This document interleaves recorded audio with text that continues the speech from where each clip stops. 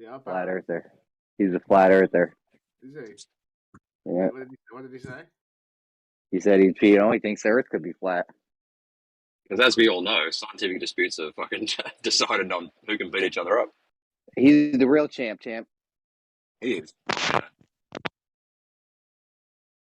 Well, it is interesting, that little interview there. Yeah, it sounds like, I mean, Jeremy, did you get the vibe that he actually does think the Earth is a stationary plane, or just that he's questioning it? Like, what do you think from the footage that in terms of that?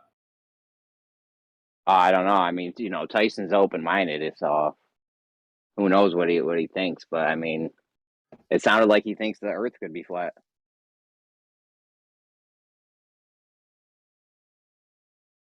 I actually heard he was on a couple, like recently, a couple of different podcasts. I haven't actually heard him yet, but I do like know about it, where apparently he had several experiences with the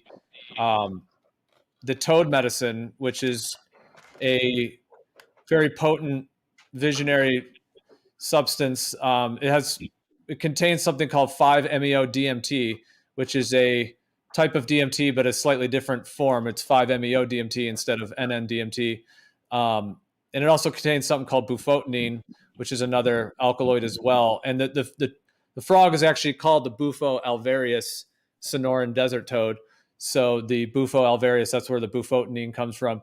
And it's like a little secretion out of a gland that the toad kind of almost like milks out of there, and it squirts it out like if it needs to defend itself.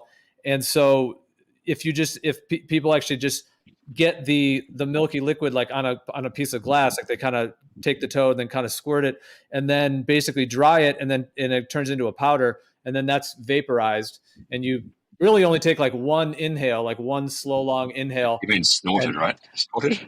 No, it's not snorted. It's just vaporized. Actually vaporized. Okay, sorry. Yeah, it's just like smoke. It's like smoking it, but just vapor. So it's not smoke. It's, Yep.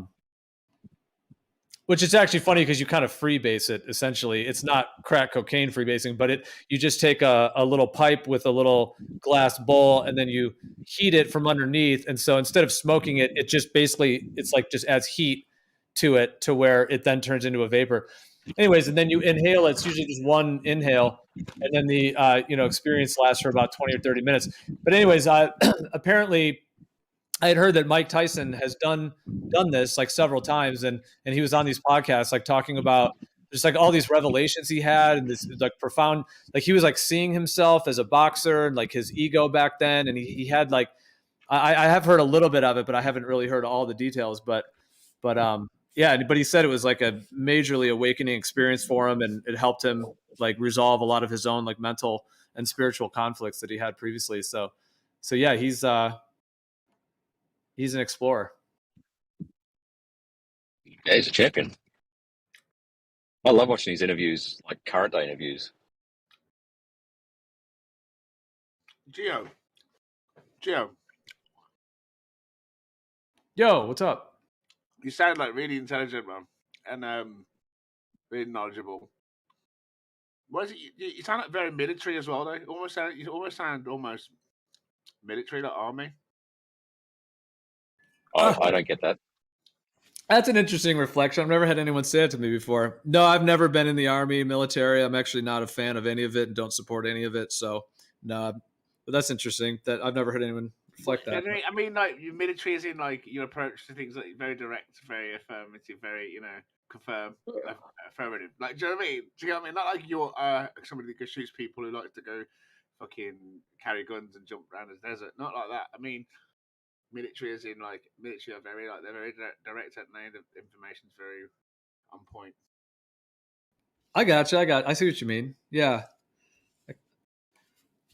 Like military, just on it. Like, so you like even the way you explained about the toad, etc., about where it came from, why it does, why it ejaculates the defense mechanism, how exactly, very in detail. Where most people would just explain it like, oh, there's some chemical you can get from a toad, but then you also descripted the differences between the DMTs, certain compounds that are involved, the drying process.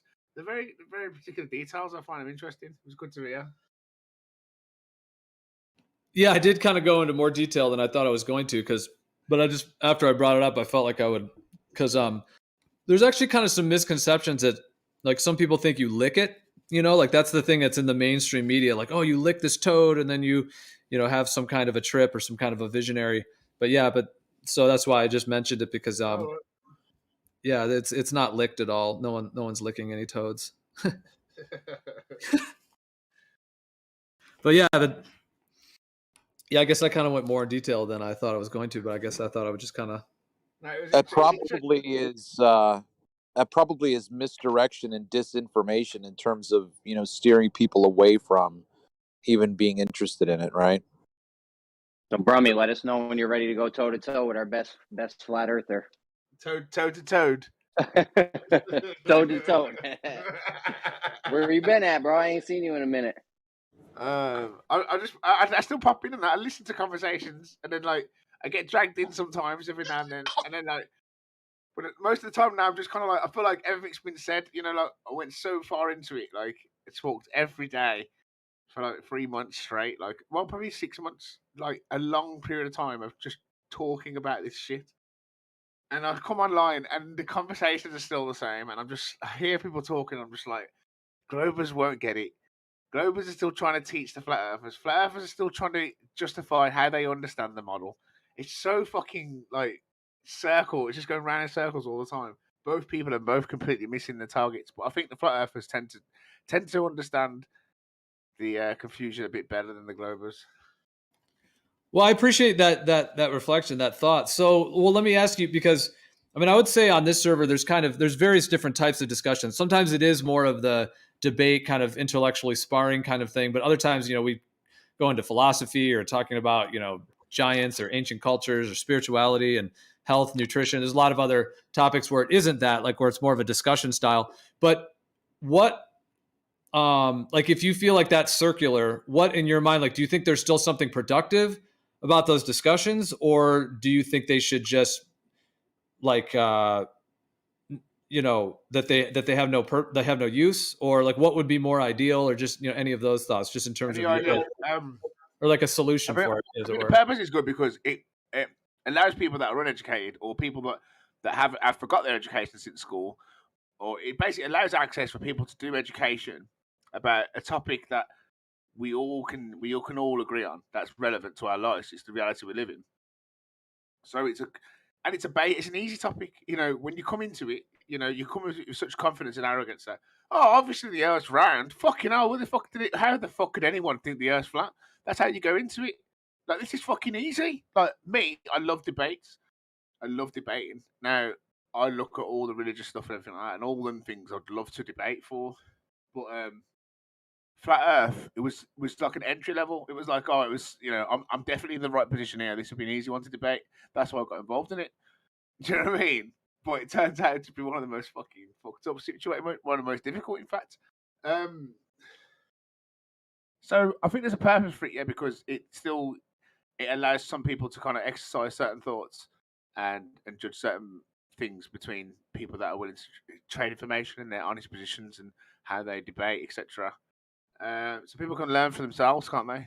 The intellectual people can read between the lines themselves, and so there is a place for it.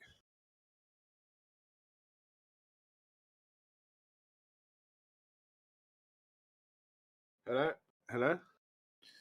Yeah, no, I hear you on that. Yeah, that's good. Those are all good points. And sometimes I think about it like that. It's like it's processing an energy, like perhaps in the collective field, or even like if I were to go more kind of metaphysical, like I think there's like etheric fields that are involved in how we're all interconnected. So, but I feel like in that way, or even just viewing it through like a collective mind idea, I feel like all of these conversations are processing something. Like there's something within, humanity right now of essentially where we live, and that whole discussion, which hasn't really been thought about like the way that it has the last 7 or 8 years. It wasn't really, through the 60s, 70s, 80s, and 90s.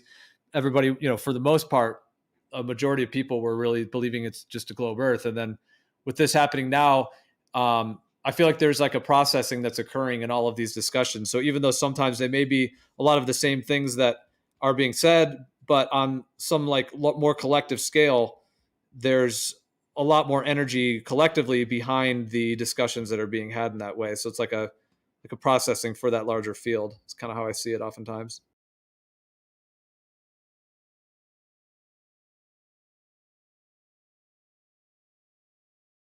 Processing of an energy field. I'm not quite sure I follow what you mean by like, because you used a lot of very out there words which I'm not very familiar with, such as collective mind. You said something about something about the background of the energy or something like that. Like they're not quite specific. They kind of leave me guessing that they're kind of like they're warm answers, not really hot. You know. Well, if I were to describe it this way, let's say that the reality is that the Earth is not a globe. So if that's the actual truth of the physical world, and let's say it is a stationary plane just for the moment, and whatever that would mean, on a larger scale, in terms of, but let's just say that we're actually on a stationary plane. That would mean that this massive portion of humanity has been completely deceived. And so to come out of that deception is going to take some sort of a process. Yeah. And even though like a lot of people out there are not thinking about it, the ones who are thinking about it are sort of carrying the weight for the rest, if that makes sense. No, I get what you know. That's what I mean. It does. That's what I mean. The people that can read between the lines will eventually, the cream will rise to the top. They'll look between the debates. They'll look at what's going on, and they'll go, you know what? There's an argument here. This ain't as stupid as I thought it once was. And then, even though that sometimes it might look long-winded, everyone changes in their own time. But I do think that I've got less faith in people. I know people that hold grudges. Through generations of families, like families of generations have a grudge feuds between families. Like people are petty. So I just feel like I don't feel like there is going to be much of a change. I feel like the whole world is aware of flat Earth, and yet they all think fucking it's stupid, and that's the funniest part about it because it ain't.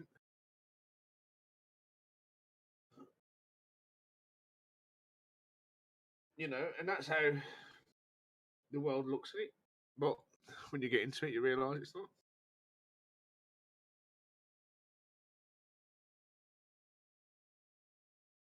People are talking about fucking pterodactyls and fucking sextants and fucking refractive index and fucking horizon lines and fucking eye line sight and fucking it just never ends. The rhetoric and the understanding of each word of the rhetoric and how it's all put together, the amount of fucking information that you have to digest just to be up to date with the flat Earth debate. It's a lot of work.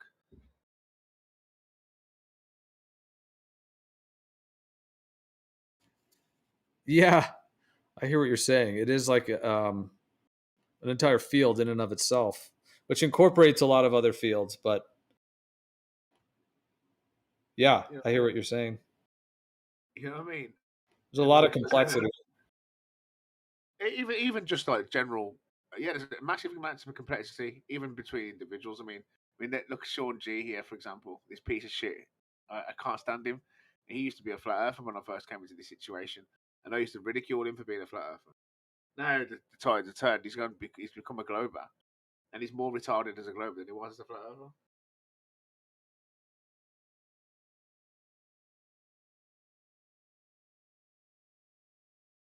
Sean G was never a flat earther. He was. No, I absolutely don't believe that if you were 100% convinced the Earth was flat, that you could ever go back. Oh, I see what you mean. Yeah, I see what you mean. Well, he had a job change, didn't he, or something like that? So maybe it's his life that's influenced it. Like, so the way I would put it for myself is I would have to come across some brand new information that's never been said in order for me to actually even reconsider my position. Sean's answer was, he said, you would have 3 correlating pieces of information that all comport to the same story. Whereas he said the flat Earth doesn't have that, and that's why he left. We actually a couple days ago with that Sean actually is not what I said. Oh, there he is.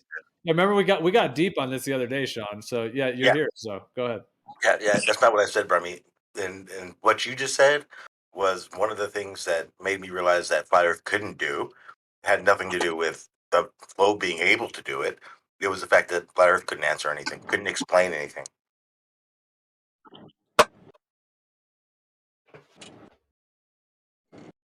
Okay, so let's stop there. If you were quote unquote a flat earther, that means that for you, the flat earth explained everything to the point to where you were a flat earther, right? So you had it all ironed out. So at what point did you go from having that all ironed out and making sense to wait a minute, all of this doesn't make sense, and now So you have the Flat Earth figured out. Were you talking for me? Yeah. Well, I don't call myself a flat earther, but okay. Well, but I for myself, I have absolutely figured out that the Earth is an extended planar stationary surface. Yes. Okay, for yourself, correct?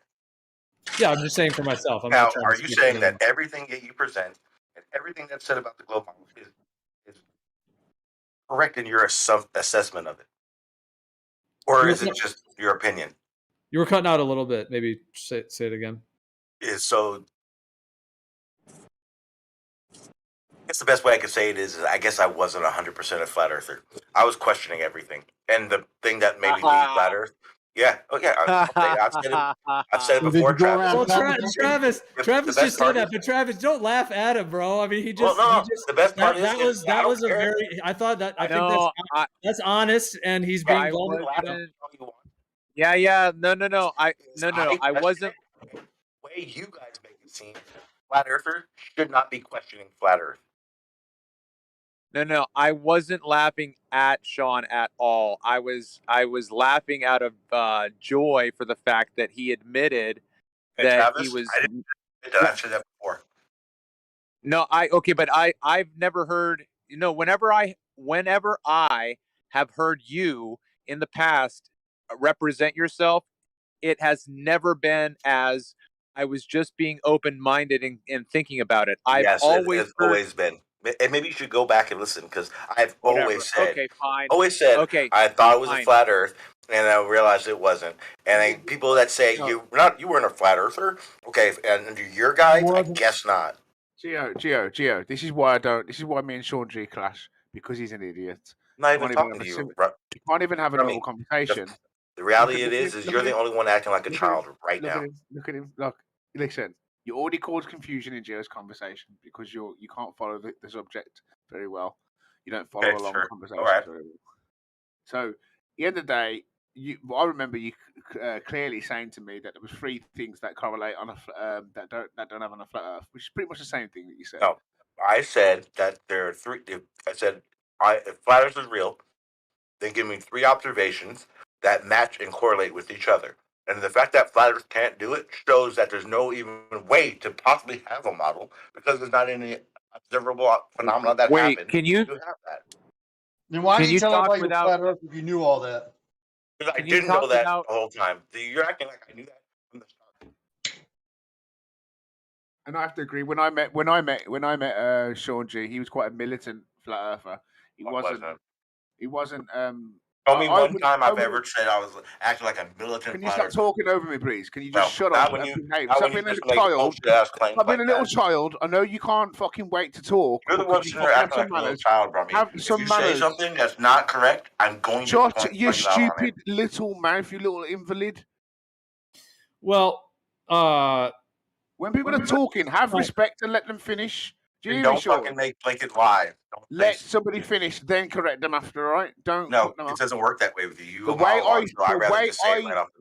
I remember, right? This doesn't involve your opinion. This is what I remember. This is my statement. Yeah, doesn't involve you, Sean. Shut up. I mean your statement then, and I won't say anything. My statement, right?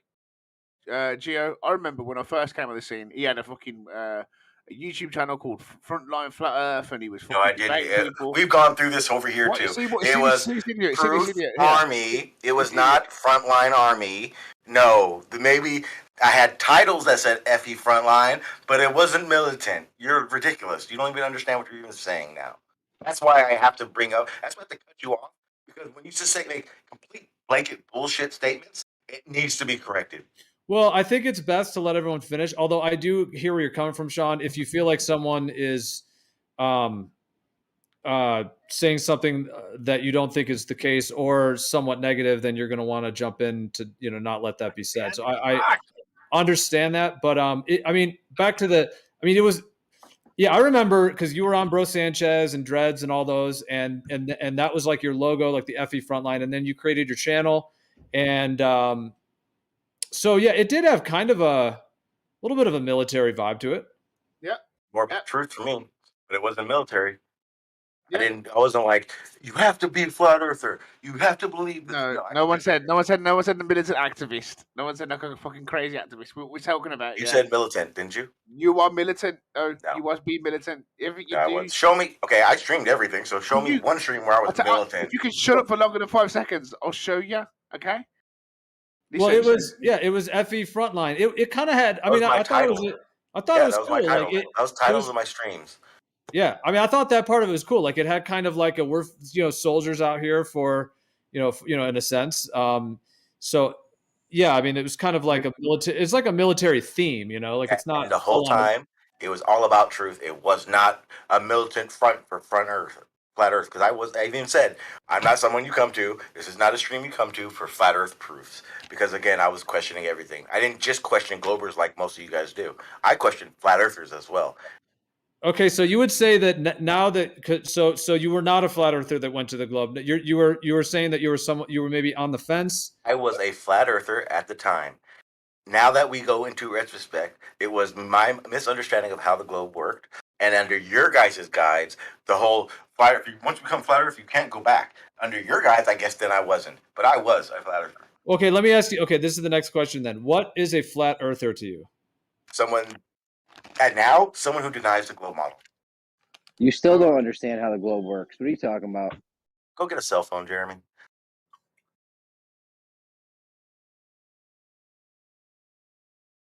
Sean James. Okay, so because I mean, my sense of it, I mean, I guess everyone might have different definitions, but to me, a flat earther is someone who,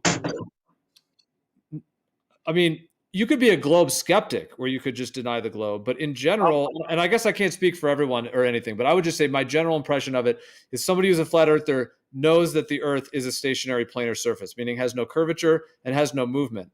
I'd agree with you. The reason I would say I'm a globe skeptic because otherwise you have Sean, shut up, Sean. Someone's talking. Just shut up, man. You're a child. You're acting like a child. Just shut up. Yeah, but Gio was responding to something that we were talking about. So I'm agreeing with him that a globe skeptic, right? A globe skeptic is what I would say that I am, because I wouldn't say for sure that the Earth is definitely a stationary plane, whereas most flat earthers would stand by that. Whereas I wouldn't stand by it. I would always say I'm just skeptical about the things that the globe are telling us. Not to mention, when I left flat Earth, I got the realization that it's not you're not a flat earther. You're just a globe denier. That's exactly what I said when I left flat Earth, because that's what I realized. When you're asking me questions about it, it's easy to answer, but it's either I got to answer it from the stance I have now or the stance I had when I was a flat earther. And when I was a flat earther, I didn't know it was flat. I'm sorry. So I guess to me that's a contradiction. You can't be a flat earther and not know the Earth is flat. That's what it is. I was trying to figure out and learn how it was flat, because when at the time the things that I was being told about the globe didn't make sense. Then that would more be like on the fence or questioning or globe. Well, I guess that would be like a globe skeptic, flat Earth curious kind of thing. I guess so, because at the same time, and maybe you remember, Gio, but when I was a flat earther, question flat Earth, and I flat Earth too, because at the time I was trying to figure out which one is true. So I guess I was on the fence. I guess I was wasn't a flat earther, but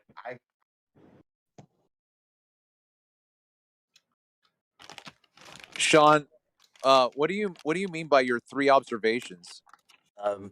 So for instance, like we'll say the sunrise correlates with the rotation of the Earth. It correlates with it being a sphere, obviously, because of the path of it, and stuff like that. Things that you would give me an example of why it's flat. And then it would have to, obviously, because it's happening, it's observation, you can observe these things, it would actually still have to correlate with another observation. Couldn't go against it. And a lot of the things that I was getting from Flat Earth always bumped head with other ideas how it was flat. And when I noticed that, I started questioning it as well. Can I ask you a question, Sean? Sure, let me ask you a question. And be an adult about it, absolutely. Sure, let me ask you a question. Yeah, of course, can be an adult about it. Now, you see the moon, right? Now, yes. If you never got told it, right? If you never got told it was rotating, would you ever have a reason to think it was rotating from what you experienced? No. And that's a good example. As far as I was concerned, even before Flat Earth, if it would have been like, okay, well, they say it rotates, but I don't see it rotate. We see the same face every fucking day. Yeah, that would be an example of why when the information I was being told by the globe, like the moon rotates. I don't fucking see it rotating. So then it became okay, well, that doesn't seem right. And those are the type of things that made me think it was flat. Because if the globe model isn't correct and the way they explain it doesn't make any fucking sense, then how could it be a globe? But that was because I didn't have an understanding of any of it either. Now, look. I when I was a glober, I understood the globe very well. I used to argue the globe. So this is why you stop cutting me off, you 5-year-old. You little 5-year-old. You're a little 5-year-old. Could you stop cutting me off? Hold on, just Relax, Sean. brother. Just Sean, you might be temporarily muted if you interrupt people in the future. Stop this shit, man. Fuck me, man. It's so annoying. Well, especially Brummy. It seems like you're doing I'm it gonna act like that towards you. Then Gio, when he starts doing all that shit talking and acting like a kid, I would hope that you would say something to him then too, because that's why I interact with him. You interrupted me. You're interrupting my thought process. I'm trying to unwind my thoughts, and all I can do is your stupid little rap voice in my eardrums. Shut up when I'm talking. If I have to distinguish between whether you're just talking shit, you're a little rat. All right, well, hold on. How about Sean? If you can agree not to interrupt, and Brummy, we try not to do lots of like personal attacks and all the insults and stuff here. So if you could maybe just try to not do that to him, so that he doesn't feel like he has to jump in. Listen, you won't get one insult from me unless he interrupts me. If he interrupts me, I will insult him. Now I will only react to his first error. Now, if he doesn't interrupt me, you will get not a single insult. I'm not coming in here to insult. I came in here to ask him a simple question. You came in here insulting. Don't bullshit. I came in here asking you a question about the moon, right? Yeah, no. I came into this chat and you were talking shit the second you noticed I was here. Well, hold on. Let's just let Brummy have his 20, 30 seconds uninterrupted, and then Sean, you can respond to whoever wants to respond. So the moon, right? You look at it, it doesn't look like it's rotating, but they tell you it is. They've got a lovely story as why you're not, you don't detect it. Apparently, you can take some sort of camera fucking time lapse of it overnight and see some sort of wiggle room. Therefore, it's rotating. I mean, yeah, that's bullshit. It's interesting to just look at that and say, my whole life I've believed that was rotating, and I've never experienced it rotating. And it's the same thing. You got to think of that as a baseline blueprint. Now let's apply that principle to everything else about the globe. When I was on a plane, it didn't deviate in different directions. When the plane went different directions, it didn't go at different speeds because of the Earth's rotation. Because let's go back to the blueprint. Right. Because there's reasons for this. And this globe trick, right, applies with everything with the globe. Now he says that 3 things correlate, which is interesting, but all their bullshit stories are like all made up of their bullshit stories. So they're gonna have correlations in them, aren't they? So the moon being tidally locked is impossible. Not saying nothing's impossible. No, I'm not God to say what's possible and not possible. I believe everything's possible. But no. What are you asking me? So yeah, I believe the globe my whole life. For good 30 years, I believe the globe. That's why I asked you. Were you talking about the Earth or the moon? Because you started off with the moon rotating, and you may have meant the Earth. The moon being tidally locked is possible, but it sure as hell is it would be a huge coincidence. 1 second, Sean. This is an example. Sean. This is an example of why you're unable to follow conversations and why I say things this year. Not because I'm trying to insult you. You are not keeping up with the conversation. No, because you literally went on for 45 seconds and you started off talking about the moon rotating and not being detectable. And then I heard you say something about the Earth being stationary. So this is why I asked you for clarification. The fact that that's all that you've taken from everything I said shows the lack of amount of information your brain is able to sift through what's going through. When you need to tighten the net, Tighten the net on your I'm very sieve and adamant. capture. I'm very Tighten adamant the net. about staying on track Fucking and, hell! and Why are not you interrupting me? jumping through a conversation. Tighten the net on your sieve and try and get more information out when people are talking. Because what I said was much more in depth than the moon rotating can't detect it. Something to do with the Earth rotating. That's why I kept trying to for you to clarify, because you started off with the moon's rotation, and so when you say that, then I'm thinking about what the moon does and why it does what it does. Obviously. And then when you go to another subject in that same sentence, then that's probably why that happens. I'm sorry that you're unable to follow conversations fluently enough to keep up with the information that's going through your thick ears. Well, you want to keep talking shit, then I'm going to keep interrupting you. That's just the way it's going to be right for me. All right, I have a question for Because Sean. you started off by the fucking moon, so therefore I answered the question about the moon, and I asked about the being tidally locked. And if you don't understand that, then that's your problem, not mine. But I'm not going to answer. I'm not going to listen to 6 different points and not answer at least the first one. So the reason we went from the moon to the Earth is because we was talking about correlative things and was using it as a blueprint of the fact that we can look at something our whole lives, believing that something's rotating, even though we don't experience it. Then I was using that same concept and I was using it on different aspects of the globe, and you didn't know that seemed to get into your head, and it's very frustrating. I have to go through these things. I hope it's very frustrating. And maybe when you want to make a point, you go point to point instead of interjecting a bunch of other points. Because when you started off, it was talking about the moon's rotation, and that's what I was going to discuss. I'm sorry, you were unable to follow conversations. 6 or 7 different analogies that you said inside of it. I'm sorry you're unable to follow conversations. I'm sorry I'm too complex for you. I guess not. I guess that's the problem. But I at least answered the very first point that you just started to make in that conversation. I'm sorry that you think that you could have 6 points in one fucking sentence Sean, and expect me to answer for all of it. Sean, you're not as intelligent as you think you are, unfortunately. Either are you, Brummy. That's the best part. Either are you. I am actually quite smart. I have a question. Yeah, your ego it doesn't make you smart. Sorry. Well, confidence says that I'm smart. Yeah, exactly. Your ego is what makes you think you're smart. Not really. You just said it. Your confidence makes you think you're smart. Well, that's your ego. No, that's what's up, Travis? Because you don't have confidence. Okay. People that are your assumption. That's your assumption. That's your assumption. What's up, Travis? What's up, Travis? So if we can't observe the moon rotating, why would someone ever suggest that it is? Well, they can. Because they have to. Because their model is doing 101 things at the same time. The gravity is a lovely little suit fucking controller. Well, Travis, do you understand the idea of how tidal lock works? Gravity is their god. You see, God is gravity. That is their god. God created. I guess so. Yeah, I guess that's great. I guess so. Nice monologue. But I'm trying to answer what Travis asked me. Don't you think that would be a little bit more relevant than just monologuing, talking shit? Sean, gravity. Show you the effects. Absolutely. So can I just have a conversation with Sean real quick, please? Yeah, go always. Okay, so the way that I can remember hearing about tidal locking is that the moon is rotating, the Earth is rotating, but their rotations counteract each other so that it appears as if the moon is stationary. And also involved is the orbit of the moon as well, because when the moon is in its rotation and say the dark side is facing us in a sense, is when the glare of the sun is too much for us to even see. And that's when you have a known.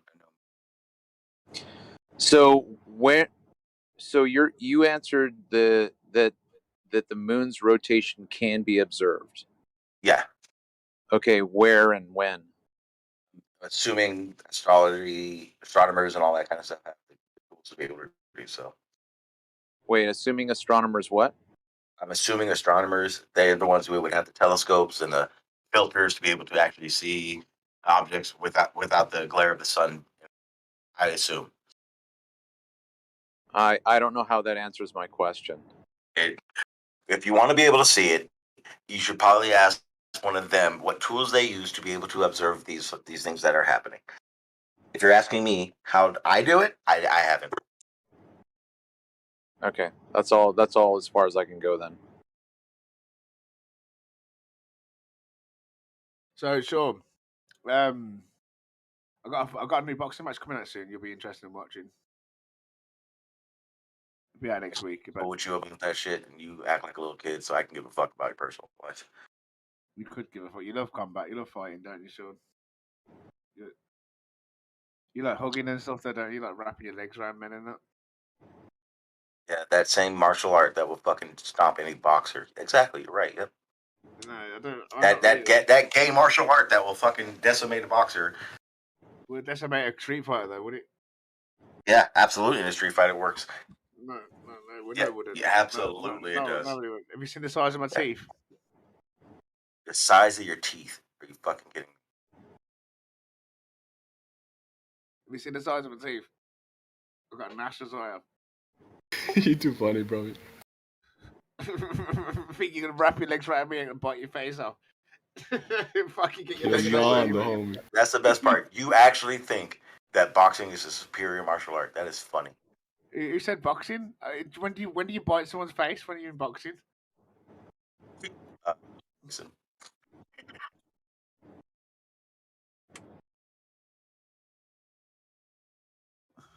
Well, if you think that once it goes beyond boxing, you have the skills.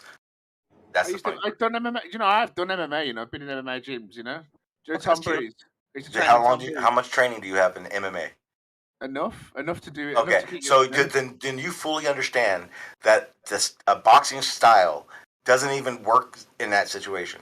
Because my legs forward, front foot's forward, it's open. Yeah, none of it doesn't. Yeah. The second you fucking come at me in a boxing stance, I'm gonna kick the shit out of your fucking. Oh my, Sean, you're so amazing, Sean. You know something about stances. That's so impressive. It's very important when it comes to a street fight. So impressed it's very by important when it's understanding about martial arts. Yes, it's very important. So basically, I'm gonna go to play baseball with a cricket bat, and because that's. I don't know. Would you? Well, that's what you think for some reason. No, I don't think that at all. I completely understand that as the skill sets that Brummy has, whether it just be street fighting, because trust me, street fighting doesn't trump martial arts either. Sorry. All right, but let me ask you this, Rob. How many competitive fights have you had? 4. Full contact. Yes. And how did you do? I lost 3 and 1-1. That's enough. Then you're a loser. Well, if you think I'm a loser because I lost to people that were trained either at the time better more than me or just had a better night, then I guess so. I'm sorry. Every fight I've ever had has been against somebody with more superior amount of experience. I've had one fight. If that's what you think, that's what you think. Boxing is not as skilled as a sport. Sorry. I've had more street fights than I've had boxing matches. Street fights don't count. Why don't they?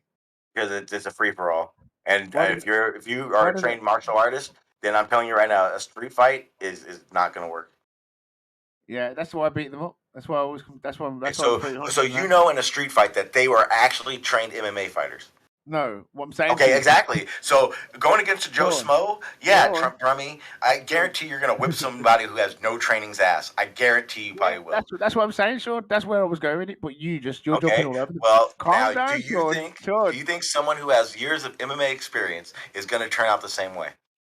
What you seem to think is if me and you was in the cage, that I'd stand there with my leg foot forward.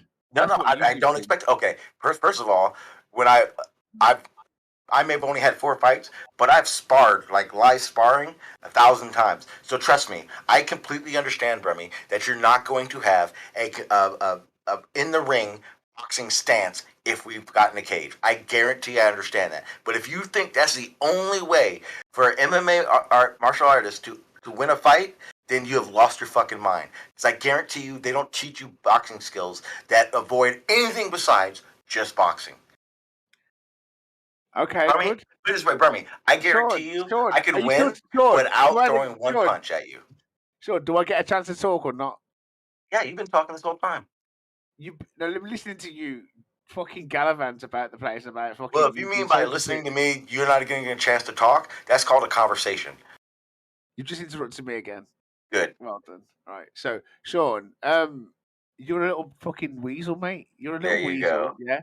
If me and you in a room together, yeah. You're like a little fucking child, bro. One man would come out alive, yeah, and he wouldn't be you, mate. Brummy, anytime you ever come to America. Hold on, you guys. Brummy, for real, bro. We don't do all the you guys are yeah, so I'll unmute you guys, but yeah, if you could just stop with all the insults and stuff. We're trying to have a real, discussion. I'm not the one sitting here throwing insults like that. Great deal. I know. It was getting to that point, so that's why I jumped in. Sorry, man. I just this Sean, yeah, he interrupts me constantly. He doesn't follow the conversations very well. He's very difficult. Oh my to God! communicate You with. sound like a little girl. Shut up. You want to actually have an adult conversation about something, or do you just want to keep acting like you're in high school? So the moon, right, rotates, yeah, but you don't experience it, and same with the Earth's rotation when you're on the airplanes. Same when you're looking for curvature. Same when you're looking for star rotations or something. Whenever you're looking for something, it's like, oh, you expect to see it, but you don't. Because they've got these reasons. That's if you don't look. If you don't want to see it, you don't. Whatever. You don't see Earth curvature or rotation when you're in a plane. That's not. Sorry. Just saying, there's no curvature, there's no rotation, there's no deviation. What's your evidence for that besides just saying it? Stars are always where they are. What is your evidence? There's no curvature. Always where it is. What is your evidence? There's no curvature. Why are you talking to me? Why are you talking while I'm talking? Because you're just rambling now. Sean, why are you talking? You're talking to me, Sean. What's your evidence? There's no curvature, brother. It's an invalid question, Sean. How is it an invalid question? Because the burden of proof is not on the negative. No, okay. Well, if you're saying there's curvature, you have to show it. Okay. Well, I've shown evidence for it, and I know Brumy's seen it, so we don't need to go there. All right, mate. I don't want to see your evidence. If you want me to, but realistically, you believe the globe, yeah. You can see what you want to see, Sean. You can see what you want to see. If you want to see a globe, you can see a globe, bro. And it can be explained as well. It's not just saying it. Listen, I'm happy that you can see a globe, mate. I'm really happy for you. Hello, guys. Hey, Sean. What is the evidence for the curvature again? Whether it be boats being obstructed, whether it be surveying observations, whether it be just all these things that correlate to that. I mean, how do you know I can go into detail more if you want. You got observations, right? You got observations. Yes. We got mechanics of the water. Mechanics of the water tell you cannot. No, that's not. Cannot have curvature on the wall. The mechanics of water does not. The fact that you say all water's level finds equilibrium, that's fine. But if you're going, and I'll say this again, if you're going to act as if the explanation for gravity is just completely non-existent, then you're right. But the reality is in the explanation there is gravity, so it isn't impossible. Gravity. When the globe is dead, you need some head. It's gravity. Gravity, God. Yeah, Sean. How do you know? That's been explained. How do you know that the obstruction? Hold on. How do you know the obstruction of water blocking things in in the distance? How do you know that's not caused by the refraction of light going up to the more dense medium because of all the vapor from constant evaporation? Would you say the scenario you just put forth is the average observation, or does it? Absolutely. So you're saying that every observation does that?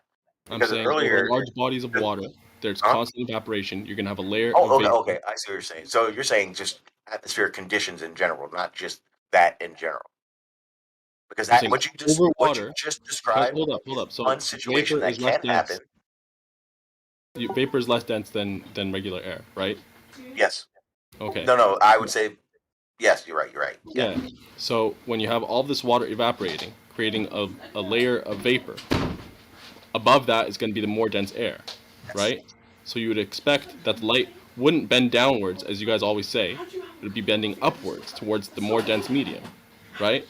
And everything would do that, even on a clear day where there's no distortion or any mirage, Of course, it happens basically all the time because there's always evaporation. It would happen more on normal days. Are you saying that there's no way to measure that amount? Because I would say there is.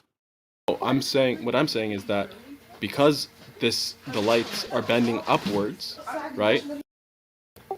Because they're bending upwards, it's going to be entering your eyes inferiorly. It's going to be like going superior into your eye, and so you'd have this refractive effect, like stooping, right? Yeah, and in those situations, there's known explanations for why these situations happen when they do, because they don't happen every observation.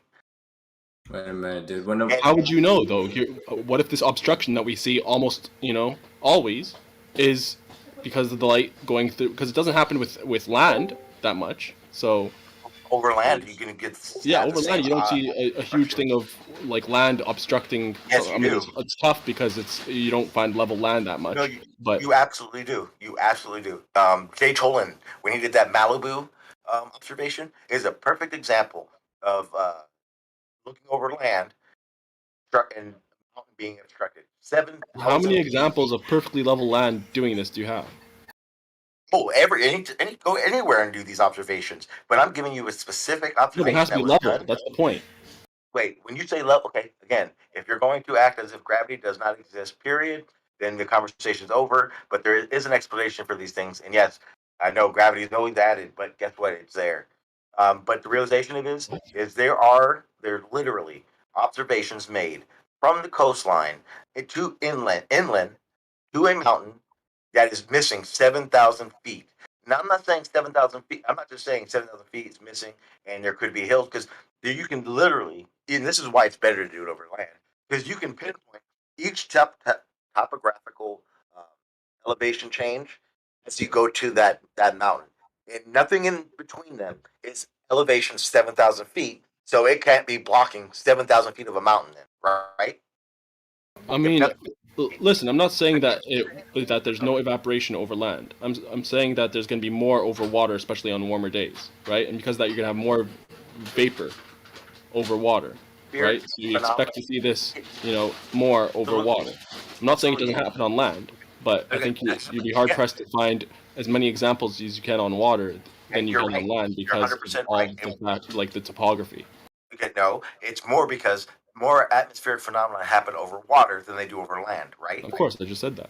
Okay, so then if I'm looking over land, in the situation, expect the observation I'm talking about with the mountain 7,000 feet, to be blocking 7,000 feet, and if it's no curvature, would mean that something has to be in between you that's 7,000 feet elevation, correct? Sorry, could you repeat that? Okay. So the Jay Tolan, he took an observation from Malibu Beach to San Isabel Mountains. That mountain is, I think it was 10,000 feet. And in that, you can use the topography to know exactly what elevation you're seeing on that mountain. And when you do this, there's 7,000 foot of mountain that you cannot see. And I'm sure that fluctuates with the atmospheric effects. Okay, does it fluctuate 7,000 feet, or does it fluctuate? I'll give you 100 feet. I doubt that. I doubt it does the full amount. But again, this is light going through a medium, right? So, and this is the same thing. This is the same because it could just be the light bending. By percentage, this is the same reason, or the same thing for over the water, where we know it happens a lot. And again, I'll say it again. I understand that atmospheric phenomena can have an obstructive quality, but when you start talking about the rates or the value of this, it's not seen. You can't tell me you've seen or a mirage or any atmospheric phenomena would obstruct, say, 80 feet, let alone 70. I'm sorry, we actually did numbers and we're more exact. I'll even say 60 feet over on a ship 13 miles away. And I guarantee, and just like you said, even less likely that it could possibly ever be the case to obstruct 7,000 feet. So if it's not these atmospheric conditions that obstruct that much, maybe a little, but not that much, what else could do it? Well, you don't know that though. That's the thing. And here's my thing. Here's my thing. I don't know. You can't possibly claim definitively that it's Earth curving, right? Unless you've ruled out the refraction with a straight line, or have this magical ability to see and measure the rays of light. Show me an example of any time these atmospheric effects. Hold on, I'm almost done. So, my point is, the only definitive way to show that Earth is curving is to go out and to see the entirety of it, or almost the entirety of it. What do you mean? The globe. To see almost the entirety of the globe. That's the definitive way to know that it's curving, because you're not going to have a perfect vacuum to get rid of the refractive effects, and you're not going to create a straight line. It's impossible to create a straight line on a curved Earth. That's an actual tangible straight line. What about what you aside from the plumb line? Okay, so then how, if that's the case, wait, did you say the entirety of the globe or the ship? The globe. Okay, so you're saying that you can't. It would be impossible to measure this over sections of the globe. I don't think you can. Why? Because you don't have a straight line. Why? When you're making an observation, you can't. When you're making an observation, your level is curved, you right? can't draw a So straight line to the horizon. Your level is curved, so you need a straight line, a tangible straight line, to compare with the curved level. And that's exactly what the definition of using it. A tangent line does. You're saying so. If I'm at 20 feet, but the tangent line is imaginary. No, the tangent, yeah, it's exactly. Not tangible. You can't actually do any measurements with it. So wait, the straight line you're talking about? You cut out. Yeah, cut it out. Are you saying that the straight line that you would need is real, or is it just an example? You need a tangible, real, straight line to compare against. And that sounds ridiculous. How do you measure it's flat? Have you done that? Did someone have a straight line that's gone? That's what I'm saying. On a globe, you can't. You don't have a straight line. Okay. Aside from the plumb line, you don't have a single straight, tangible line. What's wrong with GPS? So can you create a straight line and show me that it does go on without curvature? That's my point. You can't. So far, we have no ability to do that. So the only definitive way to show that the Earth is a globe, is curving, is by having a picture, like, going out enough and seeing it. Yeah, exactly. And you see the effects of curvature. The reason you see obstruction on a boat is due to curvature. That's your claim, but it could just be the water bending off of the more vapor atmosphere. You don't know. You don't have control. You don't have a perfect vacuum to say it's this or that. Okay, so you're saying that they don't understand how atmospheric effects affect your observation. Is that what you're saying? They don't have a control to know that, and they don't have the data throughout the optical corridor, and they don't have any way ray tracing like you have in video games where you can know the exact path of light. So you're telling me they've never studied light in a vacuum? You're telling me they've never studied light through different mediums? I'm sure they have. What's your point? So in doing that, then you get that baseline that you're talking about of what happens when there's no atmosphere, and then you get the baseline. There's never no atmosphere. Yeah, if you do it in a vacuum, there is. It's not no atmosphere. It's less atmosphere. Okay, yeah, fine then. But if there's nothing that happens, then you don't see these atmospheric condition type situations in that study. There's no disagreement here. We already agree that light bends towards the more dense medium. Yeah, exactly. Doing that, and it has the stooping effect. It's light reflecting off of the water, going upwards into our eye, and we see a stooping effect, like an inferior mirage type thing. Isn't an explanation for stooping? Okay. Is there an explanation for stooping, and what happens with light when it happens? It's exactly what I just said. When light is entering your eye from the inferior, going superiorly, we have this like mirage effect where we think it's coming from lower down. Okay. And that would give an obstructive effect. And if if we understand it does that, and then it happens, you don't think that we can say that we understand the conditions that would make that happen? We don't understand what's happening with the atmosphere when it happens, because it's happening all the time. You don't have a control. Again, we don't have a perfect vacuum, like atmosphere. Vacuum. We don't have no atmosphere, so you don't need. It doesn't need to be a perfect vacuum to explain an observation. Sure, it could be less. It could be less atmosphere, right? But do you have a huge ass like vacuum chamber, like that's kilometers long, to have these to say that this is the effect in lower atmosphere? No, you don't. Is your argument that because we can't do this worldly vacuum, that and that we haven't seen I think you said that we haven't seen, or it's not even likely that these atmospheric phenomena can obstruct 80 feet, 7,000 feet. Why is that not likely? Okay, so show me an observation that obstructed 7,000 feet due to atmospheric phenomena. What if the one that you're pointing to is that? My whole point is you don't have control. You don't know. You can't delineate between atmospheric effect and your supposed cause. I have a better question then.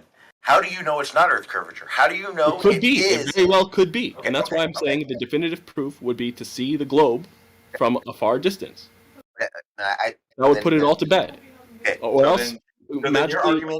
Hold up. Or else create a straight line, figure out a magical way to create a straight line, or to trace rays, or to create a huge environment that's near enough to a perfect vacuum where you could use it as a control. Okay. But those are all unfeasible. It's my fault for assuming that you were trying to say that these things and these atmospheric phenomena show that it's not a globe. You're just saying there's a possibility. Yeah, of course. I'm saying there's ultimate explanation. Even though it is not documented to have happened.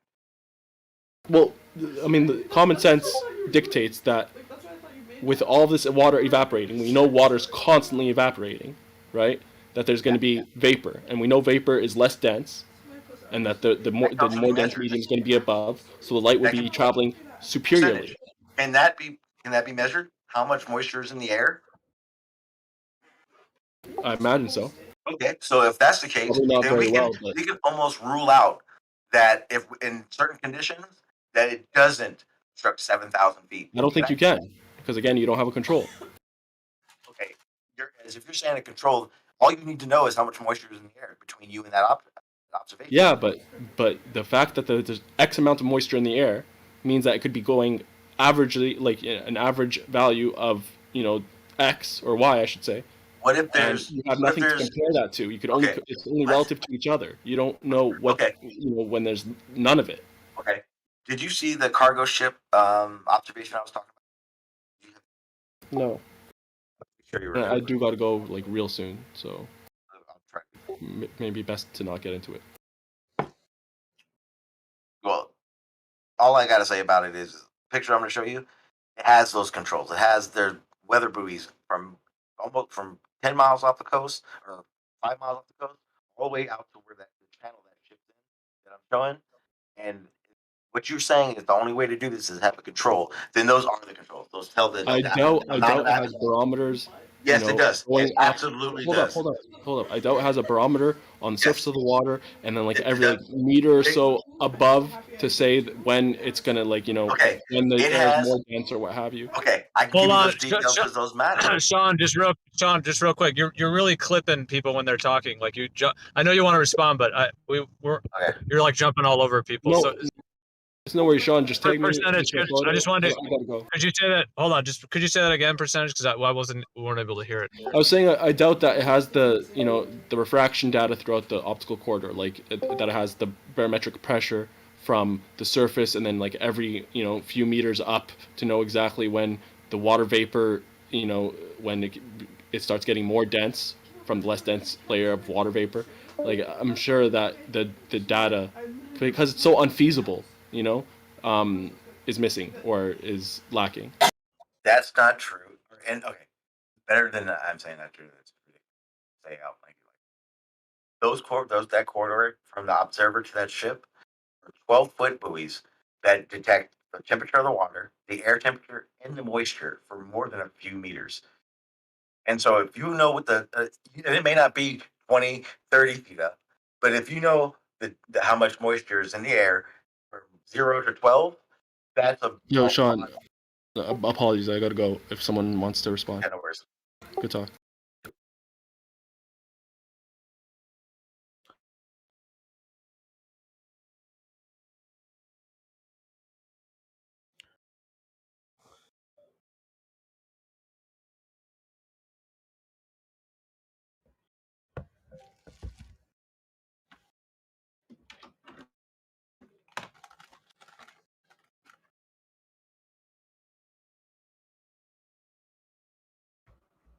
Do you know what's actually starting to bother me?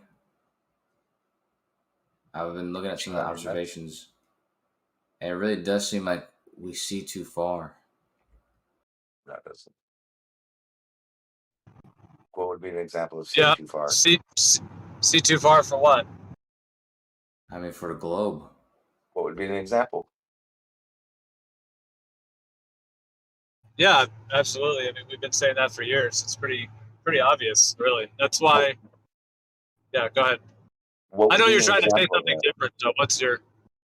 No, I'm not saying. I'm being serious. Okay, what would be an example of that happening? Lake Conagu. You show me the Can you show me? Conagu, I mean. Could you show me that observation? It's the longest distance shot world record. There's no explanation for that? It has nothing to do with the way light bends and situation? No? Well, there should be 3 miles of curvature between the mountains and. Anyways, there's a lot of pictures like that. I've just been looking through them. Was there any explanation, and does it go against how they say light works? Well, they say you're not supposed to see that far. What? So you're obviously trolling. So just what's the troll? Like, what's the point here? I mean, you've known this since day one. Like, it's extraordinarily obvious to many of us. It's just an extended plane. We see way too far. But what is your? I'm serious. I wasn't listening to you guys before. I wasn't paying attention. I was like, oh, this is just. It's obviously. I see what Gio's saying, because I've heard you have many conversation about how light works and through the atmosphere. So when you say that, and I ask you if they have an explanation for it, and you just repeat yourself, it does seem kind of trolly. Well, I mean, I don't know what to say to you, but it's starting to bother me. So, I mean, what's the explanation for it? Fraction, the way light bends that time of day, because it also only happened that long word, whatever that is. It also only happens rarely, certain time of year, which is it makes an explanation for the amount of moisture that could have been in the air, any of the atmospheric phenomena that do happen. It correlates with the data for why it happened. I don't know, man. It sounds like you're really far away from your mic. Well, that's because I'm trying not to get near it and start clipping. Well, Kosho, I feel like it's like you're over at day one. Like you just got into the first server talking about this with people, and you're like, "This is what this sounds like right now." I know you're not being serious, real right now. I got a lot to think about, man. So I'm just gonna listen for a little bit. But I was listening to Brummy and Sean arguing earlier, and I was thinking, I've known these guys for a long time, and we're all between the three of us, we make up a black man and a half, you know. And Sean and Brummy, they were on the opposite sides of the fence when I first met both of them, and now they're both on the other side. And I was thinking, well, I don't know, why aren't more people switching sides?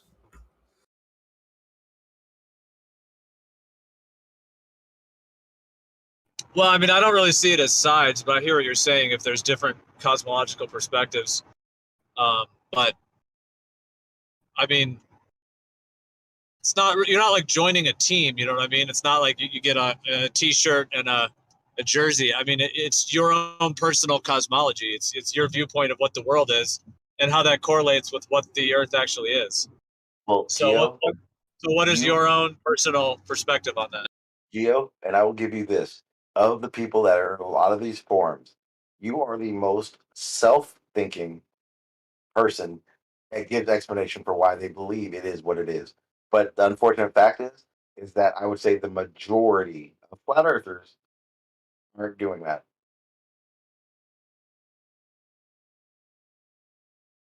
Did you say, it kind of cut out a little? Did you say you said self-thinking, or like you think for yourself, you try to figure it out for yourself.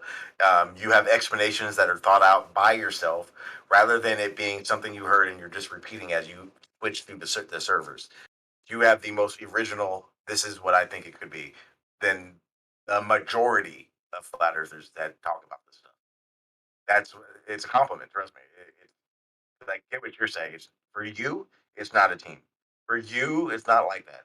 But the majority of flat Earth argument is 100%. Well, that flat Earther said it, so I'm going to say it.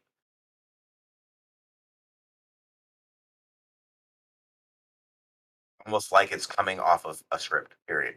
And that's another thing I'd give Travis. Travis as well is not a scripted, or he is kind of scripted, but it's his own shit. It's his own thought process, how shit works, and that I give credit to it. Reality of it is 99.9% of flat Earth argument. It's just parroting what another flat earther told them without understanding of what. What's wrong with parroting?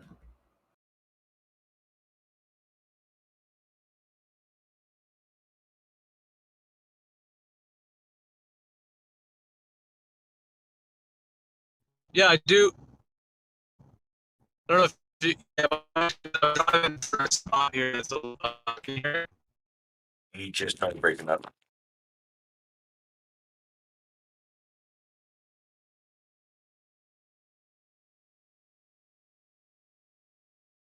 Yeah, I'm driving in a spot that I think it goes out here a little bit, goes into the mountains. The satellites don't get between the mountains.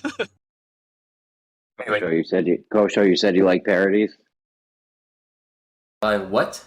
You like parodies? Yeah, dude. Nice try, parody. buddy. Nice try, dude. I got a Sucking your balls. I got a parody for you. Yeah. I fucking knew where it was coming a mile away, dude. A parody's nuts. Fucking asshole. I was about to say yes, I do, because I do like parodies. It's like coming a mile away, dude, because Jeremy's not a nice guy. He's not going to fucking ask me something like that. Genuinely. Okay? I knew it was fine. It didn't take me longer than a second to realize what the fuck you were doing, dude.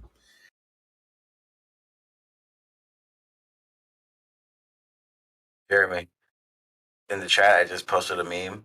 That's what I think of every time you jump on and you start talking about a cell phone.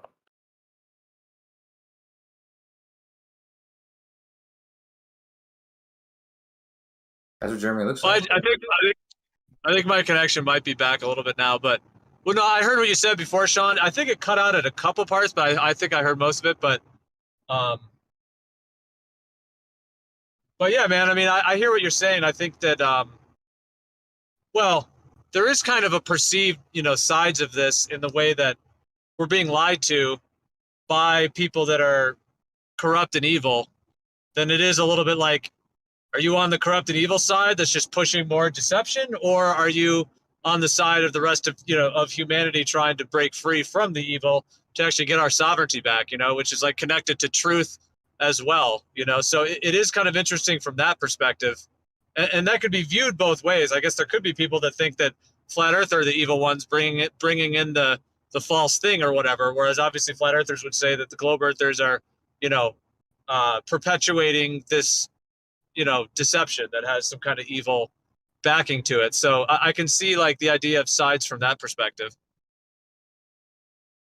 I mean, I don't think they are actual real sides, but there is kind of a way in which it could be viewed as more than just one's personal cosmology, that it is like a collective understanding and a collective deception that's negatively impacting, potentially all of us in these ways.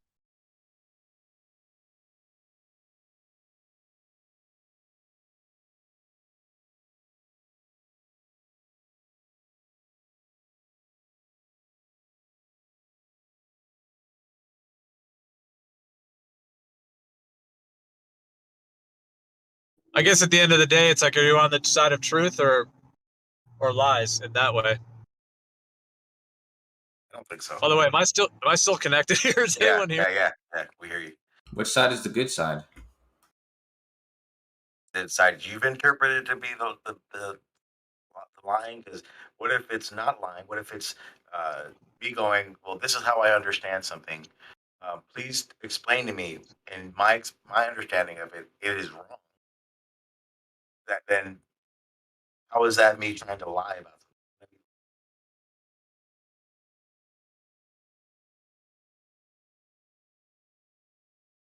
It's not just me saying it. If I have a detailed explanation of how these things are explained and understand that it can be done yourself, then it's not a lie.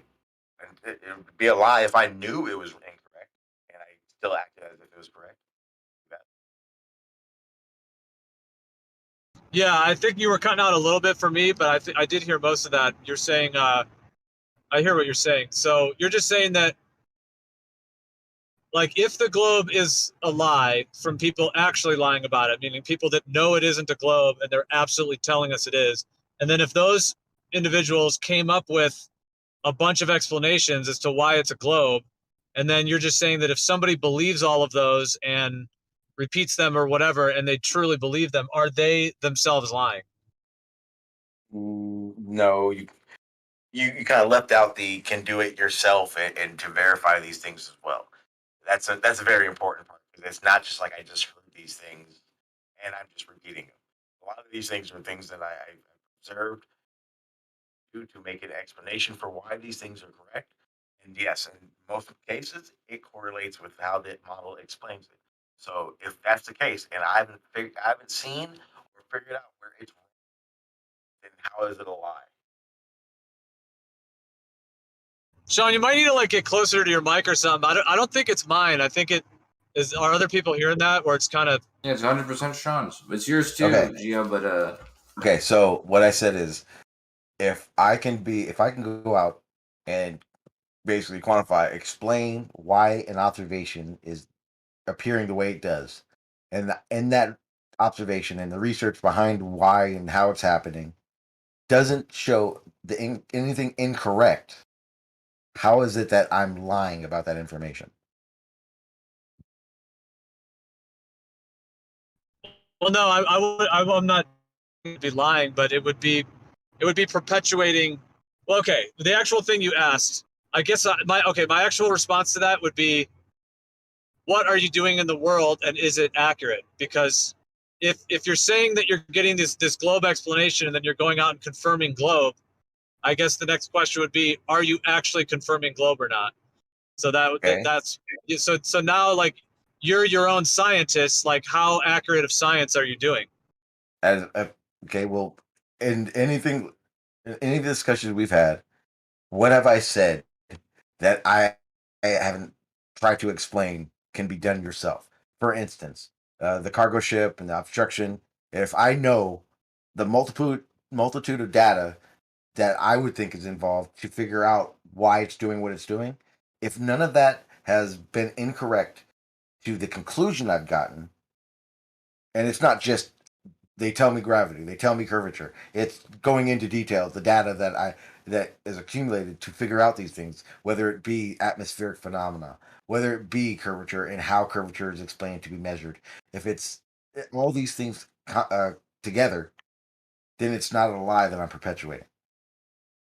That's why a lot of the times it'll be, okay, I understand it to be this way. What is incorrect about that? You guys tell me something, whether it be atmospheric phenomena. I say then, okay, well, what data do you have that quantifies the amount of atmospheric phenomena that's happening to contribute to the obstruction that happens?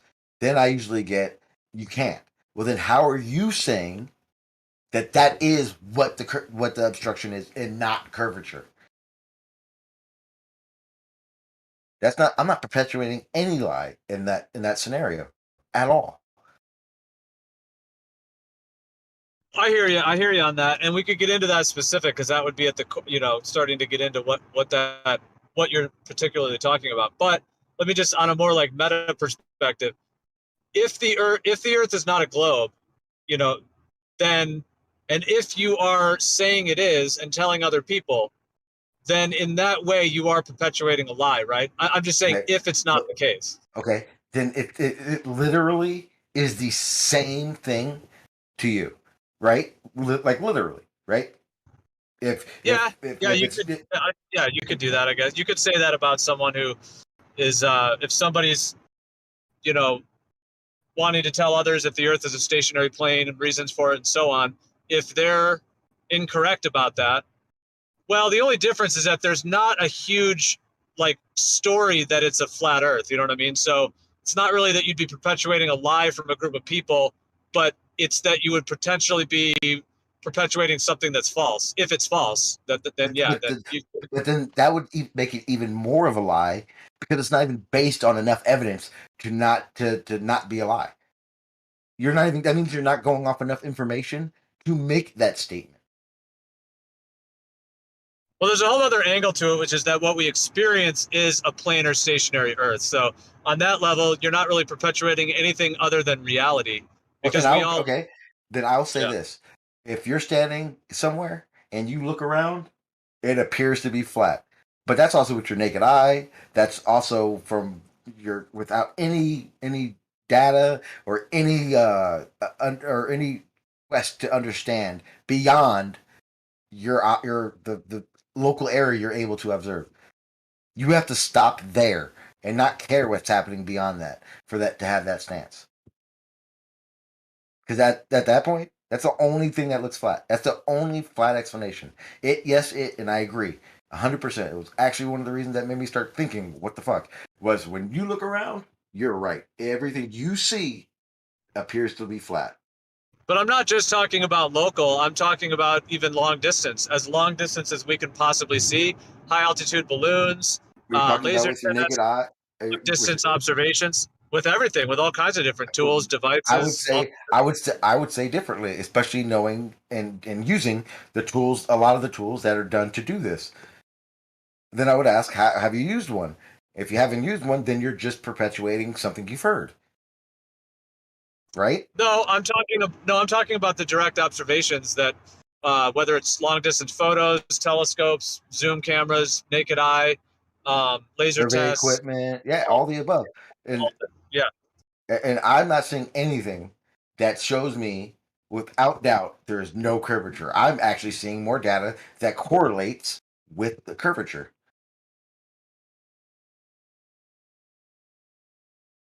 What about that Lake Conning thing I told you about?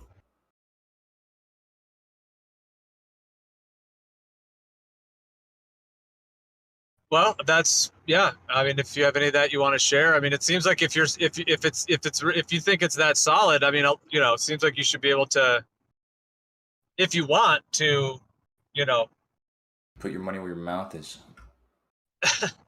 whatever. I mean, yeah, whatever you want to do. Sounds like Kosho's back on the fence, so good. But my girl's home. I'm gonna get out of here.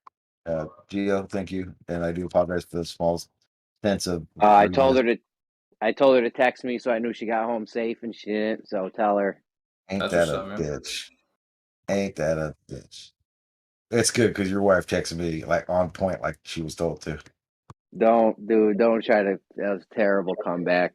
Come on, Sean, you're better than that. All right, well, he just dropped out, but I was going to say, it sounds like you're both getting sloppy seconds then.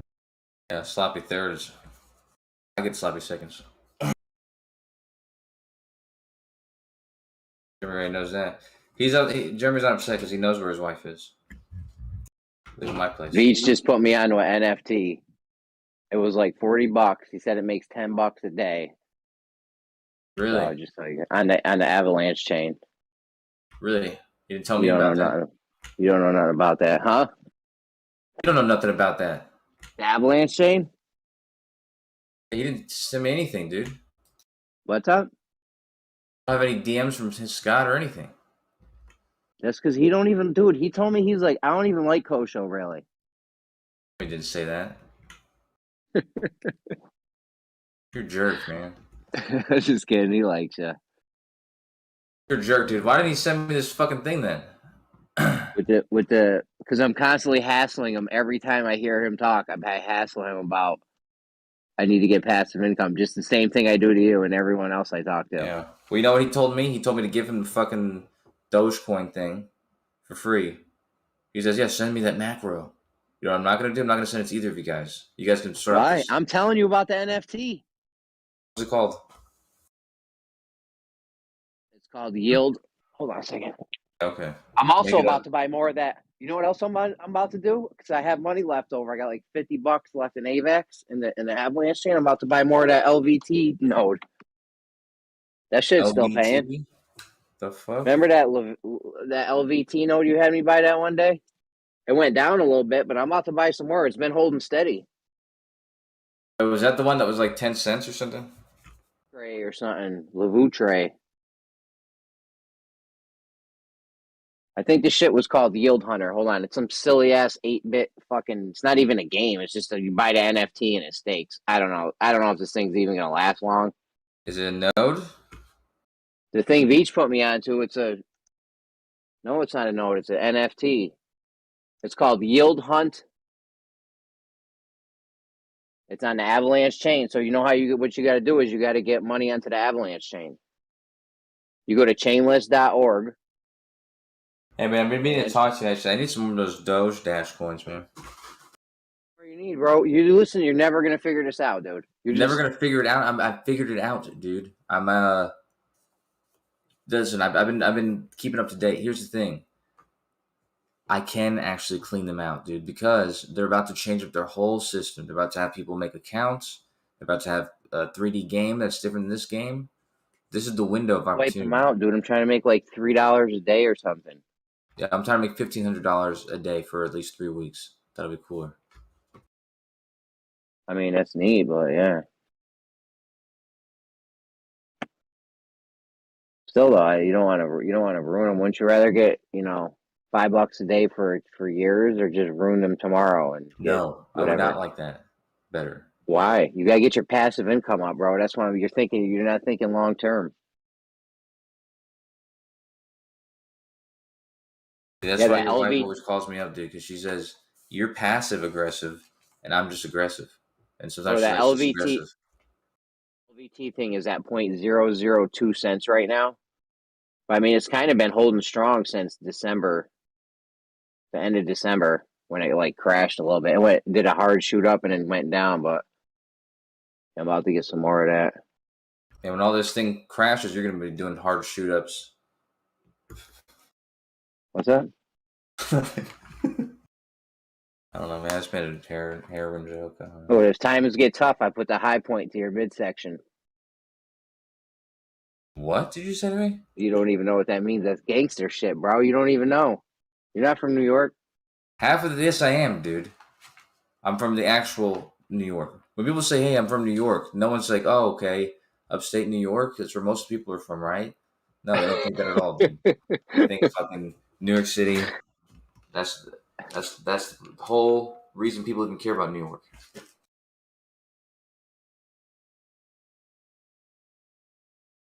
How do I buy this LVT shit again? Oh, here we go. Yeah, get your nodes on.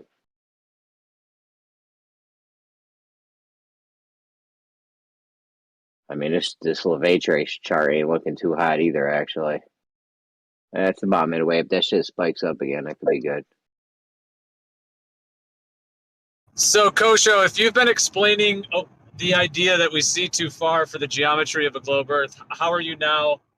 How is that now? How is your perspective now changing on that? Because you said you weren't trolling, so now I want to really know.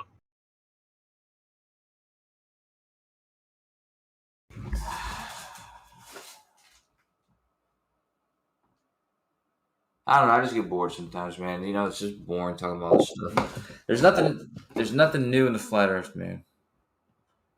I mean that in the whole community. Like we had the whole thing with the Sextons last year. I feel like there needs to be something to change it up. So I just going back to the beginnings, man. Back to the first principles. And yeah, we see too far. I'm gonna start there. Well, it's just a matter of time until we have enough resources and capacity to carry out what we need to carry out to confirm that the seeing too far is indeed correlating with the physical layout, because the seeing too far is already a huge indication of what's going on. But so that'll be the grand slam right there. I mean, that's the finale. That's the money shot. It's the finale. Yeah, if someone's listening in right now, like, wait, what did you just say? Like, yeah, well, we're getting ready to carry out. It's getting ready to be time to carry out what we've been waiting to carry out. Time's ticking. Well, the thing is that there's these evil parasites that are parasiting off humanity, so they're not going to be stopped until the truth comes out. So the Earth is just it's just the foundational truth to their whole deception. Well, one of them. Yeah. Fucking hate those guys.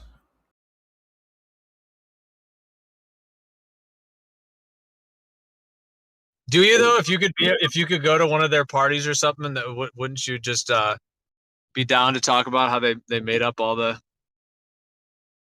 character? Yeah, but I mean, like, as a joke, I would just be getting information from them, spying on them. I wouldn't fucking, I wouldn't be excited about it. I mean, I don't think they joke about stuff like that, though. It's kind of the big about tricking all of humanity into thinking we live on a globe. They're probably cracking up about that shit right now. Yeah, but who? All the elites are sitting around with their gold chalices and their chastity belts, and they're laughing at us. Why would an elite have a gold chalice and a chastity belt?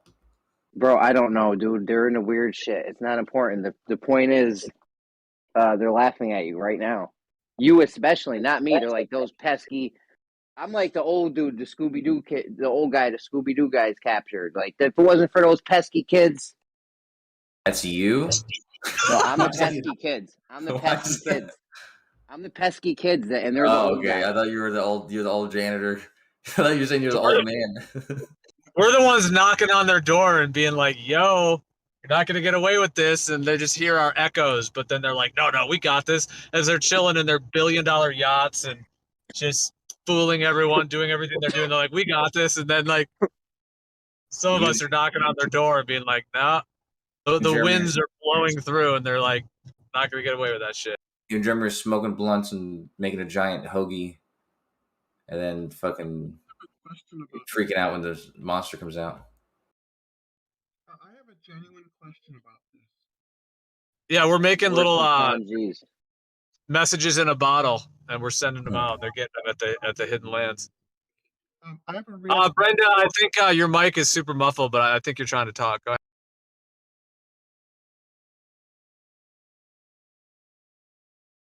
What this might be a Discord thing. They were having problems yesterday. If you guys see an update, maybe you have to update your thing. Yeah, sometimes it helps for me to quit and rejoin. Weird, because Sean was sounding like you're sounding right now. Am I any better? I could try changing the server. I think we're on like East Coast right now, or I got to. Were you here yesterday? I saw in the news that for 2 hours they were having they had shut down basically because they were having trouble. That's probably why there's an update. Too many people on? Too many people? Maybe. But I have a question about all of this, and it's an honest, genuine question. How can you lie about something that is like the shape of the earth or something like that, something that's real? How can you lie about that? I can barely hear you still. Real quick, what's 15% of $25? Rejoin. Yeah, your mic's weird. Sorry, Brenda. Kosho, quick, 15%. It sounds like you're talking through one of those cans with the ropes, that are the little cups with the ropes in between them. It's what $3.75, like Jeremy. It's $3.75. Good looking, Brian. Oh, it looks like Jeremy's attracted to you, Brian. I'm flattered. Congratulations. He thinks you're good looking. Oh, Brian's handsome. What's up, Brian? How about it, man?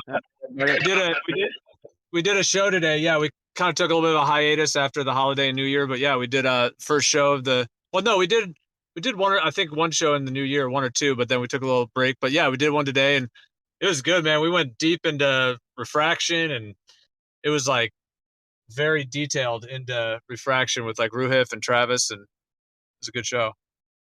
Yeah, damn, I must have checked in around you. I check in from time to time, man, and I just kind of bounce back, and I missed y'all today, man. And Gio was like, "Yo, Leaky's not here. Let's do a show." I went to Jose's for a minute, man, and dude, it was good today, man. Because Lemon showed up, and I just joined to back Brian Mavick up, Stingray, and then we're pouncing on him a little bit, and then who else joined? Somebody else joined, man. It was like 4 of us, man. So it's always good when you have. I mean, it lets you talk over there. So I like, of course, this server and any server who will let me at least state my case, man. I'm good with that, man. That happens to be one of them, man. And so I just, man, we need to hang on to what we got, man. Shit. I hate not being able to find a conversation, man. Joining our server and nobody, just hearing mute and stuff, man. I'm like, oh, man. No, we've been in here all day. We've been getting it popping in here recently. good. There's not a lot of options because I mean, I don't know. Oh, you know who was over there?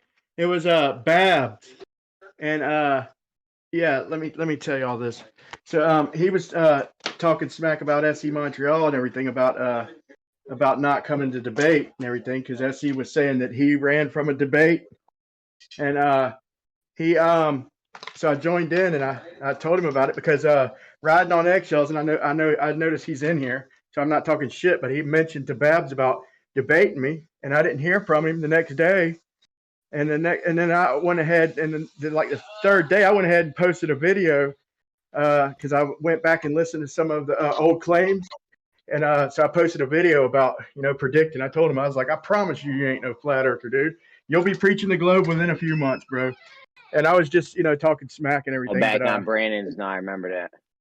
Yeah, so I made the video on my Flat Earth Test channel and posted a video, and he said that's why he didn't debate me is because I posted that video insulting him. I said that's not an insult. I could tell where your heart was at, man. I said I ain't never called any flat earther a glober in 4 years, and I just got lucky that one time. No, I heard you the way you spoke, and I so I made a prediction, and I said I wasn't trying to insult him though. Are you saying you posted a video that he wasn't a flat earther before he defected from flat Earth or after? Yeah, I'm gonna post it real quick. I'll post it on in Livestream chat real quick. Just a short little video. Be honest, the one I saw was posted after it'd come out, saying I already knew this, but I just hadn't said anything, which seems like you're just calling somebody a liar in hindsight. Yeah, but this was back. The clips that I'm pulling from were a few months ago, when right before Brandon, about a month before Brandon went on break. A few months, a couple months before Brandon went on break. Yeah. Where'd you hear anyway, that from? I'm sorry, where did you hear that from? Let's not go spreading rumors, right, Brenda? No, he's not. Yeah, I honestly think he is. He's not. Where did you hear that from? Anyway. That's just like your opinion you pulled out of thin air, or? Yeah. No, he said that. Go listen to the last episode. He said, "Man, if y'all don't hear from me, trust me, it's not because I went to the Globe." He said that on his very last episode, man. He said he's been busy. Like a red flag. And, yeah, of course he would say that. No, because he said he had been busy and ain't really had time, and he had been skipping shows and shit. And he came back to do another show, and he made that specifically clear. He went out of his way to say it without anybody accusing him. Yeah, that's what they want you to believe. Okay. So can I understand? You never know. Because I'm not seeing this link yet in chat, Brian. Are you saying before Babs switched from flat back to globe, you had already said, "I think he's a fake flat earther"? Yeah, so I'm gonna send it right now. Hold on.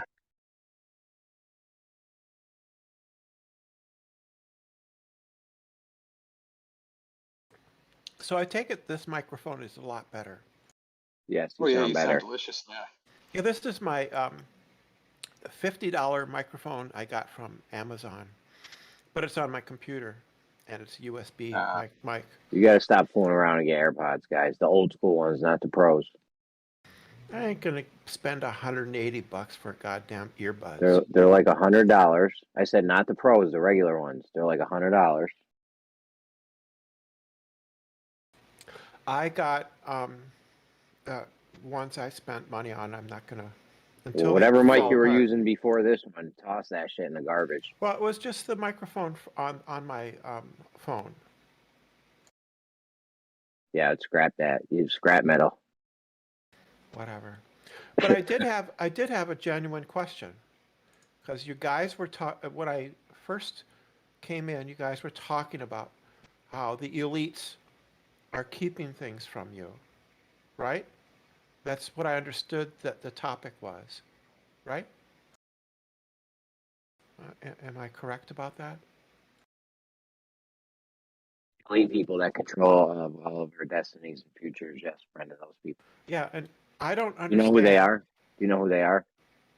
I don't think. I think this is just a conspiracy theory. So I don't know who you think. Let me tell you who, Brenda. You know that NASA video? Let me just give you one surefire example. The NASA video where that guy pulls down his visor and you see the dude with the camera. He looks like he's in scuba gear, but whether he's standing up filming or not, you know, it looks like he's in scuba gear. But that guy who filmed that in the scuba gear or standing up, or either way, he knows for sure. There's a few people. I don't think it's a worldwide conspiracy. There's only a few people who would know, and it would be the few people at NASA, you know, and in the space agency. I don't know what you're talking about. I'm just saying, I'm not even particular on who these people are. I'm just saying, my question was, how can you deceive people about reality? How is that possible to do? Because I don't think it's possible to deceive somebody about facts. I'll give you another example. You could show a video of satellites getting dropped into clouds with balloons and being parachuted balloons sprouting off of them, and acting like you're putting them in orbit or something. You know, but I believe they have some shit up there, like platforms and everything. They probably have a station up there hanging on balloons and all that, bigger than the ISS probably. So I don't have no reason to doubt there's astronauts and all that. It's just not what they're showing us. What I mean is, the Earth, or anything else, is simply, it is what it is, right? And somebody can lie about it, but that doesn't change what it is, right? Well, if you drop a screw and supposed zero G and just various things, Brendan, just throwing out some examples, whether you believe them or not. I'm not being specific. I'm being very general, that something is what it is, right? And you could lie about it, but that's not going to change what it is, right? Yeah, and even if it is, let's say it winds up being a flat Earth. If you're just wrong about it, I don't believe that you're lying. If you're just wrong, but there's a couple people. If it's flat, there's got to be a few people up top who know, you know. But what I mean is, if the Earth is round, let's say no, if the Earth is flat, but they're lying and saying that it's round, that doesn't mean that doesn't change what the Earth is itself. I mean, right? Yeah, I see what you're saying. I see what you're saying. Right. So it doesn't matter what somebody says, right? I mean, it's not going to change how it is. It's about the only logical thing I've ever heard you say, Brenda. That caught me off guard too, SE, man. That caught me off guard a little. That was a good direct thinking, you know, thinking for yourself. Right. So what other people say about it doesn't matter. All that matters is what it is. And it's a globe, right? I think so, yes. So you're comfortable in your little globe, and good with you. Good on you. That was an honest answer too, man. That was an honest answer, SC. I think we're rubbing off on her a little bit, man. She's coming clean. Yeah. No matter what the case be, she's giving perfectly honest, fair answers. Yeah, I'm kind of shocked myself. Yeah. I think there are tests that you can conduct which would show one way or the other with certainty. Name me one. Which one? Name me one test that'll show that the Earth is a globe. Go ahead. Well, I would look at it from a very, very high altitude, right? That would do it. And how would you get up there? Well, I couldn't, because I can't. But that would be a way to do it, right? Yeah, but since you can't do it, you would have to rely on somebody else's word on it. Right. I would have to rely on somebody else's word. Yeah. Well, why can't I rely on somebody's word? You can, but it would be a belief then. Sure, but there's nothing wrong with beliefs. No, I agree. There's nothing wrong with as long as you say that it's a belief. I'm good with that. No problem. Well, the thing is that everything is a belief, right? Not necessarily. No. Well, I think it is. I think that everything, when I say, for instance, if I were at a very high altitude and I looked and saw that the Earth was flat, that would also be a belief. No, because then you would actually see it if you reached a high altitude and you saw that it was flat, it would no longer be a belief, correct? No, I think that's what a belief would be. That would be a belief. So you're calling an observational fact a belief? Yes. Okay, I'm good with that. Right. It's a belief that happens to be true. You can call it whatever we want as long as we understand what you're referring to. I'm fine with that. That's great. Yeah. This is why you get so triggered, because this is how I think. I think that I have beliefs, and those beliefs can be based on a trust of somebody, or they can be based on my observations, but they're still beliefs. And they have Brenda bringing the logic tonight. That's for certain. And they have. I mean, I can't disagree with anything you've said, man. Pretty much. And they have degrees of confidence of whether or not they're true or not. So you don't think anything could be 100% true? I think logic can be 100%. I think anything in reality could be 100% true, like water existing. I could be a brain in a vat. So it could be reality. So it could be that all my beliefs are false because I'm really a brain in a vat. So it could be. And there's where you lost me. Hold on, Brian. I'm talking about in our reality, right? We're all sharing this reality, and your reality and your brain in a vat reality, water exists, right? 100%. Yeah. I could be wrong. I could be hallucinating. I could be. I understand that, but in dreaming. this hallucination that we're all sharing, or you're having, or whatever, it says you don't think it's 100% that water exists in this reality, in this hallucination, whatever this is. It could be if it's a hallucination, then it's not true. Right? Inside the hallucination, this is all we have to work with, is inside your hallucination. Right. If it's just inside my hallucination, then it's only it's not true. It's just a hallucination. You were doing this so is good, hardcore solipsism. Until you. No, sorry. It's just all we have to go on is how this reality, right? That's all we have to go on. I'm talking about 100. I'm talking about, does water exist 100% in this reality? Yeah, I think it exists, but 100%. I don't think I can say absolutely 100%. That's where the disconnect comes in. In order for their fantasy to exist, there cannot be 100%. That's crazy, Brenda.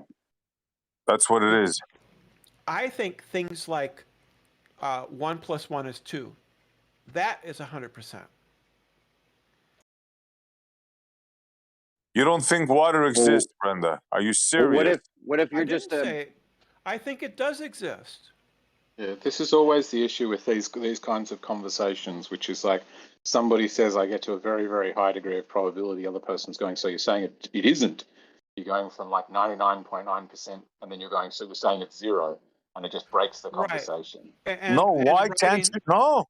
Why can't you say 100%? That's the issue. Because people can be mistaken. Yeah, it's smaller than 100. Doesn't mean There's no mistaking about water. There's no mistake about water. Water exists. You could be wrong. That's just the thing. You could be wrong. Okay, Brenda. Okay. Right. And I should have known better. To say to writing on eggshells, I don't know how to do any make it more. I don't think it's a fault. Yeah, I don't know how to do it any better than what I'm doing. You know what I mean? I don't know how to. I'm not making this a fault on your side. I have the same conversation regularly with people. Yeah, and I'm just saying to you, How do I do it any different? I don't know how to do it any better. I have the same conversation even with people who aren't flat earthers, and my experience is it seems that it creates a fair bit of dissonance for people that certain people have a strong preference for certainty, that suggesting that you could still operate meaningfully in the world without being certain of certain things is just sort of causes them to react rather than listen and respond. Well, I have as high a degree of confidence that yes, water does exist. It is that I'm sitting at a table in front of my computer and talking to you guys. As that's as certain as just about anything can be. But I can't just go all the way to 100% absolute certainty. I just can't. Well, I think it's even aside from whether it's possible, I think it's disadvantageous too. I think it makes people closes their mind to the possibility they're wrong, and we can all accept that other people can be wrong. Right? All of us in this room have a belief or think that other people are wrong from time to time about things. I happen to also think that they're most wrong about the things they're most certain about. Things they get really head up about are the ones they're more likely to be reacting rather than So I have a high degree of confidence that the Earth is a globe.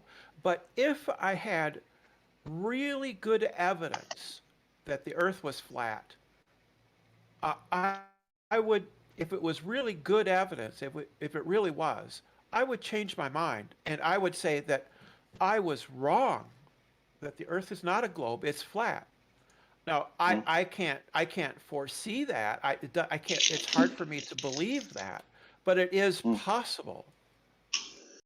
Okay, what in your daily experience would possibly lead you to believe that you're living on a spinning globe surrounded by water and air next to a vacuum? What in your daily experience could possibly make you believe that?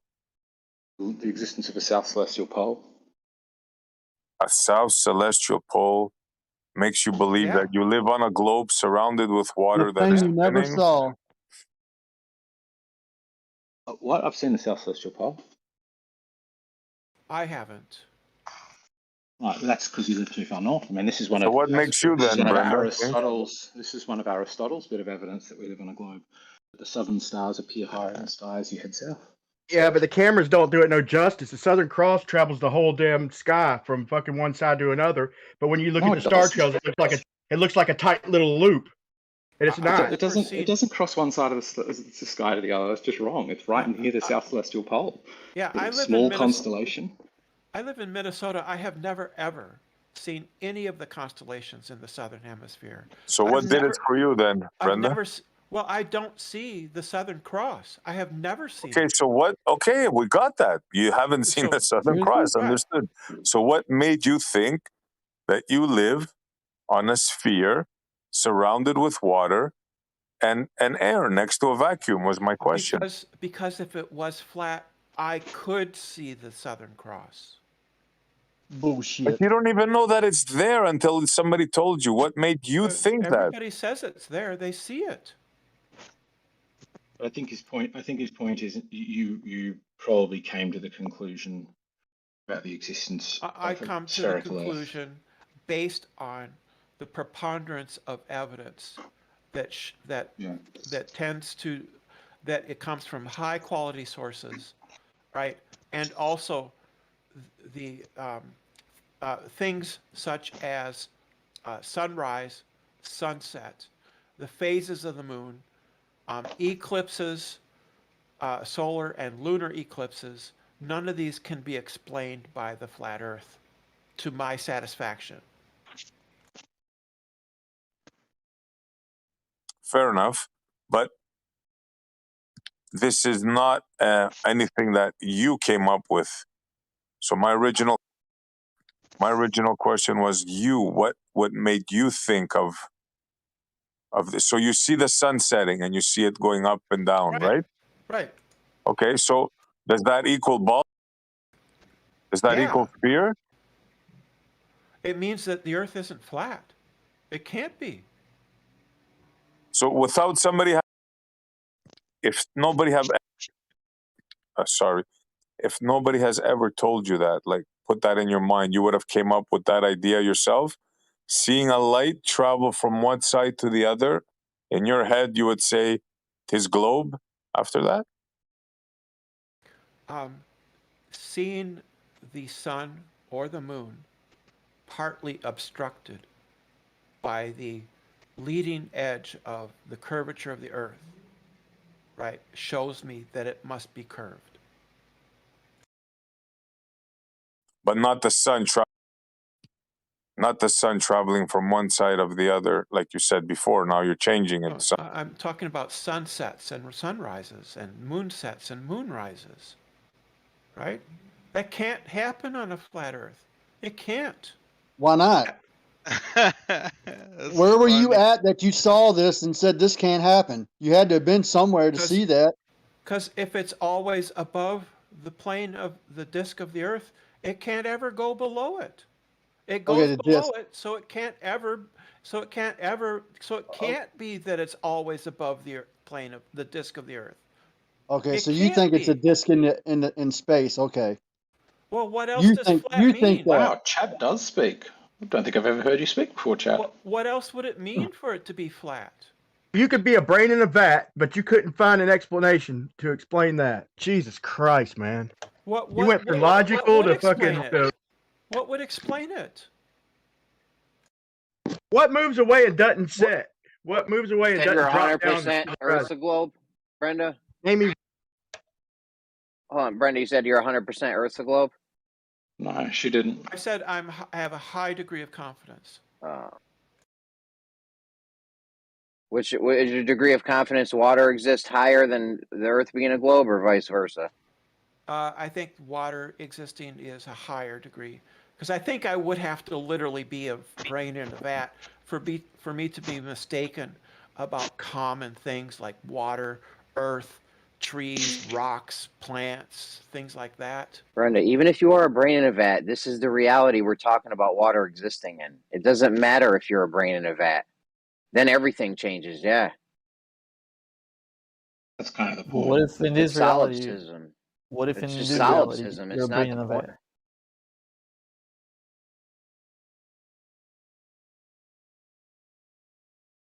We're all speaking and nobody's speaking.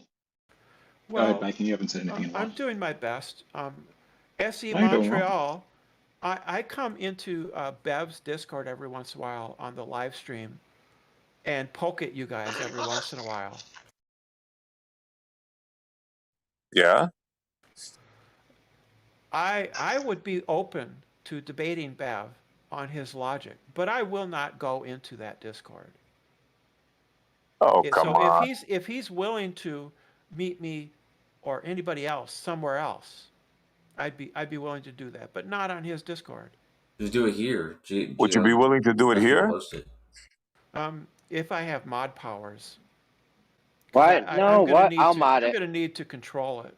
I'll mod it. Yeah, I don't think you can mod your own debate. Nah, I'll mod it. I think Bev, I don't want to speak for him, but I can run it by him for sure. Sure. So you mod it or something. You'd be willing to debate Bev on what? On logic? Is that what you said? Well, I don't know what issue in particular, but yes, he claims to have a proof that level is horizontal is level. And I haven't seen that proof. He simply talks about having it, so I haven't seen it. But I'd be willing to talk to him about it. Okay, I'll next time I see him, next time I speak to him, I'll run it by him. He might not, because he doesn't. I probably am not important enough. He'd probably rather talk to Blue Marble Science or somebody like that. I'm not important enough, I suppose. I don't know. Let's not assume anything. I don't know what he thinks.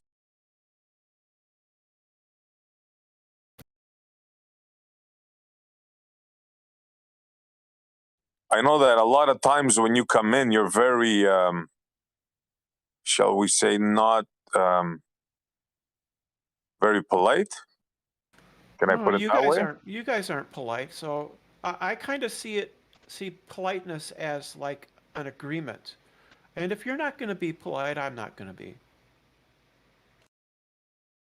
You just be saying some crazy ass shit is what it is.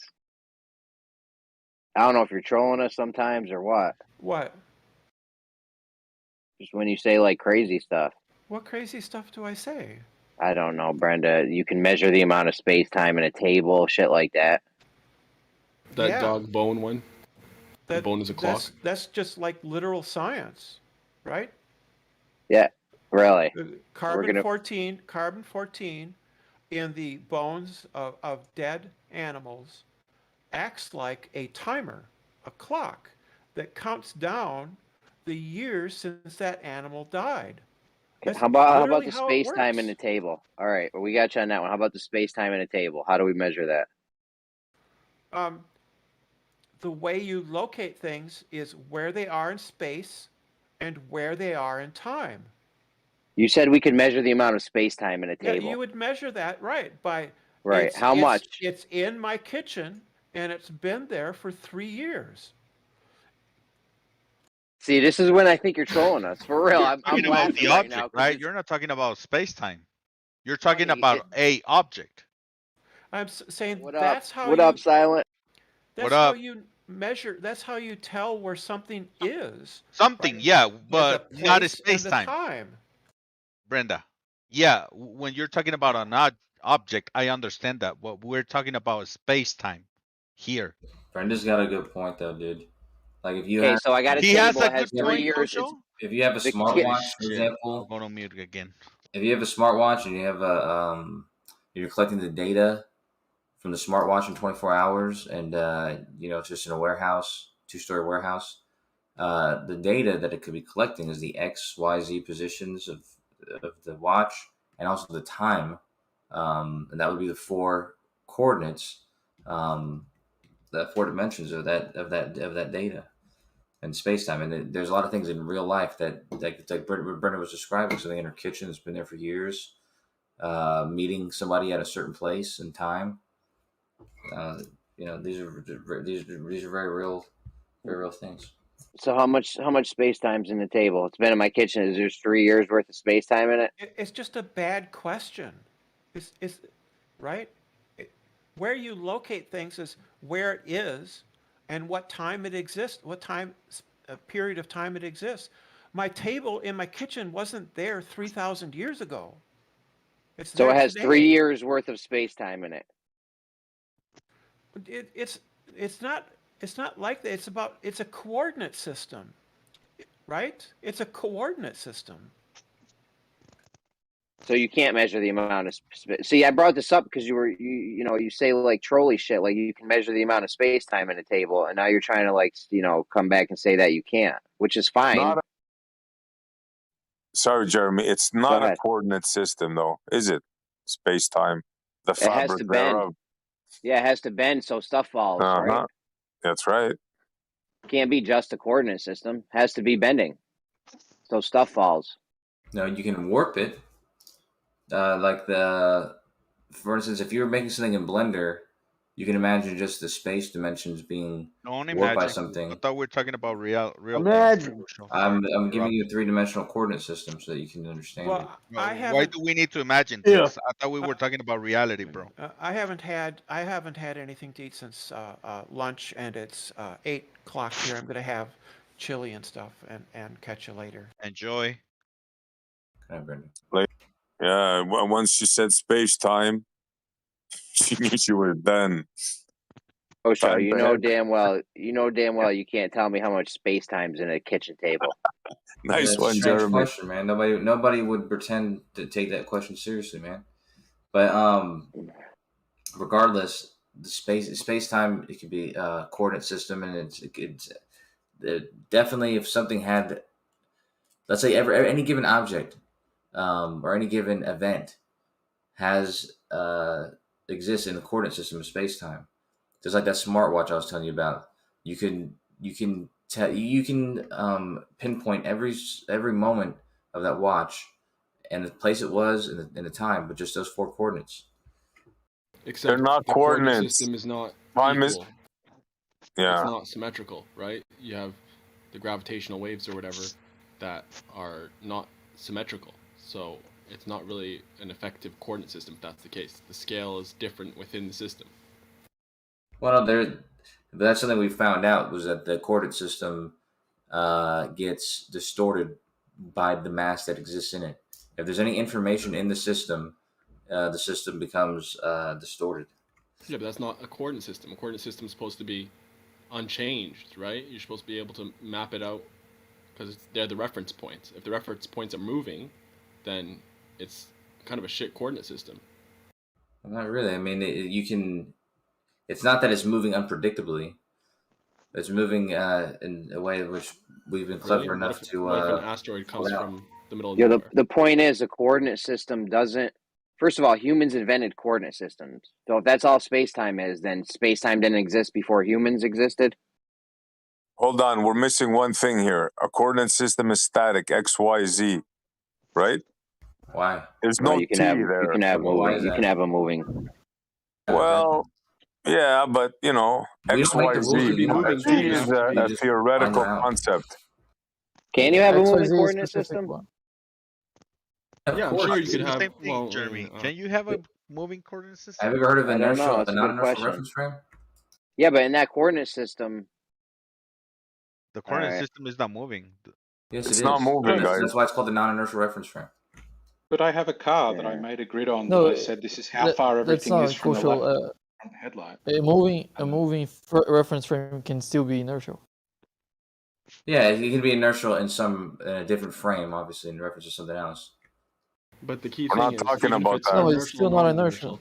the points need to be relative to each other, or else, like, if the points start moving amongst each other, it's not a reference. It's not a X, Y, coordinate Z. system They at all. can't be moving. It still have to is be a relative. coordinate system. Like I said, we don't make the rules. We just find them out. And it just so happens that there's a coordinate system in which can be distorted, and those distortions can be predicted. Only So in it your said- mind, it said They that- can't actually. Hold on a Only in your second, guys. Hold on. fantasy. Simple, like Tesseract, and you're saying it's a coordinate system. It's Hold ridiculous. on 1 second. 1 second. Einstein is claimed to have found properties of space-time. He didn't find properties of a coordinate system now, did he? Space-time is the construct in which everything exists in. So we have to define it by its coordinates. No, man, You can't you're make sense of this. you're making shit up, Kosho. Sorry, bro, but you know. Trying to squeeze blood from a rock. So you don't think that space-time is a coordinate system? No, because space-time is a fabric that warps and moves and sloshes, and there's all kinds of crazy things. You know that, Kosho. Or space-time's just fake. Well, Yeah, of course it is.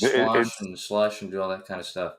What happens is when there's no information, it's static, and the way I guess you would expect a reference frame, a coordinate system to be, and any information that's inserted into it, like mass, distorts it proportionally, predictably. No, that's not true. That's all of the mass of the entire universe. Do you know where it is? So I know where all the mass is? Yeah, and all the movements of it. Is our knowledge that good that we know every little asteroid, how it's moving, every single thing? Not. Didn't they determine most of the mass of the universe was in percentages, Mum? Because we don't have that information. Yeah, but the mass, the gravitational effect of this mass, of the warping, it's going to be there's going to be relevance, in, like, let's say our galaxy, for example, things inside our galaxy, things near our stars, we can see exactly what we can see exactly how big a mass, what kind of warping it's going to do, and predictably, like we've been able to predict that for hundreds of years, even before we knew it was warping in space-time. So the closer masses that we can observe matter, but the ones that we can't observe are negligible. Well, no, if they're affecting us, we know that they affect us based on its distance, square root of its distance or whatever. But if it's far away enough, then the effect is next to negligible, right? But I thought we could use this thing to know where the masses are even before observing them? Why do we have to observe them now to know how to, distort or change the? We have to see their effects, but I mean, what was it? Neptune was found just by its effects before they ever saw it. And there's lots of stuff like that. Black holes a lot of times are found just by looking at their effects. And, so we could do it both ways. We could observe the mass first and then change the coordinate system, or we could, see the gravitational waves and then say that there's mass there. Sorry, guys. We don't change the coordinate system. We don't change, we don't warp space-time. We see the effects of warp space-time, and we infer that there must be a mass there. That happens sometimes. Sometimes we see mass, and we infer what effect that mass is going to have. No reason why you can't do it both ways, yeah. It's all theoretical, though. You must agree, right? I'm pretty sure it's the most successful theory, and I think maybe the standard model might be technically more successful, but it's been tested. It's been tested against for 100 years, and only been substantiated, and new things found out about it. Yeah, but it's still, at best, it's not even a theory, actually. Yes, it is. Yeah, It's a step before that. It is actually a theory, believe it or not. The experiments were trash. They call it that, but I don't think it even reached the theory stage, because isn't that after the test? They claim to have 100 years. They claim to have bullshit ass fucking experiments. Bullshit. I can name tons of tests, dude. Tons of tests that are in any. Dude, they've predicted exactly when they were going to observe a supernova. Okay, prediction isn't an experiment, though, is it? No, it's a prediction based on the model, based on the theory. Which but you need an experiment. If you can predict a supernova with a theory, with a model that's included in a theory. Just an observation. So what? It was just an observation. Yeah, what was the test that validated that observation? Yeah, they said you predicted it. You saw it, was right? going to happen. I'll give you that, even though it's not true. You predicted it. You saw it happen, right? How did you test it? You made the prediction, and you saw that it happened. That's in itself is a test. No, absolutely not. You hypothesized something. Let's say, at best, I'll give you have a hypothesis, right? Sure. Okay. Now, what comes after that? Well, they made a prediction based on what they thought was going to happen, and they rented out the Hubble the Hubble telescope for that specific night. And it turns out they predicted a supernova, which is not really something you can do. Okay, how did they verify this? Now you just went into space with a telescope. How can we verify this? They saw the supernova in the telescope. They took pictures of it.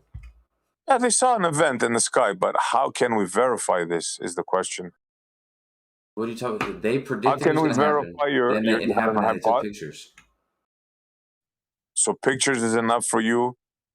Yeah, if someone tells me there's a supernova and then it turns out that there is one, that's enough for me, yeah. They weren't the only ones who took pictures. There's private people who observed it. So it's not a validated test, though. It is validated. It's merely a hypothesis and an observation and a picture taken. Correct? It is absolutely validated. And it's not only that. This is only a tiny... this is like a tiny test compared to. Can you go through the validation process for me, please? I went over this with you like 4 times. They made a prediction. You said there was a prediction. They predicted when the supernova was going to occur based on time dilation. They took a picture of it.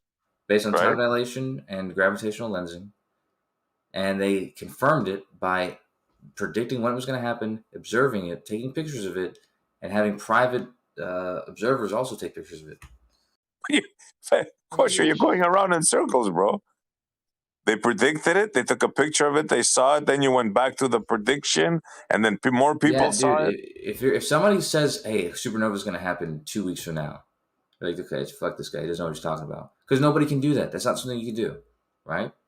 But these people were able to use Einstein's theory, including time dilation and gravitational lensing, to see when it was a supernova that had already occurred, but the lensing was being lensed in another location. So it was basically like it was happening 4 or 5 times surrounding this star, but they had to use time dilation and gravitational lensing to predict when this was going to occur. And there's still no proof. There's still no proof of the validation. Where's the validation process, bro? You're just saying words. Yeah, I'm telling you, how is it validated? The words form a pretty compelling argument. Yeah, no. Excuse for that supernova exploding multiple times. That's their excuse that he's throwing. Mamis. Let me ask you What something. if I give you another explanation for that? Let me ask Kosher one more thing. Did they just predict like when it would happen, or also like where it would happen? Oh yeah, they predicted, and I think there's another one that's supposed to occur too. They predicted based on the mass that was on that side of the star that was being lensed around or whatever.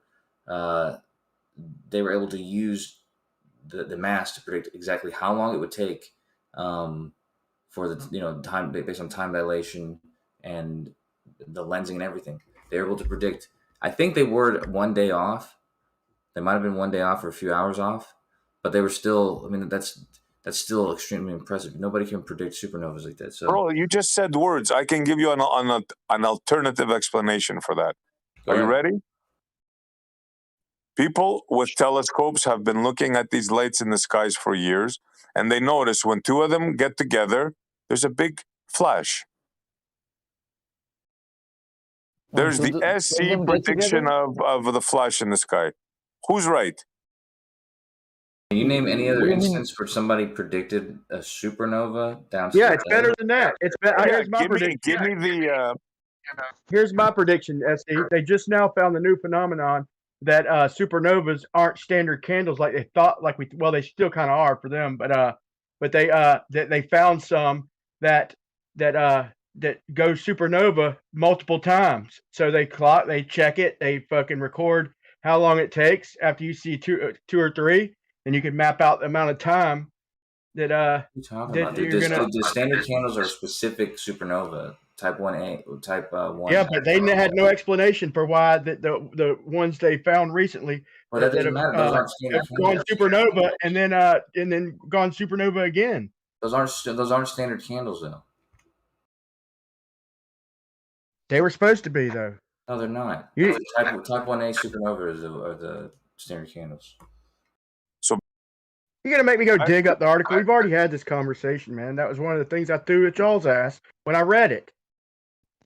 About how they were shocked when they seen a star that went supernova go supernova again. They had no explanation. This is a while ago.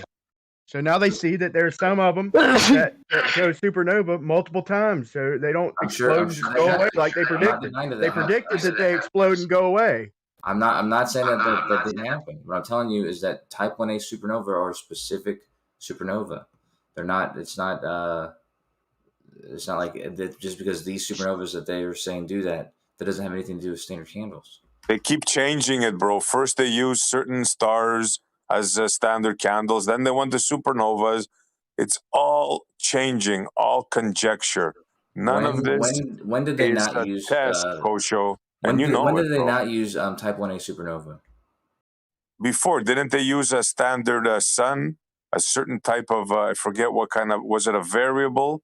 They called it something like that before supernova. That's also a standard candle, but I think even Hubble used type 1A supernova. Yeah, but before the supernova.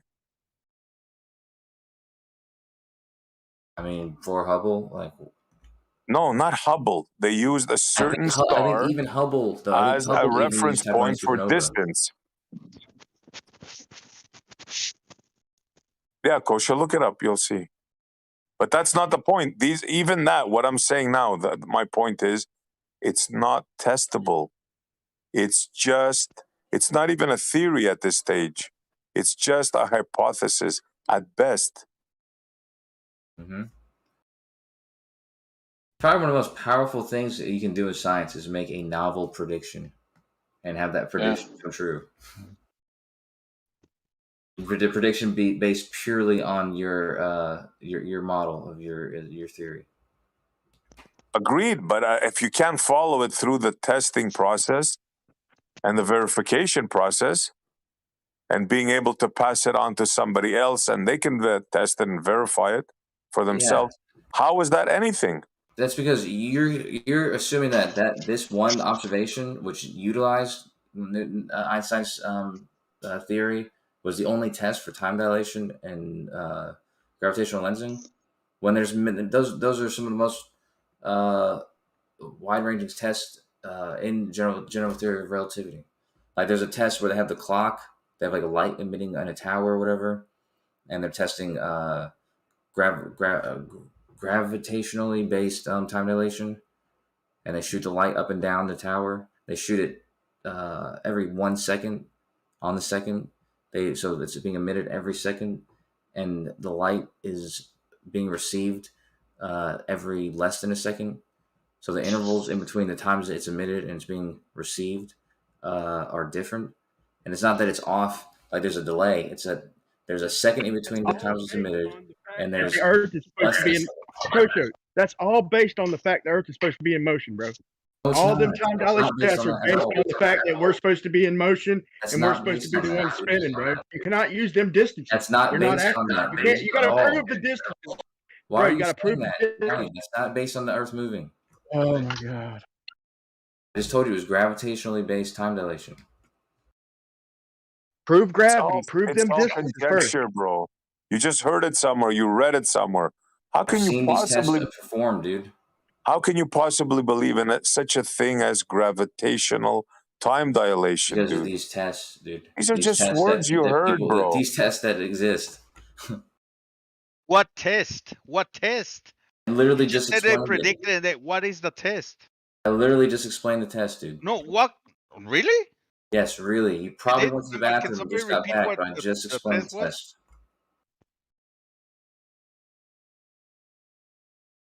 Anyone other than Kosho? Anyone what? Repeat what the test was. Yeah, they predicted supernovas. Is that the test? No, the test I just said about the gravitational the time dilation, gravitationally based time dilation using the tower when they're emitting light up the tower, and they're emitting it every second, and they're receiving it. The intervals in between the receiving sensor was less than a second, which is also what they predicted. Well, I'd say GPS satellites are another strong test because they had clocks running in different rates, and they still keep synchronized.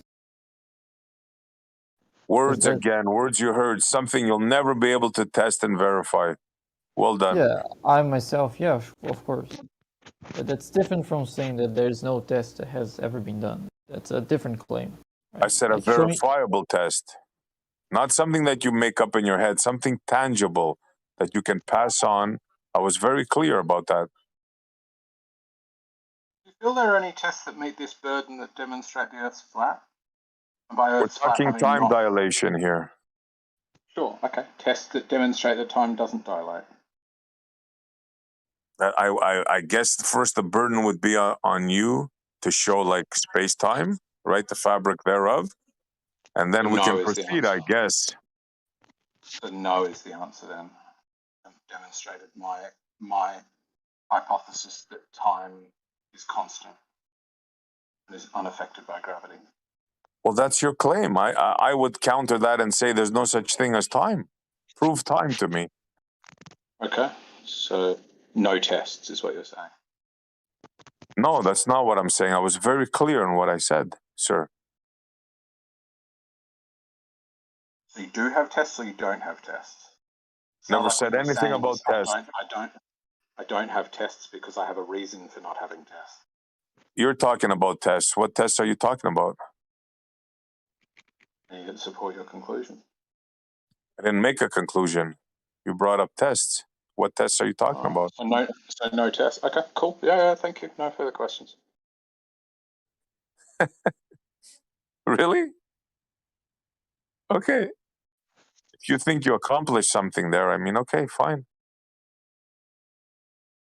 Well, it's just interesting, there's tests are required on one side, and then you can sort of pick apart and run it by the QE test and do all of that business to validate, to confirm for yourself that it's not a test. But then when asked what tests you have, seemingly the answer is like prevarication or a long way of saying none. What you try to do here, sir, is reverse psychology. Now, nice try. Test Now, whether you either, stick to the same if you have burden. an argument, raise it, or don't try to play games with me. Sure. Do you stick to the same burden when it comes to these requiring there to be tests, requiring the tests to be validated? Do you stick to the same thing with your own hypothesis? Of course, it works both ways, obviously. Anybody, I don't care who you are, which side you're on. If you make a claim, yeah, of course, you have to be held to the same standards. Okay, and do you make claims? It's not about me. If you want to come in, listen, dude, eggshells. You want to come into a conversations by using reverse psychology and asking me something?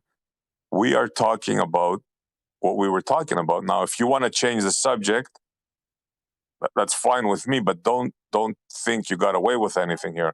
Just want to make that perfectly clear.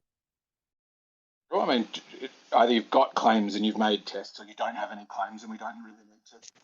No, either you come in and either you admit you're changing the subject, or you continue with what we were talking about, space-time, fabric thereof. Do you have anything to say about that, first of all, and then we can continue with something else? And Bacon have given great demonstration of how you could make a hypothesis and test it, and give it support with prediction and observation. Absolutely not. They just gave an observation, a prediction, and a picture. Right, which is more than you've done at this point. So that's what you came in to say? Yeah, to demonstrate. So no input of your own. What's your input on this? To demonstrate that you're inconsistent with how you apply these rules about what is and isn't a test. Right. So you came in with absolutely nothing. You just came in to personally challenge me. Got it. Good. Glad we're clear. Nice try, buddy.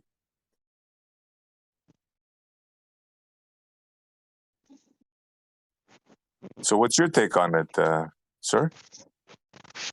I think they're standard, and they're coming up with hypotheses and testing them is better than yours. Oh, so it's better than mine again, but you have absolutely nothing to add to the conversation? Except attacking me? I don't really understand it. So you have nothing if you there. feel it's an attack, You just came in to attack me. To invite you to demonstrate whether you stick to the same burden, then I guess. And I told you I do, yes. And I told you I do, yes. I told you I do, yes, thank you. And then I asked you, what's your opinion on this? Do you have one? But you're not willing to demonstrate that you do? So you have no opinion. Fair. Thank you very much. You can sit down now. Thank you. Oh, yeah, thank you for your time. Anytime. Don't try to play games with me.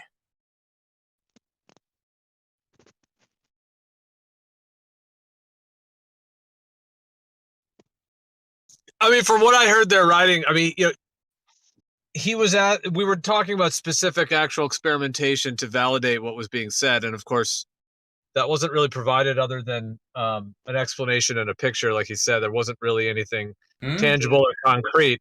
And so I feel like SC was kind of holding that to trial, holding the feet to the fire in terms of that. And I'm not trying to kind of jump on you, but it's kind of like you just kind of came in and just sort of obfuscated from that point and then tried to ask him for proof of something different. But let me make the point very clear then. Let me just finish to say that he wasn't making any claims. There wasn't anything that was even, and you kind of obfuscated from the main point to try to. Yeah. That's the point, though. To say these people make a novel prediction that tests the theory of space-time, and they find what they're expecting to find at roughly the right time in the right area of the sky. That is quite a high burden to meet. To say I looked over a lake and I saw too far, without meeting any of the same burdens for verification It's just laughable. Like, if you're not sticking to the same standard, is the point that I'm making. To interrogate somebody and challenge them and then throw out everything they're saying as if, oh, that's nothing, when you can't meet the same standard is just it's hypocritical and laughable. How can you make that accusation when I didn't make a claim? I wasn't making a claim. Exactly. That's even more of the point, which is you will avoid making a claim so that you don't have to meet the burden. Why didn't you just ask me instead of accusing me? You could have just asked me a question, I've dude. invited you multiple times. I invited you multiple. Do you have any observations or hypotheses that you've tested in such a way that meet the same standard you're setting for the space-time observation? You didn't say that. You came in like a. I'm asking you now. Do you have any? Yes, I do. Right. I have a water. Sure, I'll be more than glad to tell you. I have a water observation, which I did myself, and I came to the conclusion that water does not curve at 3 miles like you people say, like your model says. There you go. Test it. How did I test it? I didn't test it. I had an observation. I made an observation. So you didn't test it? I didn't say I had a test.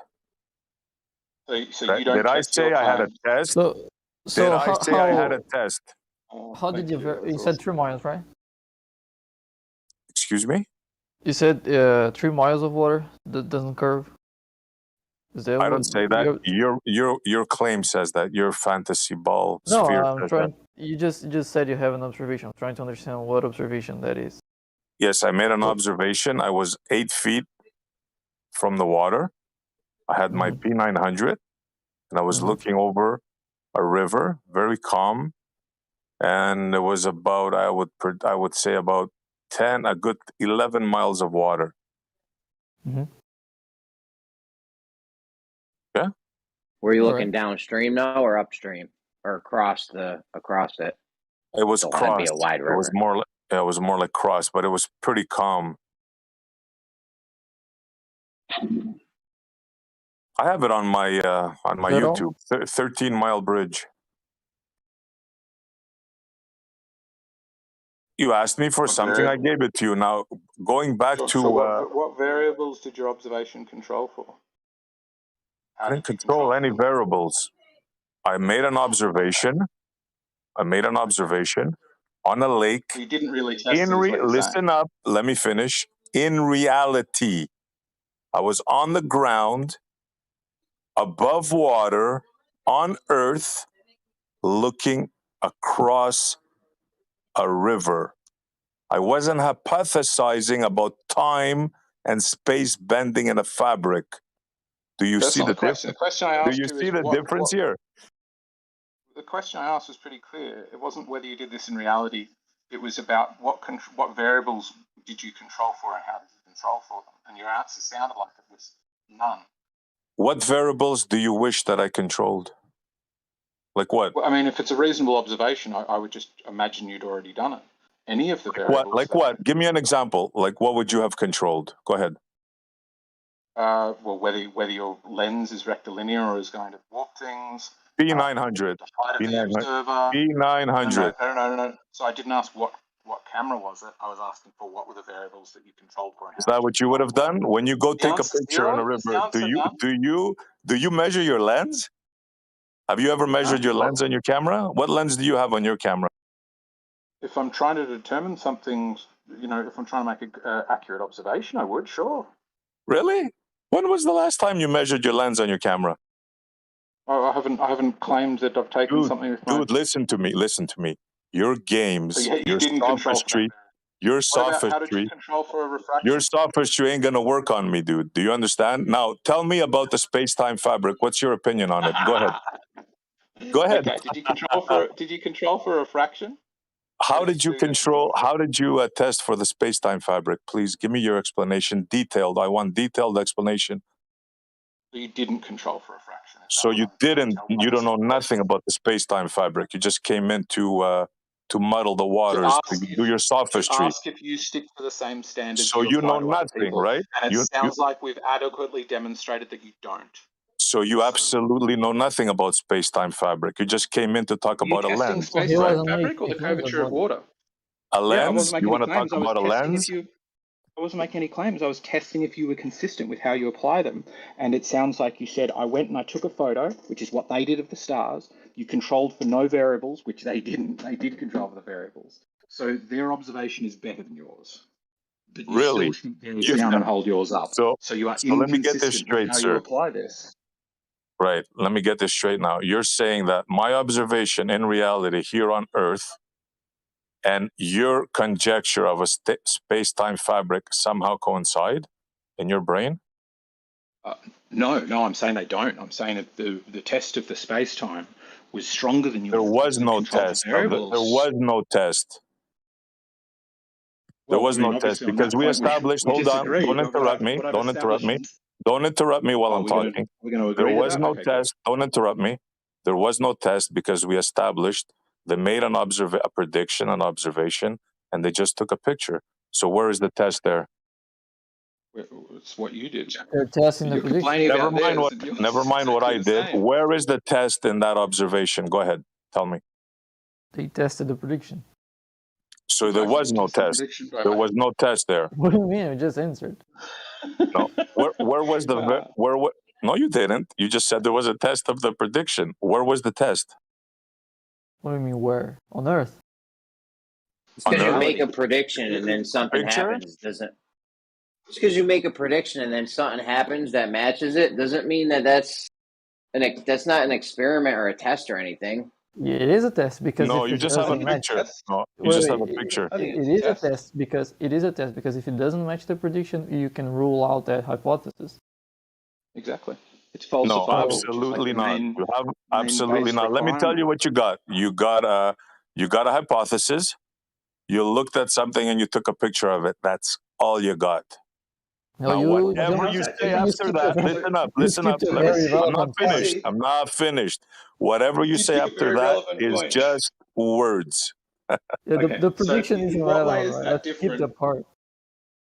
In what way is that different from you going and taking a photo of water? I never said I did a test. That's the difference. Nice try. Never said I did a Exactly. test. There you go. So you made a claim. You did, No, I didn't did not. properly test No, absolutely not. You asked me what I did, and I told you I took a picture on a river. Now, how does that compare to you making, not even you heard somebody else make an idea, then take a picture of it and call it a test? How does that compare to what I did myself to you hearing a story about somebody else?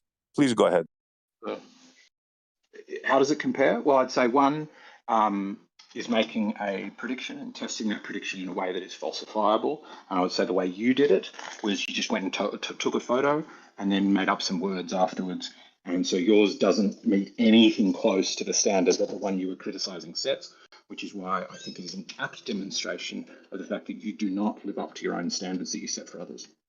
You're delusional. I didn't make any standards. Let me rebut that. You are solely delusional. You're equating of a story you heard of somebody that made a hypothesis, observed something, took a picture, and called it a test. I, on the other hand, just told you that I made an observation on a river. Nice try. You're saying they took a picture as if it was disconnected from the hypothesis. It's not like they made a claim and took a picture. No, they created a hypothesis, and that hypothesis have implications. And one of those implications is that they can predict supernovas. So they try to test that implication, and it matched. So it's not that they just took a picture. Absolutely incorrect, sir. Hypothesis, picture does not equate a test. Nice try. Ain't gonna happen, ain't gonna work. No matter what you say, is not gonna change that. Of course, if you ignore the prediction part, then yeah, it doesn't sound like a test. The prediction part is irrelevant. If I see a clock on a wall, and I make a prediction that I predict that the big hand's going to land on the 12 in 30 minutes, and I'm predicting that invisible unicorns did it, and then I look and it happened. My prediction came true. Doesn't mean invisible fucking unicorns made the clock hand move. Sure, but you could predict that before you mentioned invisible unicorns. Like, invisible unicorns were not required to make that prediction. They didn't add to anything. which is sort of very different. That's why the from what clock hand moved. That's why the clock hand moved. Invisible unicorns. Yeah, but before you mentioned invisible unicorns, we already knew the clock's rotating and how fast it's rotating. No, I saw it too. I saw the unicorn too. Now you got two eyewitness testimony. Unicorn made the clock move. Prove us wrong. Make a Well, prediction. how is that even analogous to what we're saying? When you just speak, it's analogous because when you just make a prediction and then look at something, that doesn't mean that just because your prediction came true, whatever you think's happening is happening. That just means you were able to predict. I agree. Yeah, not an experiment. But that's not just you're just summarizing and ignoring some parts of this prediction. It's not just any prediction. It's not just like I'm going to assume something and I'm going to tell that's it's the a science fiction prediction. I'll tell you that. This isn't a science. This isn't a hypothesis. Can I this isn't a science prediction. So it's not that you're making a hypothesis and you're creating a prediction out of nowhere, and the prediction is disconnected from the hypothesis. If your prediction doesn't come from your hypothesis, you're not testing your hypothesis. So the prediction that it's going to land at 12 o'clock, when it's 12 o'clock, doesn't come from invisible unicorns because that's known before your hypothesis of it's not. You're just jabbering away. How did you test that what you predicted was the cause? How did you test that? You don't. I'm not saying that we can do that. Exactly. So you don't have a test. Do you understand? Yes, you have. How hard is that for you to understand, man? Yeah, the test doesn't have to prove the hypothesis. I'm not saying Is this the hypothesis. Is this for the supernova thing? Yeah. Yeah, I guess everything. Okay, so what the observation is like? What in the sky are you observing? Just in general, it's lights in the sky, right? Essentially. Yeah. Yeah. Because one of the things they claim to do is to predict these things, and I can understand the idea that if they are predicted and then they have a model that predicts it can convince some of these people that they actually did make that prediction. But there's actually could be something deeper going on, that these controller people have actually hijacked a lot of the ancient knowledge of how the sky works to where just like the way eclipses happen on a certain cycle and certain conjunctions happen. And so on. They're not predicting, bro. They're not predicting brand new supernovas out of nowhere. They're predicting the repeat supernovas, man. That's all they can do. Now that they've observed them, they'd had no explanation at all for them. They thought when a star went supernova that it first expanded into a red dwarf and a fucking supergiant, and then it imploded and went supernova and was gone in the stardust. But then they noticed that some of the supernovas are repeating.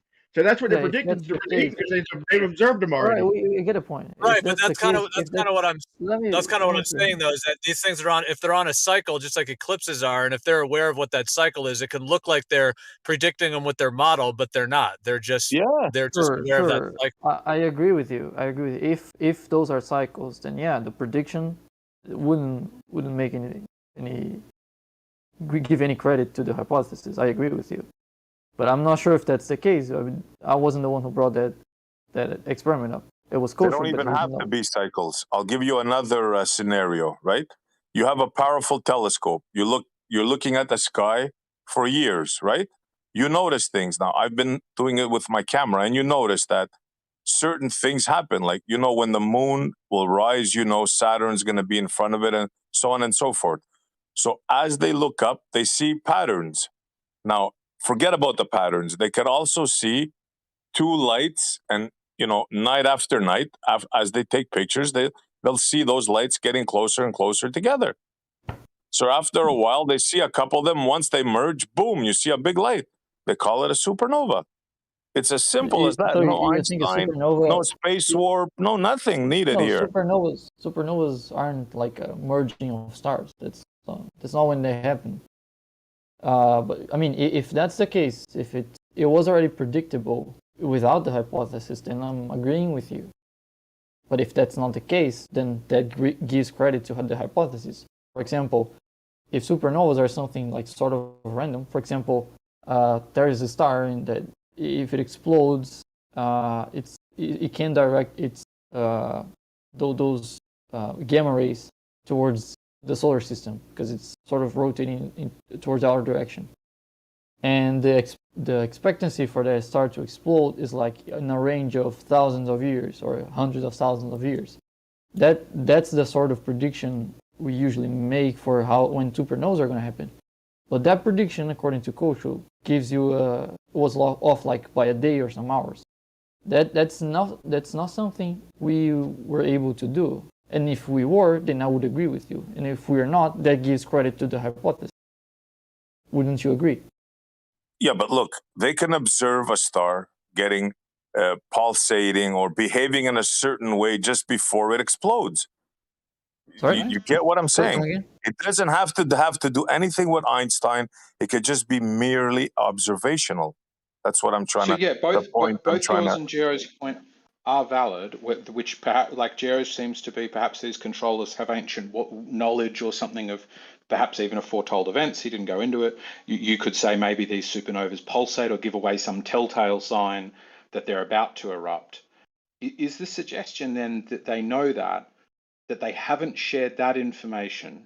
So they've gone, what we've actually discovered is how to predict a supernova explosion, but what we're going to pretend we've done is a different thing. Is that your suggestion? Possibly, yeah. Sure. So it's not Why not? really about. So the question isn't really about whether you test the phenomena. It's about whether they're lying. Because if we say that they could be lying about the core issues, it doesn't matter how they claim they tested it, because you're calling them liars from the start anyway. Okay, why don't you explain to us what the claim is on how they test them, please? Go ahead. At least my understanding of it is they know there's a supernova coming because they've already seen it, but they're predicting to see it elsewhere because of a lensing event that causes it to slow down, so they can predict they can see it somewhere slightly differently at a later time. So there you go. It's a lensing event that ticks them off to what's going to happen. Yeah, but so the exactly lensing, what I said. But the lensing is the hypothesis. The hypothesis is that gravity can lens Right. light It's in space. their story. Exactly what I said, guys. For the love Yeah, of God, so- man. So what before you're not the getting hypothesis. is they're saying this. You're seeing the same event twice. It's like you're seeing a car crash, and then you're seeing the same car crash happen, and it's going. no. Yo, if you have a hypothesis, Please understand what I'm saying. Give me Is 1 that what it second, is? Jeremy. I'll show before. Hang on, just before we Go go ahead, down this SE. rabbit hole, because that was my misunderstanding. Could be my misunderstanding of it. Is that right, Kosho? He's not here. Oh. He left. You see, like half you an hour don't ago. even know. So I'm not gonna hold you to the same standards where you were trying to bury me before. I'm not that kind of guy. So my thing is this: it's some observational phenomena gives it off, and then you said that it's a lensing effect, right? It has nothing to do with Einstein, nothing to do with predictions or time warping or anything. It's merely an observational. What causes lensing? Who knows? Doesn't matter. Yeah, but we Why- didn't know there Why was are a you lens changing there. the subject? That's not. That is the subject. That is the subject. Because if No, there's that an is amount not of the subject. It's the cause and effect. no, You no. guys are master sophists, You're man. not getting it. You're not It's like, getting it. you know You're what? not I'm getting going it. to drop out of this conversation because I'm going to start insulting you guys. I think I proved my point, so I'm going to You just proved listen that you're from not now getting on. it. You guys are sophists. You are not Central to the honest. point is You are about not whether honest. gravity lenses things, and you're saying lensing is irrelevant. Lensing is the fundamental topic That of what is we're the talking about. prediction. The prediction is that there's amount of mass there. So if a supernova happens there, it's going to be lensed by that amount of mass. You do That's how not we have checked it. honest discourse of conversation. I cannot have a common. Sorry if you're not able to follow the conversation. Follow, dude. You can't tie your shoelaces, please. Well, let me just ask, just so we can figure out where you're coming from, SE. What did you feel like that they said that was in that like dishonest or that wasn't lining up in your mind, just so I can understand it? Yeah, they go around in circles. I told them that it has nothing to. I can give them an alternative explanation instead of their time dilation mumbo jumbo from Einstein, and I told them it could merely be an observational, something observational that they see that's happened before, and they can predict it in the future. And they said, no, it's this and that. And then they told me lensing. So isn't that exactly an effect of what I just said? The lensing is the hypothesis. Yeah, I would agree. I would agree. I mean, they do this with a lot of things. They observe an effect. They do it with the Foucault pendulum. They do it with the even Eratosthenes to some degree. They do what else? The Cavendish. Yeah. Pretty much a lot of these things. They're observing effects, but then they're applying a model to it, an assumptive model, and then saying that the effect is proving the model, and therefore the model is correct. At the end of the day, that pisses me off. Yeah. That's just false. The Foucault's pendulum didn't come. I mean, the Coriolis effect didn't come after the pendulum. That notion that pendulum should precess if the Earth's rotating came before the experiment. And you can use Newtonian mechanics to get the formula for how much pendulums should precess. So that is direct. Well, it doesn't really, yeah, but to me, it doesn't really matter how fancy the explanation is. No, that's not still about the logic needs to be in line. Like the actual logic of what's happening needs to be in proper alignment. It doesn't really matter how fancy or people's names like Newton are attached to it or any of that. And it is exactly. It has to make sense. Because the precession of pendulums are direct implications of Newtonian mechanics. So if Newtonian mechanics is true, which is part of the model, then in the Earth is rotating, then according to Newtonian mechanics, pendulums should precess. That is not something that is dependent upon the observation. If you teach Newtonian mechanics to a high school student and don't tell them Coriolis, don't tell them the whole Foucault's pendulum, and ask them, well, how much should a pendulum precess given a certain latitude? They can work out the precession of the pendulum even before doing any experiment.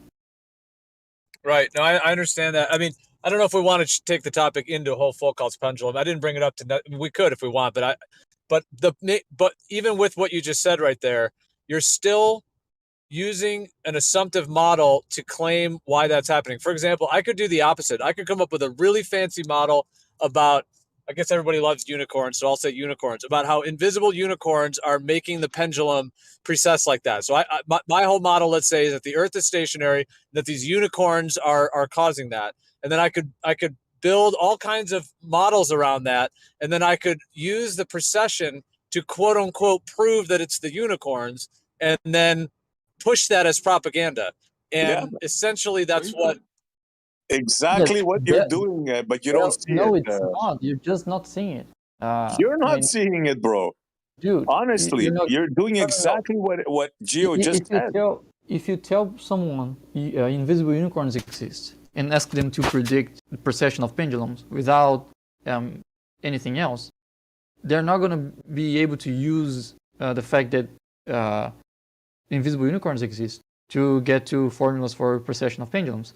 But if you teach them, wait, let me finish. If you teach them Newtonian mechanics, you don't have to mention Coriolis, you don't have to mention pendulums, you don't have to mention anything. If you just give them the fundamental laws of Newtonian mechanics, they can work out how pendulums go. So that's not analogous, because the precession of the pendulum it must be within Newtonian mechanics. It's not something we added later. It's something that is already built from the initial, like from the most basic laws. There's no getting away from it. Those are just I also think to add to assumptions. that, Gio's perfectly right. You can come up with any explanation for a phenomena, and then test it. And if you test it incorrectly, you can come to the wrong conclusion. The question would just be whether you're going to be taken seriously. And if your explanation is unicorns, and you don't have anything else suggesting that unicorns exist, and you do have other things in the body of evidence of science and observation that suggests that there is an effect of the Earth spinning, and you call the cause unicorns and don't control for the fact that maybe it's the Earth spinning, you still could reach that conclusion and tell people that, but just nobody's going to take you seriously. Yeah, well, we have the unicorn. We have the hold on, we have the unicorns moving Cavendish too. and they do other stuff. These unicorns are busy, very busy. Yeah, sure, you could do that, and if you want to be taken seriously, you can crack on with it. I just don't think you will. We got all kinds of math for how big the unicorns are, how much they eat. But they're assuming the spinning of the Earth here, just as a fact, just as a matter of fact. No, I'm not assuming the spinning of the Earth. What I'm saying is there is a theory out there that the Earth is spinning that would adequately explain this phenomena. Just the same as I could say a unicorn is pushing this boat along the ocean. If there is an established theory that wind is doing it, it makes sense, only if you want to be taken seriously, that you control for wind. And you said we did this in an area where we've confirmed there was no wind, but our unicornometer was high and the boat still moved. Then you might start getting taken seriously. But if I you're have not a question for you. Can I rebut that? Other people, once I'm done, if that's okay. If you're not controlling for variables that other people assert do exist, you're just not going to get taken seriously. Okay, fine. I'll accept what you said there. Doesn't mean I agree with it, but I'll accept it and I'll run with it. Now, I ask you this. You're saying that the rotation of the Earth causes the pendulum to precess, correct? And then I have a following question after that. I would say it's a more probable cause, yes, than unicorns. Okay, then would it be a safe assumption to say then, if I was to hang a pendulum plumb, that it would cause it to move? No. No, it wouldn't. I hear a no? No, it wouldn't. So in my scenario, the pendulum hangs perfectly plumb, no movement, the rotation of the Earth does not affect it in any single way, but in your scenario, it causes precession, correct? I didn't say it doesn't affect it in any single way. I just wouldn't expect it to precess. That wouldn't be the way I would expect it to. I didn't ask you if it's precessing. I asked you if it would move, sir. No, and the answer was no. That doesn't mean nothing's affecting it. Yeah, that's not a prediction from Newtonian mechanics. You cannot get from Newtonian mechanics to plumbs would move in a rotating Earth. But you can get from Newtonian mechanics that a plumb bob moving would cause precession. Is that what you're saying? Yes, exactly. So there's motion in one, yes, and no motion in the other. Really? Exactly. Yeah. Yes, exactly. Well done. Yeah. Because the precession would be there if you're changing your speed of rotation. So you don't see why I get mad at you guys and I call you sophists and. Well, you're just failing. You don't see the fallacy. Mechanics. No, that's not a fallacy. You're just failing to apply Newtonian mechanics. Yeah, if you were able to repeat the things we said to match them accurately and then show why they're wrong, it would make more sense that you get frustrated. But it seems that when you attempt to repeat to us what we're saying, you get it vastly wrong. And then it seems like the frustration of not getting what we're saying is causing you to think that we're wrong, when it could, in fact, possibly be you. No, sir, you're double speaking. I was very clear in my wordage, and I'll try it again. We have a hanging pendulum. I'm not unaware of the test, but what I mean is causing it movement. Yes or no? Right, but last time when you asked me that question, I said no. Hey, it's a no, SE, right? I thought you, SE, please, let's not interrupt one another. Last time you asked me that question, you said, does it make it move? I said no. The next thing you said is, so what you're saying, it doesn't affect it in any way. That's clearly not what I said. My bad. Which way? Let me finish this. You go from one statement from something I said to something that doesn't mean the same thing, and you don't understand why those two things are important and different. You're not understanding. My bad. I apologize. I apologize. Now, let me rephrase the question. Clear, I'm not complaining. I'm not being upset about you strawmanning me. I'm suggesting this is evidence of you not understanding. I am not strawmanning me. Don't put words in my mouth. Let me rephrase the question. In what way does the spinning motion... Stop interrupting me, dude. I told you, don't play games with me. It ain't going to work. Now, in what way does the Earth affect a hanging pendulum? Please go ahead. I don't want to put words in your mouth. A stationary hanging pendulum, in what way does it affect it? Well, for one, centrifugal force will be somewhat affecting its weight without affecting its mass. Its movement. I'm talking about its movement specifically. Okay, so you meant one in motion or one at rest? At rest. A pendulum at rest, hanging there for hours. In what way will the Earth affect its motion? Won't affect its motion. You said, this is the thing, you keep switching. You said, in what way will the Earth's rotation affect it? And then the next question you thought I was answering was its motion. You're not able to speak clearly enough that demonstrates your misunderstanding of this entire topic. You see what he's trying to do? If you were in front of me, I'd smack you, bro. I would smack you. I swear to God, I would smack your face. Silly. I swear to God, and whatever would happen after would happen. That Yeah. did sound, yeah, that sounded like some pedantic dissecting right there. That didn't, writing. I mean, that was. Just to make everything clear, if you have a static, if you have a plumb at rest, then the rotation of the Earth shouldn't create any movement on that plumb. If you have a at least Bacon, Bacon is able to actually respond to it. Yeah, Bacon. But Actuals did answer that before. Now it was just a bit more confusing the way he asked it, but I think that's just it. The simple distinction is, if you're asking a question about what way does it affect it, or what way does it affect its movement, you are asking two different questions, which will get you two different answers. Don't be confused or upset when those answers aren't the same, when they're different That's why questions. I clarified, you schmuck. I clarified. Now answer the question. Sure. We did. Make the question clear and I'll answer. Well, let's just this basic idea. If you have a hanging plumb line, like essentially a pendulum that's not moving, and it's completely still and at rest, and then you swing it, so you get it swinging 5 feet to the left, to the right, and all of a sudden it's doing this very minor precession, just on a very basic concept of physics. How does that make sense to you? Meaning that this whole Earth is supposed to be spinning at all these speeds.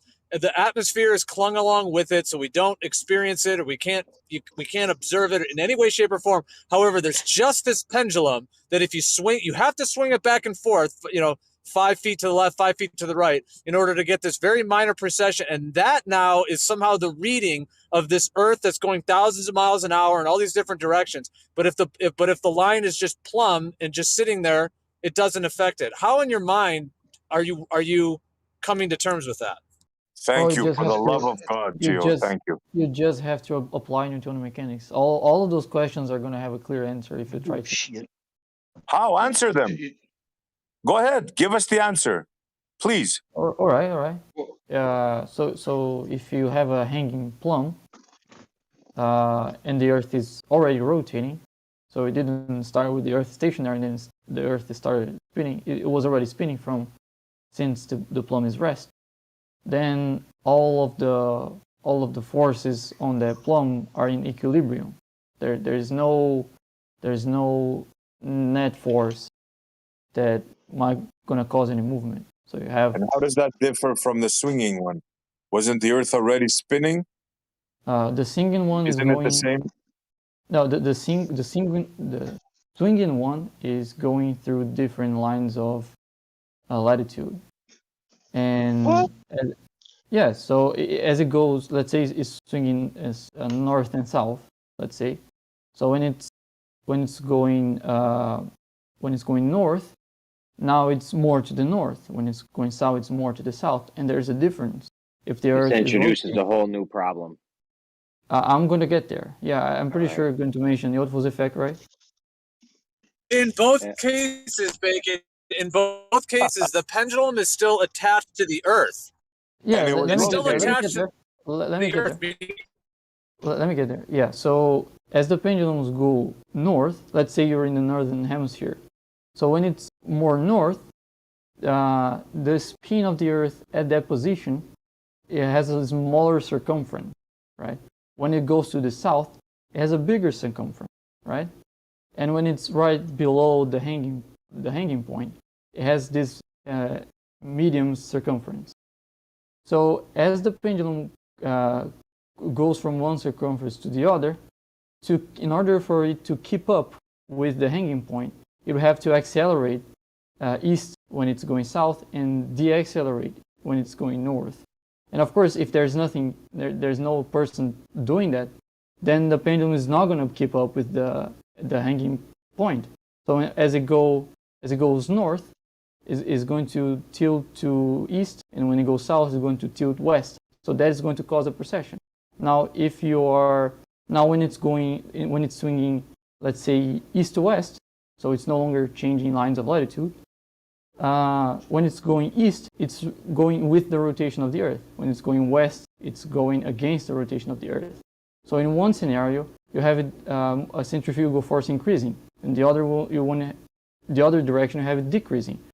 And if you see the direction of the centrifugal force, it doesn't point upwards. It points to away from the rotation of the Earth. So it points in a way aligned to the equator. So that's still going to create a torque because it's pointing away from the line that it's swinging. So it doesn't matter the orientation. You're always going to have this clockwise or counterclockwise precession, depending on which hemisphere you're in.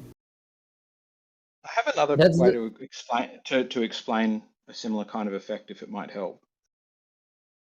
Sure. Like so let's say you've got an ice skater, and she's standing at rest, and she extends her arms. Do we expect her to start moving, rotating about her, changing? We don't, do we? But if she's already spinning, so let me finish it, please. If she's already spinning and she extends her arms, she'll slow down her rotation. And if she's already spinning and she brings her arms in, she'll speed up her rotation.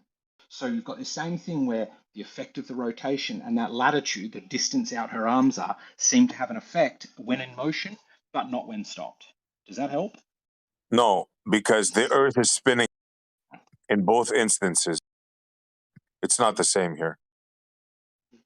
Right. I'm just trying to point out why movement, like a back and forward movement, will make a difference to the effect you see when sitting still plumb won't. Oh, you can. Yeah, but the equivalent to that. The equivalent, hold on, Bacon, real quick. The equivalent to that, though, is that she would have to be on a spinning ice rink. So she first has to be on a spinning ice rink that's whirling around for that to correlate. Because you made a correlation where she's stationary, and then she's moving. Those are two different things. So that's not really. Right. I'm not trying to bring the globe into it.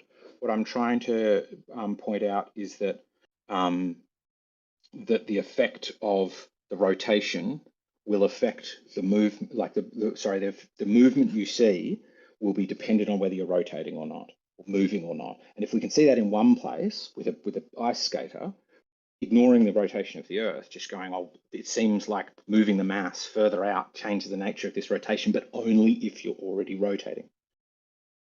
No, it's not the same. You're saying that the skater is stationary. As Gio pointed out to you, it's already rotating in both scenarios. You understand? Yeah, I can get it. I get it, but I think the objection comes from not understanding the point I was making. Let me give a different scenario. I mean, just put a plum on a rotating platform. If you swing the plum, you're going to have a pendulum that is precessing, of course, because the platform is rotating. But at some point, that pendulum is going to get at rest, even though the platform is rotating. If it's rotating in a constant speed, and is in a constant rotation speed, at some point that pendulum is also going to stop swinging. And at that point, it would be at rest, and it's on a rotating platform. But when you swing it, the swing is going to precess on the surface. So yeah, there you go. Wait, how are you're saying you have a spinning platform that you can show a pendulum that's not moving? Where's that? Is that what you said? Is that what he said? I think so. Yeah, a plum. Yeah, of course. You have an example of that? I'd love you have an to see example that. of I can a pendulum see if I can find it. The thing is, in both of these scenarios, the pendulum is connected. It's still connected to the Earth, meaning that, if it's hanging in a building or whatever, the building is connected to the Earth. So you're telling me that you have a platform that can spin and a pendulum will be stationary, and then you move it and it starts processing? Because that was the other thing I was going to ask you. Do you have any representation of this on a small scale? I have of the pendulum processing. I'm not sure if I can find any video of plums in rotating platforms, but I can try to find one. No, because we all know what'll happen. If you put a hanging pendulum on anything that's moving, the pendulum's going to move. We all know that. Absolutely. No, It's gonna reach a state where it's at equilibrium. Yeah, it's only gonna do that Might be when leaning slightly out. like let's say the platform is not moving. So you put a plum there, the plum is at rest, the platform is not moving. If you now rotate the platform, of course that's going to create a movement on the plum. It's going to turn that into a pendulum because of the inertia of the weight. But it's not going to swing forever. At some point, it's going to get at rest, even with the platform still rotating. And it's going to be plumb while the platform is rotating. It's going to be tilted away from the. Well, that's what we're saying, Bacon. Yeah, Try to keep up, bro. Yeah, but the plums being tilted are not the problem here, because you said that they don't move when they're at rest. But that's your question. The answer is no. But if you're asking if they are tilted, then the answer is yes, they are tilted. Well, yeah, obviously. So how does your thing work then? How do you square a circle? If the Earth is rotating, right, and you agree that a pendulum can hang plumb here on Earth, right? If we hang it, but then you also say that that same motion is causing the precession of the other pendulum. Yeah, the one How that's is that swinging. possible? Because when it's at rest, there is no mechanism to make it swing if it's at rest. But if What's it at swings, rest? What's at rest? Isn't your Earth plumb. constantly spinning? Yes, I mean at rest with the surface. That's what I'm saying, of course. Like At if rest you have with a the plumb, surface? yes, if it's if from the point of view of someone on the surface, the plumb is at rest. There's no mechanism, even with the Earth spinning, to make that plumb start moving. I think you just entered a paradox there, sir. Because before you said when the platform is spinning, the plumb bob is always tilting. Now you're saying it's not on the Earth. It's tilted, but not moving. Like it's tilted and at rest. It would be at rest tilted. Have you ever seen a tilted plumb bob? Have you ever owned a plumb bob? Have you ever used a plumb bob? Well, not exactly a plumb bob, but you can do that with other objects. For example, have you ever seen a tilted plumb bob, like you said, on your spinning platform? Well, tilted in respect to what? Because the tilt of the plumb bob is not just respect to vertical. That is vertical, because if the plumb bob is tilted because of centrifugal force, that centrifugal force affects the direction of down.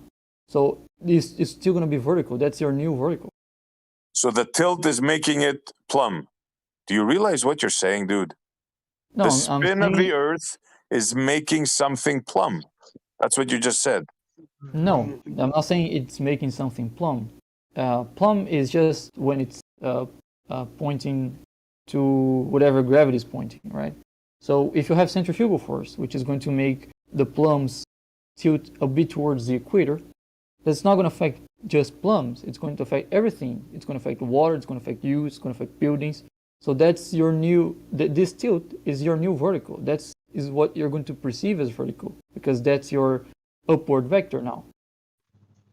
Bro, do you listen to yourself when you talk? Seriously. Yeah, sure. I can draw if that makes it easier. Yeah, please. Yeah, would love to see that. The tilting vertical. The plumb bob that hangs not plumb. It's tilted if you compare it to a non-rotating Earth. It's still vertical. Like if you compare rotating with a non-rotating, if you're not at the equator or at the poles, the rotating one are going to have plums more tilted towards the equator. So it's in comparison between those two Earths, let's say. But you're still going to perceive that as upwards, because your perception of up comes from your local gravity, which is affected by centrifugal force. So let me get this straight now. If I have a pendulum let's say I have a pendulum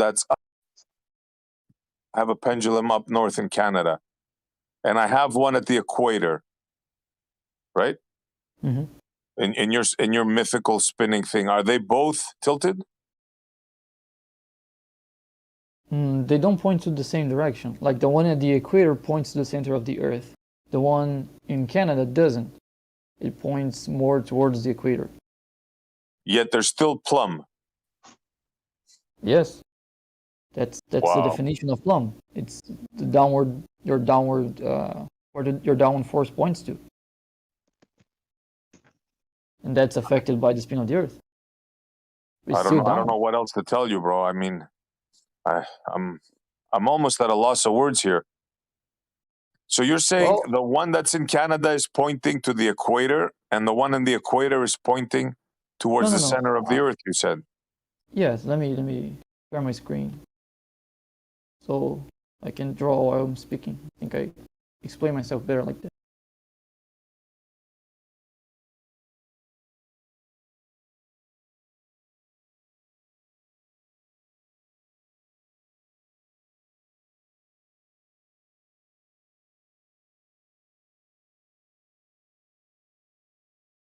So if we have an observer here, let me pick a different color. We have an observer here. His plumb line just points to the center of the Earth. So if he hangs a plumb, the plumb here is going to be aligned with the center of the Earth. If you're here in Canada, let's say this latitude, I'm not sure which latitude, I think it's 50 something, right? This is the direction of to the center of the Earth. But your plumb would actually point, let's say, towards this direction. There will be a tilt in respect to the center of the Earth. So if the Earth wasn't rotating, it would point to the center. And because it is, it points a little bit towards the equator. So your plumb line now is in that direction, not in that direction. It's a little bit tilted. So you're saying the gravitational effect, I mean the rotation of the Earth affects the gravitational downforce of the plumb. Exactly, yeah. It changes its magnitude and it changes its direction a little bit. And then It's the that's first actually time measurable. I heard this one. That's actually measurable. Like I tried myself. It worked for me. You can try yourself as well. So when you're going to So let me ask you this question then. The other one on near the equator there. How come the rotation of the Earth is not affecting that one? No, it is. To the right. Lighter. So this one has a smaller force than this one. This one is going to be heavier than this one. Because let's isolate the forces here. So if we have an observer here, I'm going to put here because of that little dark line, and another observer here. So let's first draw the gravitational force. The gravitational force points towards the center. And same for this guy here. Now, if we get their centrifugal force points in that direction because it's rotating around this axis. And the same goes for this guy here. But because he's on the equator, it's an even bigger circle. Like this is this circle, this is a bigger circle. It's rotating even faster. So we have a bigger centrifugal force. So now if you sum those forces, what you're going to be left here is a force that points like around here for this guy. So it's going to be tilted towards the equator, and it's going to be a little bit smaller. And this guy, they're just going to cancel out, and what's going to be left is a smaller force pointing towards the same direction. So centrifugal force cancels out gravity, and what's left is a smaller gravity. In this case, it doesn't cancel out very well, so you're still left with a big enough force of gravity, but it's tilted towards the equator, and it's a little bit smaller. So those lines is where you would imagine the plumb bob would point? This is very exaggerated. This green line here is like 1,000 times smaller than the red one. So it would still be pretty close to the red one, but the purple one here would be like somewhere here, let's say. And this one is just going to be smaller, going to be something like this. And you can and you can get how much the size of those arrows in a local gravity calculator, for example. And when you're going to, let's say, Canada to the equator, you can use a pocket scale to check that out.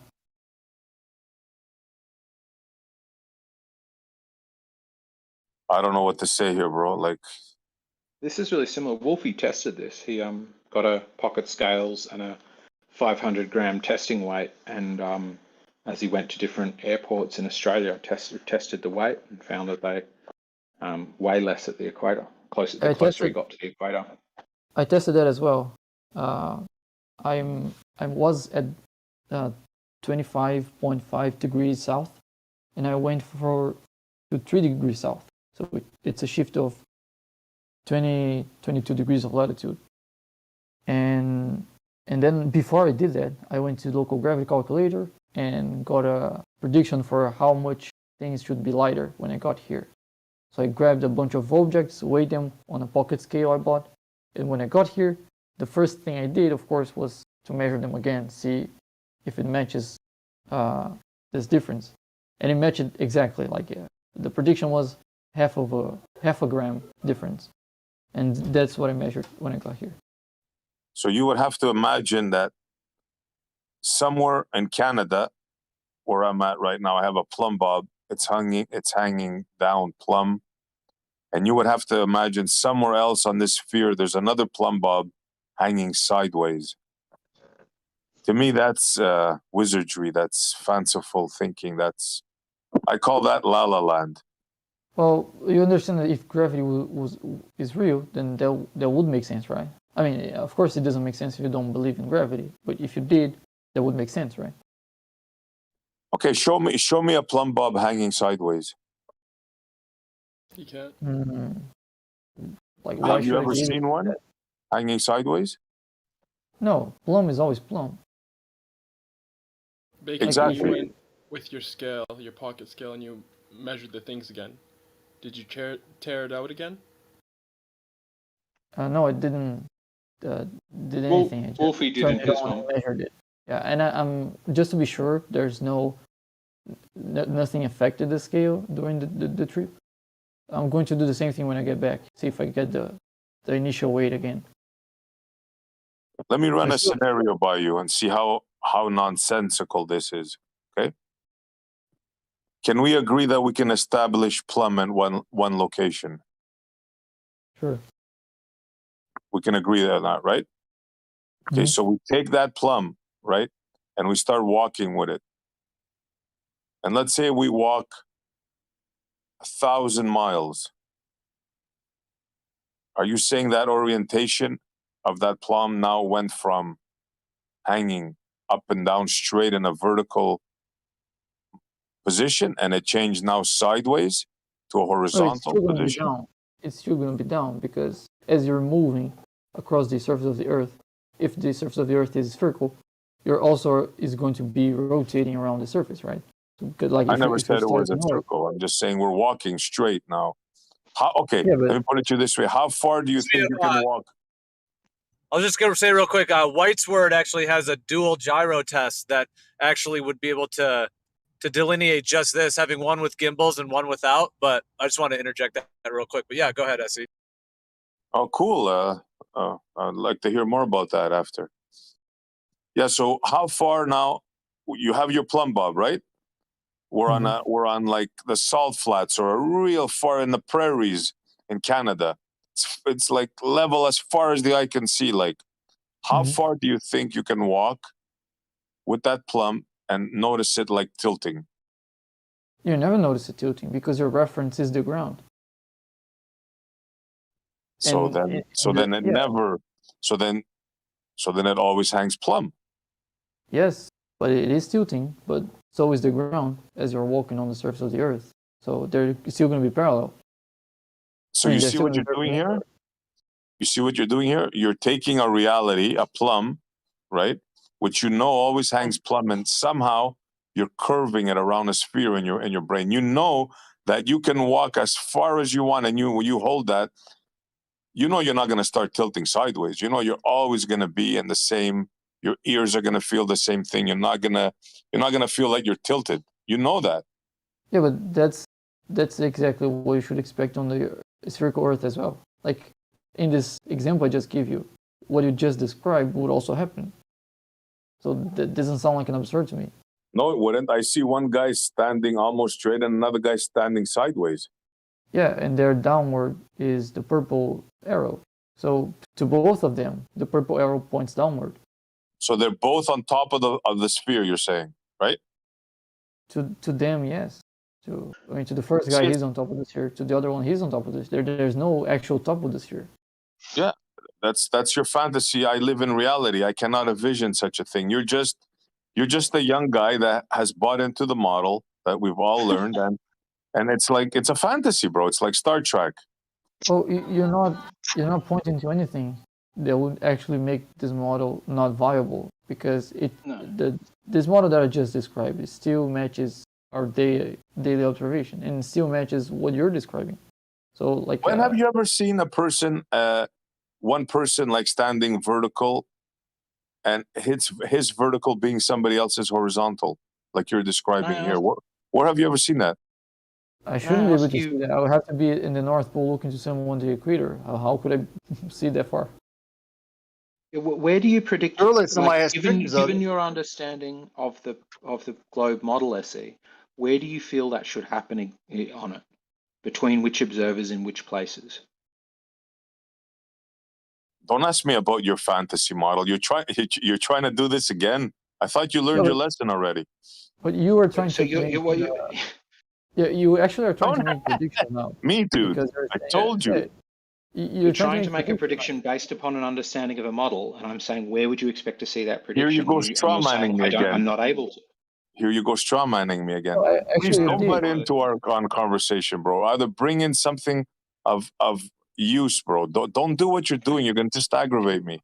Yeah, I mean, if you're changing your orientation in the XZ axis, what I'm getting from what SC's saying, that should be measurable, detectable, because you actually are changing a very real geometry. If you have X, Y, Z, and you're changing one of those axes, that should actually be something that could be experienced and measured. If you're just claiming it's existing and assuming curvature, and then just assuming that model, that isn't actually verifying the change in very real orientation that you would be making while you're tilting like that.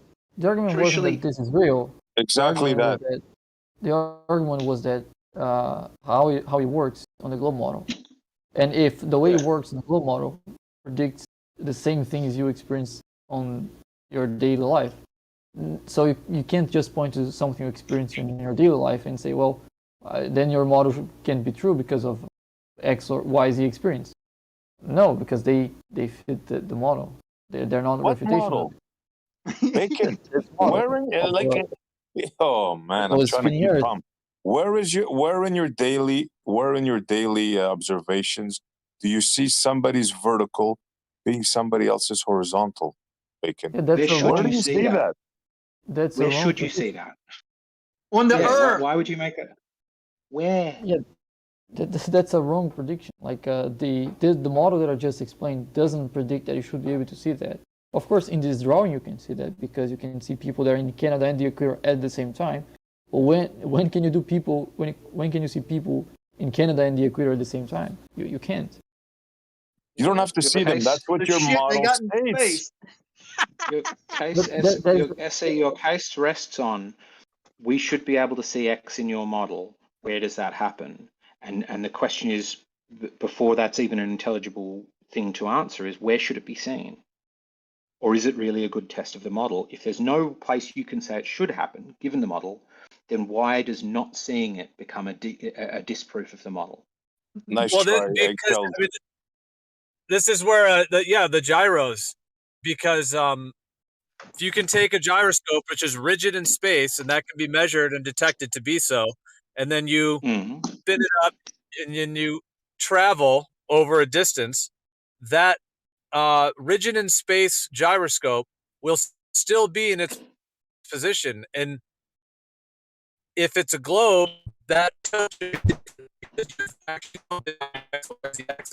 that's bang on. Then it never tilted and the Earth never turned. So that's bang on. That's absolutely bang on. If you've got a gyro and it's a good quality gyro and you spin it up, you should be able to go from, say, the equator to the North Pole and measure that your orientation has changed 90 degrees, or just stay at the equator or pretty much anywhere, and measure the precession of the Earth. And indeed, you can with gyros. But that's not what SE is asking. SE is asking, where can I stand and see somebody else standing upright 90 degrees to me, which isn't predicted anywhere in the model. So he's trying to disprove the model by asking us to present evidence for the model, which would No, actually you're disprove the model. strawmanning me again. No, that's not what I said. I pointed at the picture he's shown, and I said one man is vertical and another one is horizontal. Don't try to strawman me, riding on eggshells. I keep warning you, dude.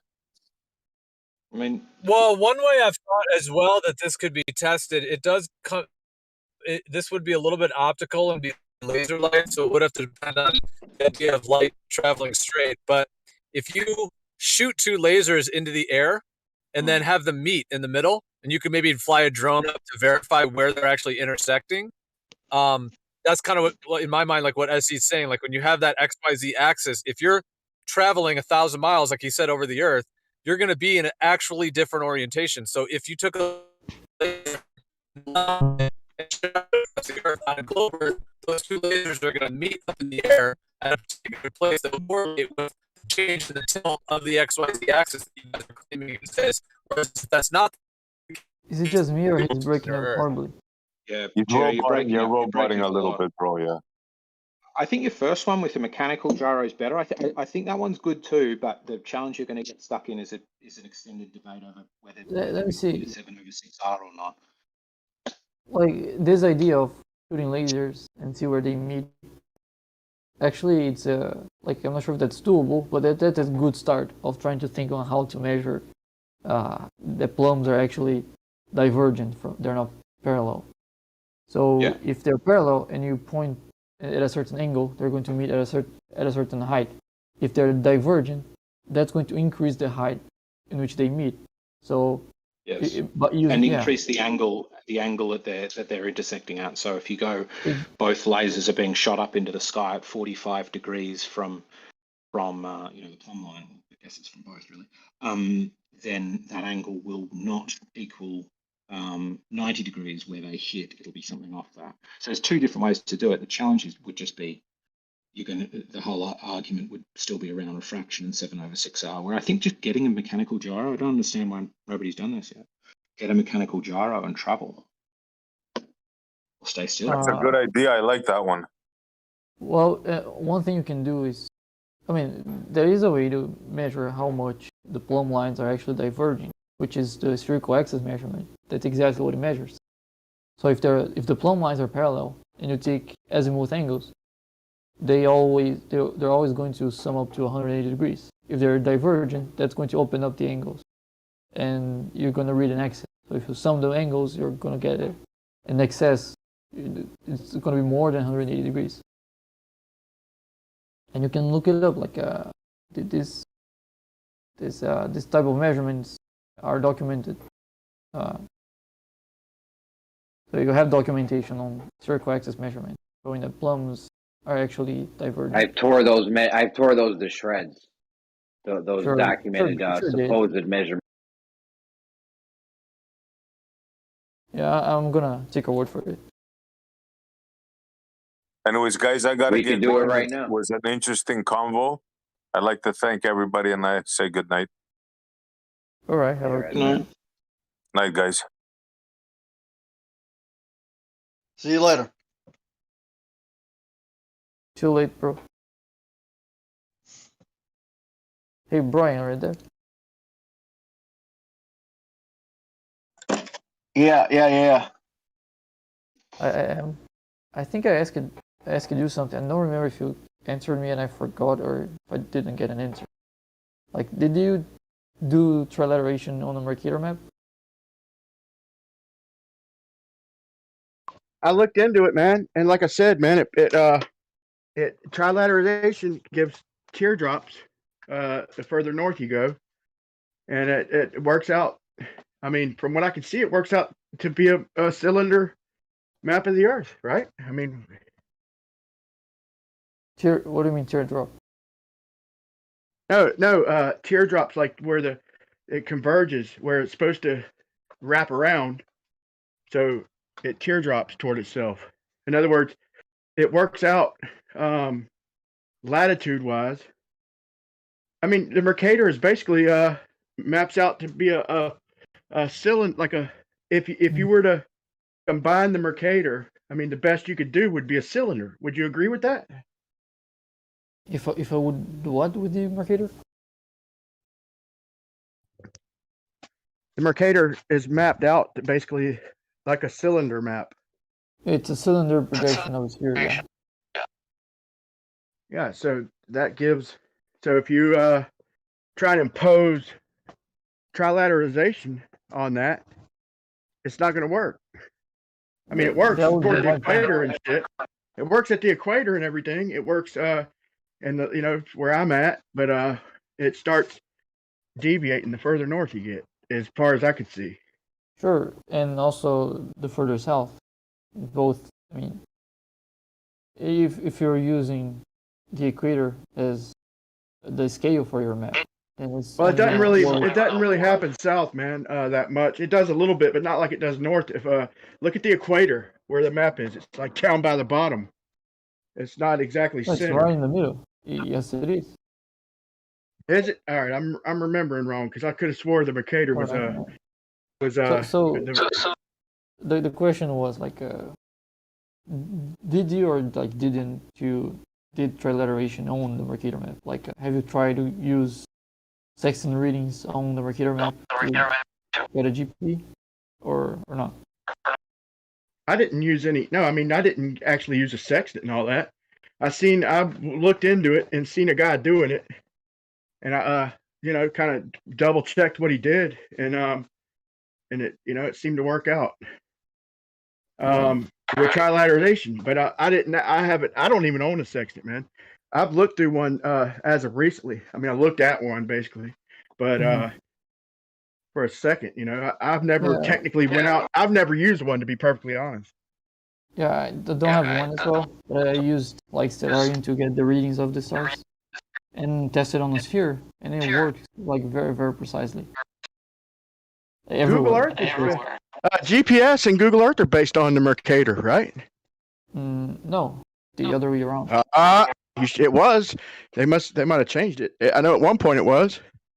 No, it's not based on the Mercator. The Google Maps, when you zoom out, they used to become the Mercator. They still can actually. You can set up whether or not it's going to turn into a sphere or the Mercator. But the scale of the Mercator still changes with latitude. Dude, does it? Have you ever been? Hey, let me tell you what drives me nuts, dude. When I go to Google Earth and I'm like, if I'm trying to draw a straight line from like Africa or by the equator, like toward Australia, and I'm trying to plot a course and put breaks in it, and it fucking reroutes me, and I'm like, dude, you know what? Call it a fucking great circle, do whatever, but don't tell me that I can't travel this line right here. What Google Earth does, it prohibits you from taking certain paths. It's like, dude, so I mean, that to me is a red flag. No, Google Earth can give you straight lines everywhere. Like, you can just click on the coordinate, and then the second coordinate is going to give you a straight line between them. Yeah, between them, right? But I'm just saying, I can't plot a path on Google Earth. It's not. I can't like it. I can pick the 2 points and it'll plot a line how it wants. And then if I try to go south, and just kind of fix that point a little bit to pick my own path. Like if this is supposed to be a position on Earth and these between these continents in the south, I should be able to pick the path that I want, and I should be able to travel it. But it doesn't allow me in the south. So that's where I think the mistakes are. I'm pretty sure it does, because I played with Google Earth on the south a lot, and I never saw any restriction like the one you're saying. You never have had it freaking dictate your lines for you, man. Like kind of wrap you around a different way and shit. I mean, it's been a couple months since I've been on there, probably about a month and a half, but it ain't been that long, dude. It's frustrating sometimes. Do you mean, Brian, like if you draw a sort of dot from Sydney to Perth, it'll give you a curved line on the Mercator? Like if you try to measure 2 points, you put it in measurement mode, and you're trying to go from like in between the continents, not within the continents. They seem to be, you could do whatever you want within the continents, like it's accurate and real.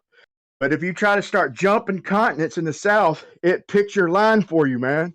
It not always, when it damn near always. when it picks a line, do you mean it makes a curved line on the map, or what kind of line does it pick? If you try to draw a certain line, an upright arc, you know what I'm saying? Like, don't curve my arc to the left toward the equator. Don't curve it toward the right toward Antarctica. Just give me, I don't care if it's a great circle. You can call it whatever you want, but give me a straight arc from this point to this point. It'll lay it over, you know? And sometimes it'll turn the whole damn globe. Sometimes it'll twist the whole earth on you, dude.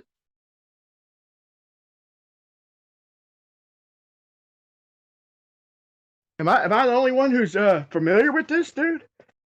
If it's what you're talking about, I've seen it. Like, if I plot a line from Sydney to Perth, the line will I think dip down from memory, which will be the shortest line, like a great circle route, if that's what you mean.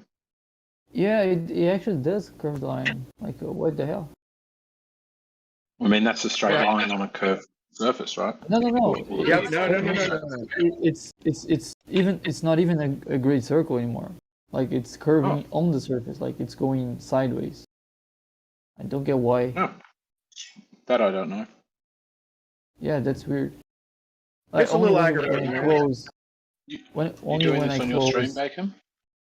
No, I can stream it. Let me do it. Like, it does it when I close the triangle. It creates a curve. And I'm trying to figure this out, man. It's like when I understand a spherical triangle, but it shouldn't force a spherical triangle on me. I mean that's obvious. You're not gonna be able to do that. It's gonna make it spherical. But look, I should be able to take a triangle in like a triangle, an actual triangle, not a spherical triangle, but a literal triangle, like a plastic block. I should be able to trace it on my globe and put an actual triangle on there, whether it's arcing over and you want to call it a great circle, that's one thing. I should be able to put and I should be able to push that block down through the lines that I traced and cut out.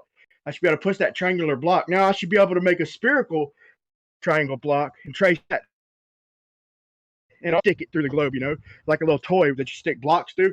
But they make it seem like there's like a triangle is impossible when they have all their lines of latitude parallel. It doesn't make sense to me.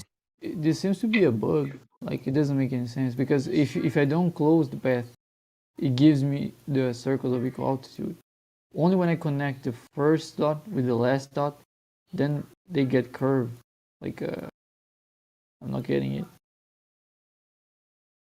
Just a little, it just forces my path sometimes. That's all I was saying. It forces my path. No, it's a good like it's a very good thing. Yeah, that's weird. I'm going to take see if I can find why this happens. But this is pretty weird. Didn't see that one coming. Stellarium's all like that too, man. Like when I'm on Stellarium, it's like, I mean, it's gotten better. I think they've upgraded it, but dude, used to, I mean, it's still a little bit like that, but it'll make you feel drunk, dude, trying to look around on Stellarium, dude, like make you feel dizzy the way that shit, when you are, not Stellarium, but what's that, program out in space, and you could look at shit. It'll make shit work, dude, but it'll freaking spin you around like crazy, man. Guess that's just, I mean, you know, computers can't, their circles ain't circles.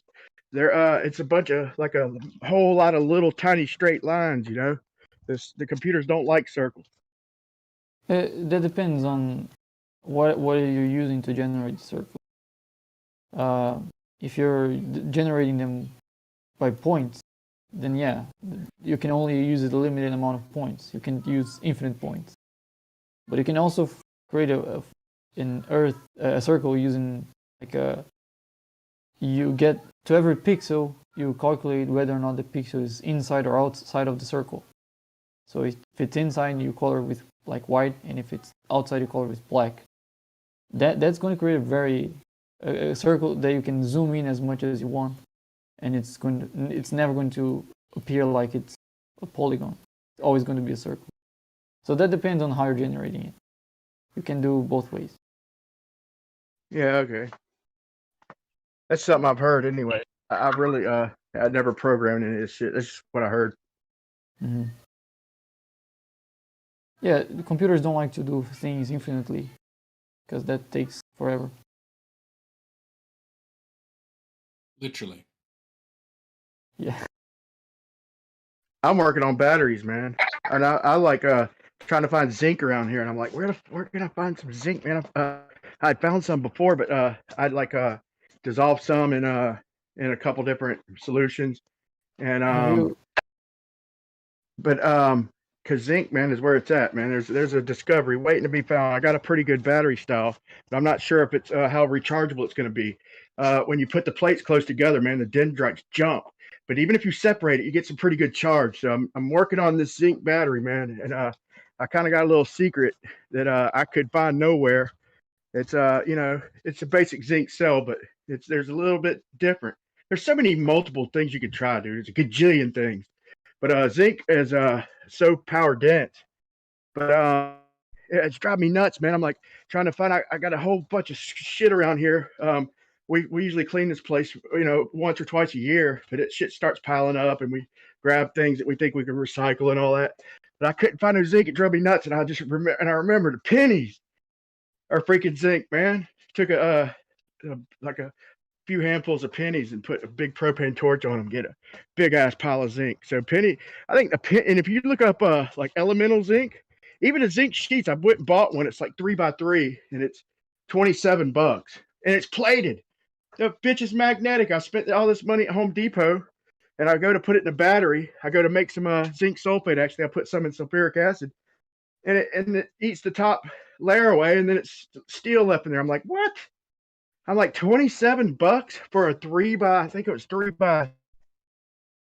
about 3x3 sheet of sheet metal zinc, and all it is plated. I couldn't believe it. So zinc has gone up, man. You try and find like elemental zinc, you're gonna pay a shitload. But this zinc comes out pretty, man, just from pennies. So I think pennies right now are worth way more than a penny. But you can't sell them. I think you could do whatever you want with a penny, but if you alter them or melt them or whatever, you can't sell them. You can't market them in any kind of way. So what if I ever come up with a good battery that which I mean it'd be a long shot, but let's just say a long shot happens up and my idea works and I get somebody to market some little fucking some type of zinc cell and I'd have to buy the zinc. Couldn't use the pennies. That'd be illegal. So Eggshells, can you take a look to the live stream? Yep, sure. Just to show the progress of the software. I'm taking my I'm sorry I didn't do the measurement the other day. It's because I went to the beach during the daytime. Oh, and I wasn't expecting didn't know we should be coming soon or something. I knew we would eventually do it. Wasn't expecting already. Awesome. So is that the GP of the navigation stars as they move across the planet? Yes, and you can adjust the angle of Aries, the Greenwich R angle of Aries. For now, you can put circles yet, and you can't see the names of the stars. But I added the sky on the surface, so it's a little bit easier to locate them. You can see Orion's here, right? Oh, I see what you've done. Right. So when it's on the back, you can see it right there. It's actually the surface is compatible with the background. Oh, interesting. I see. So stars are reflected in the ocean on the ground. Yeah, exactly. And those blue lines are their actual GPS. It doesn't actually matches perfectly the image because this image is a little bit old. So I think there's a little bit of drift from the stars, or maybe it's the axis of rotation. I don't know, but they shifted a little bit. Well, I think there's only 42 navigation or 41 or 42 navigational stars. There ain't as many as you'd think there'd be. Yeah, there's a main 7 and then a chunk of others. I'm using. I went to the almanac and I found 69 stars there, but then I used Solarium to get their right ascension and declination in the middle of the Because you can't just triangulate, man, on whatever you're on, man. Like, they don't just come out to 69 miles, man, because the longitudes are funny. I mean, they're still working all this shit out. It's getting better and better, you know. I think the more they update, if you get the data from Stellarium and you're using like a measurement of this year, this gives you like under 8 kilometer at this point. Wow, like that's pretty close. Yeah, at least the last 3 attempts I made were like under 1 kilometer from the actual position. But using data from Stellarium. listen, if it's not the heavens that are curving, you know, I know it's mapped out like this, you know, spherical, the spherical, whatever it is, apparent, whatever. It's mapped out, you know, like a spear on a spear. If you're a glober, that's what you're going to claim. But it's like at the equator, you got 69 miles per degree if you're looking east to west, but then it starts to shrink, and it's not the sky doing that; it's the ground. So you got to consider, what is it? The sky still arcing, but is it arcing still exactly with the ground? I mean, it's all, you can't, every time you hit an angle from like the equator and you start angling north, northeast, northwest, that's where you're going to start having problems on a globe if you're trying to use the math, man. I'm telling you. Why? I'm not getting it. Because, man, it depends on how far you go, man. No, it's in the globe, it doesn't matter. Like every attempt, every test I made for at least using Stellarium data, they all matched up pretty well on the globe. Yeah, I guess so, man. I mean, it's mapped out and shit. But it's gonna match up pretty good on a flat Earth too, man. If you map it out on a flat Earth, if you map the motherfucker out on a flat Earth, it's gonna work out perfect, bud. No, it won't, because the circles are no longer going to be circles. So you're saying I can't map stars on a flat surface? You're literally telling me that. Let me show you why it doesn't work. Dude, I can map my neighborhood as a sphere. You know that, right? Sorry?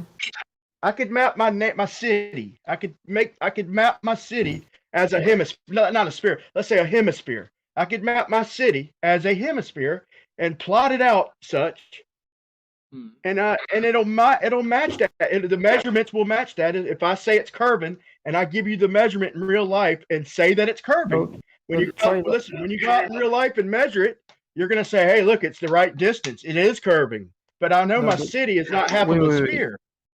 Brian, if you take a look, like I'm using the Mercator there.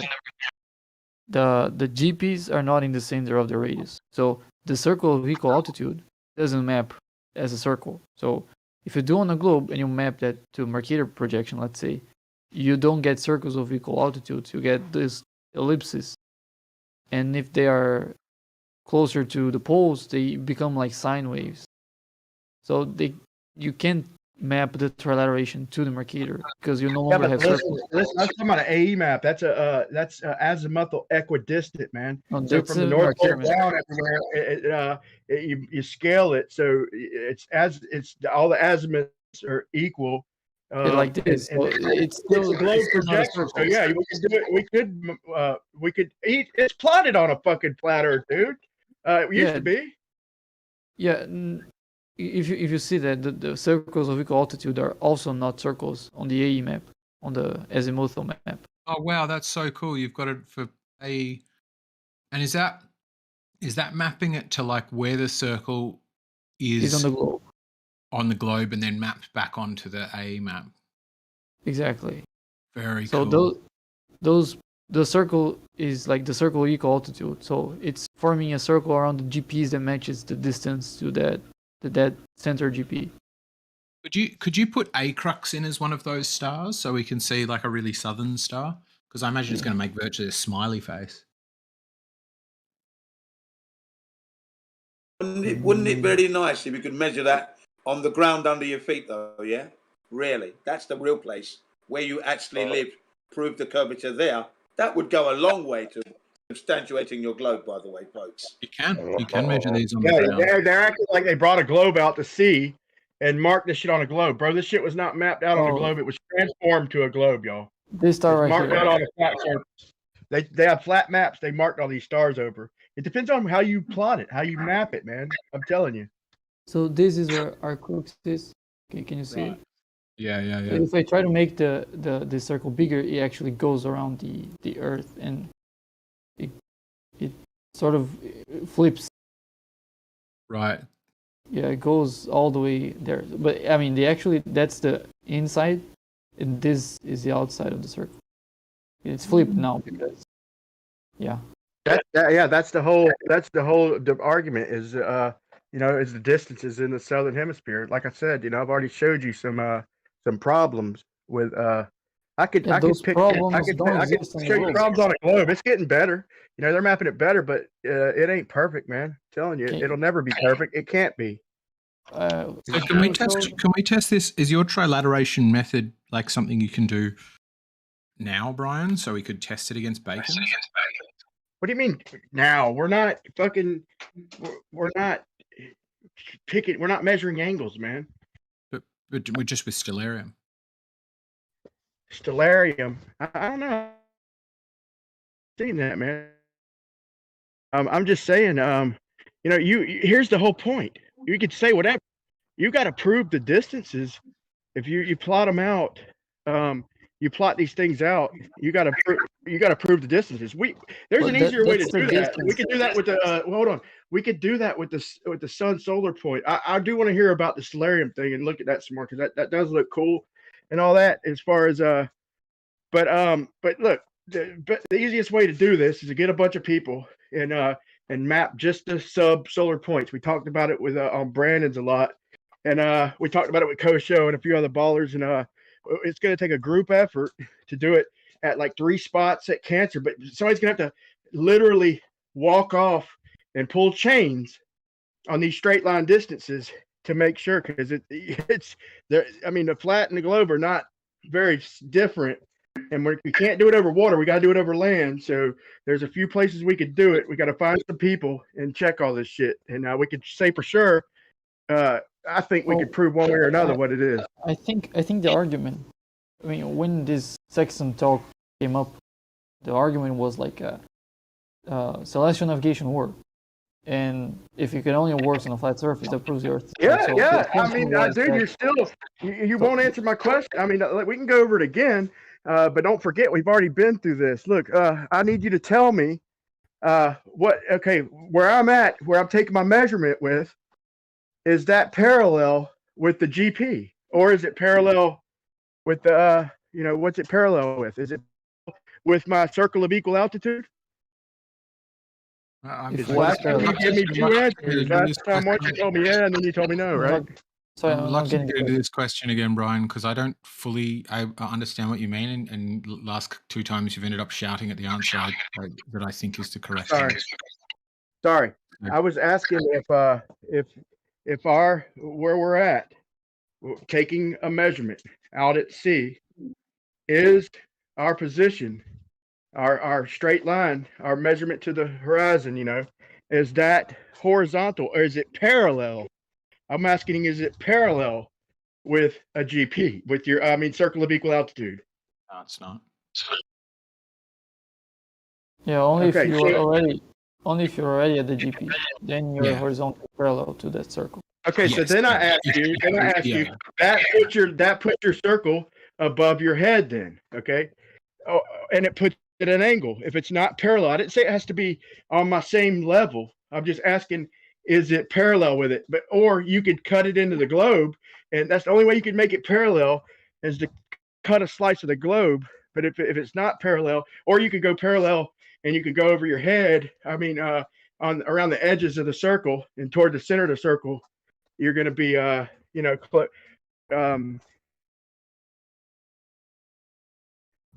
to be right there at the GP. But if you start angling it and say that it's not parallel, then it's not angle of equal altitude by no sense of the word. By no means, think about it for a second. So just show. Can you bring up? Sorry for asking this of you, Bacon. Could you bring up your globe thing that shows a circle of equal altitude? Yeah, I was actually going for that right now. Let me. Okay, so let me just live stream it. But it looks a little bit different because this is an older version in which I had those circles. I don't have them anymore because I was making some adjustment. So those circles will only be perfect circles on a globe. On a Mercator map and on an AE map, they go wonk as fuck. Yeah, that's not the same one of this. It's a different measurement, but I can use this measurement on here as well. I mean, no, they're plotted on a Mercator, man, in the almanac. They're plotted on a Mercator. It's not a globe or AE to be technical if you want to get technical. yeah, I'm not using the Mercator. I'm using the globe. I'm just showing how it would look like in the Mercator. Yeah, but you can't transfer it to a globe and then expect it to match perfectly on the AE. You have to transfer it to the AE. I could have done that first and said, look, it doesn't match on your globe. But I'm still we got to get past this parallel thing with your lines of equal altitude, because I don't see how y'all don't understand what I'm saying. I maybe need to find a better way to describe my problem with it. That's how it looks like on the AE. Do you have the stars right over the points? Yeah, exactly. That's the GPU of that star. That's the GPU of that star. The GPU of that star. That's and you don't have them okay. aligned here because, let me see if I can align them. Yeah, we gotta. Yeah, that'd be interesting. The Aries, our angle, 370. You like this kind of shit, don't you, man? You're good at it. Oh, thank you. Yeah, but man, I've got to find a better way to. I got to find a better way to connect with you on the way I'm trying to explain shit, dude. Because you might have a good answer for the problems, man. But I don't think you quite understand what I'm saying. So I'm gonna try and find a better way to present. Right. So this point right here, where the circles overlap, is where the data came from. They came from this. Exactly it. Wow, that's so perfectly it. It was right on that spit of land. Right. And right before there you have Kangaroo the star. Nicely done. I mean, you can try to understand how the circles look like from the point of view of who's here. Like they're not parallel to the person who is here. They're all like going to inside of the Earth, but there's still equal altitude of the stars that are in the middle of them. So this big circle was the measurement for this star here. This other big circle was the measurement for this star here, and this circle for this star. And you can set their radius based on the angle to the star. So that's how you get your position. And if you try to get this circle where those coordinates would be on the AE map, that's what we end up with. Which are you know how AE map works, don't you? You know what azimuthal equidistant means, right? You know what azimuth means. Okay, so it's a globe projection. So there's no way that it can't work as far if you scale it right, because you gotta equate the azimuths. Like in other words, them circles that are getting bigger, you gotta they transfer to get to matching the north, right? Yeah, so I agree that you can scale the distances, man. You're supposed to scale the distances because it's a globe projection. It's still that's the azimuthal projection of the circles with the map. And what you have here is that they're no longer circles, so you can't do the trilateration on this map, because if you want to do it again. Right, so these circles here are the circles of equal altitude, and they're not actually circles. So you cannot do the trilateration here, because if you use, for example, if you use the radius towards this direction, that's one radius. If you use the radius to this direction, that's not a bigger radius. So where do you start the circle is going to create an overlap in a different position. And that's the same. It doesn't matter. It's still going to give you your position. No, because you cannot do these weird shapes. You don't know how they look like on this map. You have to do on a globe. What are you talking about, man? Just draw a circle from your GP. And whatever the I keep forgetting what the name of the damn thing in the almanac is. That begins with an E. If you make those shaped circles, they no longer overlap right there, where the actual measurement is. And you need a different formula, right? It's pretty easy to just go, where's the stars in the wrong GP? place, right? Then you got the distances wrong or the stars in the wrong place. Or you got the map wrong. Or you got the map wrong. Man, the Mercator, you're trying to act like so you're making the Mercator match perfectly on a globe, and then wait, hold on. He's trying to map it on the ball and say, look, your flat Earth model doesn't match the ball. Yeah. But the ball is actually using the circles or equal altitude. There's a formula for your distance. With the way you made it work, I've never had a problem with that. What we're saying is the only time that circles of equal altitude are actually circular is if you plot them on a ball. Anywhere else they go wonky. They're not parallel with your position, and they got to be on a globe. What you're missing is where you're at. Your angle has to be parallel everywhere on that globe, all the way out to the moon. I mean, you could go to the moon. You have to travel about you have to travel like almost 1.5 million miles to get a 1 degree difference in angle. If you're looking at the stars, you got to travel like fuck, dude. I think you have to travel like a few billion miles to get a tiny 1/2 degree or a 1/4 degree angle difference because they're so far away. So you got to tell me if that angle, if it's parallel. If it's parallel, then is it parallel? Is the GP? I mean, is the circle of equal altitude? How can it not be parallel with look like with this? You're right. If we're on a curved surface and we treated the stars as very far away, you'd have to travel millions of kilometers to change it, even by like a minute.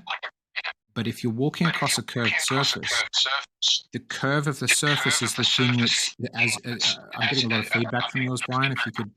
Sorry. Oh, I gotta go, guys. Sorry. Curve of the surface you're walking across. Like, let's say you start walking. See you later, a star around a curve. That star goes up in the sky, not because you're getting closer to the star or anything like that, just because you're walking around a curved surface towards its GP. I'm just saying, if it's not parallel with my horizon, from me to my horizon, if it is not parallel, what angle is it? I just want to know what angle are you putting any line at all. I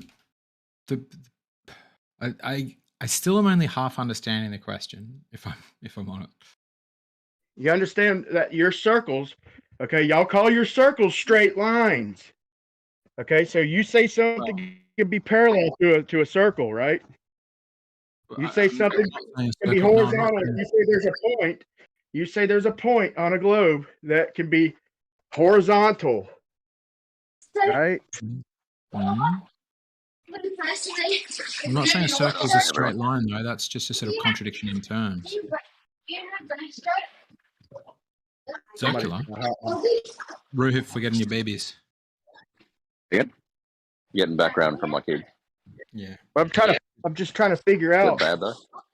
I'm trying to figure out what angle, if the circle of equal altitude ain't parallel with my horizontal, then what degree off is the circle of equal altitude?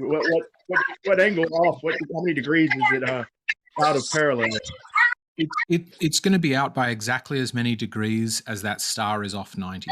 So if that star's at 80, the circle of equal altitude, the sort of parallel to that circle, will be 10. You'll be 10 degrees out. If you're at 70, it'll be 30. Okay, two problems then. Two problems. One, if I'm at one side, Polaris. If I'm like right at the midway point, how are you going to make a circle? If I'm at the equator, how are you going to make a circle that's not parallel? Okay, I see what you're saying. 90. Okay, so then is the so it's not parallel though, right? It's not parallel. So my the circle you draw is not parallel to me, to my horizontal. That's right. If it was, I would be standing under the star's GP. So what is your baseline then?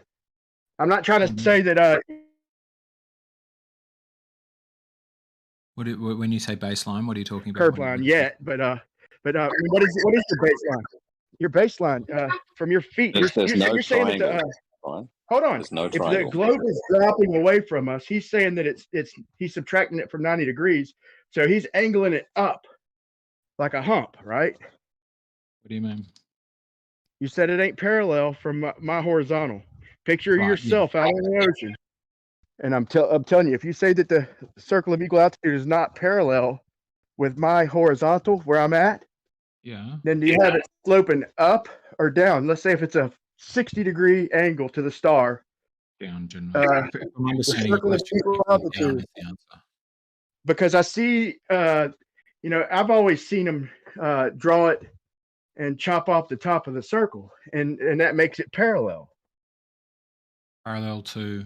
It doesn't matter. I mean, it's a transfer. In other words, it's the same angle everywhere on the globe, but wherever you're at, you just basically can assume that you're chopping through the globe, but you're not changing angles with it, because that's what makes your claim a circle of equal altitude, is because it's equal on a chopped off circle. I'm vaguely understanding this. I have no idea what you're talking about, Brian. Okay, if you chop, y'all showed us you chopped a piece off of an orange. You chopped the top section like a sagitta. I think I can find that one we were working on last time. Let me take a look. If the good analogy I use is like putting a dunce hat onto a basketball. Nice, yeah. Right, exactly. Okay, putting the dunce hat on the basketball. Right, and so that it is parallel with my horizontal. So here's one. I'll share my screen. Let's say I'm somewhere. Like putting a dunce hat. I was explained by chopping the top of the fruit off the top of the ball, chopping it, but that makes it parallel with your horizontal. It would still be off. What I would have is the Earth horizontal underneath me, and if that line, I'm always not going to be on that circle of equal altitude. It's my, also called my line of position. So exactly under my feet, the Earth would be sliced, and then there would be an angle between that and the GP or something that would be equal to the declination off 90. Yeah. Okay. So that means you have to keep that angle. I don't see where it's even a problem while y'all are denying it. But anyway, I bet you he's got an idea on how to map the thing on an AE map. I think he hauled butt. I mean, maybe not, but the way he's seen something like he got a light bulb, a little idea. I think he went to try and model. I mean, if you've got an idea, I mean, the offer's been open for quite some time. Oh, I'm sorry. No, I think Bacon had an idea, man. He I think I might be wrong, but he gets into this shit. He's real into this shit. Real good at math. If you can see my screen at the moment, man, this line. Sometimes you lack an understanding of like the basics, in my opinion, man. The more people are machine heads as far as with numbers, the more they lack a little bit of fucking, common sense of what's going on around them, in my opinion. Sometimes they're intelligent in their own ways. I give them that, So but go ahead. I'm making a circle of equal altitude here. The GP is going to be up on a hump. And then if you did what you're talking about, which is like slice the Earth through, right, then that line is going to fall down to another sort of flat chopped off top of fruit Earth. And that would also be 90 degrees. And yeah, those two lines, so the parallel of the line of the GP and the line of the plane of that chopped off slice will be parallel. Here, however, it will be equal. My horizontal will look like that. And the difference between this and this will be the same as the. Let me try and think about this. I was trying to say off the angle at the center of the Earth. The angle at the center of the Earth. That's it. Sorry. Before you draw your straight line, draw your angle to the star. Draw your angle to the GP above. Yeah, bring up my diagram. This is where it gets to the tricky thing, Brian. I don't draw a line to the GP. Because that would be a curved line, and I'm not able to see the GP of the star, so it's not there. I meant not the GP. I meant the star itself above the GP. Okay, just a second. I'll do it on Ruhuf's one.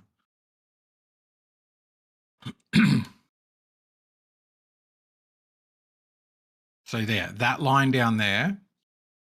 If I then go red on here, this is going to be my horizontal. Oh, hang on, that's the GP. This is Ruhuf. Beg your pardon. Right. So that line will be 90 degrees, and then. This angle is beta.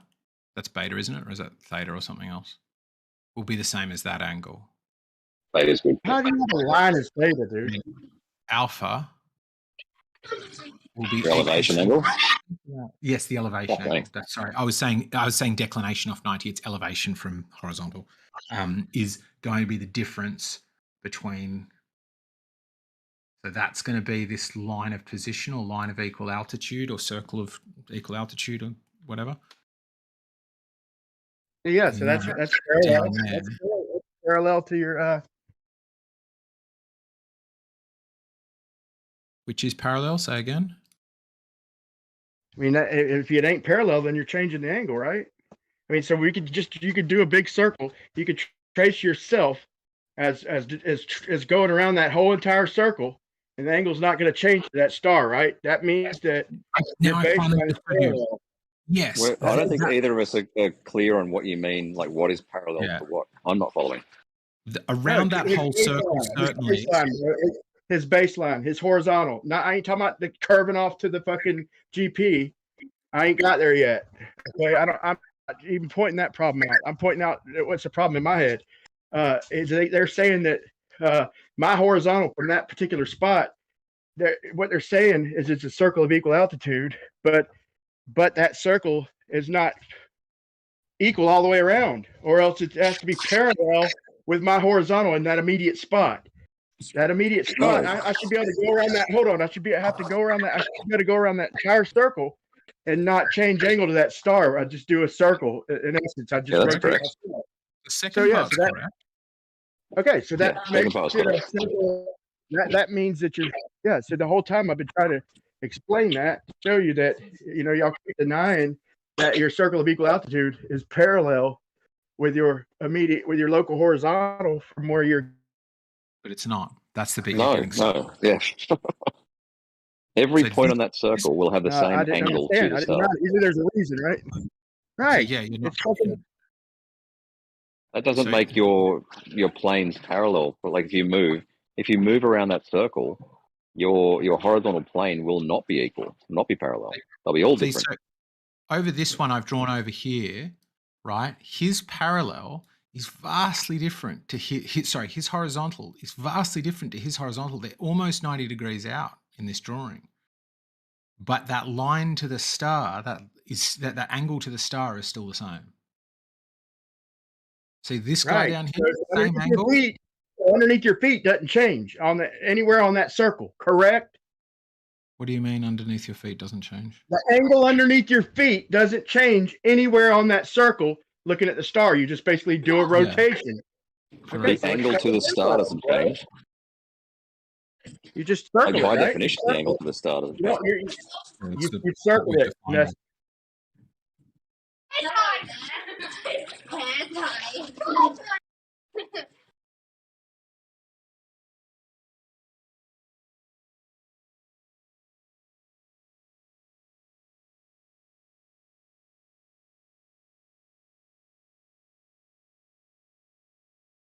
Anyway, I better kick back in the car. I've got a big drive ahead of me. All right, man. Enjoy it. Where are you going? Up to the farm. Up to the farm? Where's the farm? Upper Hunter Valley. 5 hours away. 5 hours, fair enough. Yeah. Is that the little Ruru?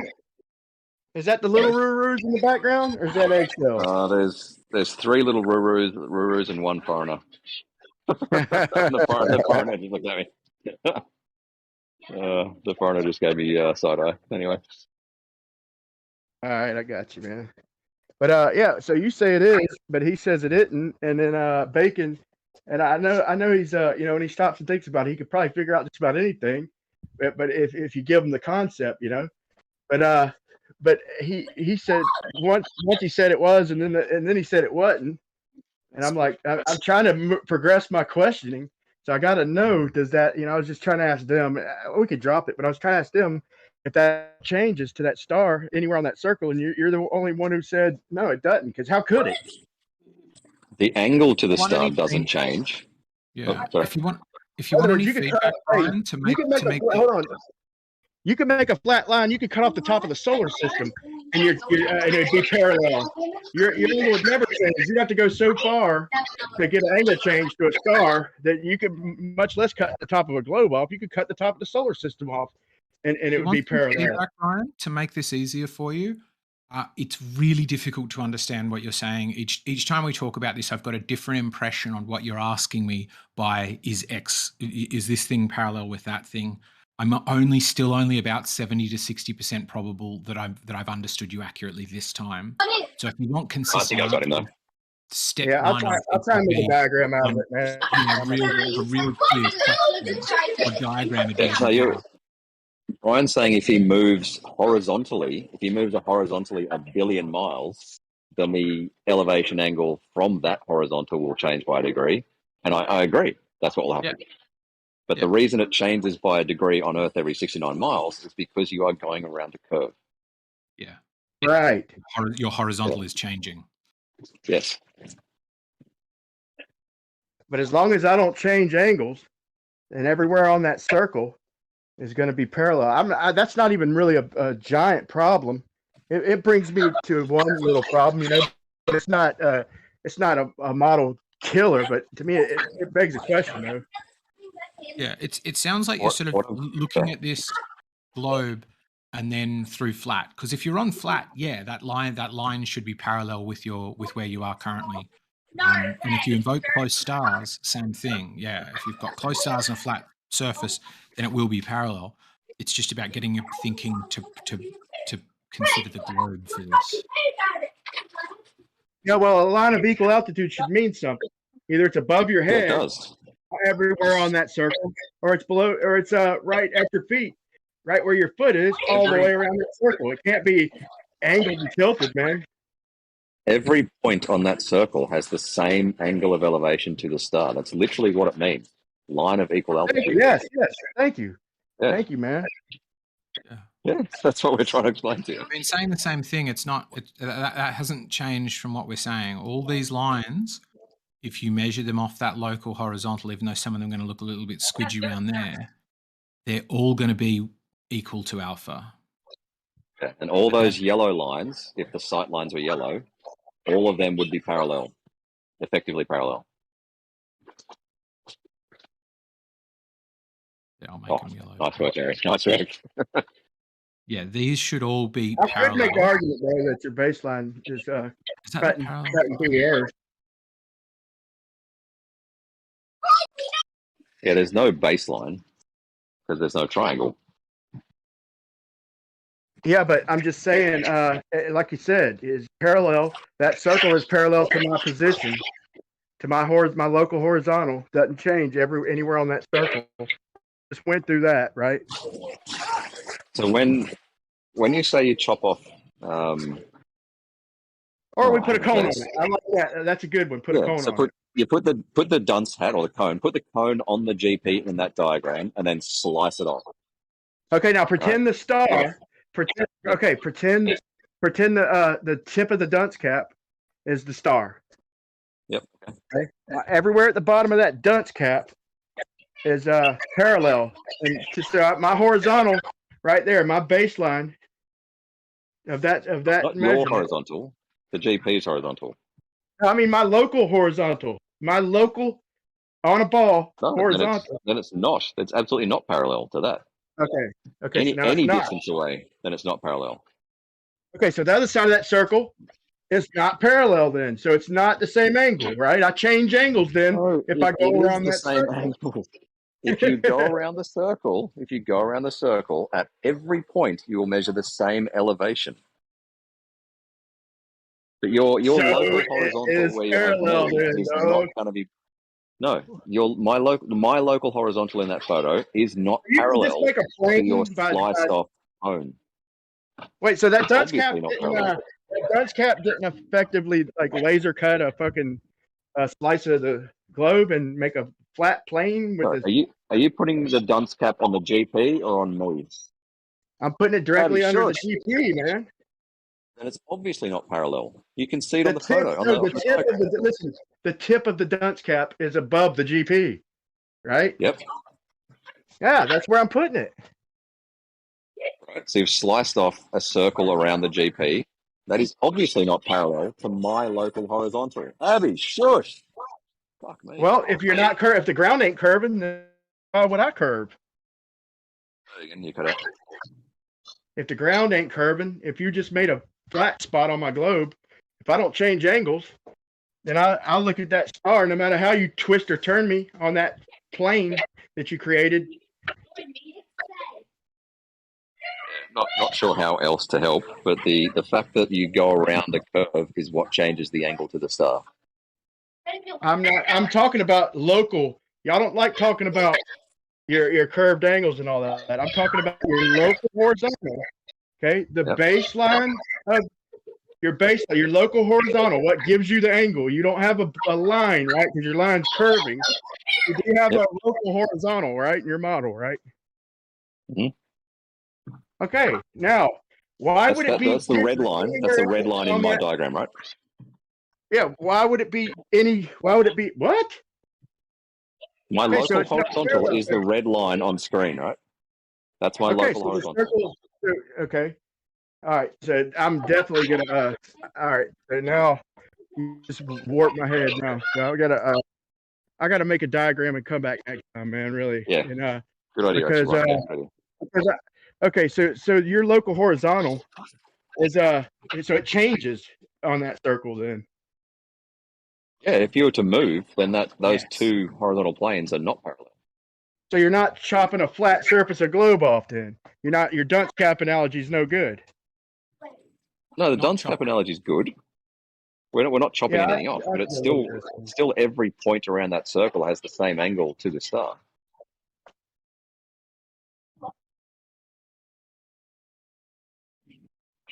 Let me do it this way. So it's not a circle of equal altitude then, right? Yes, it is. Every point around that circle will have the same angle. So it's parallel then, man. It's parallel. So can I ask you a question, Brian? Are these white, black hexagons, whatever the fuck they are, parallel? Pentagons. Pentagons. Are these? Sorry, no, hexagons. No, I imagine that there'd be two of them. There'd be two if they were antipodal to each other. That would be parallel around the edges. If they're antipodal to one another, but I mean these two that I've circled in green. Are they parallel? Is their horizontal equal to one another? Yeah. I mean, why don't you do that with a bunch of circles instead of I just want to ask the question, though, Brian. No, they're not. No, they're not. Okay. So if I drew a line of equal altitude that went through those with a GP in the middle, would those horizontals be equal to that one, be equal to that one? Okay, well. You're so much better at this than I am, Harry. Well done. What? Oh, Harry's just got a great What if I just give them 5 points and I connect a circle around it and like a dunce cap? What if I set a dunce cap and it was perfectly measured? Okay, it was perfectly measured. This for now, and then touch each point in that polygon. And would they be parallel? So you mean if we put a dunce cap on this ball? Yeah, like top and bottom antipodal. Then but they're not antipodal. You're never gonna have a line of equal altitude that is antipodal, so it doesn't make sense. What I'm asking here is,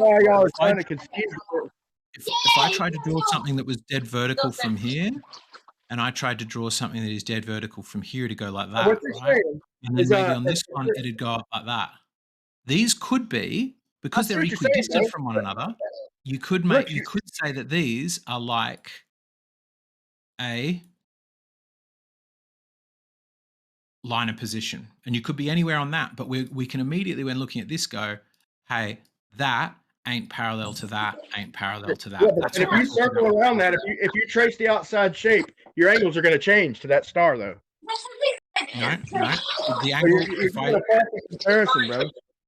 So if I did something over there, over that point, the line would be the same there, the same there, and the same there. They'll be pointing at something way up there, sort of out towards the viewer, really. Rui, when you're not talking, put yourself on, buddy. Sorry.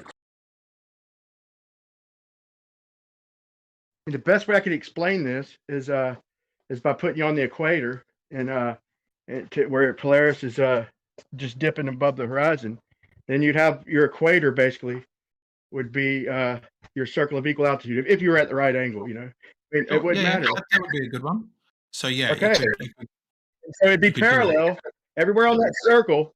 So if it was a star, though, okay, if you drew a star on that equator, I'd have to change angles. So I was just saying that soccer ball is not a perfect analogy. I see the point you're trying to make.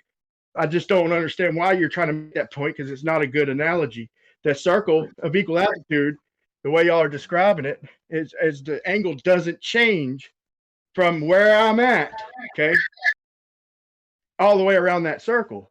It's that's a dunce cap, just and take a laser and cut me off a section of Earth, and anywhere on that little flat surface, I'm not going to change my angle to that star. Right. Right, but you understand that if we're at the equator, then everywhere is going to see Polaris at 0 degrees, right, on the horizon. But here's my problem with that.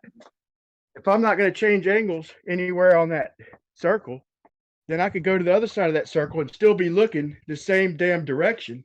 Now you'd have a new circle. Sure. So yeah, all of these, if they were looking north, you could say that their horizontals are, if you just had one axis, you could say their horizontals are parallel if the line of equal altitude was the equator because you were looking at Polaris. But if we added a, just let me finish, Brian. If we added an east-west one there, you could see that this east-west is going to be like sort of up off here, and this one's going to be up off here, right? So the east-west isn't going to be parallel, even though the north-south is around this particular line of equal altitude. The difference comes because you'd never really sight a star at 0 degrees. Draw me one at 40. Yeah, I see. I understand that. Draw one at 45. Just draw what you imagine a circle to be from the equator to that's about 45 degrees. Because the way y'all just said it earlier was that 60-degree angle is if you went to the other side of that circle, that you're looking back at the star. You both agree with me. But on a globe, the rays are parallel. So everywhere on that circle, the star is going to, if you change me angles, you're going to point me away from the star.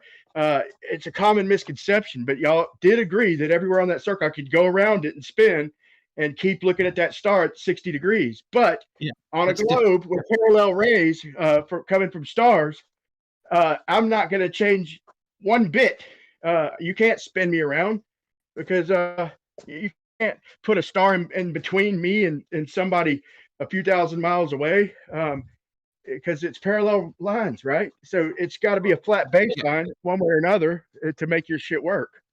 Except if the Earth curves, then what you're saying is right. If you're on a flat surface, the angle and the stars were infinitely far away and the light was coming in parallel, which like one means the other, then yeah, that angle wouldn't change. If that star was at 45 degrees, it would be at 45 degrees everywhere for everybody.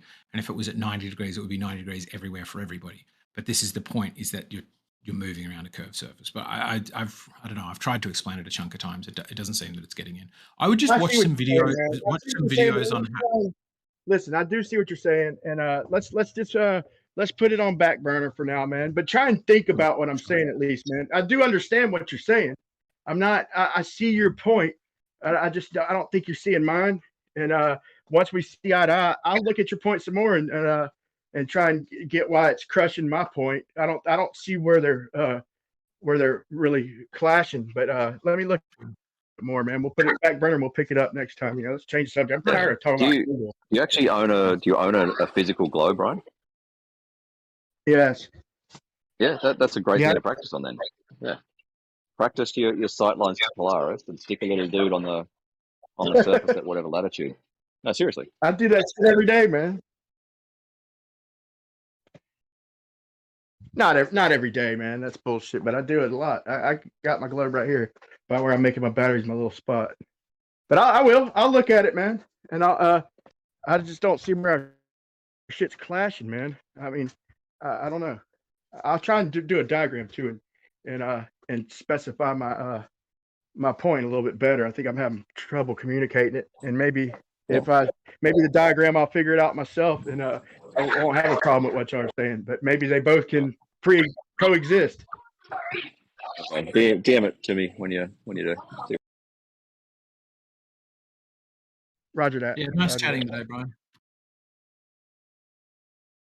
What's that? Nice chatting. Yeah, absolutely, man. Absolutely. I'm gonna probably dip. I'm gonna hang out for about man. Hey, Eggshell, what country are you in again? Australia. That's right. You in Sydney? Yes, yeah. And where'd you say you were traveling to? I mean, you say you're traveling 5 hours away? Yeah, like 450 odd kilometers northwest. So y'all's borders are Bet you to like New England, they're right? not stopping y'all anymore? Yeah, not quite New England. Just Upper Hunter Valley, so like wine country. What about Tamworth? Tamworth. Wait a minute. We're about an hour south of Tamworth. Yeah. Quirindi. Wait, Quirindi? Yeah, very close to Quirindi. Hey. Guess where I'm from, by the way. Not Quirindi, but Tamworth. Are you Tamworth? Yes, Tamworth. Yeah. Hey, There you go. I used to go there for the horse jamborees and stuff. Gee. And for I used to leave when country music came to town. I've been up there a couple of times for country music festival. Yeah, it's fucked. Lovely.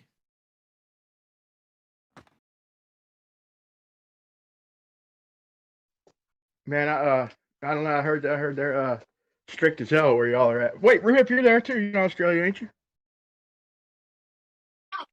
Yeah, I'm in Sydney. Yeah. Harry and I haven't been on a hot date yet, have we? Yeah. We've lined up a date, but we haven't consummated the relationship yet. Yeah. We'll go out to Yeah, to That's fucking hilarious. We'll go out to Warragamba Dam and do some play with Rui's new toys. Yep, man, he's been hitting the gym too. He'll be ready, man, to take them toys out very soon. If not already, maybe already he is. I'm a power bottom. A power bottom. Dude, every time I hear that, it makes me laugh. A power bottom.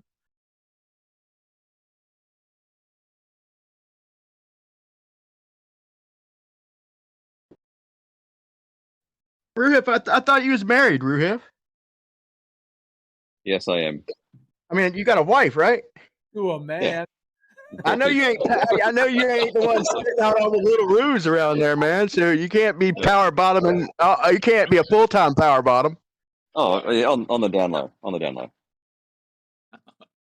I mean, who doesn't love dick? Exactly. Man, I'm gonna back off on that one. I guess that's an Australian thing, man. Yeah.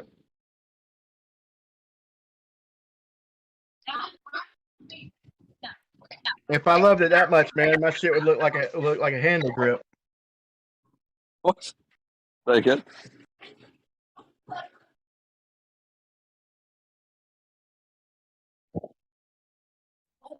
Hey, Ruf, do you know any? I know this is a little bit off topic, man, but do you know any electrolytes that help? You know anything about batteries? Because I'm trying to make a rechargeable zinc battery. You know any tricks? Oh, literally no idea. No idea.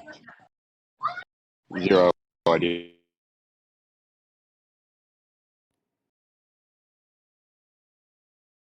Wait, what's the question? I was asking if what electrolytes the best to make a zinc rechargeable battery.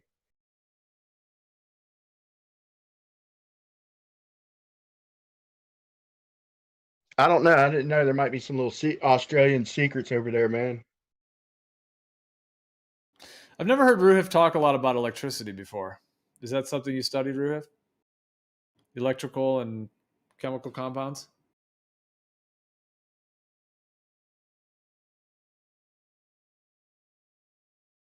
He must be muted.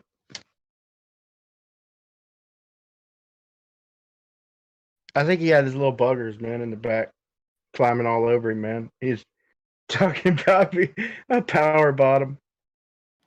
He said he hadn't consummated with in other words, he ain't met up with Eggshell yet, man. They're both Australian, but they ain't consummated yet. Yeah, well.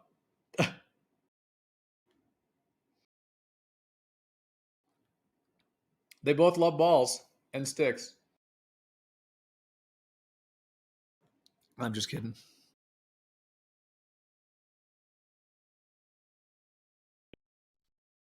Yeah, I got to draw a diagram to clarify what I'm trying to tell them. Go ahead.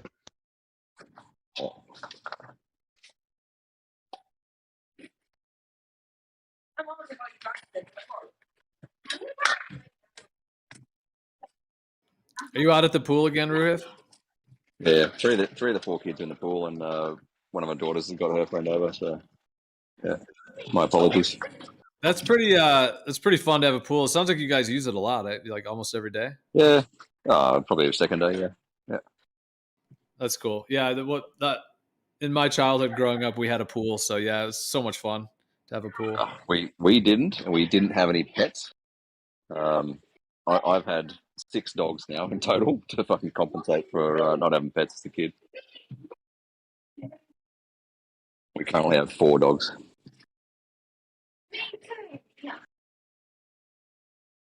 My wife wants to get a one of them little tiny bulldogs. I think they're like Boston Terriers or something.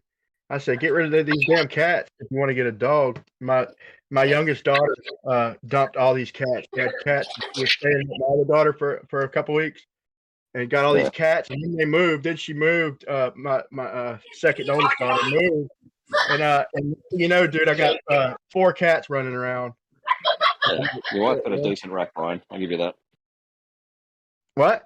Oh yeah. I said your wife has a decent rack. Yeah, I don't ever get so tired does of mine that. as well. Thank you, man. Same. My wife has the best rack money can buy. It's fucking fantastic. That's hilarious, man.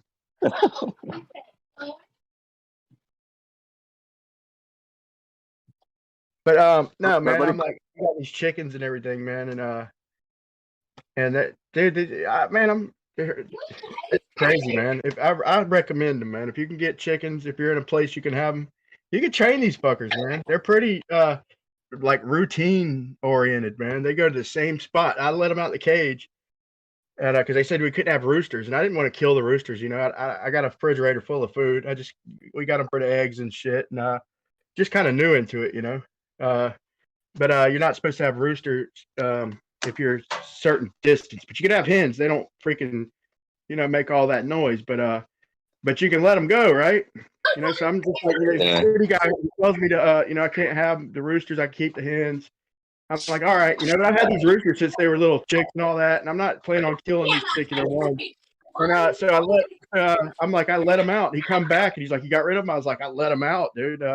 You know, so now they're over there on the other side of that fence by the lake, you know, in the back, right behind my property. And you could call it my lake, but it's not technically mine. But point is he's like, oh, well, then you're fine. Free range chickens, you know. So they jump the fence and then they go right up. They fly on my roof and then to the same tree every damn night, you know. But they're considered free range, so it's legal. I let them out the cage and now everything's fine. Stupid shit, man.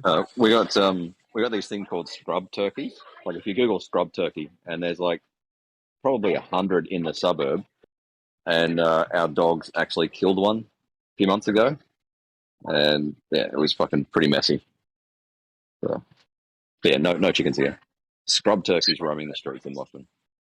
Yeah, the raccoons got some of my chickens, but since they've been out of the cage, man, you know, they can't get caught. Nothing's caught them yet. There's some big ass owls around here too, man. But nothing's caught them since they're out the cage and they have somewhere to run. But after the ones got killed, you know, I shored up the cage and all that before that city dude came out and whatnot. But them raccoons are crafty, man. They got hands, dude. They're creepy. They got hands. I don't like little vermins with hands, like bats. They got hands. Raccoons got hands. They got thumbs, man. So I don't like. I reckon bats are adorable. Bats are like little dogs, little puppies. Fantastic. Bats are pretty crazy. Oh, but they're disease ridden. Like I wouldn't actually cuddle one, but they're super cute though. I had a time where there was a place in the chimney in my house where like the bats were getting in, and I would just be chilling, and all of a sudden a bat would start flying around inside, and I'd have to like get it outside. And eventually, like a guy had to come out, and he actually found the hole and then plugged it and put a thing there to block them. But one morning I was like sleeping, and I hear this like this like wings flying around my bedroom, and I'm just like, and I'm half out of sleep, and I'm thinking, that's not a bat. Like, I'm not really hearing bat wings, am I? Because the sound definitely sounded like it. I opened my eyes, there's a bat flying around the bedroom. It was crazy. It was like whizzing by my head.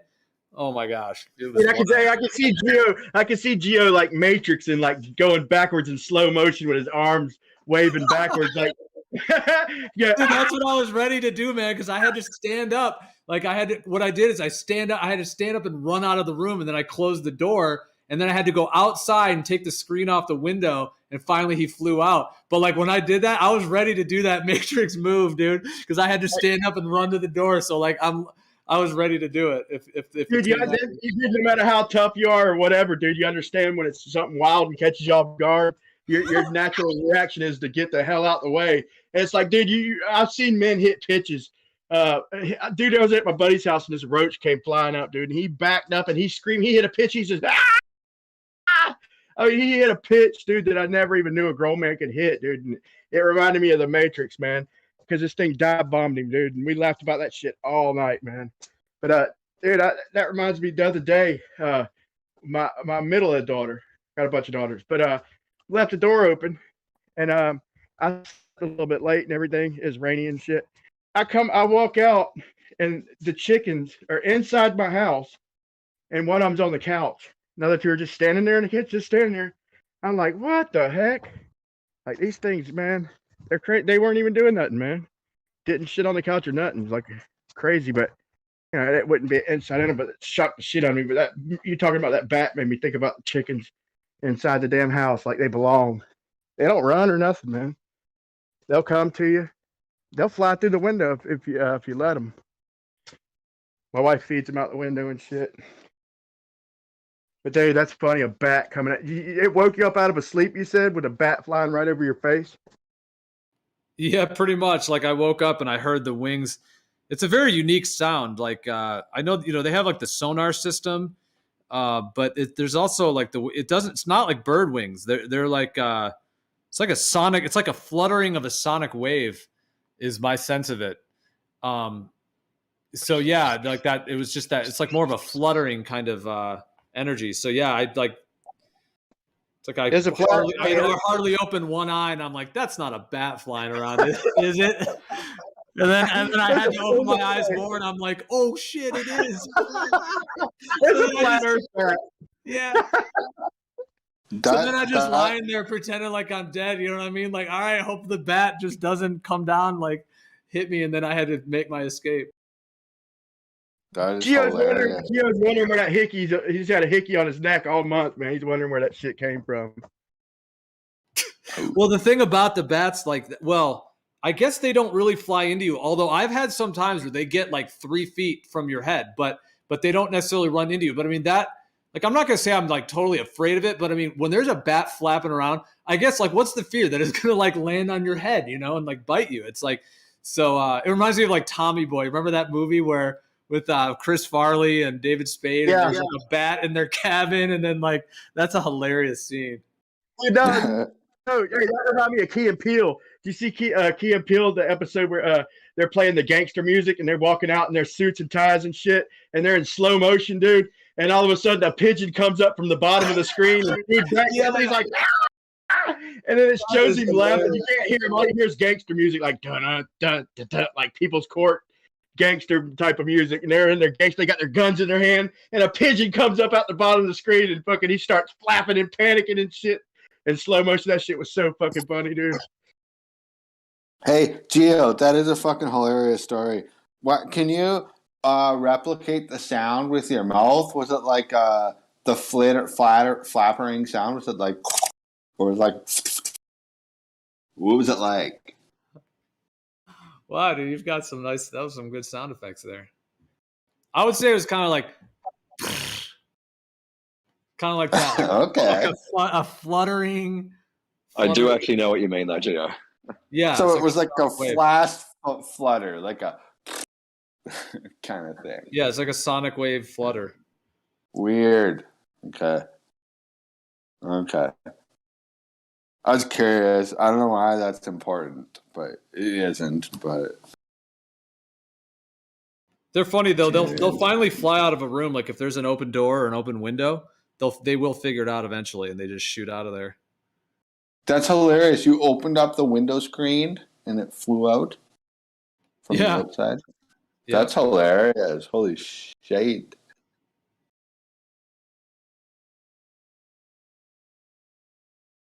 Yeah, I mean, I actually had it happen a total of I even have a deeper part to the story. So because like I said, these bats were getting in. It was like, once a week or whatever for a while, or maybe once every other week. And at the beginning, I was like, well, maybe it's just kind of a fluke, and then it kind of happened 2 times, 3 times. So finally had to kind of try to figure out what it was.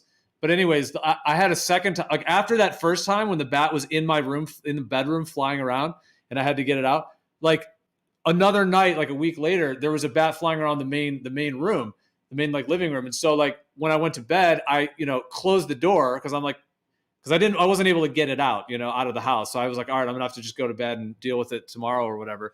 And so I closed the door to the bedroom, which is sort of connected to the other part of the house. And I'm not shitting you. I woke up the next day with the bat in the bedroom again. So this thing flew underneath, it crawled underneath the door. And it was only like a quarter of an inch, gap between the floor and the door. So even though I closed the bedroom door, I guess it must have had memory, if it was even the same bat, it must have had memory that was how it got out last time, out of that bedroom window. So like it knew that that's where it got out. And so it was flying around the main room in the middle of the night and knew to climb, to go under the door, to squeeze under the door and then start flying around the bedroom.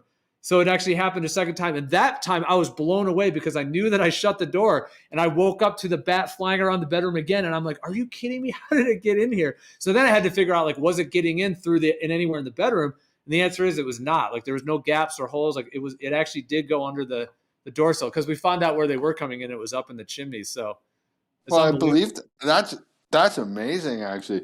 So you got it outside of the bedroom, and you opened up the screen, and it flew outside, and it got back into the house, and then went towards your bedroom again, and then figured out it could go underneath the door to get back in for whatever reason. Again. Yeah. Like, I guess what happens with these bats is if they're hanging out around your house, like up, like, somewhere, they end up kind of slithering inside, and then they get stuck inside. So then they don't know what to do. So then, they come to the light or whatever. So in this case, it was coming in like in an attic, which then was connected to the chimney. So it's like they were getting in somewhat regularly. And I assume it was like the same one or the same family or something. But yeah, those were 2 different occasions. Like the one time it was just in, came in through the door. I let it out. And then, that second time it knew to crawl under the door. I'm assuming because it knew that it got out that way last time. Like it must have contained that geometrical memory to know, like spatially, oh yeah, I got out there last time when this happened, So then it found to crawl under the doorway to get in there. What happened to the second time you had a bat in your bedroom then? Did it go towards the window? Well, yeah, then that second time I had to do the same thing. I had to get up out of bed and run to the door, leave, close the door behind me so that it's trapped in there. And then I went outside, pulled off the screen from the outside, and then boom, he flew out a second time. It worked again. Yeah. And then you knew you had a bat problem at that point. At that point, it's like, yeah, I gotta figure this out, what's going on. And so, there's actually like laws around it here because of conservation. So like you're not allowed to kill them. It's actually like illegal to kill them. And so, yeah, there's a bunch of like things around it. So yeah, I had to have a specialist guy that knew how to to do it. Yeah. That's crazy. Yeah. Who wants to kill anything? Like I hate some insects, but I don't want them to die, so yeah, leave it up to the pros. Like killing shit either, man. If I can help it. I mean, but if you're talking about a flea or something, or a mosquito, I'm mostly talking it's kind of instinct. But if I don't got to, man, I don't kill them, man. I don't know why. It's just been a part of me, dude. Maybe I seen Bambi when I was little or something. I don't remember watching it, but I don't know. I respect all life. Totally, me too. Even that's where it becomes difficult, because even your most fearful creatures, you feel the need to have to kill them. And like I'm not gonna lie, I have a problem with spiders, but that's a bad one. But like, well, let me bring this up because it's actually kind of related to something. Like the guy who came and helped me with the bat issue, he was telling me that some of these bats can have rabies. And if they have rabies, they can actually give you rabies. Like if they're in your house like that, like if you touch them, or even if you touch something that the bat touched. This guy was telling me, because I wasn't that familiar with rabies. Like I've heard of it, but I don't like know that much about it. And he was like actually informing me about it, that a certain percentage of these bats, or some of these bats, could have rabies. And if they do, you could potentially contract rabies from just having it in your house. Like, I've been hearing about that my whole life, dude. I've been hearing that bats can give you rabies and all this, and also raccoons carry rabies and all that. And I've been hearing about it my whole life. There's a million raccoons and bats around here, and I've never seen it happen to anybody ever. But I have heard that. But it must be really rare because they're everywhere around here, bro. I thought that rabies only passed from saliva to blood, so you have to get a bite. And one of the things that makes it so rare is your window from when you go like rabid, like wanting to bite things, to when you die from lockjaw or whatever else, is really short. So you can have rabies for a while before you show the symptoms, but then you're only symptomatic and biting things for a short period before you just die from it. Well, this is what he told me. He told me that it comes from the saliva. You're right on that. But when bats fly around, like they release their saliva, they're kind of messy with it. So that's why, like, if it gets on something, but what he said is that it can go from their saliva. This is what he said, at least, from their saliva to your mouth. So like, let's say you whack the bat on the ground with something, and you get it like stunned, and you pick it up and you put it outside, or you touch it or anything like that, or you touch the garbage can and then, whatever. If any of that saliva even gets on your hand or on your skin, if you then, rub your mouth or rub your lips or whatever, he was saying that you can get it that way. And he was saying that it can be like fast, like it can come on within hours, and it can be. So he said that like the only thing is to go to a hospital and get, the rabies shot or whatever. Yeah, but I mean, once you get once you've got rabies, your chance of dying is somewhere up in like 95% or something. But what he's saying, I think, not. Yeah, rabies. At least what I'm finding here is it's almost always fatal. Oh, okay. I'm not an expert. Forget me.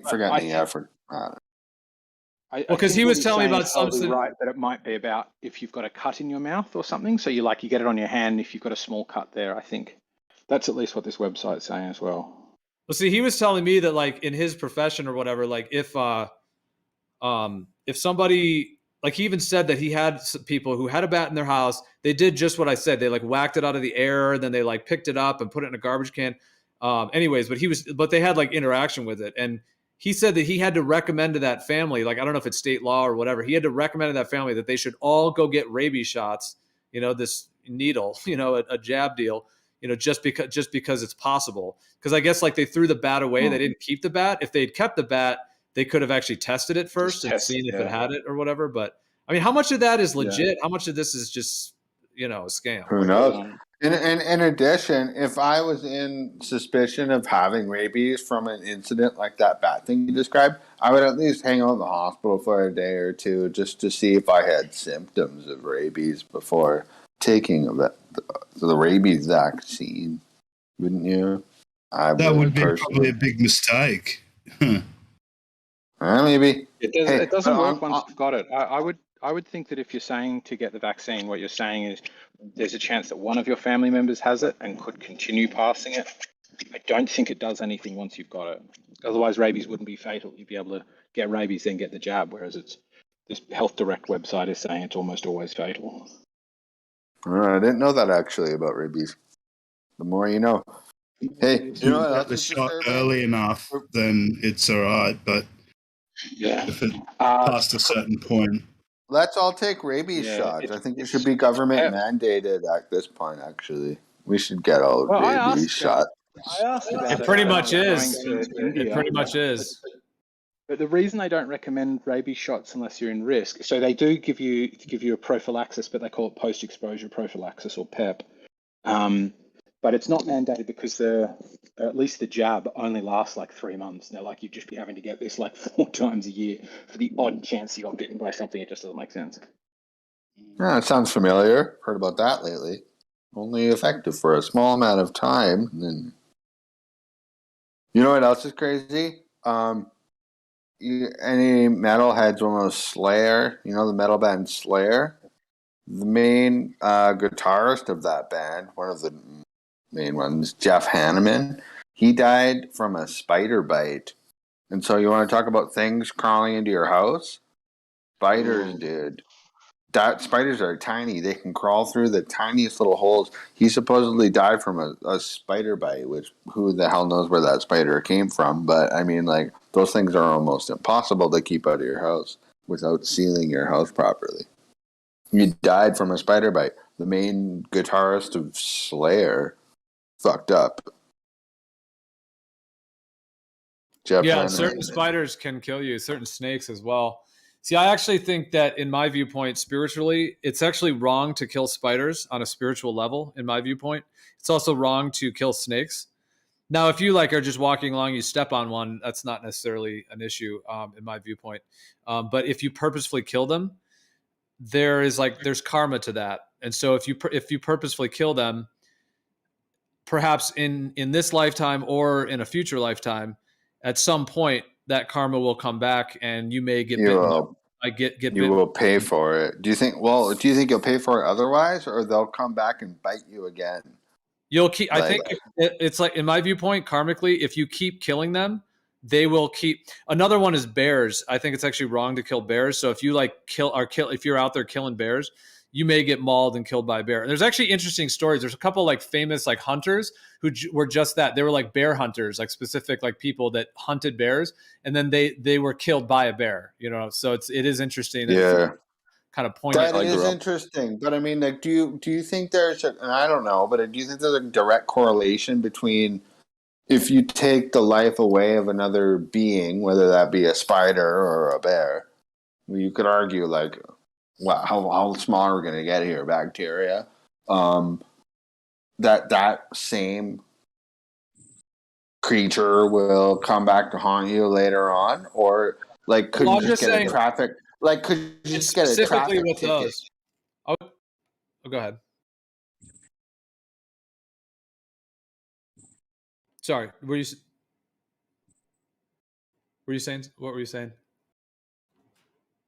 I don't know if I cut out or if. No, he's cut out, Joe. Oh, okay. Yeah, I grew up around hunting quite a lot. Like, my uncle was a professional shooter, and the guy that lived next to my great aunt was a world-renowned hunter as well, and had a fucking lounge room full of stuffed bears and elephant feet and that sort of shit. I am so much against it right now. Like, I couldn't.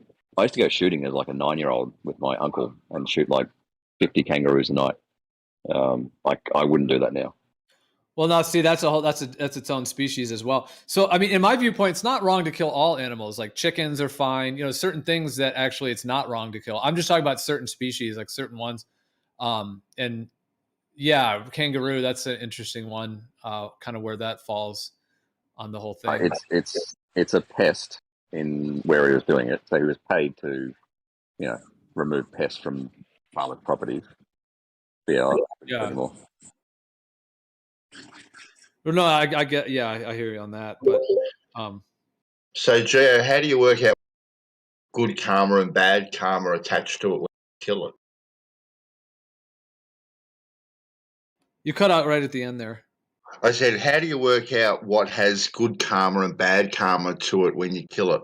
Like, what sort of animals, like you said, snakes and spiders, if you kill them, there's a bad karma attached to them.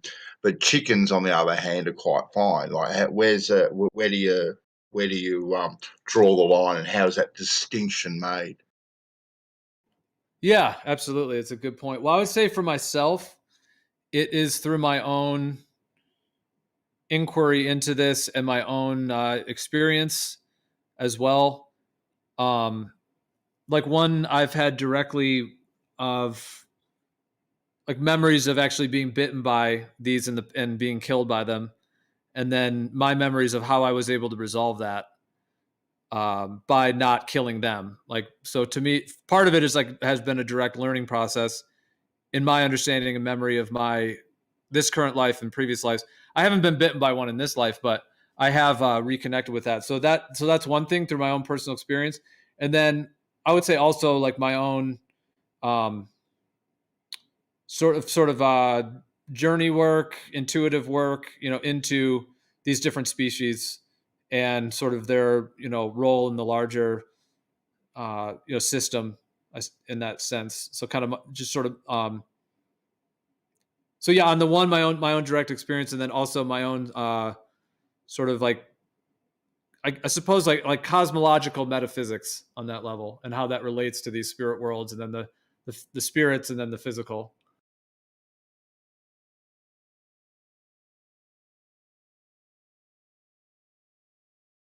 I mean, how do you go about weighing the value of one animal's life over another? Like, my sense of it is that there's certain, in my understanding of like the creation process for me, and my understanding of it is that there's certain species of animals that are like in a particular category that are designed for humans at this time period. I don't think we've actually always eaten animals in our history, but that's a whole nother thing. But let's say in this time period that there's certain ones that are like in that category, and then there's certain that are not. Isn't that more of a cultural thing though, that's developed over like the years? Like we eventually started harvesting this type of animal and so on. Well, like sharks, for example, they're like these beautiful, or dolphins. Is it in your guys' view, is it equal to kill a dolphin than it is to kill a little sardine? Or a cow? I don't know. I think I like cows and pigs. They're cute. Like they may not act great, but they're cute. Like a little pig is cute. A little piglet. You can pet it. People have pigs for pets. That shouldn't necessarily be a food source. I know lots of people with dogs that are uglier than pigs. Well, like people love dogs. Octopus is another one that certain people talk about in terms of like, because octopus are very intelligent. Octopi, they're very intelligent, and they're able to like figure out like mazes and maps, and they have like memory, and so yeah, some people talk about how killing and eating octopus is sort of like spiritually wrong, incorrect. Wrong. I didn't know they could figure out mazes. That's insane. Like a lot of cultures eat cats and dogs, and some have other animals that are sacred, like cows. Like, well, that's true. Right.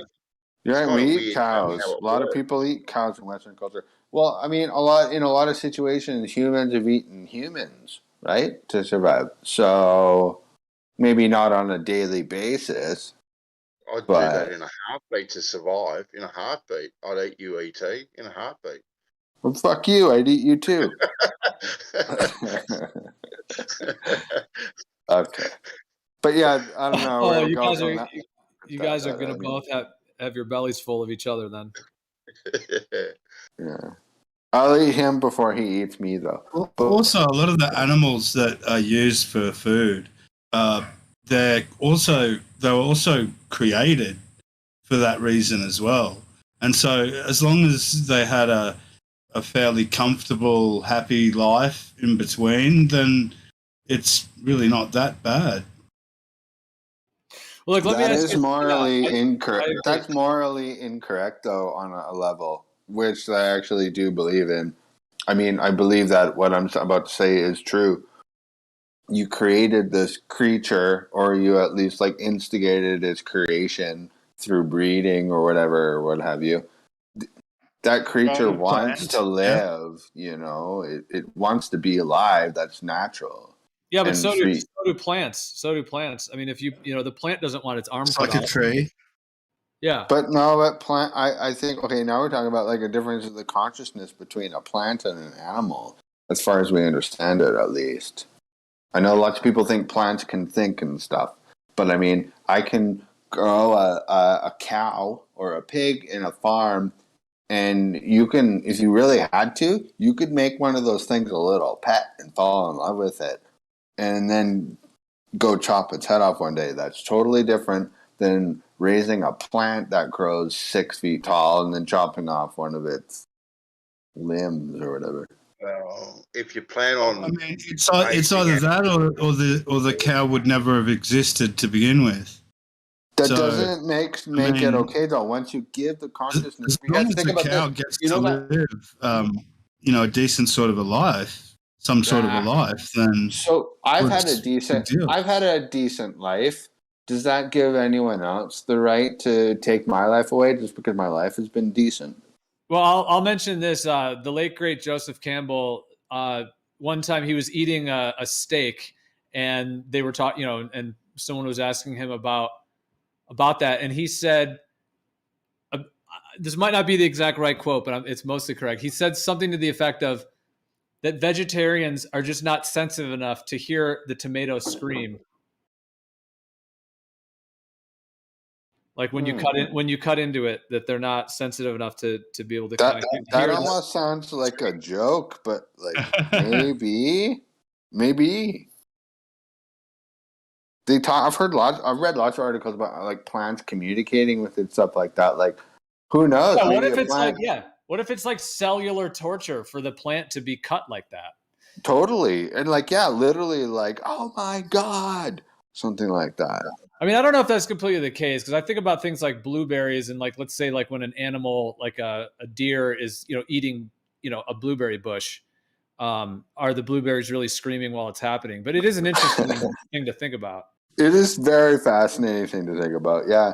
And like, I mean, at that point, that's a great point to say that rather than us eating a blueberry, the deer eating a blueberry, you have to, you got to draw the line somewhere, or else we wouldn't have any life at all, correct? Like, okay, fine, humans don't even exist if you really want to get crazy. And then the deers eat the blueberries, and that's bad because blueberries have feelings. And then the blueberries sit there and procreate for a little while, and then What about with your cow farm then, that you let the cows just live out their lives until they die of natural causes and then process them? I like that idea more. Processing them in that instance is just paying respect to them and using their flesh and their body for useful. What if that cow died of cancer though? Should you still eat it? Well, I'm heading up to the cattle farm now that my folks have. People wouldn't eat it. It's noticeably terrible. The older flesh is, the worse it is. If you waited out the clock for them to die, you would just go, yeah. Animals won't when you feed even it to dogs, they're a little bit like, ooh. And exactly as ET points out, generally speaking, if you don't know why that animal died, so like if you can see that it got its head caught in a fence or something, sure, you might feed that to the dogs. But if you just wander up on a dead cow, you don't even feed it to the dogs because it might kill them. It could be a parasite. Yeah, of course. So are we like stuck in this scenario where we have to kill other things to survive? Like, I know they say the vegetarians, they at least don't kill other animals, they'll just eat plants. But I mean, we're given all the arguments against vegetarianism as well. I mean, like, do we have to kill to live? I guess is what the question might be. I don't feel strongly either way, but there's nothing that is not alive that we can eat. Like, we can drink water, which I think most of us would argue is not alive, but we need nutrients and minerals and stuff that only comes from a living thing. And even if you're vegetarian, like we grow plants as well, you've still got to kill animals if you want to grow plants. Because if you have rabbits come in there and you just go, oh, that's okay, that's their right, you won't have any crop to sell. So you're still getting rid of bugs and herbivores and stuff, even if you're just eating soy. What do you guys? That's so interesting. What do you guys think about insects? Where do you draw the line between a small animal and an insect? Like, we all know about tiny tree frogs and stuff. Like, when does it get so small you call it an insect? It's got to have an exoskeleton. Some insects don't have exoskeletons. Do they? That's quite possible. I'm just going on my gut response. I'm not answering as a biologist or something. Well, I've never thought about it very deeply, but are you saying that insects all have exoskeletons? That's my gut response to it, but I'm not sure if it's correct. I've never thought about it. That's crazy. Actually, every insect I can think of. Actually, I don't know. I don't like insects. But. Just look up the description on Google. Let's have a look. Okay. An insect. Still, though, while you're doing that, I just want to say, I often wonder. Unless they're squirmy, dude. Unless they're squirmy, like worms. What do you think? They have bones? Oh yeah, worms is a good example. But that's, I don't know if you consider that an insect, but yeah, any insect. That's the first thing that comes to my mind was exoskeletons, because I know they don't have bones. So a small arthropod, so it's even more specific than I said. A small arthropod, which is my understanding, is if they've got three main sections to their body that has six legs and generally one or two pairs of wings. Thorax, abdomen, and head.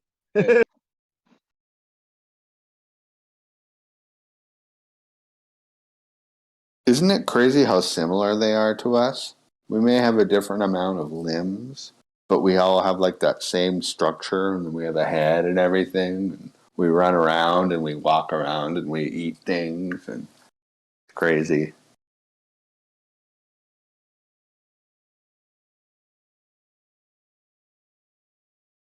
Like people are all like, I'm not like an animal.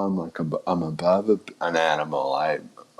I'm like, I'm way more sophisticated. Yet, like on a bodily structure sense, you're like, you could be likened to an insect.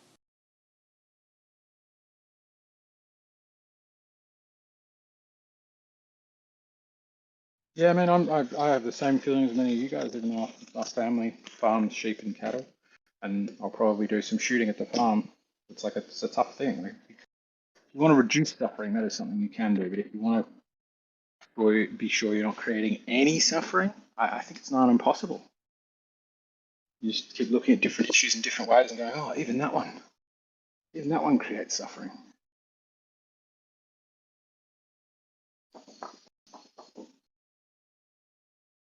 Yeah, like I could kill a spider in my house and be like, well, I didn't feel good about that, and I probably shouldn't have killed it. But it was minus 30 Celsius outside, and it would have died if I put it in a box and threw it outside. But if I kept it in here, it would have been destructive to my mental health. And then, even with killing it, maybe I killed one of its friends. Or, I mean, I killed it and it was friends with another spider, and then I hurt that spider just because. I hate to use the spider analogy because I hate them so much, but I think you're giving the spiders a little too many human traits. Yeah, probably.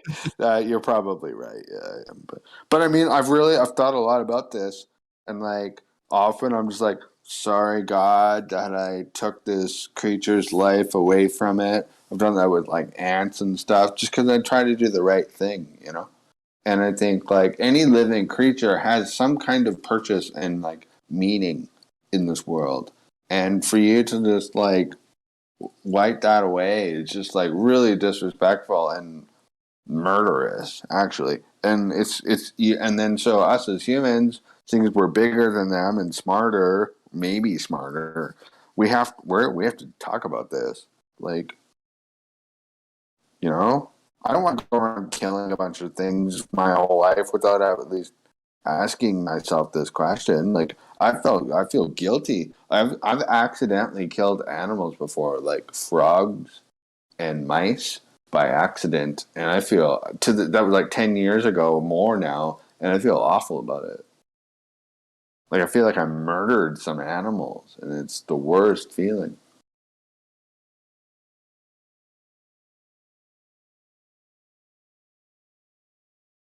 It was an accident, but it still happened, you know.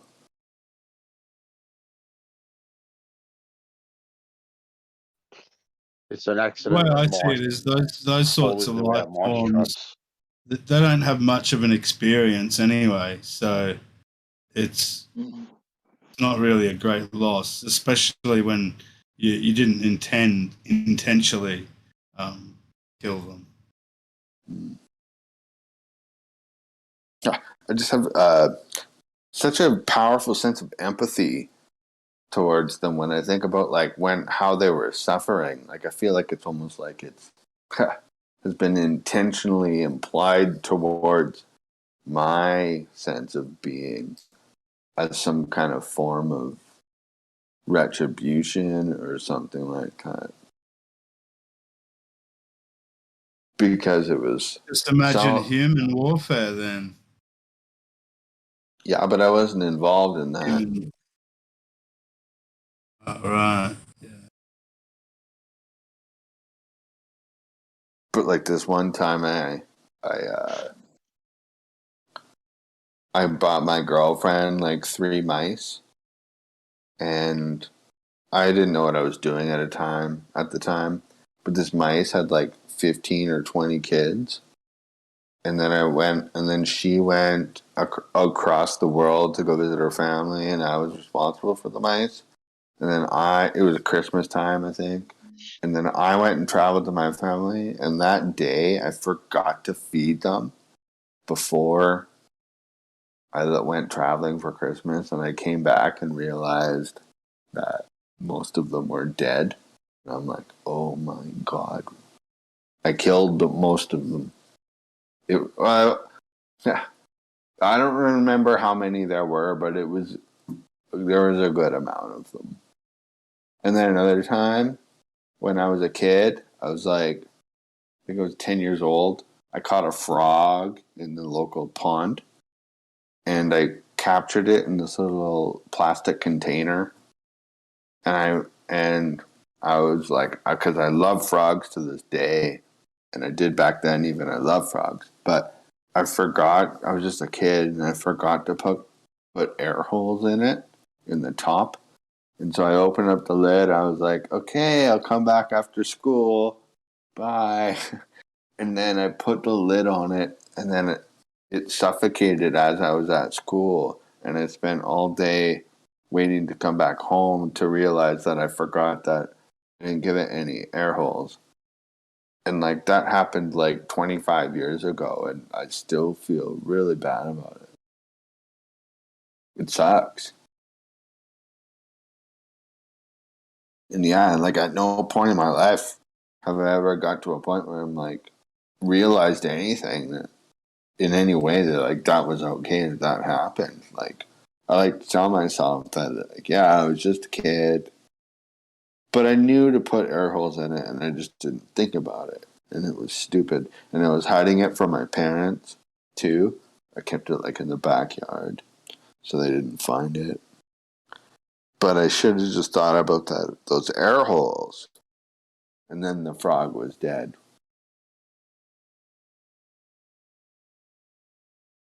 I learned my lesson the hard way on that front, and so like then I developed a serious fear of spiders, and the only reason I'm okay with killing them is because, well, number one, like we talked about the Slayer guitarist, they can kill you.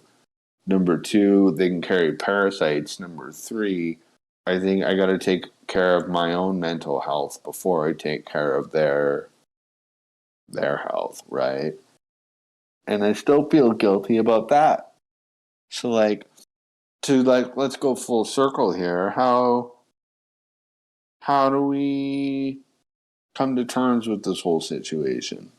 And animals, cows and pigs and chickens. Is there an animal out there too beautiful to kill? Is there such a thing as that? The Japanese kill whales and dolphins. Those are beautiful creatures.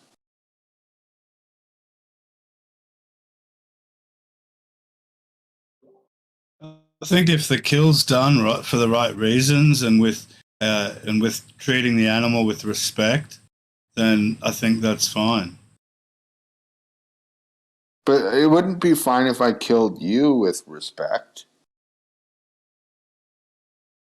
That would be murder, and I would go to prison, right? Yeah, but we're not on the same level as animals. Yeah, well, we're supposed to look after the animals, that's for sure. And as for the extinction of the whales, it was not due to Japanese whaling. It was due to the West whaling. That would be America and Europe that fucked up. That wasn't to do with the Japanese, because they didn't hunt whale and wasted it for the one part that they needed, known as the blubber. So that's the history there. And the Japanese have always whaled and used every facet of the catch back 10,000 years ago and the like. such as the history that I've learned. Because I used to think it was the Japanese right up until 2001.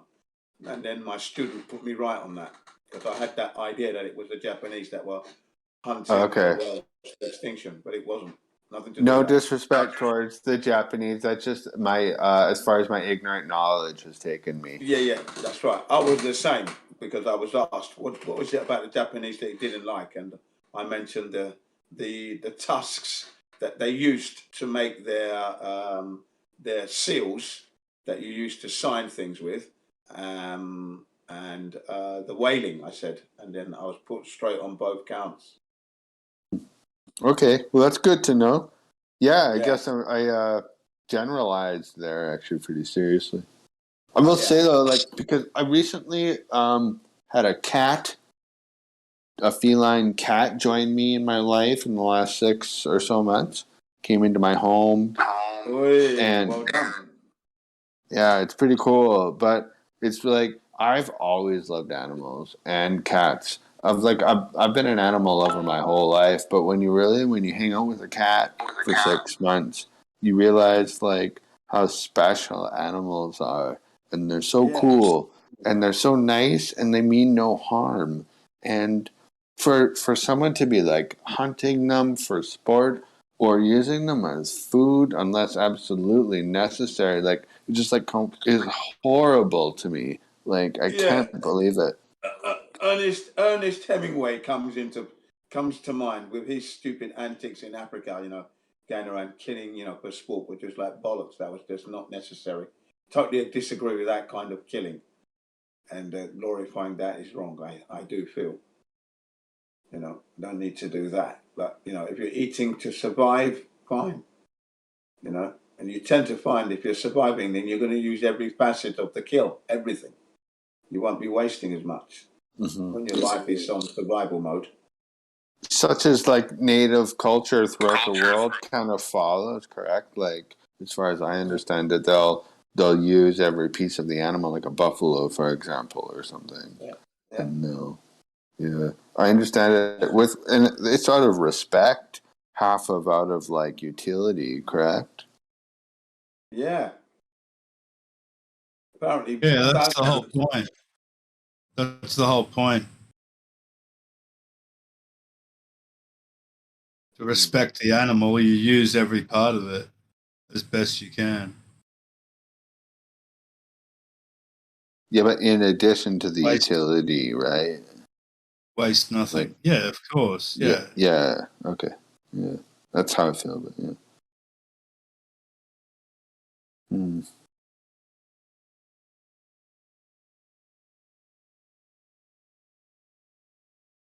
Is there an animal too beautiful to kill? Of course, there are loads.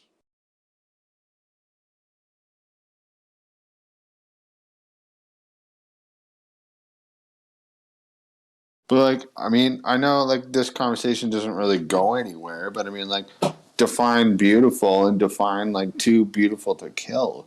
Because like a chicken is a bird, I think, and I love birds. I always have. I think birds are like the coolest little animal almost. And like, I don't want to kill a chicken. I'm not trying to convince anyone of anything, because it's not like I haven't eaten chicken a billion times in my life. But they're beautiful. They're cool because they're an animal. Like every animal is so cool.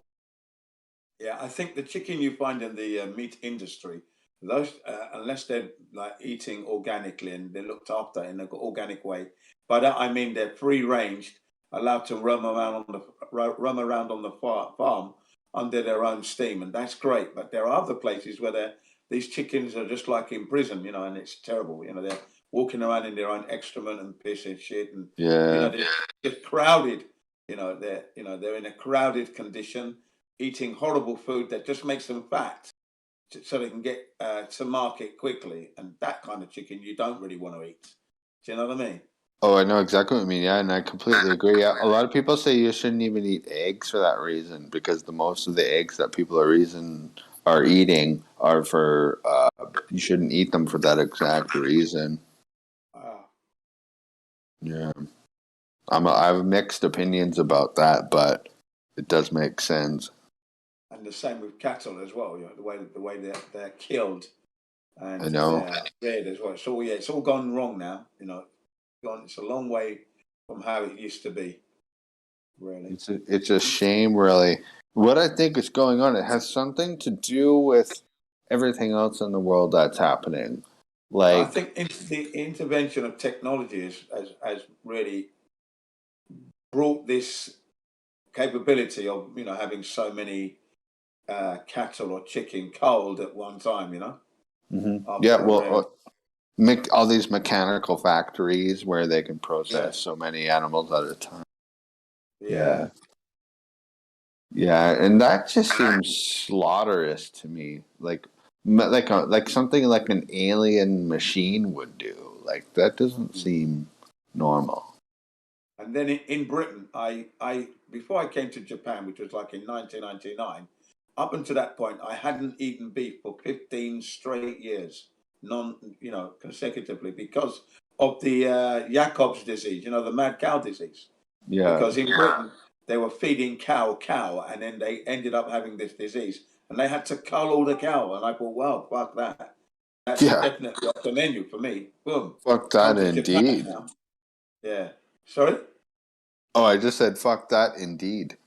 Yeah. So I stopped the I don't want to get any disease from this cow.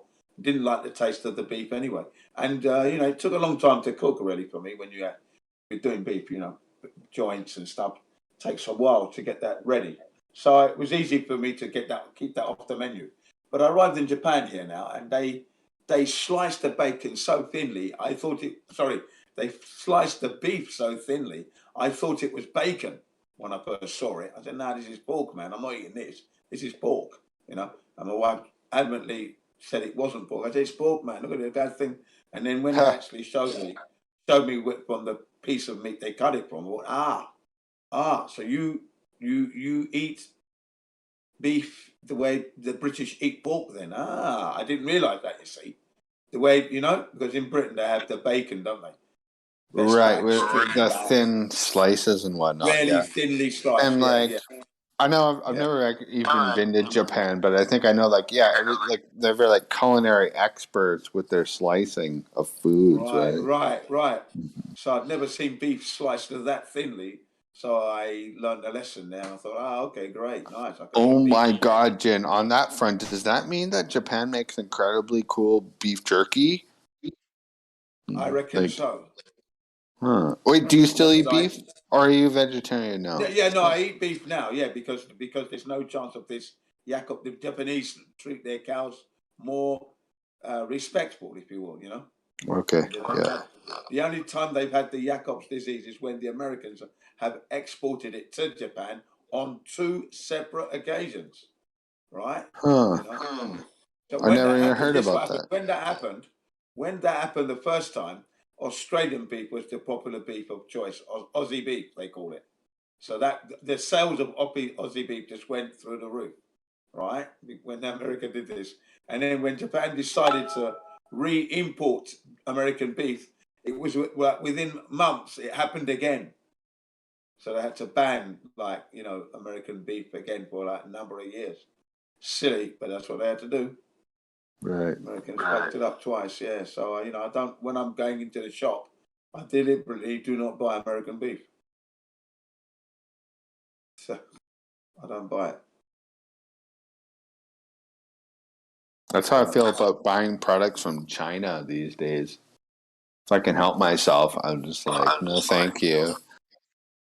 Yeah, so I buy Brazilian beef, Brazilian chicken, or Australian beef, Australian lamb, New Zealand lamb, should I say?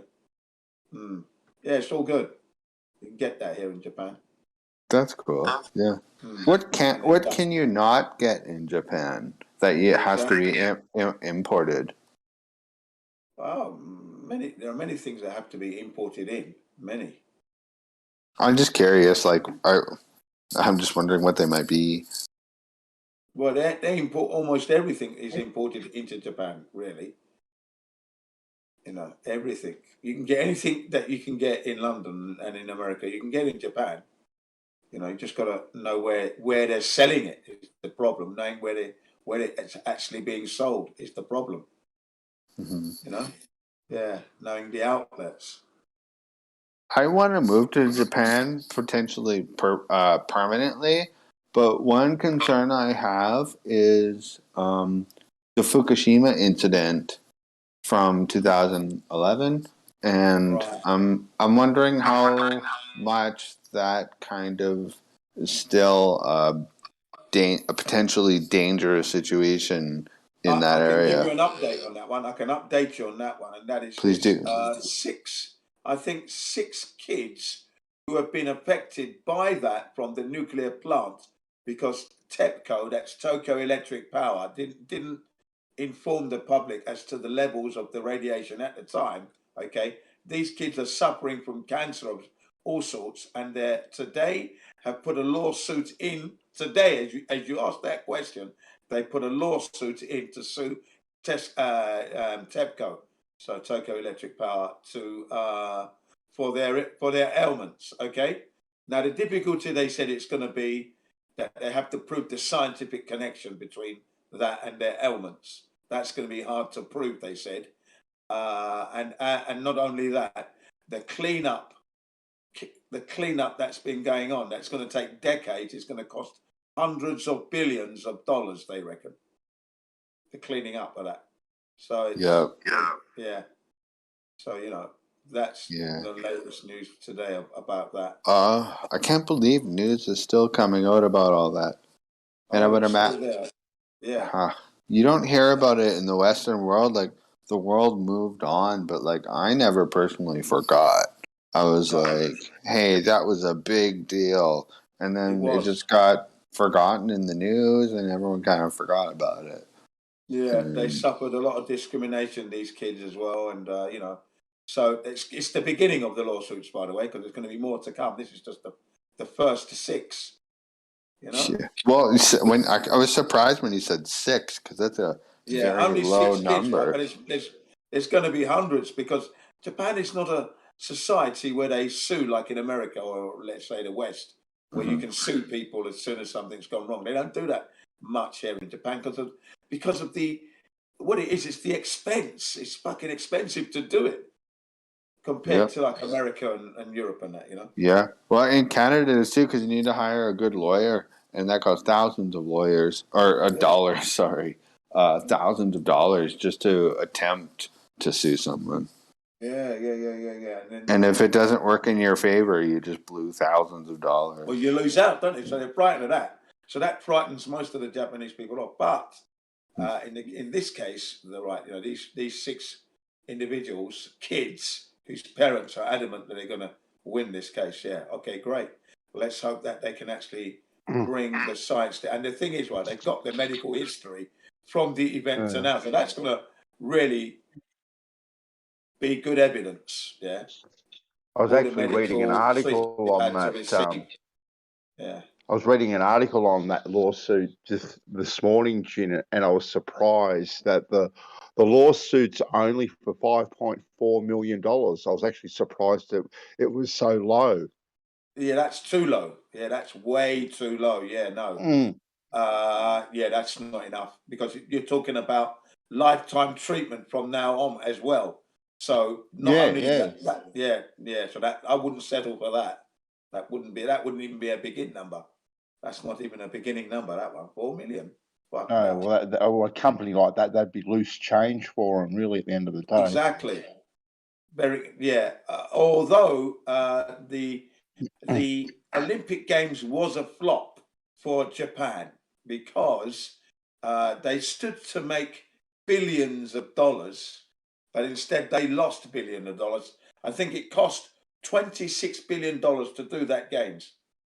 I'm not sure how much. And I'm not. That's not including the Paralympics as well. That's just the able-bodied standard Olympics, that was. So really, they lost money. They lost. They didn't make any money. They lost. It was a flop. In the red. There was no profit made. Because of the COVID, the COVID kicked in, so they weren't allowing people to come in, tourists to come in and then come and visit the games. And there were limited numbers in the games itself during the event. So it was just a massive flop. So what's your attraction to Japan, ET? What's the allure? What's the allure for you? Oh, for me, I've wanted to go to. It's a shame I'm afraid of traveling so as much as I am, but I mean, especially nowadays, I don't know if I'll even be able to leave Canada. But I've always liked Japan because it seemed like this little isolated part of the world that had like a completely unique culture. Everything that I could tell, like from like just television when I was a kid, and then when I got internet a little later, our family got internet. It just was clear to me that there was a group of people out there, and they had their own little unique culture, and I liked it so much. I thought it was so cool. Even though I didn't speak Japanese, that's my only kind of fallback on that whole thing. Like, I don't think I'll probably ever speak Japanese. Maybe one day, but I don't think that's going to happen. But they always, if I moved there, I would probably learn it. But I don't even think that's going to happen. But I just think it's so cool. Yeah, I mean, if you were planning to go on holiday, then you would actually learn a few phrases and expressions. I'm sure I would learn those phrases and all that, like for restaurants and stuff. But just like all around though, like just really quick, like I think they're really cool culture, amazing food, very like high tech, and like I've always thought Japanese people are like some of the high techest people in the world, and in my mind that means just like highly like intelligent. And I've seen videos of people go visit there, like Conan O'Brien, you know, that comedian. He had this little thing where he went to Japan for like a few days, and it's just like amazing. And like you can just watch people go to Japan, and it looks like just like a really cool place. And all the people there, they're like, they just look cool. They dress cool, and I don't know. As far as I understand it, I love Japanese people, and I love Japan. Yeah, so that just to answer your question, that's as far as I know. And I mean, like musically speaking too, I've heard some cool stuff come from there, and it never ends. You can get most things. You can get most things in Japan from around the world, all across the planet. You can get products that you'll find them in Japan. They're available. It's just knowing where they're being sold is the problem. Yeah. You might get to meet my youngest son this year, Jin. He's on an exchange student program for later on this year. Oh, He's been taking Japanese, or both my youngest sons, because they're twins. They've been taking Japanese for the last 4 years at school, and they're fairly fluent in Japanese. And part of the curriculum this year is an exchange student program, but it's all dependent with the bloody COVID at this stage. It's been postponed a couple of times, so they're hoping to do it by the end of the year. Today's news again. Sorry to shut it up, but today's news is all foreign students who are planning to come to Japan will not be able to come. They're going to review it at the end of February.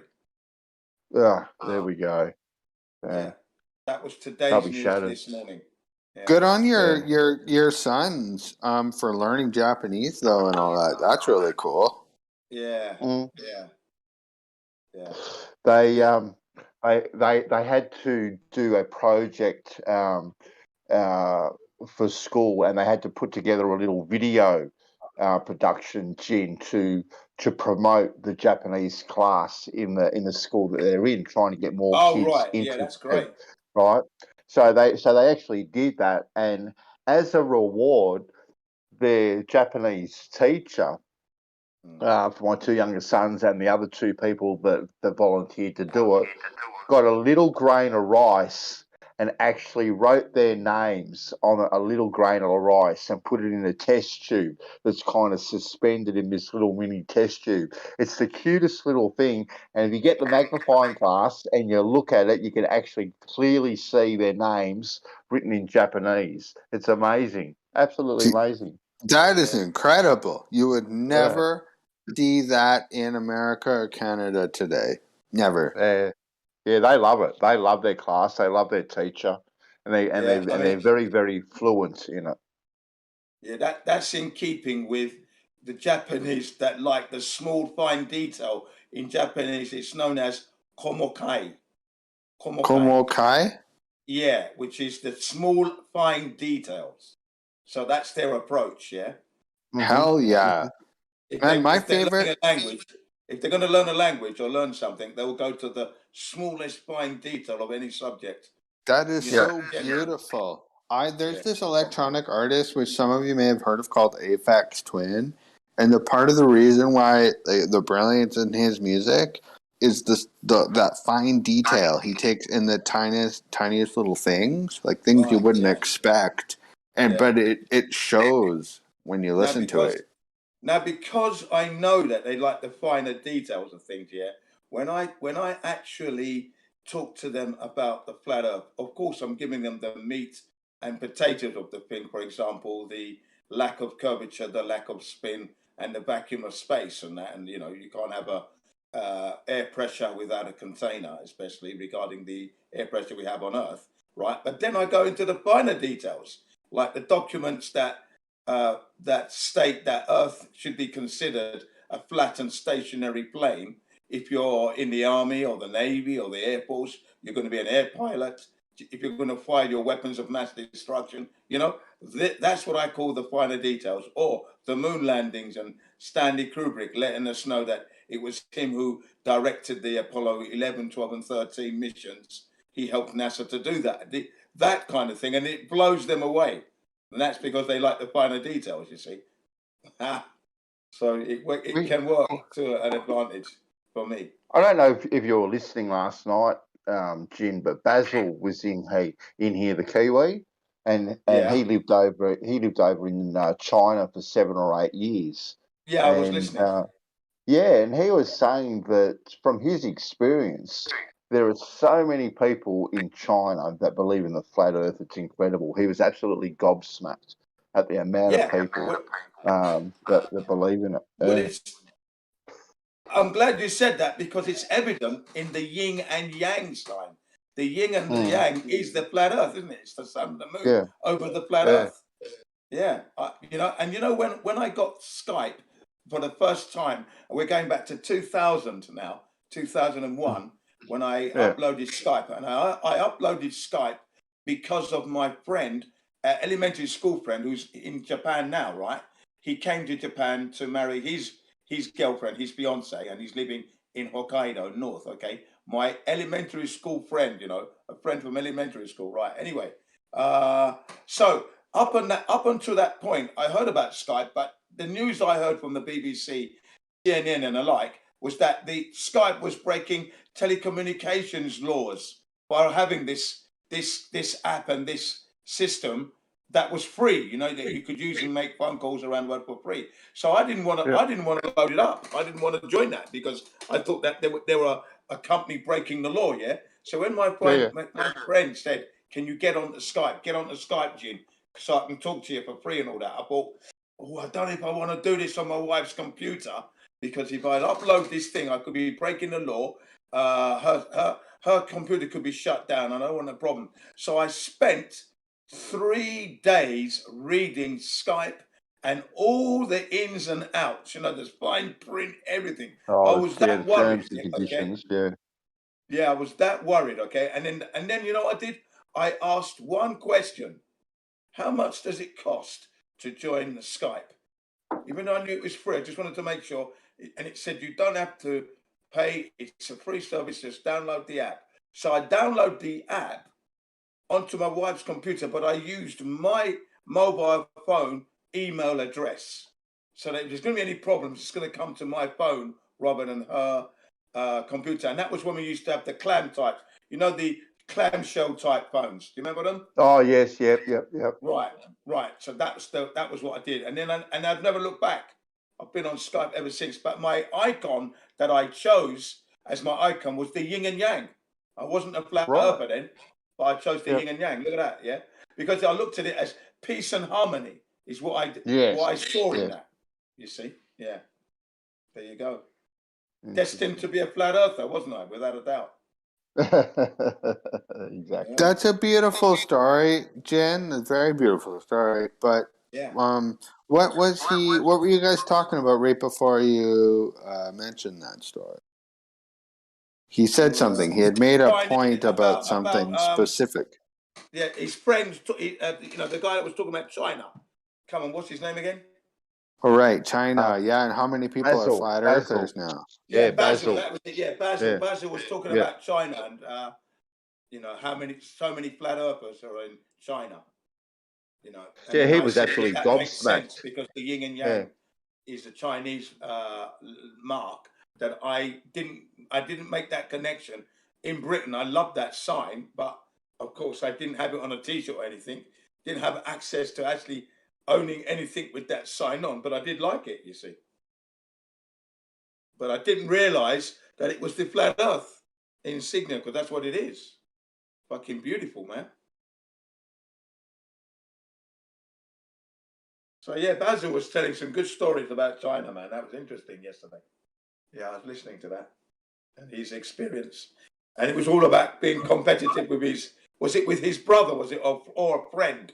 Was it, you know, being competitive, and it got him into China in the end, trying to get one up on his brother. I think it was. But then that's life. That's pretty cool. It's funny if you have a competition with someone and it ends up in China. Yeah. He was in competition with. I think it was his brother that he was in competition with, and you know, his brother or friend. I'm not sure which one, but ended up with a girl from Thailand, and he followed suit, and you know, one thing led to another, and he ended up he ended up going to China for 7 years. It's crazy. Yeah, I've never been over there. Maybe one day. Jen, can I say something to you? Yeah, go on. I'm losing faith. Yeah, I remember where I met you in that other server like almost 2 years ago now. It's been about a year and a half ago, right? Yeah. I'm starting to lose faith in flat Earth, period. Oh At well, all. if you're losing faith in flat Earth, what would be bringing that on? I mean, what do you mean you're losing faith? Because the things, when you know something to be true, and that means you know it's true. What are you leaving? What's the losing faith about it? It doesn't matter if you're the only flat earther on this earth. You know the truth. You're not going to lose faith because everybody else is wrong. If everybody else is wrong, they're fucking wrong. Do you know what I mean? Well, I think that's what he's saying, that he's doubting that, isn't he? Yeah. That's me saying losing faith. I'm just using that phrase. I'm like starting to doubt my own belief systems. And I want to say I never was 100% flat earther. Like I was never good at being a flat earther. I never was good at it. But. Yeah, you don't have to be good at it. What you've got to be is just live the life that you know is real. That's what you've got to do. And being on the heliocentric model, no evidence for it. It's a belief. There's no evidence because it doesn't exist. I mean, Well, when you've got I look out the window. So I moved about a year ago into a new city, and it's a small town. And I bought a house, and I look out the window at night, and I can see these beautiful stars out into the sky, and I'm like, that's so beautiful. And I hear that and I just think about the whole thing and everything I've learned, because I've learned a lot, like talking to you and the whole community over the last year and a half, and I'm like. And then I've never gotten some of my answers answered or fulfilled. Like I feel unfulfilled because my questions were never answered. And well, you've said that before, right? And I don't understand what questions you have possibly asked, right, that we have not been able to answer regarding the heliocentric model and its lack of proof thereof. It's not there. You've never experienced it. It's clearly obvious. It's simple, isn't it? If you've never seen the curvature of the Earth and you've never experienced curvature of the Earth or the spin, and you understand that the moon landings could never have happened, because the environment is just not conducive for humans to do it. We don't have the technology. When you factor all that in, and NASA itself telling you we don't have a real photographic image of Earth or video, right? All we can give you is Photoshop CGI images. Mm-hmm. I mean, and those images, you can tell that they've cloned the clouds all over the damn thing. Yeah. I mean, come on. I believe what you. is there to lose doubt about?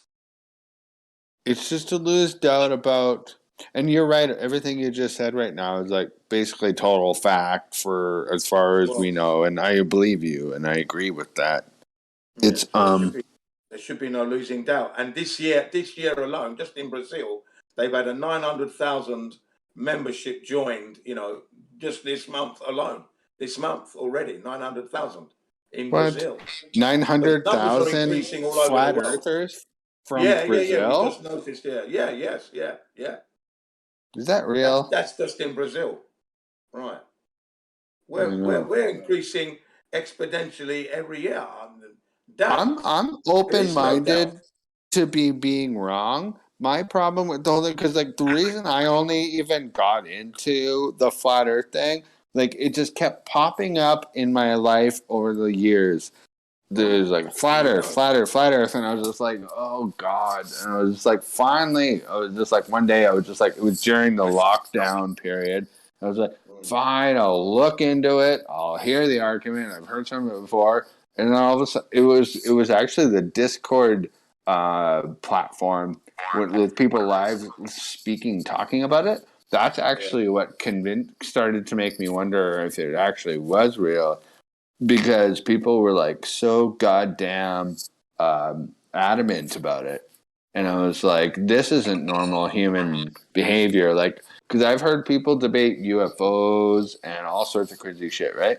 But when people get to the levels of like screaming, but with a level of intelligence, like at least at first I thought it was entertaining, and then I was like, interesting. And then I couldn't disprove their points, and they get all scientific and shit. And I was like, well, okay, maybe it is flat. And then I spent like a year or so thinking about it, and I just have a few questions left for someone to answer about the whole thing, and then I'd like to go forward from there. Well, your going forward should have been you confirming it for yourself. So I tried. What are your questions? What are your questions, man? Let's try and address them. Yeah. Well, what's the question? Okay. Oh, just be clear. Be aware, though. I'm not trying to prove a point or anything like that. It's just No, that's all right. Okay. Yeah. Just before you begin, E.T., you should be trying to make a point. You should be. Not trying to make a point is where the doubt begins to creep in. You see what I mean? Can you see the approach? If you want to know the truth, you'll ask the questions and then you'll go and find that truth. But carry on anyway. You've got to be wanting to make a point, to be honest. Yeah, pretty much. Yeah, okay. Yeah, I pretty much agree with you. Okay, well, on that front, before I jump into my question here or whatever, I agree with Jen. My point then, if I had to to acknowledge his stance there, would be that I have information that I've been accumulating since I was a kid that completely neglects anything to do with flat Earth, and to go in line with flat Earth would basically falsify everything that I've learned for the last like 20 years, which I'm okay with if it's real. But that's just one thing that makes me think it isn't real. Is because it just and not like I can't tell for myself either. It's just because and there's some like flattering points back and forth, and man, like there's a reason why I'm here right now tonight. Like I don't have the answers, and I'm not pretending to, but I just mean there's some certain things in particular that I like some really big questions about, which is what I was about to address. But yeah, okay, let's go then. So you've got that. Go for it. So what are these things? you've got that hasn't been addressed by the flat Earth? Go ahead. Okay. Well, also, I don't want to offend anyone here, like including friend Jin. Jin is my friend, and I don't want to. Geo, I like a lot. Rakia, I recognize a lot of you people, but like Jin in particular, I've talked to quite a lot, and I consider him an internet friend. And I don't want to. Thank you And very Geo, much. Likewise, ET, as you well know. cool. Yeah, I like to think people can have different opinions and still be friends. Oh, of course. Cool. So I guess all I'm saying, and this is one thing when I said a few minutes ago that I was questioning the whole flat earth thing at all, which I was taking quite seriously for a good year and a half or so. And it's just that the whole space thing, that's one thing that not only have I noticed that a lot of people in the quote unquote flat earth community don't really like talking about or don't really have any good answers to. Well, because it's all make believe, isn't it? Space, that is all make believe with the Big Bang. Look at these. Look at the people who are the prominent promoters of it. Lawrence Krauss, Michio Kaku, Neil deGrasse Tyson, and These are all, Jen, these are all newbies in the field. Like, these guys who didn't pop up until like 2000, 2010. They're nobody. Well, they're still promoting it, aren't they? They're the leading proponents now, though, aren't they? They're promoting this stuff. I mean, you look at what they say, it's all theory. Even Michio Kaku was honest that, they but like, why is all of a sudden, okay, I agree with you, Jen, but I mean, like, one thing I don't like about what's happened, and like, this has a lot to do with like a lot of problems and shitty things about culture and the internet, but Michio and Kaku and Neil deGrasse Tyson are not nothing against you, Jen, but they are not the like the be all and end all of like space and reality and anything, Fuck those guys. To my opinion, all I see them is they show up on a bunch of they show up on a bunch of entertainment shows and talk about space. That's not how scientists react or do. You're dismissing the information and the deception that they're perpetuating for everyone to believe in space. They're keeping everyone invested. That is why they have these entertainment shows. Remember, they're slagging us flat earthers off as they go along, especially Neil deGrasse Tyson, and they're perpetuating a falsehood. They're not perpetuating any truth that you can verify. Everything they say is a theory. They're selling something. Yeah. They're selling science. Scientism. I don't think they're trying to sell flat Earth though, because they don't even bring it up in their books. They're destroying it. They're trying to destroy it. They're trying to hide it. That's what they're doing. But like for example, Neil deGrasse Tyson, the only time I've even seen him bring it up is in that one famous video where he talks about it and he admits that it would be flat if you didn't go up far enough. Like, aside from that, I don't really think he's ever really talked about it, has he?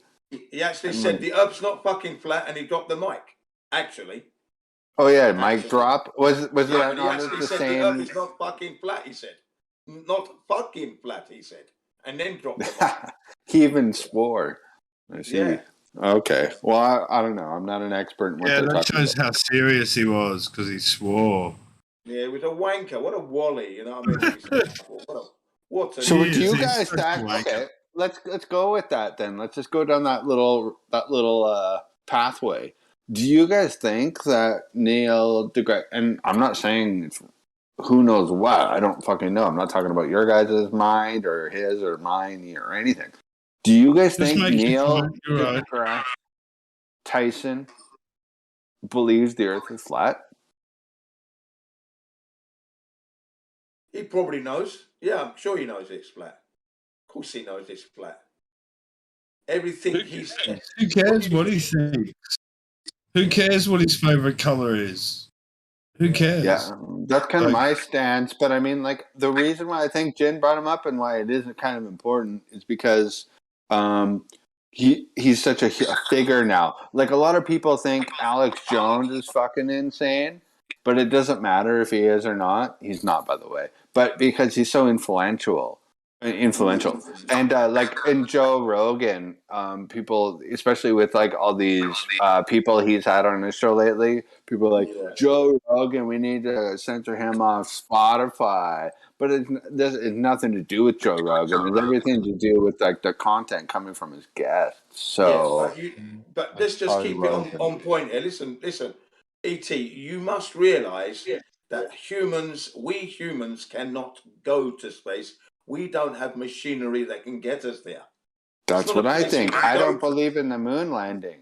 So, well, if you don't believe in the moon landings, then that's it. If you are aware 100% and you would lay your life down for the fact that you know they've never gone, then you've got no problem, because then it stands to logical reason that space is not a place we can go to. So I'm not going to lay my life down, but I'm 99% sure we didn't go. It's not worth my life, but I mean, I'm pretty sure we didn't.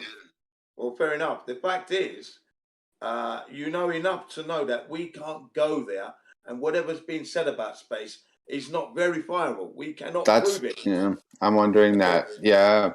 Right. And so, and but that doesn't prove it, then you shouldn't be carrying any kind of belief. I mean, you can if you want. Okay. But it's Okay, this is perfect. Yeah, I forgot. You know, actually, this is funny, Jen, because last time I talked to you, we got into the moon landing thing again. So it's kind of funny-ish. But okay, this is the reason though why in my opinion, I find it so interesting when we get talking about this kind of thing is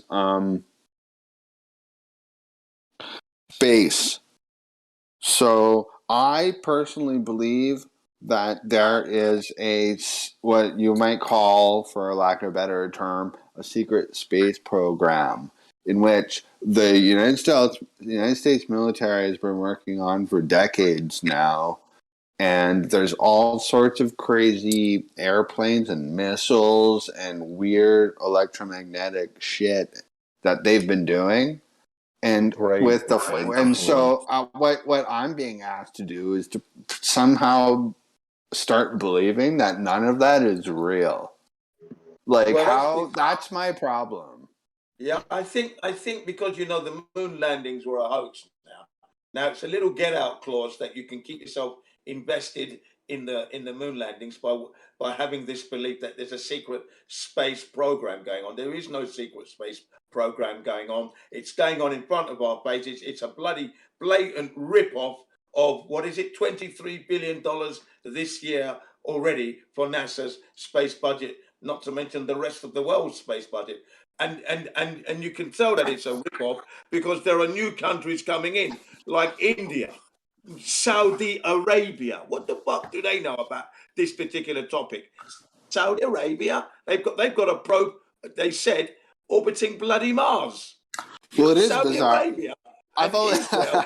Look at Israel. Israel tried to put a probe on. Pretty probe fucking on the moon. hilarious. So India has been like, they've read the writing on the wall. It's easy money. Let's all go. You've got a lot of Johnny-come-latelys coming into this space thing. It's a rip-off. Johnny-come-latelys, but they're not Johnny-come-latelys, all of them, because they've been there for decades. Like India, I know it seems bizarre. Isn't India a nuclear power country? What do you call those guys? So is Pakistan. Yeah, Pakistan too. I mean, you think of Pakistan, you're like, I would never go there. Yet they somehow have nuclear weapons. Fucking Arabia, Saudi Arabia, Israel. Please look.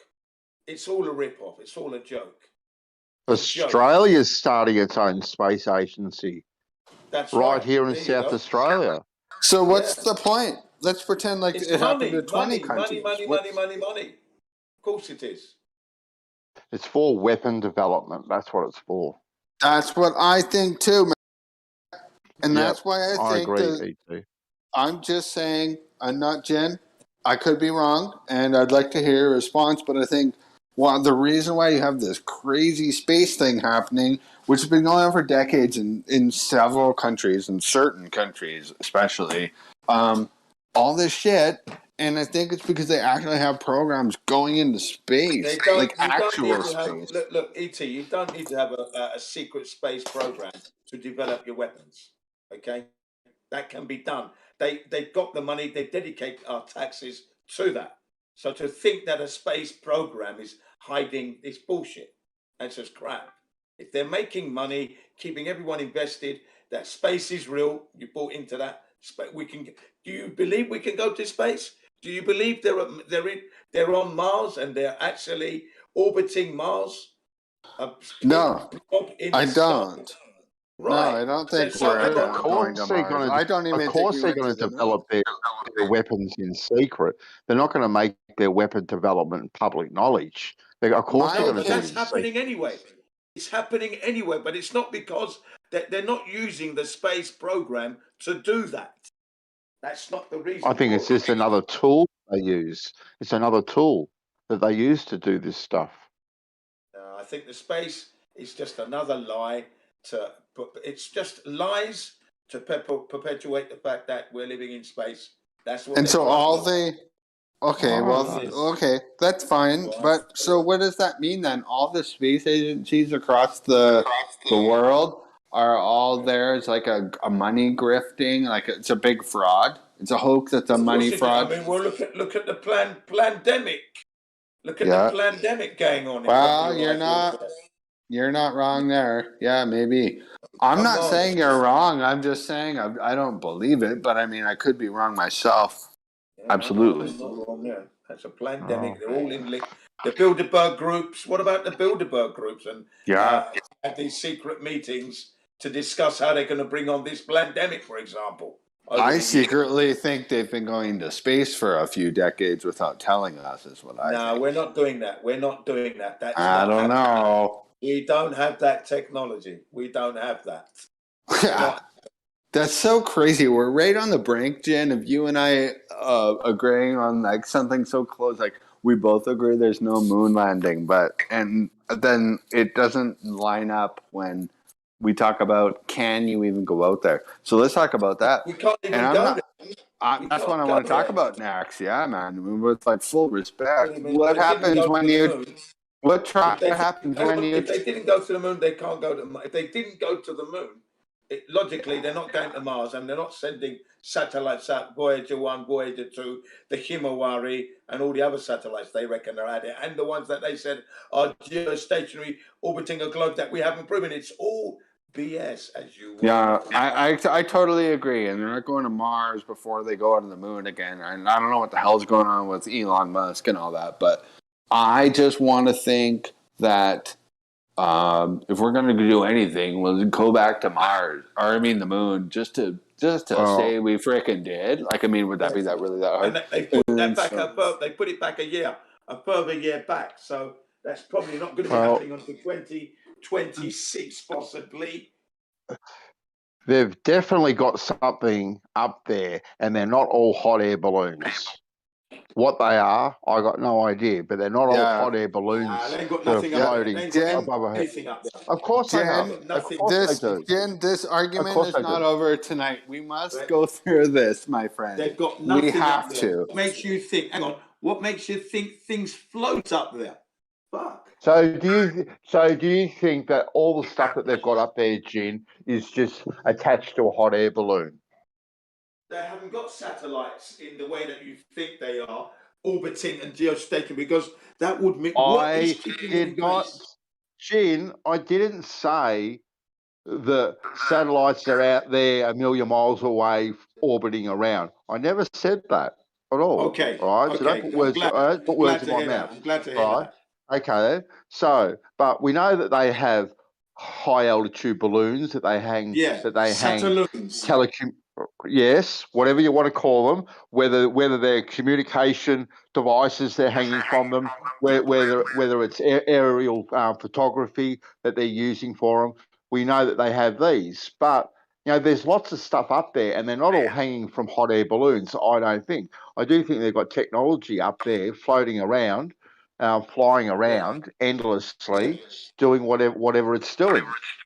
Yeah, I think there are things that we know are called drones. I mean, they're up there. Satelloons are up there. Yeah, but they're not doing. They're not these hardware things that are up there. I don't know. We don't know that Stationary. for sure. Nah, don't believe that. It's not happening like that. Hey man, it's totally possible. It's 2022. We're like in the future, basically. We're living in the future. Satelloons, okay, maybe. But with the whole satellite thing, you've got these satellite tracking programs which you can put your cell phone or your tablet up into the sky. You can tell you which satellite is going to fly up into your view. That's an app that lots of people use. And the reason I bring that up is because, give me 1 second here. If there was for a balloon it would take even an airline, which You're roboting ET. Is he roboting for everyone? Yeah. Yeah, he's Yep, roboting. yep, Yes. yep. Yeah, he's roboting a bit there. So yeah, I mean, people might think there's things up there, but that's fine. I just can't I can't buy into that at all. Really, secret space program, and they got weapons going. Nah, I don't believe in all that. That's all crap. It won't be long before they tell us that aliens are coming. That's what's coming next, I do believe. 1984. No, The alien you're strategy. still roboting ET. Yeah. ET, you're roboting really hard, mate. You might want to jump out and come back in. Yeah, I think the next step that's coming, what they're using the technology of late, that blue screen, green screen thing, they're working out that there's a technology that they're working on that can simulate spaceships coming into us and coming and like the 1984 thing, aliens are coming. I reckon they're going to play that card because people are that fucking gullible. Well, they might actually be able to build a ship of some kind and actually fly it down to people. Well, that's also a possibility. Yeah. Yeah. Can I go back on the satellite thing? Am I back? Can you guys hear me? Yeah, you're back. Yep. You're back. Yep. Thank you very much. I just wanted to clear up that one point on the satellites. Yeah, we know satellites exist, the satelloons exist. Excuse me. They can't fly through the air that quickly, and especially so consistently and quickly. And you can't track these things, thousands of them, on your cell phone or tablet with a special app that you can download. Lots of people have done that, and so they're not all satelloons. I'm not saying I know what they are, but they're not satelloons, all of them. It's impossible. No. Who knows what you're tracking? If you can't cite it, you don't know what it is. So you just don't know what it is. So you've got to. You can definitely see them. You can definitely see them with your naked eye. You can see them with your naked eye, and these things line up with apps and stuff. And if you've got a clear enough night, and you get the app, and it says, look 23 degrees above the horizon in a southwesterly direction at 9:17. I can guarantee you, Jin, when you look there, you see this light moving pretty damn quickly across the sky. Yeah. But is a light what they say it is? That's the thing. You might see a light, but it's a light. That's all it is at this point. Of course, but you definitely see something that's moving at what seems to be a very fast trajectory. Yeah, get a telescope and take a photo of it, Jim. Also, a consistent trajectory. It's not like some of them are moving faster than the others. I think they, for the most part, I guess, depending on their altitude, move at the same speed. Get a telescope and take a photo of it and see what it looks like. Not just a light. No, I don't think you can do that. Like, I know people have done that. No, hold on. I know people have taken pictures of the ISS and whatnot, especially when it transits the moon. And there's been a couple of the sun. But any other satellite, I've never seen any picture of any satellite taken by an amateur through their telescope. I've never seen one. Yeah, I've seen Astronomy Live. amateur telescopes. Astronomy Live I watched a wrote tracking movie. software to track it. I've You can just seen look at it with his telescope. I've seen amateur photographers do it on their, or maybe you can call it professional at that point. Do it with their telescope with their camera, and he tracked If you've it. got a photographic camera telescope, you can do that easily. That's Totally. easily So done. Why don't what we have is these it? images? Is the fucking point? Let's stop arguing about it. What it could be, or what we think it is, and talk about what it could be, or what it actually is. Because Yeah, I but don't it's not think there's proving. people. Hang on. This conversation isn't proving globe Earth, yeah, which is what you're having problems with. No, Remember I'm not trying to prove global. I have but a zero. I'm just trying to objective. remind you, ET, that you were doubting Okay. the flat Earth thing. Remember earlier? It's all started with Yes. you having doubt, and Yes. the reason for your doubt was the space thing. But the space thing isn't Ha. bringing you any closer to the globe thing and away from the flat Earth thing. That's Well, what I'm let's just walk Yes, it through does, it because then. you've got to explain something orbiting going hold on. 28,000 k's an hour. Jen, I'm open to you bringing me back. I'm just saying. I'm just displaying the information that I think I've found over the last several months, and that's all. Like, for example, the IS and all the bullshit surrounding that's a whole new topic. I don't know if anyone even has the time for that, What do you mean? but that's What do you mean? crazy. Well, it appears as if all the footage that supposedly has been sent back from the ISS is false. That's right. Or at least a lot of it. That's right. It is false. Absolutely right. Mm-hmm. It's crazy. There's this one British dude who made like an hour. It might have been more than an hour. It was like an hour-long little video he made talking about how fake the whole thing was, and it was really well done, and I was just like, huh. Yeah, I don't believe that we went to the ISS. Like, I don't know what the ISS is anymore because I don't think people are going to it. Like, I literally don't. It's definitely up dollar there. hoax. It's definitely up there, the ISS, or what they call the ISS. It's definitely up there. Yeah, you can somehow find it with your little cell phone app. So, and Well, I thought I've seen it before. I've seen it in the sky, and people are like, "That's the ISS. It's this bright white light going across the sky, right? ISS, boom." Really? Well, you've even had people like Journalism that have photographed the thing when it's been transiting. It was either the moon or the sun. He did it himself. That was a joke thing that he did. He didn't really say that was indeed the ISS. It was a joke thing that he did that when he did that. The fact is, What did he take a photo of then? You really wouldn't be able to see it with the naked eye anyway from that 240 miles up in the sky. You just that's kind of what I'm wondering. Would you be able to see it? Hold on, ET. Hold on. Are you saying now, Jim, that he didn't take that photo of what was transiting the moon that looked like the ISS? Yeah, I reckon he was faking it. Yeah, that's what I'm saying. Yeah. So he lied. Well, yeah, that's what I'm saying. Yeah. He lied. Okay. Yeah. Interesting. So one of these proponents. But I thought you got that. That's what I got from that. That it was a joke. It wasn't really real. It really. Wait, who lied though? Journalism doesn't lie. It's just like he's trying to be serious. Yeah. So it was a joke, not as such a liar.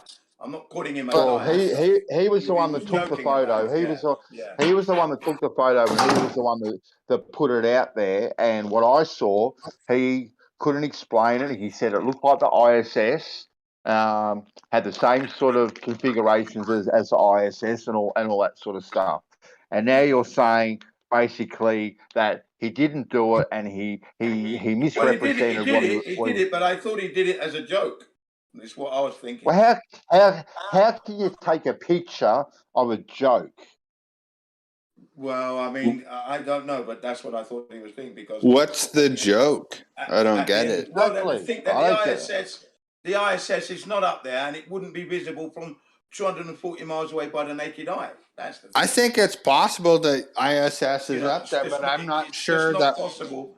It's what not people possible think. for it to be up there if we are to take into consideration what's being Man. said from NASA and the space agencies is that the place is highly radiated. So why would they be up there? It'd be mad. I don't know. Well, Is there that's a anyone else great in point. here? Actually, I never even considered the radiation.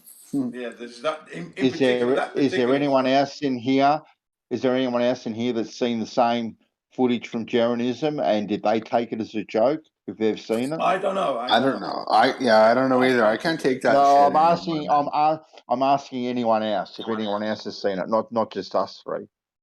Well, we're having a good conversation here, and it's amazing how three of us can talk without people like on the internet these days. It's pretty rare when like three people can talk without freaking out. So that's pretty cool. I'll give You know it what I time. mean? Freaking out is there. Bordering We'll on freak out. It's freaking out. early. It's Come on. early yet. We'll freak Somebody out. Don't freak worry. out. It's almost midnight my time. Somebody freak out. But Rui, you know, at the Rui, end of are the you day, there? there is something floating up there. It's a light of Rams? some kind. It's not got people in it.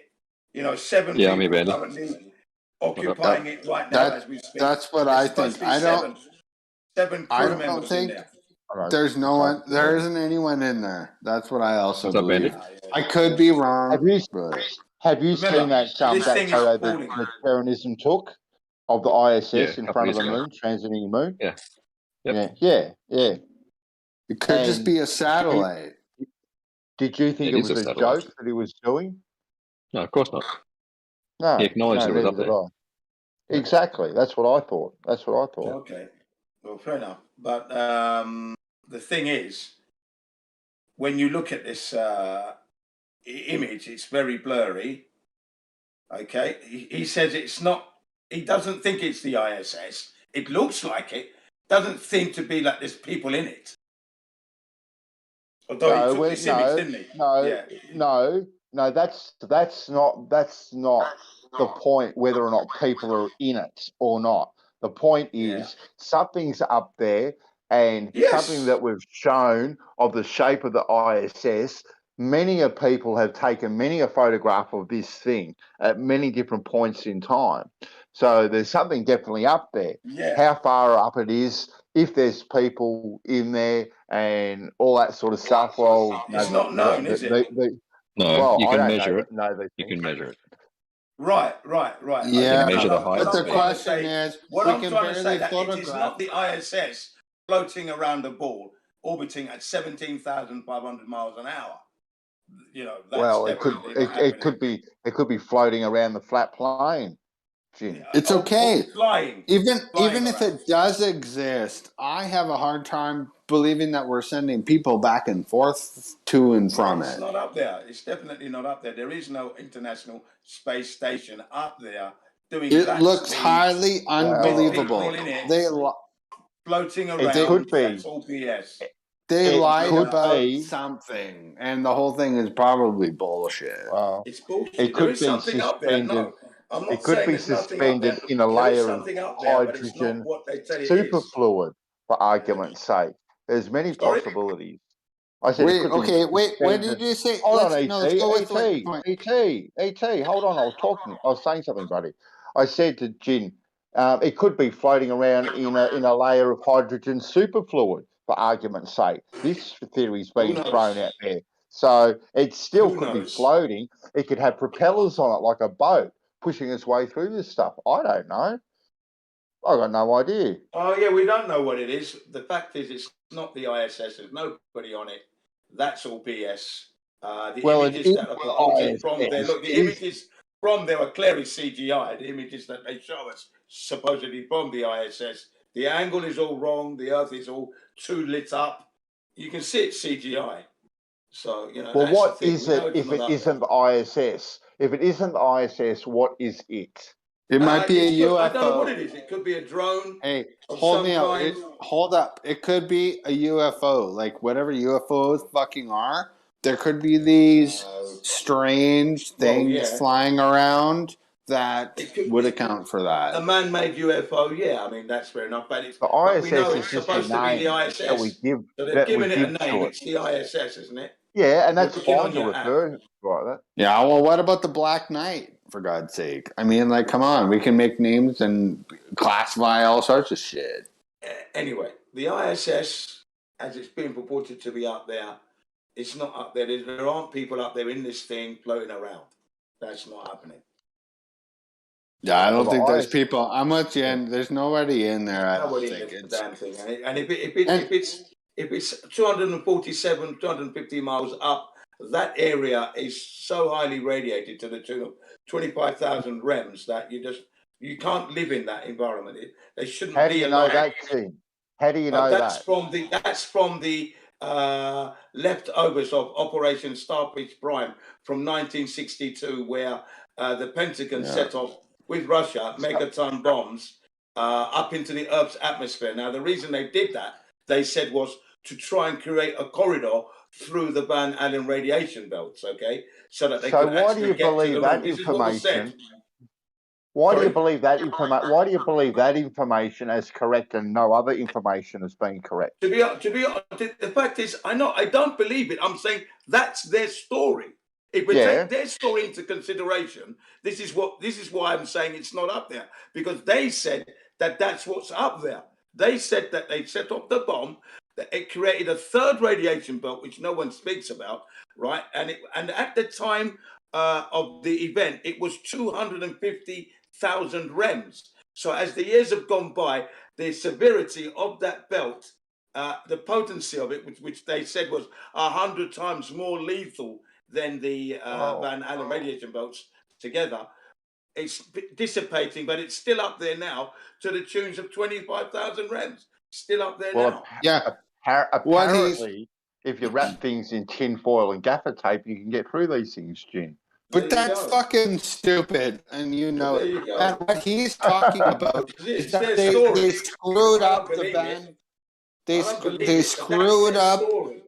They screwed up the Van Allen radiation belts questioning it. as they experimented on it, and they damaged it, and they made it even worse than it was before. They were curious about it, and then they were even in a worse situation than they were in the first place. That's what actually happened.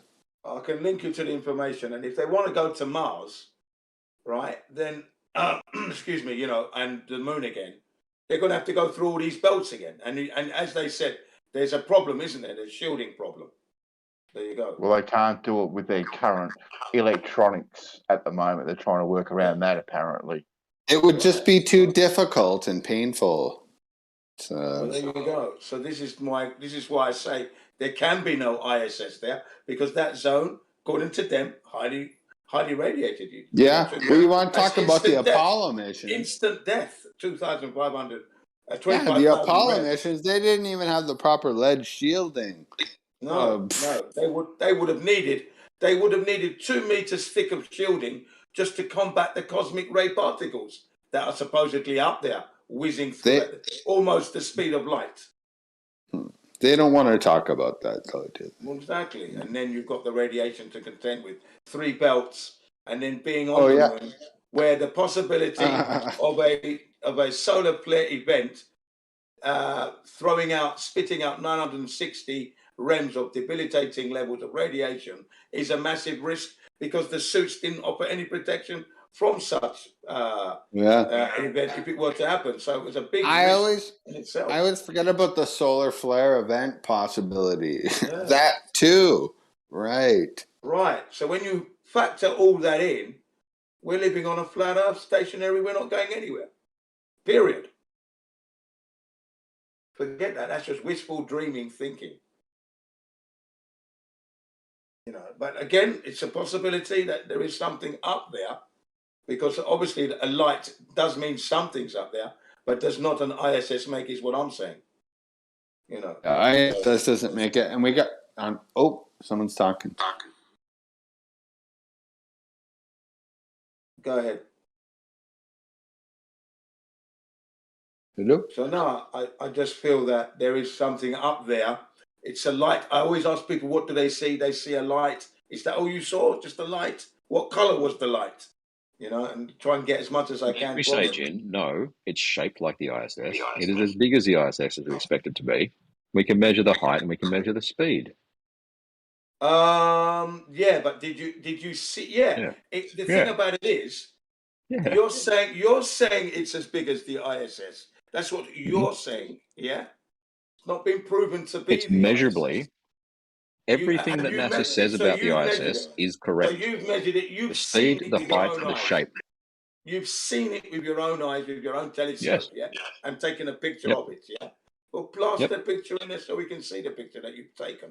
That'd be nice. Oh, I'm not going to dig up my fucking pictures for you, Jen. Go to That would be nice Astronomy to see Livestream. what you saw. Well, I mean, I'd like to see what you saw. At least then I can have some idea of what you're talking about, what you saw. Well, the day it you saw does. It does piss people off when you make people like find pictures on their computer and stuff. But like, describe Well, it I mean, with it your should be own. there, easy access, shouldn't it? It should be like on the big. Well, not necessarily, man. There's all sorts of shit that I can't find on my computer. But I mean, just like, post it.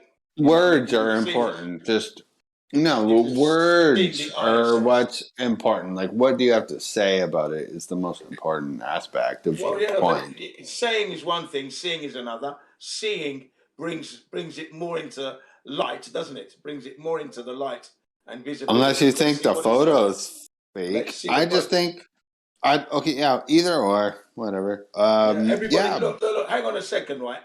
Listen to this. If people are saying they're seeing this and they got photographs and they upload it, we can compare photographs. So then we can see what is it people are seeing. Are they all seeing the same thing? Or it's all different? Who knows? Well, let's have a look at these images. Ruhef, what are you talking about? I'm talking about the ISS, right? So I've just posted a link to this guy's Twitter. This guy's Twitter basically collects space station sightings. You said you saw it. You took a picture. You said. Yes. Can you yes, let I have. Ruhef finish? Yep.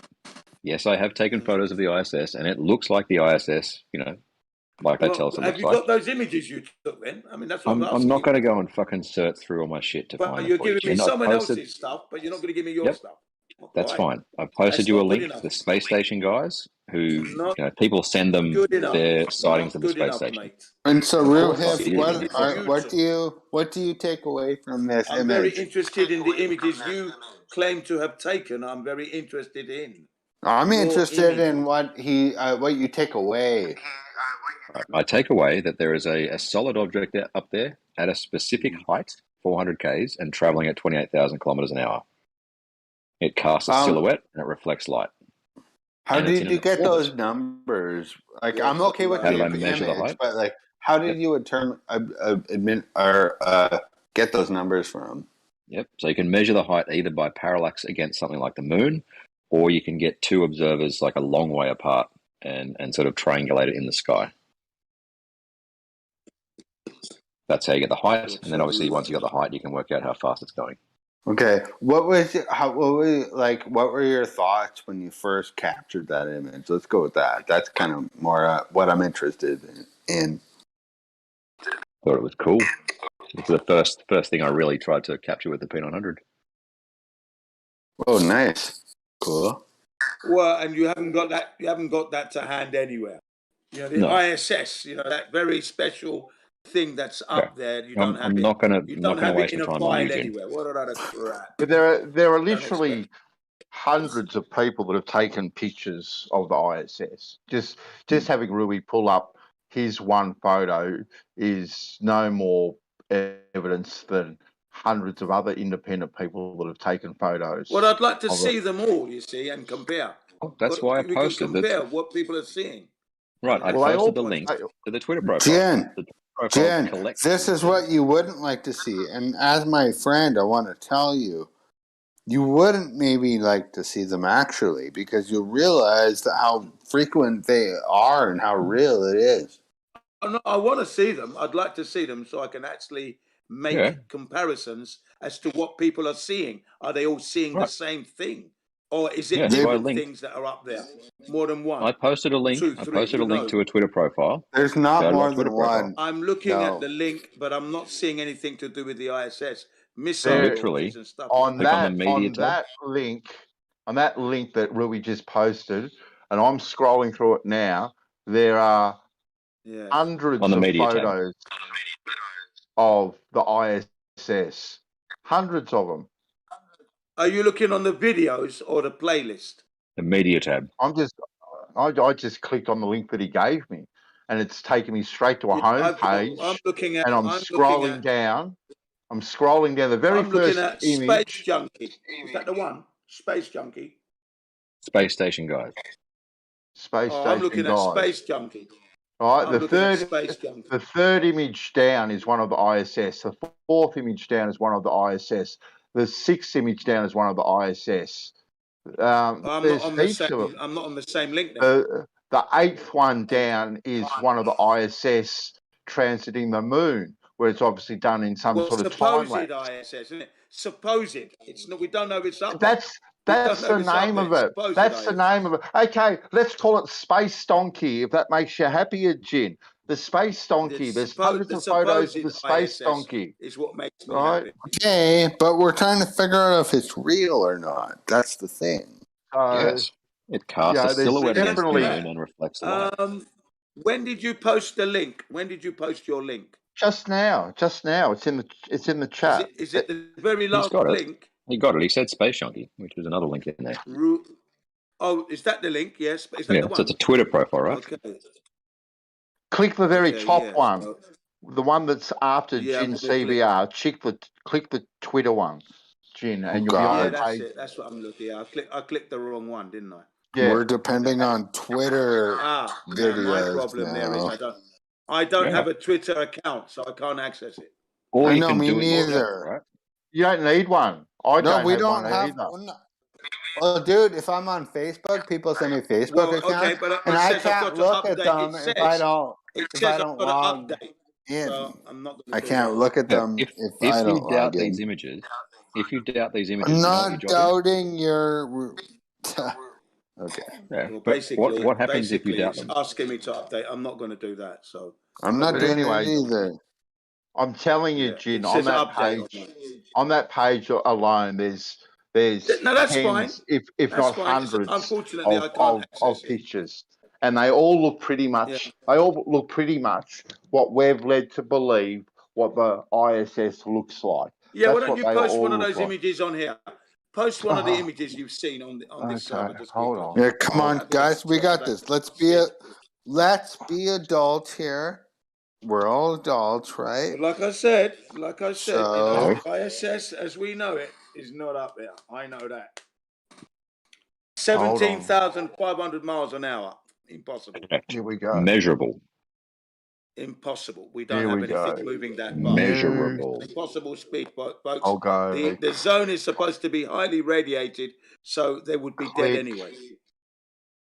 It's true, and especially if you look at the early Apollo missions, man, they were flying through basically a soda tin can. They should be dead. 18,000 miles an hour. They should be fucking dead. It doesn't make any fucking sense. Yeah. All right, Jin. Here we go. Yeah, here we go. Yeah. Let's see what people are saying there. All right, now that's a screenshot that I've taken of one of the images that someone has uploaded. All right. Yeah. That's just one. Now I could do it 100 times, I'm not. I've done one, right? From that link. Yeah. Okay. Fine. Doesn't prove anything. Well, it proves that there's something that's a funny looking shape, kind of. Yeah, that doesn't look like the ISS that we're told that it is. I mean, it's a very funny shape. Yes, it does. Oh, Jin. No, it doesn't. That's too much denial. Too much denial. It's not too much denial. In this particular one that I'm looking at, I don't see the ISS as a H mark. Fine. Here we go. I'm going to do another one. As a H. Where's that's that moon a very one? terrible, not very. No, I'll do another one. Hold on. Yeah. There was a pretty good one here. Oh, Jin, you're making me work too hard, Jin. I can't believe I'm. No, just one more will do. Just one more. That's it. Okay, hold on. I'll take the one of it. Just take the best one. Your best one. Transiting the moon. All right, I'll do that one. I've seen that one before. No, not this one. Not this one. Okay, let's see this one. Okay, then. Let's see this one. Hold I've on. seen several. I have seen several, and by that I mean maybe 6, 7. Possibly 10 even. Okay, well. What I mean by several, I Hold don't mean on. any more than that. Give me a break. I'm trying. Boom. Okay, got that. Captured. Yeah, now, according to Sir Bernard Lovell, the radiation levels upload, up there would be not be safe for any human being to be there. Impossible. There you go. Whatever's up there, it's an All empty right, tin. there you go, possibly. Jin. There's a time lapse photography of the thing transiting the moon. Yeah. Thank you for that. Right, thank you for that. Okay. Yeah. So, and like I said, Jin, I can literally take probably hundreds of screenshots off that website, and they all look pretty much the same. Now, if you look at this thing, this blob thing that you put up, and you look at it, right, you got the solar panels, but the actual bodywork is totally different. So, it doesn't look right, does it? Does it now? If you look at the ISS station, when it's proper in its proper configuration. Do you know the solar and you panels look at tilt this. towards the sun? Oh yeah, I know that they're supposed to Okay. be moving around. Yeah, I totally get Right. that. Okay. But at 17,500 miles an hour, that should be they should be ripped off anyway. Shouldn't So why, Jen? Why? So this thing looks like too fast. Well, this thing looks like it's high up in the sky. It looks like it's transiting the moon. It's got some sort of shape that represents what we're led to believe what the ISS is. So these things to me, Jin, marry up, right? Now, I'm not saying there's people in them. I'm not saying there's people in them. I'm just saying there's an object up there that is moving around as they say it is moving around. And we can't deny that. Yeah, we can't deny that. I'm in agreement that people have seen something up there. Most people have said it's a light. Some people have shown you this image that you showed me, and that I can go with that. That's fine. I know for sure what NASA's telling us is bullshit. You know what I mean? And 17,500 miles an hour. Except when they tell us the that's bollocks as altitude well. and the speed It's not and what it going that looks like, fast. it matches exactly. Not traveling that fast either. That's the other thing. It's measurable, Jin. Measurable. 500 miles Measurable. an hour. It's bollocks. Everyone said it. Even generalism said it was moving slower than it should be. No, how do you measure it, Rui? wrong. How do you measure it? How do you measure it exactly? Once you know the height. I don't know how you're going to measure that. Once you know the height, you can just measure it over the ground. Kosho Well, no, how do you measure the height of it? Kosho so said two... when he saw it. When Kosho said he saw it, he said he saw it, and then he got a friend. He got a friend to let him know when he could see it, and then they could work out the speed that way. Oh no. Guys, all right. I'm sorry if you heard me sneezing, but I have to go step away for about 2 minutes, and I'll come right back. All right. And yes. Okay. Now, Rui, Yes. we don't know the height of the ISS. I wanna tonight go out in my backyard and work out the height of the ISS. How do I go? The height of ISS. Hang on. Fuck yeah. Hang on. All you fucking talking about right now.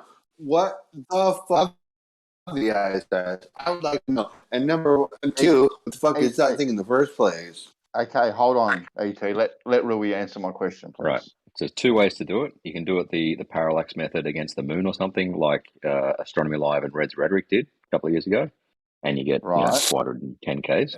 Or you can do it with two observers a long way apart, like several hundred kilometers, and you both basically take an elevation angle to it. And the easiest way... Okay, but... ET, hold on. ET, hold on, mate. Hold on. I'm sorry. The easiest way to do that is when it blanks out, so when it goes out of sight of the sun, so that you both have the same point in time that you are measuring the angle. Once you have the angle, you basically do a triangulation. How would you get the angle? How would you get that angle? What instrument? Any angle measuring device. So to use the parallax method, Rui, do you have to assume the distance to the moon, Or do you have to make any assumptions in that calculation at all? Only that it's far away. That's it. So in your mathematical equation, you've got moon equals far away. Finish. I'll try. In fact, can you try and find Red Rhetoric video? Well, me, no, I don't follow his channel at all. Neither do I, but I'll find it. Scumbag of a geezer anyway. There's got to be some kind of video. But very Yeah, there interesting. is. Red's Rhetoric or that Astronomy moon- Live. What was he talking about again? Can someone remind me? Because like I think I can see it exactly when I see it, and I can just look at it. E.T., your robot. Like for a long time if I want to. You're roboting pretty hard, E.T. You might want to jump out and come back in. Yes. Great line of questioning there, and Rouge blown a gasket already. Look, see in his story. Hey, it's leaking out oil from the head Well, I gasket. just want to know if they have to make any presumptions when they're working these things out. Well, there you have it. And he goes, and he's mentioning Red Rhetoric. Red Rhetoric's not going to help you in this case. You know what I want to know? How come when you look at Blue the moon, Rhetoric's case may help you. how come when you look at the moon, it looks spherical and has constant craters on it? Yeah. Why? I don't know. It's the way it was created for us to look at.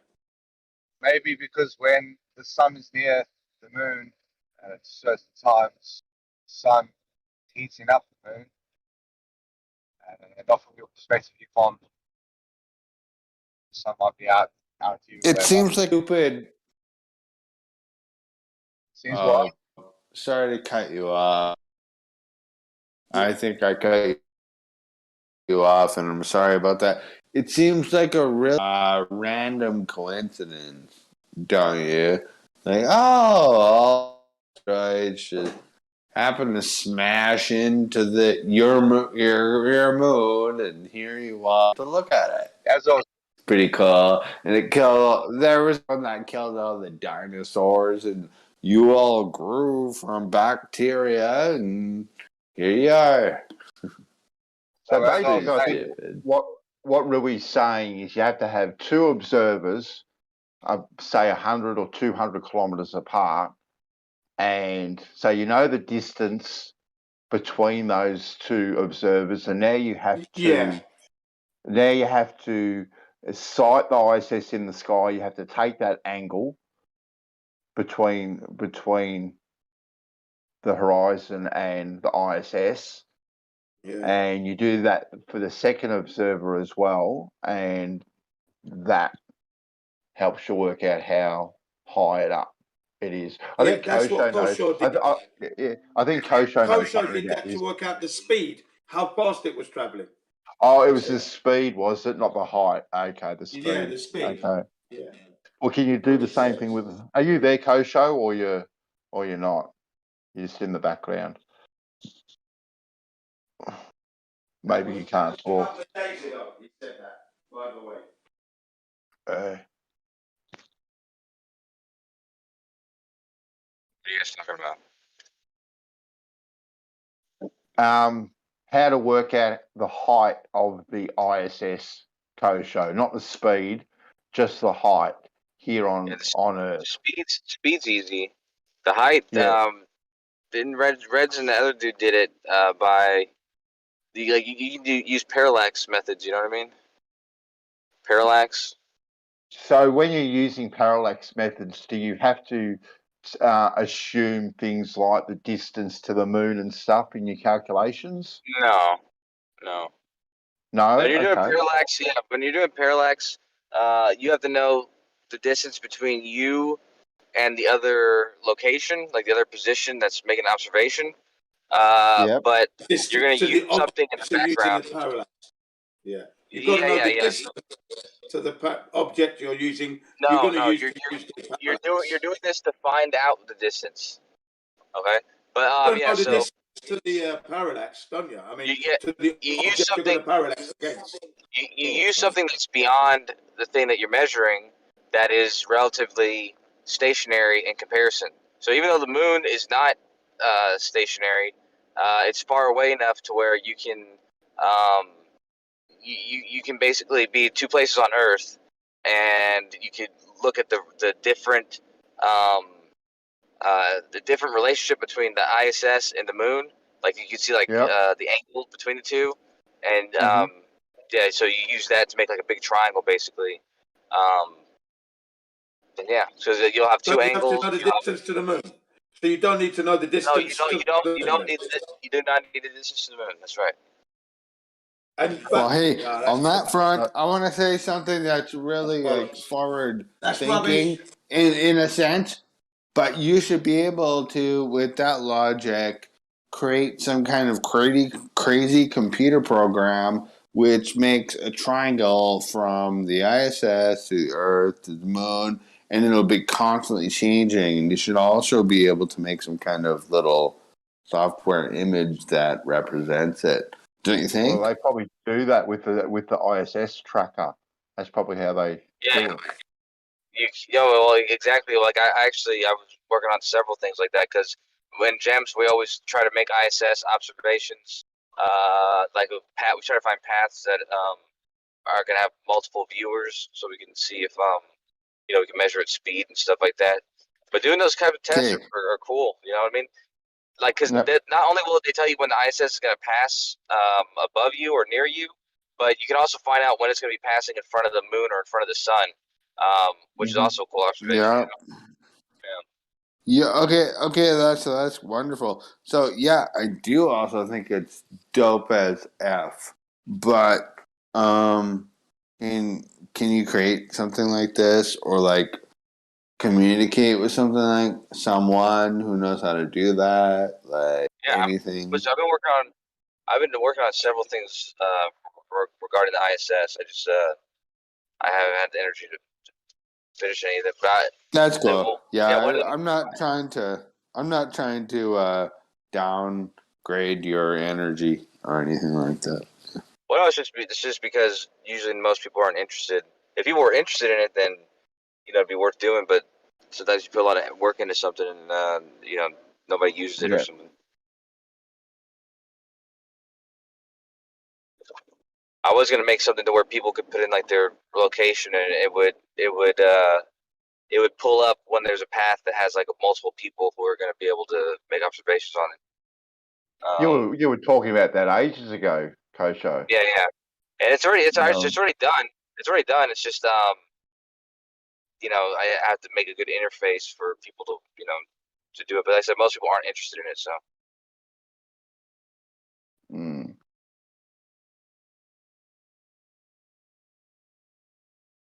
Guys, but we were earlier, and I don't want to start a whole debate here, but talking about the if or if not of space. For real. Jin, for example, thinks it's not real. Yeah, I don't know who else is here, but I mean, not to call it Jin, but I mean, like, me personally, I'm starting to think space is real. Okay? I have enough. Does anyone want to talk to me about that? Because let's talk right now. I'm not trying to like outprove or discuss anyone. That's what I would feel. Sorry, man. What? I said space is real. Space is all around you.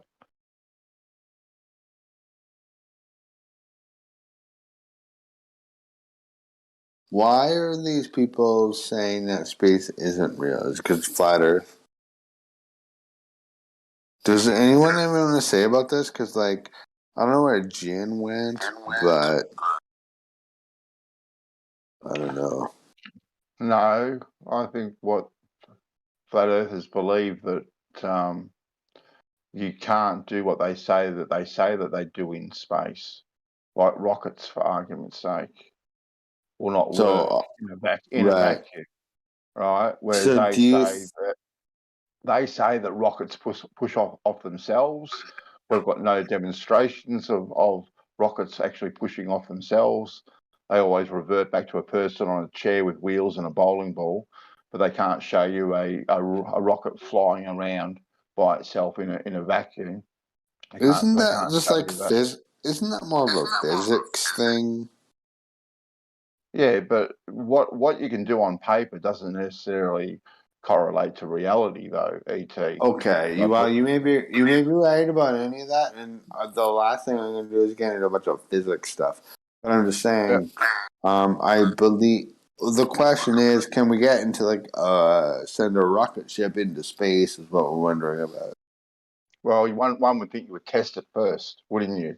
Well, they don't. They can design a Formula One car on a bit of paper using mathematical equations and computations, and they design it. But what they first do, right? They first build a model of it, and they test it, and they'll test it in wind tunnels and put it through all its vigors to make sure that their computations are all correct before they start spending millions and millions of dollars on developing that car for the next season. They always work on models first and work their way up. Same with architects when they're building, new skyscrapers with new designs. They start with a model first and they test it, put it through its rigors, make sure that all their calculations and computations marry up to reality, and then they build it, right? But as far as we're led to believe, all you do is you work out how a rocket works out on a piece of paper, right? And then you build it and you send it into outer space without actually testing it here on Earth to make sure that it would. Right, That's what a we're led to, little different from vaccines, right? We don't need to necessarily test them properly, but we're going to do it anyway. Well, vaccines are totally different to talking about space. Okay, I agree with you. I'm just saying. Hey man, well, do you believe that we have been out in space at all? If space does exist, some people don't believe space exists. Period. Well, I find it hard to believe what they tell us about space. Me and that too. we can and that we can get there Yeah, with what they tell us what it is. Like that's cool. if it is a vacuum to 10 to the negative 17 torr that we can't even pull here on Earth, firstly I find it hard to believe that we even know that it's that up there. And what I know about basic physics, and it's only very basic, I can't see how a rocket can operate out there, let alone spacesuits or anything else. I've never seen any of these things tested to the vigors, and one would imagine that people like NASA and other space agencies would be proud to be showing these things here on Earth, which they don't seem to be. Everything seems to be very, very secretive. Very secretive. Yeah. You just have to believe. You just have to believe. We tell you so, so you have to believe. Yeah, I have the same question. Why is it like that? Why is it so secretive? Thank you. Yeah, I had the same questions myself. And I don't have the answers. I wish I did. I think I have some of the answers, but I mean, I'm not going to sit here and pretend like I do. But I often wonder those things.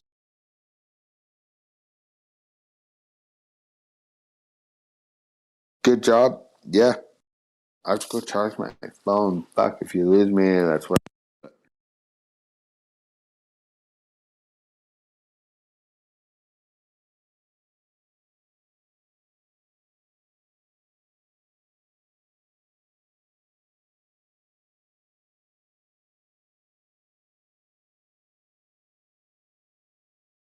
Yeah. And like. the deal with that. I mean, the Apollo mission. I can feel bad for everyone personally myself. Use war between people who think we went to the moon versus people who didn't think we went to the moon. There's this crazy war among them, and it sucks. Like and especially because these are people. Everyone's old now. If you were alive in during the Apollo missions, that sucks. Nobody wants to be fighting, you know. But for younger generations, such as I'm in, like I don't want to be fighting either. But there's some pretty good points. Like I don't think we went. I will say that.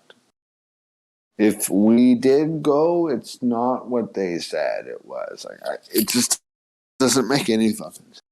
That's what I think. And I am a younger chap, so I respect my elders. But god damn it, I don't think we went to the moon. No, I don't. I lost belief in that a while ago.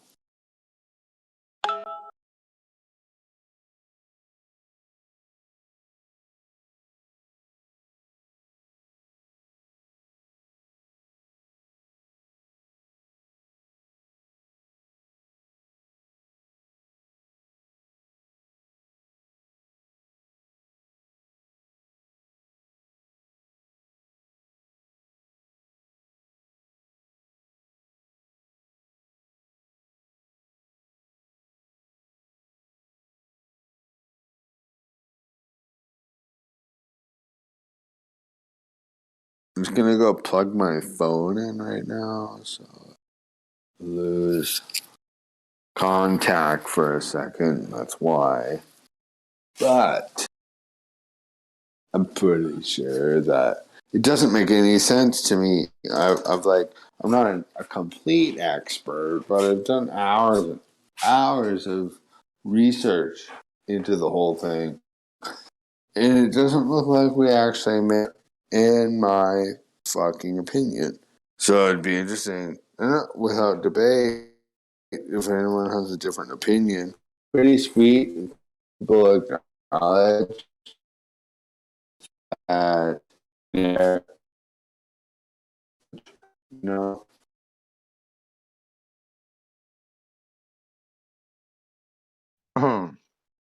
Hey, man.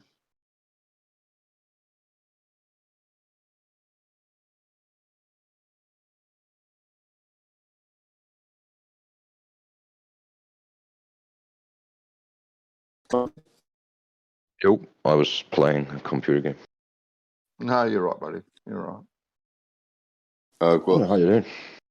Yeah, not too bad. I'm No good. complaints for Yeah. a Friday evening. Yeah, it's a Friday morning for me. Yeah, well, you got to catch up. Yeah. Well, you Back to the just future. finished your night shift, have you? No, I have an evening shift today from 2 p.m. to 10 p.m. Oh, okay. Night shifts at the weekend, Saturday, Sunday, and Sunday, Monday. All right.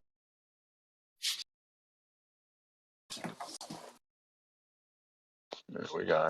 We're just trying to work out the validity of the ISS. That's what we've been doing. Yeah, I've been listening. People are seeing things, but not really. Is Gina having a hot mic? The machine up there, lying around, of course. Oh, he's talking to us, I think. Yeah, maybe. I'm talking to you guys. Get into you're the very same room as faint. the microphone. You're very faint, Jin. Apologies for everyone who listened to me rambling for the last 20 minutes about going to the moon. I'm sorry. Maybe we went to the moon. I don't think we did. I'm sure it's possible. Sorry I talked about it for 20 minutes. I'm sorry. It's a worthy topic to talk about because they stole the people's money and lied. You know, it's too late you talk about it. It's fraud. Well, that's a good point. Yeah, and not even a little bit of money. How much fucking money? Like trillions of dollars now? Like a billion? I don't know how much. A shitload of money. Exactly. Fuck that. Damn right you talk about it. If you think it's fake, then sure. Most certainly is. It was. And they're still faking it now. With the ISS and the like.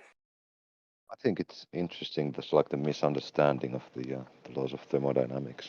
No misunderstanding. Some people use. We don't have the technology. We never will. We never did. We won't ever. Do we have someone here who thinks we actually did go to the moon? No, I'm just talking about the space. Everyone has, I believe in Sasquatch, and a lot of people don't, and so that's okay. I'm okay with that. How did they transverse the Van Allen radiation belts that they can't transverse today? I wonder. Yeah, there's a reason for that.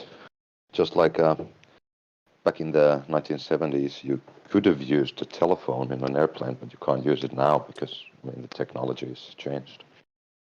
So they tricked you. They made you believe that there is a space program that existed. That's all that happened. I don't hear your People roboting. want to believe whatever they want to believe. They believe in crazy things. So what law of thermodynamics is, as you say, my old man, misunderstood? Because there is three of them. There's three of them, isn't there? So which one in particular? I think the second in this case. Entropy. Yeah. Yeah. Or not entropy. I think entropy is understood as the energy unavailable to do work, but the actual law is misunderstood. Okay. So Ancient rockets don't work in space anyway. So the entropy of any isolated system always increases. Yeah, or stays the same. Okay, well, it doesn't say that. It just says always increases. No, it doesn't say and stays the same. It just says always increases. So is that like a bit? Is that a bit that you add to it for yourself? No, that's not what it says. It says that the entropy of an isolated system cannot decrease. I'm reading it right now. I'm reading it on Google, and it says the entropy of any isolated system always increases. So maybe where do you I'm read reading. it from? I just typed in law of thermodynamics. That was the first hit. So maybe I should go somewhere else. Check what it says. Law of thermodynamics. Yeah, until it reaches thermodynamic equilibrium. Yeah, I'm just reading what it says, man. That's all. I'm not trying. It was just the first one. Yeah, the first one that I got is the second law of thermodynamics states that the total entropy of an isolated system, the thermal energy per unit temperature that is unavailable for doing useful work, can never decrease. And that's from Britannica.com. Yeah, okay, hold on. Yeah, guys like Nathan Oakley, all they say, Bandy, is the gas of our atmosphere should escape and fill the available volume. Yeah, That's all. I'm not going to use Nathan Oakley as my reference points. I can assure you of that right now. But yeah, so you're on Britannica, are you, mailman? Yeah, I was, but there's they say that the gas will find equilibrium, but if you go to the top of Mount Everest, you have 1/3 of the pressure that we have over here, and that is pretty stable. It never equalizes out. So if you take the second law that some flat earthers use, then it should equalize out, but it doesn't. So it's a misapplication. But why? Is that due to temperature? Is that due to pressure? Why does it stay stable? Well, due to I gravity. know. Slightly. I knew you were going. I knew you were going to throw Yeah. in unicorn farts. I just knew it. Yeah, but that's why density of water but also isn't but equal. yeah, but it could be due to temperature and pressure too, No, and got it nothing can't. and nothing to do with It gravity. can't actually. It can't be the temperature because there is no correlation. Because the temperature, when you go higher, it actually increases. So as you And get there's higher, also the temperature increases as you go yeah. higher. After I think it was 100 kilometers, it'll start to rise. Okay, then we were talking Mount Everest here, and that's only like 8 Oh, sure. kilometers high. All right. But at the top of Mount Everest, there is I don't know what the temperature would be there, like negative 30 something. Yeah, don't know off the top of my head, but it looks Yeah, pretty cold. Whatever yeah. it is, it But looks pretty cold, in right? in Siberia, there So are cities that have negative 60 degrees Celsius, and still yeah, they have 3 times the pressure that they have in the top of Mount Everest and the air density. So it's not the temperature; it doesn't correlate. okay. Well, like I said, I haven't looked into it. I'm only just raising some questions here. Yep. All fair. Is all.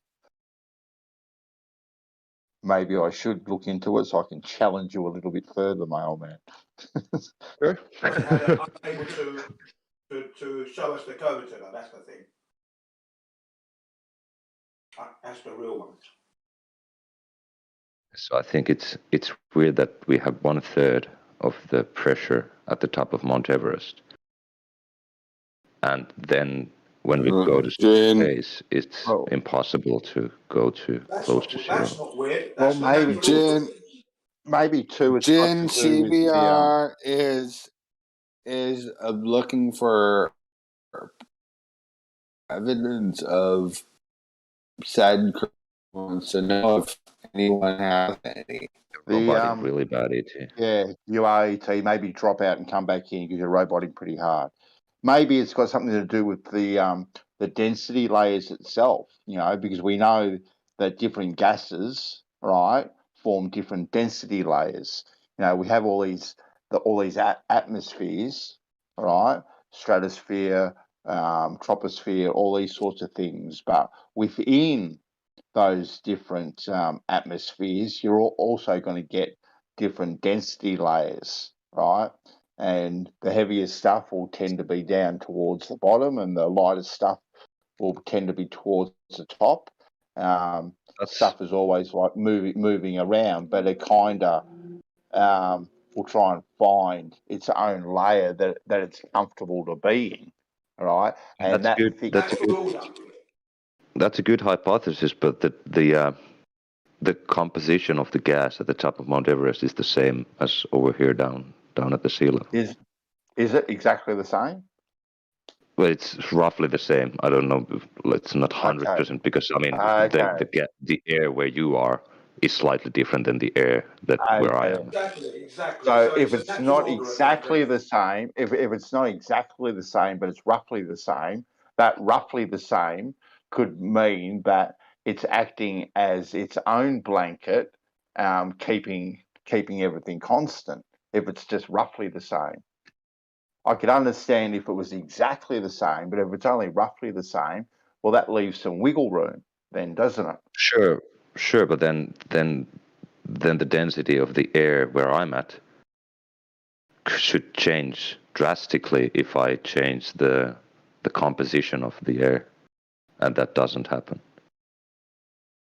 Well, I think closer to the ground you are, things are more dynamic, definitely. I think no. And I think the higher you go, I think things are more stable. The higher you go, but I think closer to the ground, I think things are more dynamic. There's trade winds and shit, so it's much more dynamic over there than over here. Yeah, but those trade winds are working within a layer itself, aren't they? Well, sure, but what do you mean with dynamic then? Dynamic where the whole system moves. Yeah, it's dynamic. It's always constantly just moving all over the place. The closer to the ground you are, it's far more volatile, right? Less stable. But the higher you go, it becomes more stable. It's more constant the higher you get. No, no. When you get higher, you get all kinds of shit like thunderstorms, condensation, evaporation. There's a lot of things that happen at altitude. It's much more dynamic over there. And then above Well, that, what happens above that, though? There you go. Yeah, like the thunderstorms are coming from the clouds. What are the clouds? Around 30, 35,000 feet. All right. Sure, and it's very dynamic over there. Yeah, but clouds settle in a very distinct layer, right? They're a very distinct layer where they always form. Yes, occasionally you get them lower and occasionally you get them higher, but for the whole, they're in this very distinct layer all the time. That's where they tend to settle, right? So to me, that is a density level right there, and that's only 30, 35,000 feet above Sure. our head. So Sure, I what's agree. happening? I agree with that. Yep. Because there is a Yep. density gradient. Yes. Yeah. Yeah. So And if you you've got say to that get all these. entropy have to increase, then you wouldn't have a density gradient. Because it would reach a thermodynamic equilibrium and you would have equal density. Yeah, but you get entropy within those layers too, because your gases and your molecules are always moving around, but they're more stable. They've found their happy place, for want of a better word. All right, and you get this happening in layers, right? Because that's how we have all these different stratospheres and tropospheres and all the other spheres that we have. Apparently, it's all the gases meeting their obtaining to their little happy place, but within that happy but within that sweet spot, within that happy place, those gases still have entropy. They are still moving around dynamically within that sweet spot. And that all Sure, contributes to but the natural it's order. not. All that action and commotion contributes to the natural order of things, which is what I keep saying. The natural Yeah, order it has. of things. With Banzai, it's not entropy that they have; it's thermal energy that they have and kinetic energy. Okay, so what's the definition of entropy? Let's have a look. The energy available to do work in a system, unavailable to do work. Entropy definition. I'm going to look it up now. Entropy. The transition of gas leaving a high pressure No, that's into not a low entropy. pressure. No. It's a thermodynamic quantity representing the unavailability of a system's thermal energy for conservation into mechanical work, often interpreted as the degree of disorder or randomness in the system. Would you agree with that, Mailman? Yep. Okay then.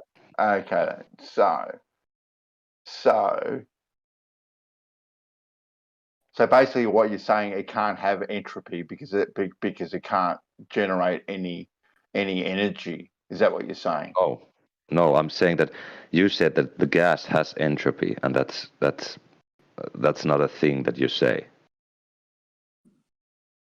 Okay, that's then like saying. gases. That's like saying Yeah, they what? have energy. The gases have energy. They don't have entropy. They have energy. Okay, then they have energy. Okay, so they have energy, right? But the energy that these gases have in these certain layers, they don't have enough energy for a lot of them to escape these layers, right? But they still have energy. They're still moving around within these layers randomly, all right? And some of them do go a little bit higher. Yeah, they do. Yeah. Well, they don't do it randomly. They just collide with other gas particles, and. Well, that's random. That's random. That's random. Well, I guess you could say that it's random, but I mean there are laws that govern what they do. Yeah, nature's laws. Yeah, like well, gravity. I don't know. Well, see now, you have to convince me that they've got one gas particle and they've collided it off another gas particle and they've been able to study what those two gas particles do, which they haven't been able to do. I know that they can have a theory about it, and it makes a lot of sense that air moves around randomly, right? But it makes a lot of sense too that different things like hydrogen and helium and carbon and whatnot also will find their sweet spot, their happy place, and settle right in layers. There's sort of a problem with it because then we'd all be dead because all the carbon dioxide would be at the ground level and we couldn't breathe. No, because what I said, because that's why I said at ground level, right? It's more violent at ground level, and it's But not it as isn't. settled at ground level. Yeah, it is. No, It because is. we already talked about it. Like you have thunderstorms, trade winds. You have a lot better, like a much more like the atmosphere is mixing and moving a lot more the higher you go. Yeah, but those thunderstorms are starting at a height of about 35,000 feet, and they're heading downwards. All right. So anything underneath the clouds is very dynamic, is very violent, it's very, very unpredictable. But above the clouds, then I think there is more stability in these layers above the clouds. What is stable there? Well, it's you don't take me literally as being stable and not moving at all. But that's why I but asked. But it's more stable than underneath the clouds, right? It's But moving. what do you mean with that? Right? Well, just what do you mean with that? Well, just that. Like you say, we have these jet streams, right? That are higher than the clouds, but they're working within a certain layer too. All right. There are clouds at where the trade winds are too. Yes, but they're not as common as a majority of the clouds, right? They're not as common. Yeah, sure. Okay. I'm not sure. Well, they're the exception to the rule, right? Because when you go up in a plane, right, and you're flying above the clouds, okay, you see on a cloudy day, which I've been up there, you can see this blanket of clouds that you're flying above, right? As far as the eye can see, right? And you look up, right? You don't see the same sort of clouds above you as what you do below you. Even though there may be clouds above you, not to the degree as that height. They're always around that 30. Yeah, they're always around that 35,000 foot ceiling. I think the cumulus clouds are what's cumulum? I don't remember which clouds it were, but somewhere depends on the type of the cloud. It depends on where it forms.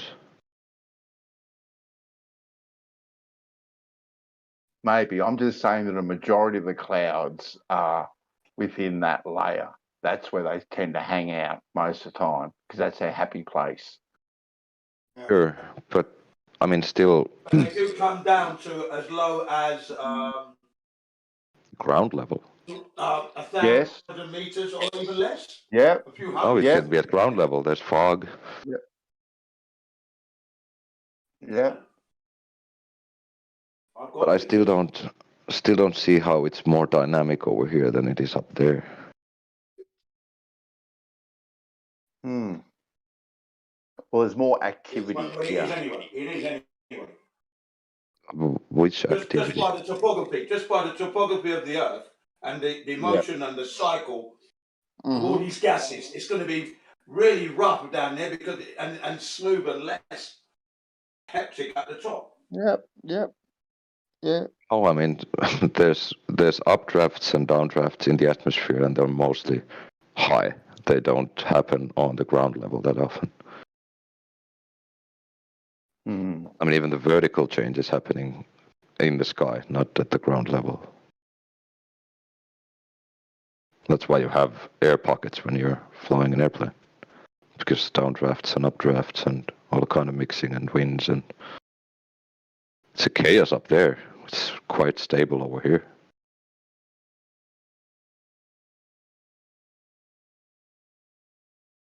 But yeah, my point was that that some flat earthers say that the atmosphere would fuck off into space, and that's not what would happen. Well, I'm a space believer, as you know, mailman. So. Oh yeah, yeah. Because it's funny that there's no issue among some people with the pressure gradient, but then when you say that it's going to go to a very low pressure, they say nope, you can't do that. It's like, why? Of course it can do that.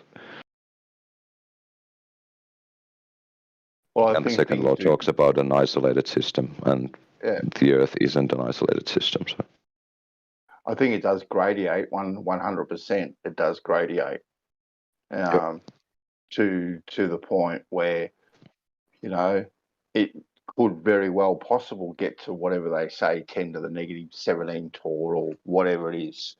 That's very low. That's very, very low. Like I don't disbelieve that at all, mailman. Yeah. But like I said, you know, when you add things like rockets in space working against this thing of nothingness, and I know the explanations that you guys say why, because it's not pushing off nothing, it's actually pushing off itself, because a rocket is a person on a chair with wheels throwing bowling balls. I get all that, right? I'm still yet, right, to see a rocket independently flying around in nothing.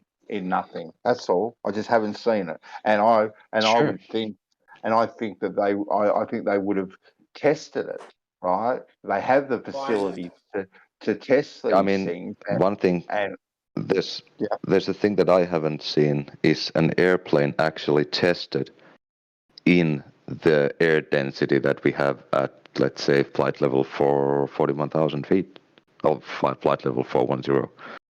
So no one's shown to me in a lab where they have like 230 torr pressure and you have an airplane flying. No one's shown that to me. Well, I think what they've done though, right? First, you started off with the Wright brothers, right, with their little flappy plane, right, and they kind of flew 10 yards, and then they kind of built it up from there. They went to 100 yards high, and then 200, and slowly but surely, you know, they got higher and higher. But they are still working with an atmosphere, right? They're still working within an atmosphere, man. Sure, but I mean, you're now saying that they didn't test it; they just did it. Basically, yeah, they've just done it. You don't have to. They just you don't have to do it in a lab. In space, right? But no, you don't have to do it in a lab. You can just do it in the when you actually do it, like send a rocket to space and see what happens. Yeah. Well, see, this is I don't know. Like, didn't they do that with the V2 when they sent it to? Was this the one with the monkey in it or the dog in it? Was that one of those ones? Just with the camera. The V2 rocket that Hitler made for the bombs. Yeah. Don't know. It was in. Was it in? I don't remember what year it was. Like 50s, 40s, 60s, something. Yeah, but they sent a V2 rocket with a camera on it. 1943 or something like this. It could be something like that. After the Second World War. No, during the Second World War, mate. During. Was it? Because they bombed Britain with it. They destroyed Britain. London. 1944. 1944. There you go. A vertical. Yeah, when they vertical sent launch. it. Yeah, that was done by the US. But the rocket development was in 1943. They were developing it. Von Braun. Yeah. Yeah, Jin's right. Yeah, but when they sent it to space, it was done by the Americans, not by the Germans. So it would be after the Second World War when they did it vertically, yeah.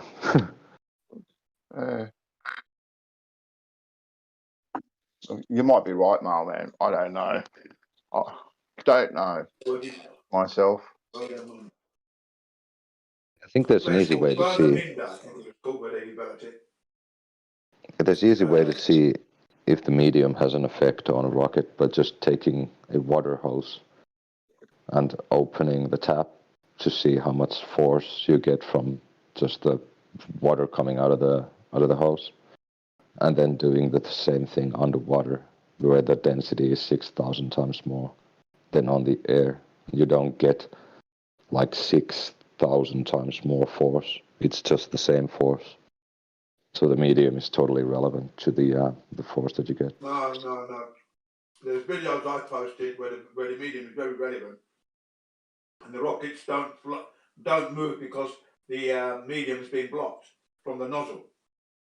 They isolate the nozzle by itself, so there's no air around it, and the balloon doesn't move.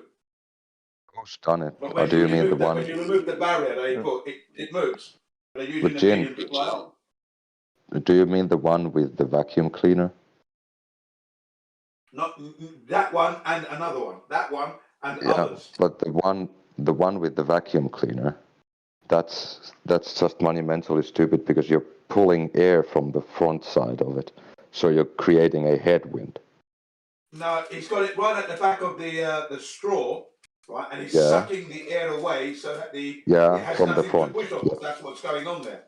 Clearly No, demonstrating. no, And there's it's better just ones than headwind. that.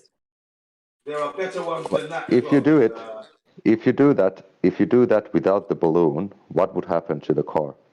Would it move towards the vacuum cleaner? Well, the car's going to move towards the vacuum. If you get Okay, it close so you're enough, saying that it in a might vacuum things would move It on might their do. own. We don't know. It might do. It might do. We Yeah, don't so you're know. saying Let's that put it that way. things.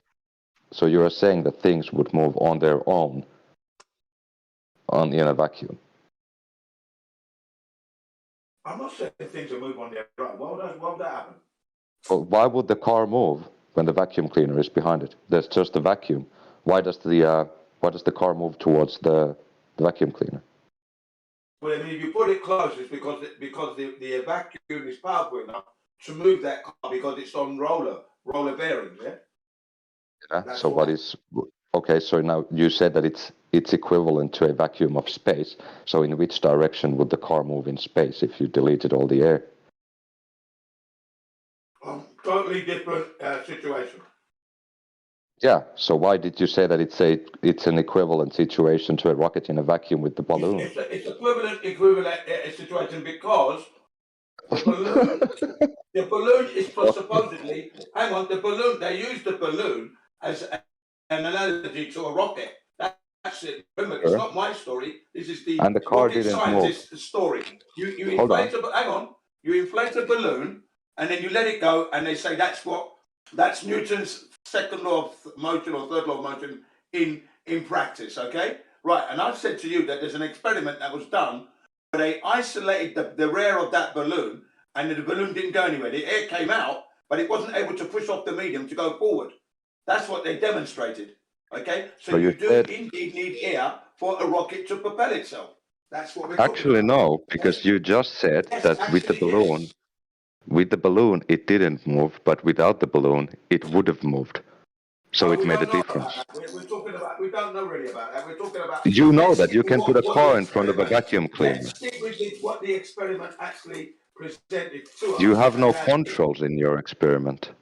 We have the control. That's the vacuum. How did you control the thrust? The thrust? Yes. From the balloon, you mean? Yes. Well, it's the same as a rocket. There's no control with a rocket thrust. It just comes pouring out. Jesus. Yes, it does. Yeah, but if you put a car in front of a vacuum cleaner, it'll move towards the vacuum cleaner. And with the rocket, it didn't move. Or with the balloon, it didn't move. So it made a difference. What happened was the balloon didn't move at all because the air was sucked all around, was sucked away. So there was nothing on Yes. the balloon to push off of. That's the point. Yes, where the it's air going. was sucked, so it So the air moved. is necessary for the balloon to propel itself forward. Okay. No, that's just so stupid. Thank you. I rest my case right on that. That's the one. Thank you very much. Well done for that video. I'm glad you watched it. Now you understand. Welcome to the Flat Earth. Goodbye, Globe. Well done. That has nothing to do with the shape of the Earth, and that experiment is just so faulty. But they reckon they went. They reckon they went to the moon to take the picture of the Earth. So it does have a lot to do with the thing. So the vacuum cleaner was sucking the air. Don't water down the experiment. The experiment Was exposed and the revealed vacuum cleaner? lie that is the rocket. I know you have to preach, but let me talk for a second. Was the vacuum cleaner sucking the air from the front of the car? You tell me. It was, yes. How? Because that's how vacuum cleaners work. It was placed at the rear of the vehicle. Yeah. Sucking the air local. So as far as we're Local? concerned, yeah. As far as we're How can you concerned, suck air from a local? As far as I'm concerned, it proved that the balloon could not work without the air. Jesus, you don't even know how a vacuum cleaner works. My God.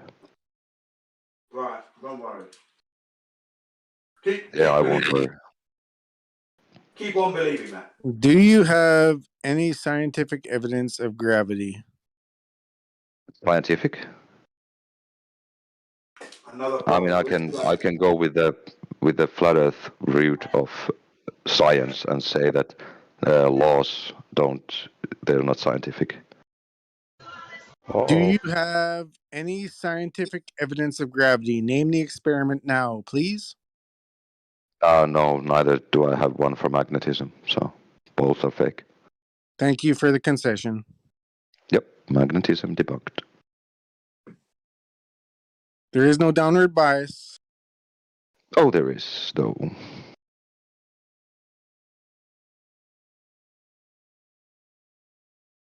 Well, there seems to be a downward bias. There seems to be. So I don't know how people can say there's no downward bias when it definitely seems like there is a downward bias. Yeah. Depends on the medium, though. Sometimes it's not always down. Yeah, no, I agree, Jerry. I definitely agree. But depending on that medium and what you place in that medium, that object, right, if it's denser or heavier than that medium, will tend to have a downward bias in that medium. And actually, the medium is kind of irrelevant because if, like Brian did the egg test in Jose's the other day, and whether you have an egg floating in a cup of water or at the bottom of the cup of water, it'll still register the same weight to the scale under the cup. So whether it's floating or not floating, it'll still exert the same force down. Not getting you any closer to the globe spinning oblate spheroid with its gravity. Sure, that's totally relevant for this discussion. Totally not getting anywhere near that. It's all part of it. It's all part of it, yeah. You need the gravity to explain the spin of the Earth. I mean, relative density disequilibrium doesn't work. I mean, that's easily shown. I'll go so far as to say is this whole gravity thing is just a red herring. I don't see how it's relevant to anything because you can just hijack the relative density disequilibrium and say that there's a center of density, and it's just forming spheres. I mean, shit falls down. I mean, that's what I would call gravity. It's just weight. And everybody knows when you spin something, there's that centrifugal force that wants to throw you off. So centrifugal force. So would you say though, Jerry, that if stuff does fall down, it does have a downward bias because it is falling down? Absolutely. Yeah. Cool. Yeah.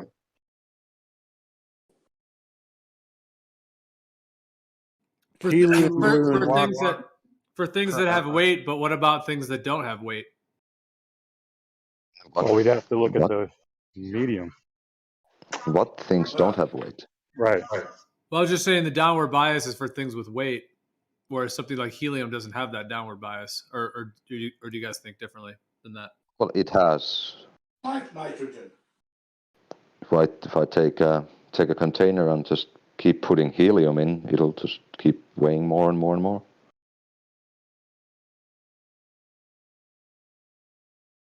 Yeah, but it's not going down, though, is it? Well, But it if is you because put it weighs up more. and up and up. If you put helium in something that has a lesser medium than what it does, Geo, is it also gonna seek the bottom of that medium? It's not, is it? It's going to go up and drag him up with That's it. a good question. No, Gin, you didn't listen to my question. I said if you were to place helium in a medium that is lesser than helium, will it seek the bottom of that medium? Oh, right, yeah. Sorry. Yeah, I would say so. Yeah. Go down. Yeah. So then it would have a downward bias. So yeah, it's dependent on the medium and the material. But if you strap my man to a desk and then Some things go up and some things go down. Downward bias debunked. It's the natural order of things. The same way that some magnets Some move things towards go up. other magnets, and Thank some you for the magnets concern. move away from magnets, so there is no magnetic attraction. Only in your bizarro world that you live in. Yeah? Some things go up. It's like a copy machine, this guy. Some things go up. Yep. Some things go I down. hold your toes to the There fire. is no attraction anywhere. It's unfortunate, but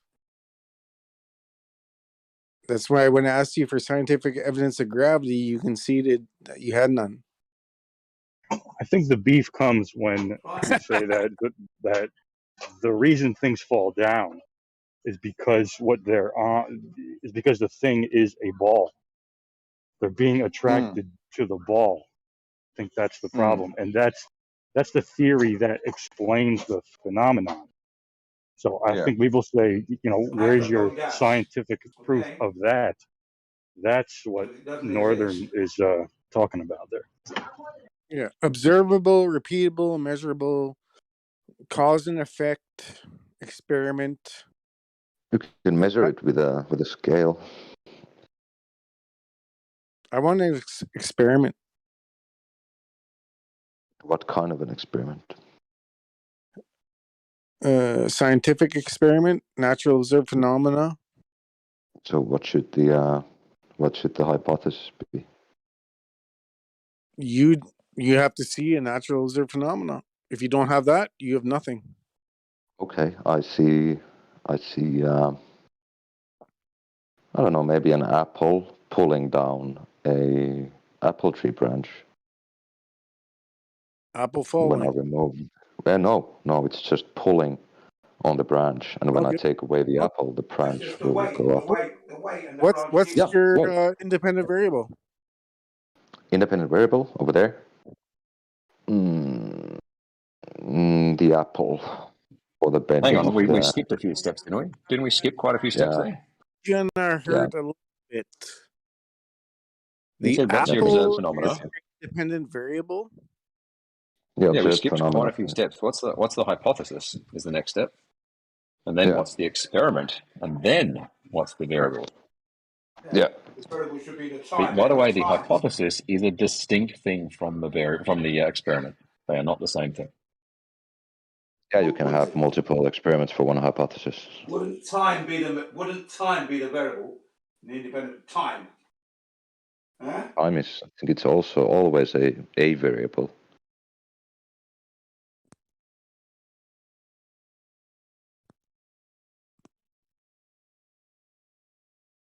So with your apple on a branch, your variables will be the time.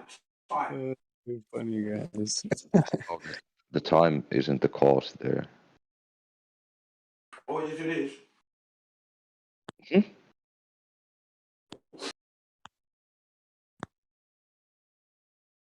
I can. That's why it's growing. Maturing into an apple over And time. see how it slows down when you ask for Why? hints of gravity. Is it just a coincidence with that whole Newton Apple gravity story? It's just a coincidence that Apple is one of the biggest companies making all these cell phones. Yeah, quite interesting that. Yeah, They just put their little satanic, their whole satanic agenda. They just weave it into all their corporations and all the symbology. What? I agree with that. Symbols and numbers and gematria and numerology. Well, I have heard that apple uses has a bite taken out of it. That's supposed to symbolize Eve taking a bite from the tree of the knowledge of good and evil. That sounds more plausible than taking it from Newton's apple. You're giving the Globers the weeds now. They'll take the weeds anytime.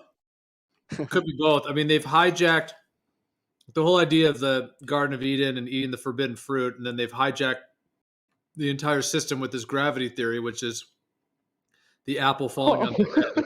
Oh, you're right. Everything is a symbol. All the symbols, all the numbers, everything matches up. It's all synced and scripted. It's all connected. Everything is, the red lines are going in my walls from world this is person to that person. Years in This advance. school over here eats babies and Societies who it's the society. through the banks and through the money and media To the and truckers.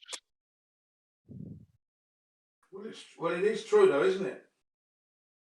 The elite, Of course their it isn't. Bohemian Grove, little meetups, eh? Yeah, I bet they eat apples over there. What about the witch who gives the apple in the Disney movie? Is that the apple? Or is that the Newton's apple? Probably Adam's apple. Also, is Google called it's the Google? Adam's apple. Yeah. Is Google called Google because, like, when you have googly eyed, you're all like mesmerized?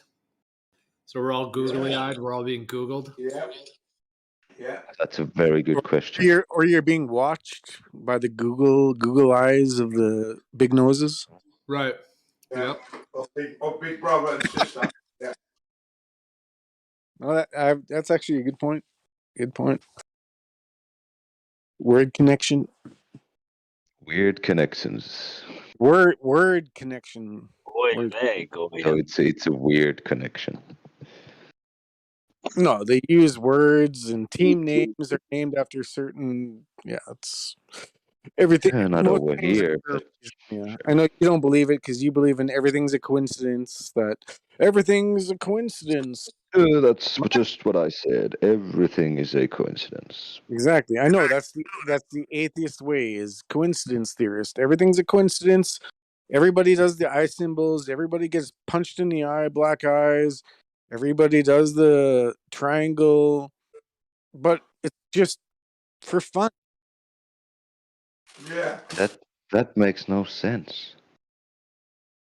Or they're doing it to show their allegiance to when they signed the oath and the contract to sell out humanity. Who did that? Atheists?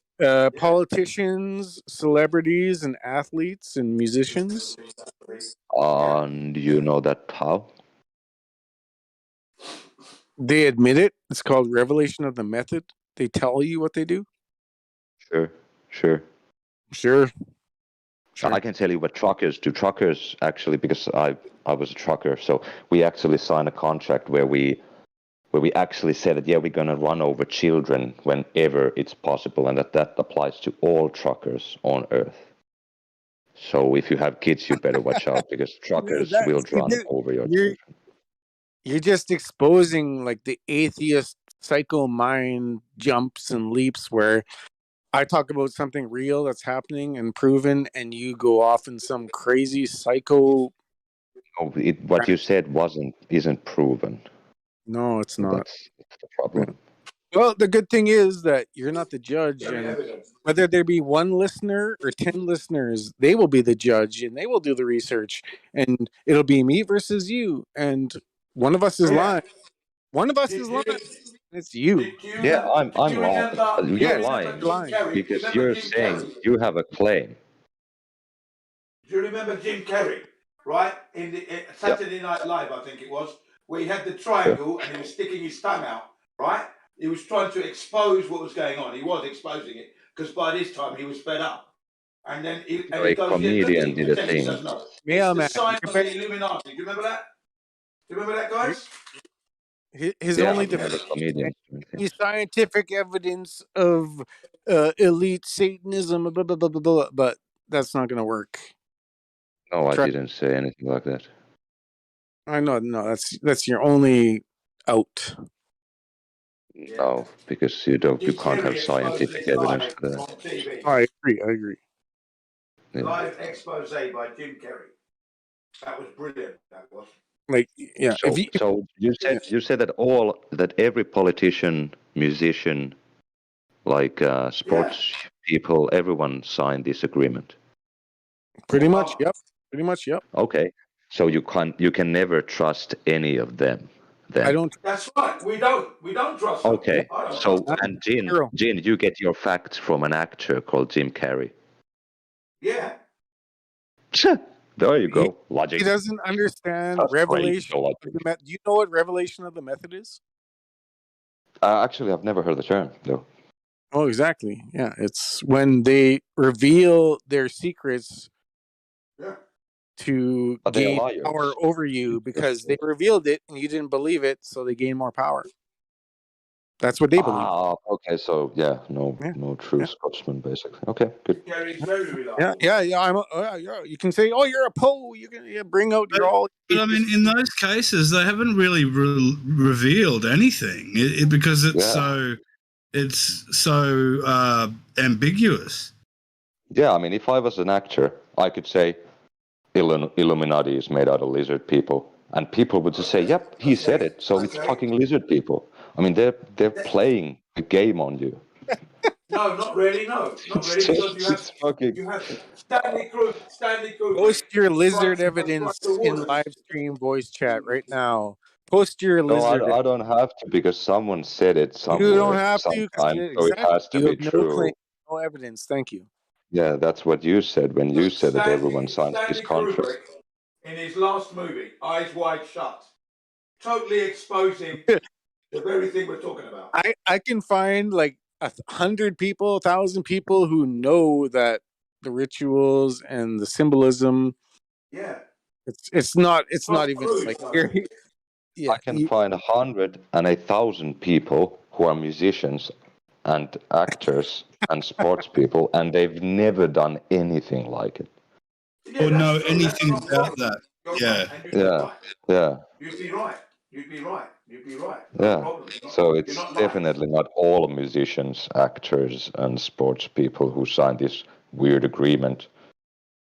We never said that. I'd love to see No, what this he said agreement looks like. That's what I modern mean, rebellion seriously, is. an anti-humanitarian contract. Just like anything, they're all on different levels. There's like Sidney Crosby or LeBron. They have to do more rituals because they're the face of the league. But the fourth line grinder on the Seattle Kraken doesn't do what LeBron does. What does LeBron do? Well, you want me to be graphic? Sure, be graphic and post evidence. Hey, LeBron takes Zionist cock in his ass while drinking. Yeah, like I can go on and on if you want. Post the evidence. Post the claim. What about the evidence for that? Yeah. Rams, you deny that? I don't know anything about the claim. I'm just saying, what do you have to go off to believe that? Because that's a pretty wild claim. Well, so you're a flat earther for years, and you're denying celebrity athletes, geopoliticians, rituals? You said LeBron James takes a dick up his ass. Yeah, Mr. Rams, flat earther. You're denying. What's one got to do with the other? Are you It has denying? nothing to do with the Illuminati, So, satanic Freemason rituals. so you're basically saying because Rams is a flat earther, he has to believe what you say. That's what you're saying. No. Yes, you are. You're making wild accusations, got nothing to back it up, and you're saying that because Rams is a flat earther, that he too should be believing it. I'm saying that in the first That's months exactly what you're saying. of research truthers, you find out about the rituals and Hollywood and the music industry. So for a flat earther like Rams to deny this is odd. Look, understand this specifically. You made a specific claim about LeBron James that he did a certain and does a certain thing.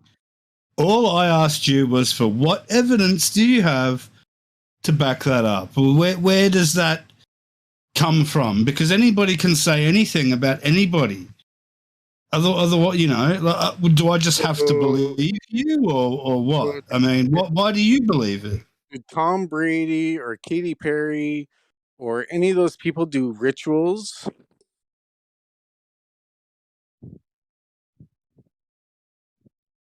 I don't know. I don't know them. You I don't follow don't them around know. everywhere they go. Okay, Rams, you don't know. No, I don't. I'll remember that. And Have you got any evidence that they do? Because it seems like pretty wild. Yeah, you're the one making a speculation claim at the that moment. they do these things. So, I mean, this is what you learn in the first month of truther research. What? Someone tells you that people do have satanic cult rituals and you believe it because someone else has told you this. You think that asking for the exact video of him doing it is gonna somehow like make me lose this argument? It's funny. is there a video It's of not him about doing losing it? the argument. It's about that you've actually got nothing to back up your argument. Really? I mean, how do I know that you're not just making it up, or that the person that told you isn't just making it up? Yeah, you're denying Illuminati, Freemason, Zionist rituals, right? I don't know anything about them. There you go. That's the concession. Thank you. No, it's not a concession. You're the one that's saying that they don't happen. know You're making the positive about claim. Thank you. You're claiming to know about these things, but you have no evidence. You're just accusing, celebrities of doing these things. Katy Perry and... Yeah. Well, a flat earther defending celebrities is not suspicious at all. At all. Oh my god. Oh my god. Oh wow. Oh wow! Who? Somebody? Flat I need some earther. popcorn. Tell me This is that I'm fantastic. wrong. Like a real flat earther. Tell me I'm wrong. That sure you don't have to stand up. You would have made a kick-ass Nazi. No, I'm not an Ashkenazi, not NASA Nazi, fake Jew, fake white Zionist banker who prints the money. No.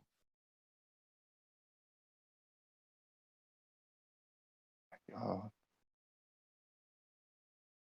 You just rattle off Is there some any wild evidence accusations. of any of these apparent celebrities doing these weird and crazy rituals? Well, where does all that come from? Rams, I've heard you on Oakley's or whatever for can be 6 months or a year, but maybe you're new to this, or I'm not sure. I thought you were logical and reasonable, but if you're denying Freemason rituals and Jesuit and Zionist rituals, then Dude, I mean, I'm asking questions about it. I never Where heard did- him deny. I never heard him deny any of that. I just heard him ask what your evidence for it was, and exactly. he said Well, he doesn't know those people, which makes sense that he doesn't know them or whatever they're doing. So I mean, I should post like the Truther 101 first month videos about Yeah, this yeah. rituals. If you've got it, just do it. Yeah. Here you go. Oh, no, But, like, no. If he's a flat earther and he doesn't know about the rituals, like, come on. But Really? how do you know any of these people do these rituals, or that these rituals even exist? How do you know that somebody didn't just make them up as a joke for people to? As a psyop. Who knows? Just what's the evidence? Is it just people saying this? Is that it? Yeah. It's just conspiracy. I don't know. Have they been photographed making the bullhorn symbol, or the 666 symbol, or the one eye symbol? Eyes wide is this shut. the sort of stuff? It's all a What's the movie? coincidence. Eyes wide shut. What's that? It's a It's coincidence. great. Jen, Eyes Wide Shut is a coincidence. Come on. Everything is a coincidence. All the 666s, all the eye symbols, all the triangles, all the black eyes, like, it's random. Just like evolution and Big Bang. Come on. Well, maybe it doesn't mean anything. I don't know. Who's actually giving it all this meaning? Why don't you watch that? Just watch it. Watch Eyes Wide Shut, and then see. And then there's lots of information on the YouTube on this topic matter. Loads. It doesn't. Loads of It revelations. doesn't. Honestly. It doesn't sound very scientific, this evidence that you're giving at the moment. Jen, did you hear that with Eyes Wide Shut? When Stanley Kubrick, when they did the screening, obviously I don't have any way to verify this myself, it's what I've read or what I've heard, that when he did the first screening for Eyes Wide Shut, it was a very, very limited, group of people from Hollywood and so on. That's right, the premiere, Yeah, for the premiere. And he was very, very nervous, and he was, very, very nervous. And essentially, they did the premiere, and then they basically told him he had to delete certain scenes. Yes. And afterwards, so then he did so. In the movie, I've seen some analysis of the actual scenes that were cut out and why things had to be pasted together, and it wasn't quite what he wanted because it wasn't the full movie.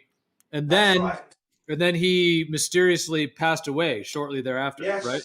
Yes. Thank you very much. Thank you, Gio. Exactly that. Exactly. That does speak volumes, because he made the film how he wanted it, and he was told to redo it, cut out scenes. Yeah, exactly.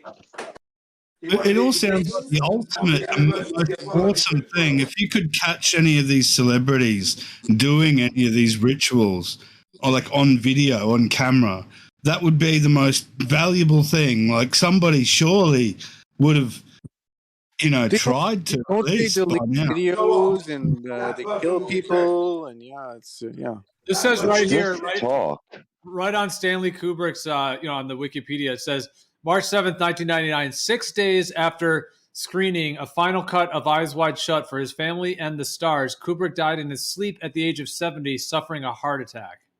There you go. Oh, it's that mysterious. It doesn't get much sketchier than that. Do you know what Eyes Wide Shut is?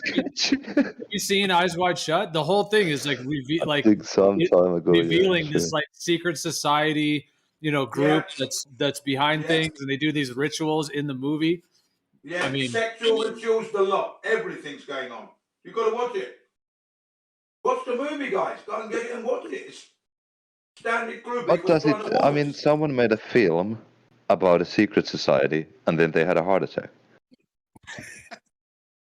No, it's not that simple, folks.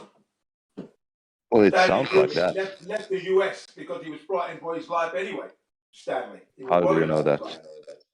Oh, his wife told you. His wife told us. His wife. Okay, what was he afraid of? Being killed. Because... By who? By the CIA and that, yeah. That's why he left America and went to Britain.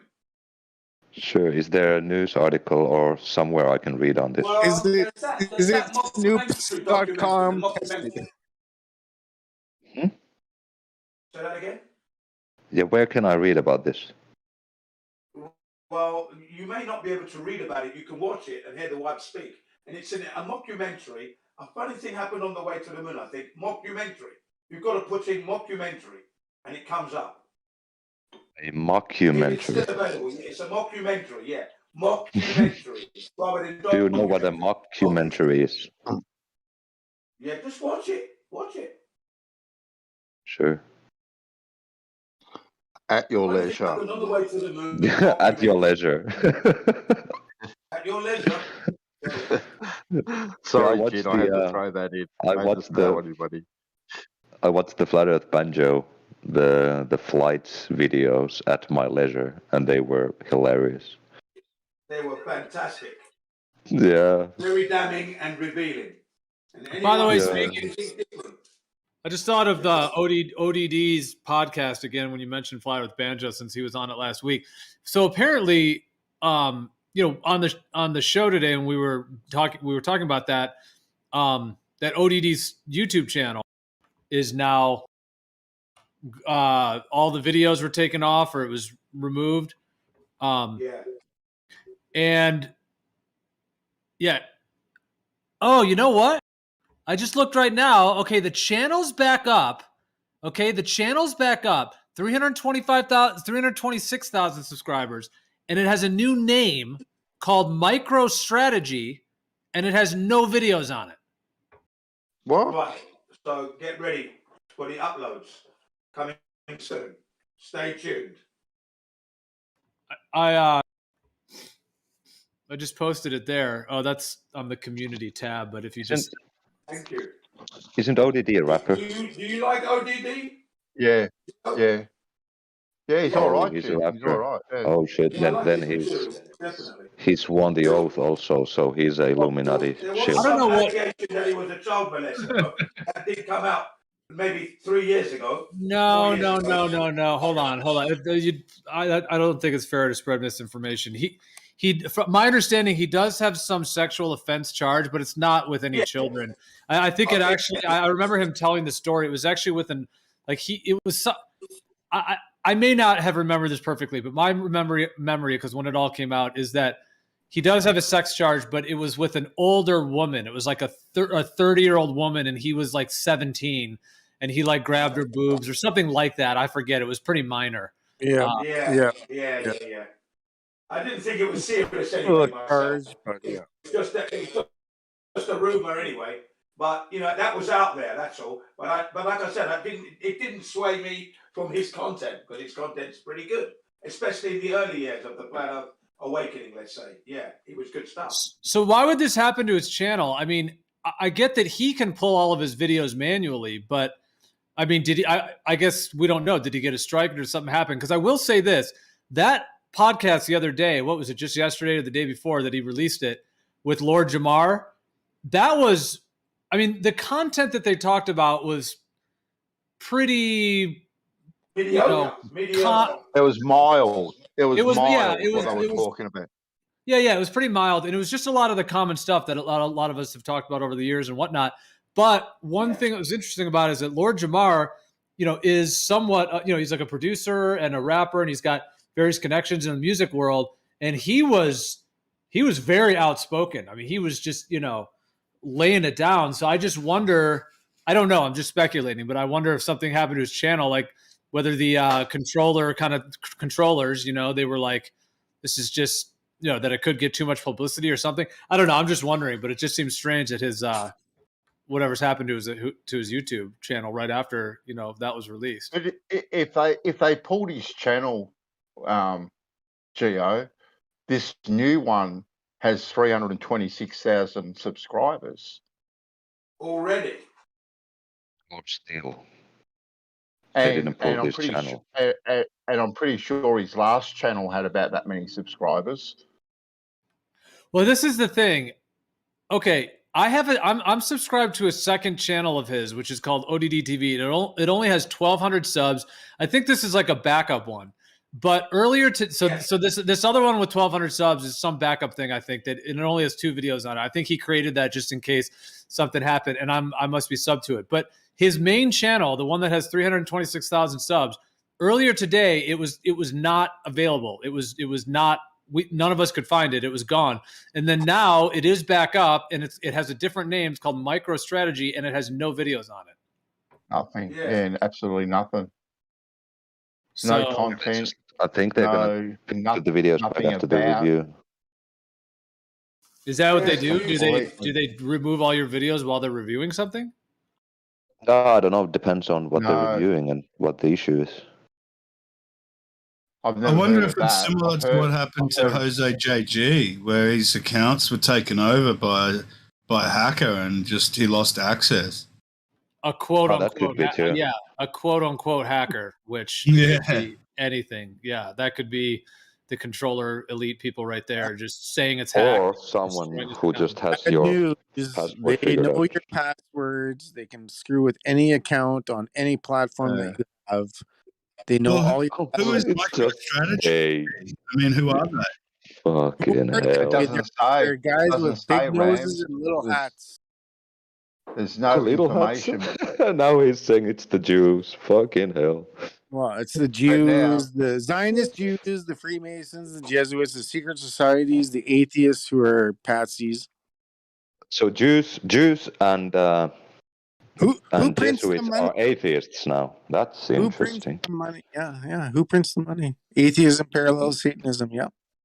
No, it doesn't. There's no correlation. Oh no. but it's strange. It's strange, Gio, when you type in ODD TV and press search, the MicroStrategy is the first one that pops up as far as channels. Yeah, and it looks like the avatar picture, at least on the search page, it shows him. But when I click on the actual channel, it shows Yeah, something different. something completely different. Yeah, it's like an M or some 3 lines type of thing. Completely different. It's a good GIF. Yeah, I think the idea of his account being hacked is likely just because the fact that all the videos are gone, it has a different name. That I've kind of heard of that happening. But I don't know. There's just weird, like, I'm not saying it's linked, but remember when it just reminds me of Brandon's channel? You know how his changed? He's got a different name and a different profile. It's called Howdy Doody now or something. It's like, Yeah, with a strange avatar and stuff. Yeah, that's really bizarre. Someone wrote somewhere that he's a Glober now, but I haven't seen him in months. Yeah, he's still in the closet. There's no such thing as an ex-flat earther. No true Scotsman, fellas. Sure, there's no flat earthers. There's only Globers who misunderstand the globe. Shanji was never a flat earther. Sure. So what's a real flat earther? well, you're did defending you him, hear Mailman Sean actually said that today? He admitted he never was a real flat earther or never was a flat Oh, earther. really? Yeah. Oh, Really? Good. Fair enough for him. No way. Okay. I think Well, Nancy was. he still somewhat says that he was like in past, like, well, okay, basically today I forget if it was on the show or if it was before, but we were kind of drilling him on it a little bit. Like in general, he'll kind of has said that he was or whatever, but today when we were talking about it, he actually did say, he's like, well, maybe I wasn't a flat earther, maybe I was more just kind of questioning things, and so yeah, he did say that today, which is the first time I've ever heard him say that. Yeah, I've heard him say that. Yeah, There's a lot of that going on. he was a flat earther because he just didn't understand. That's why he was a flat earther. Just didn't understand everything. Imagine being an ex-flat earther and trying to pose as a glober. I'm an ex-flat earther. Oh, now I'm a glober. Like you're toast. Imagine being an ex-glober and pretending to be a flat earther. Like, yeah, I used to think that the Earth was a globe, but then I woke up and it's flat. Yeah, same thing. No, I didn't care. I had no idea. I didn't care. I played video games and watched sports. I didn't care about globe. I never heard. I wasn't talking about you.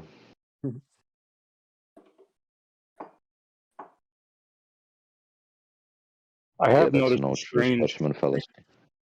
Oh, sorry, no man. Yeah, just that Northern Rebellion did no true Scotsman fallacy too.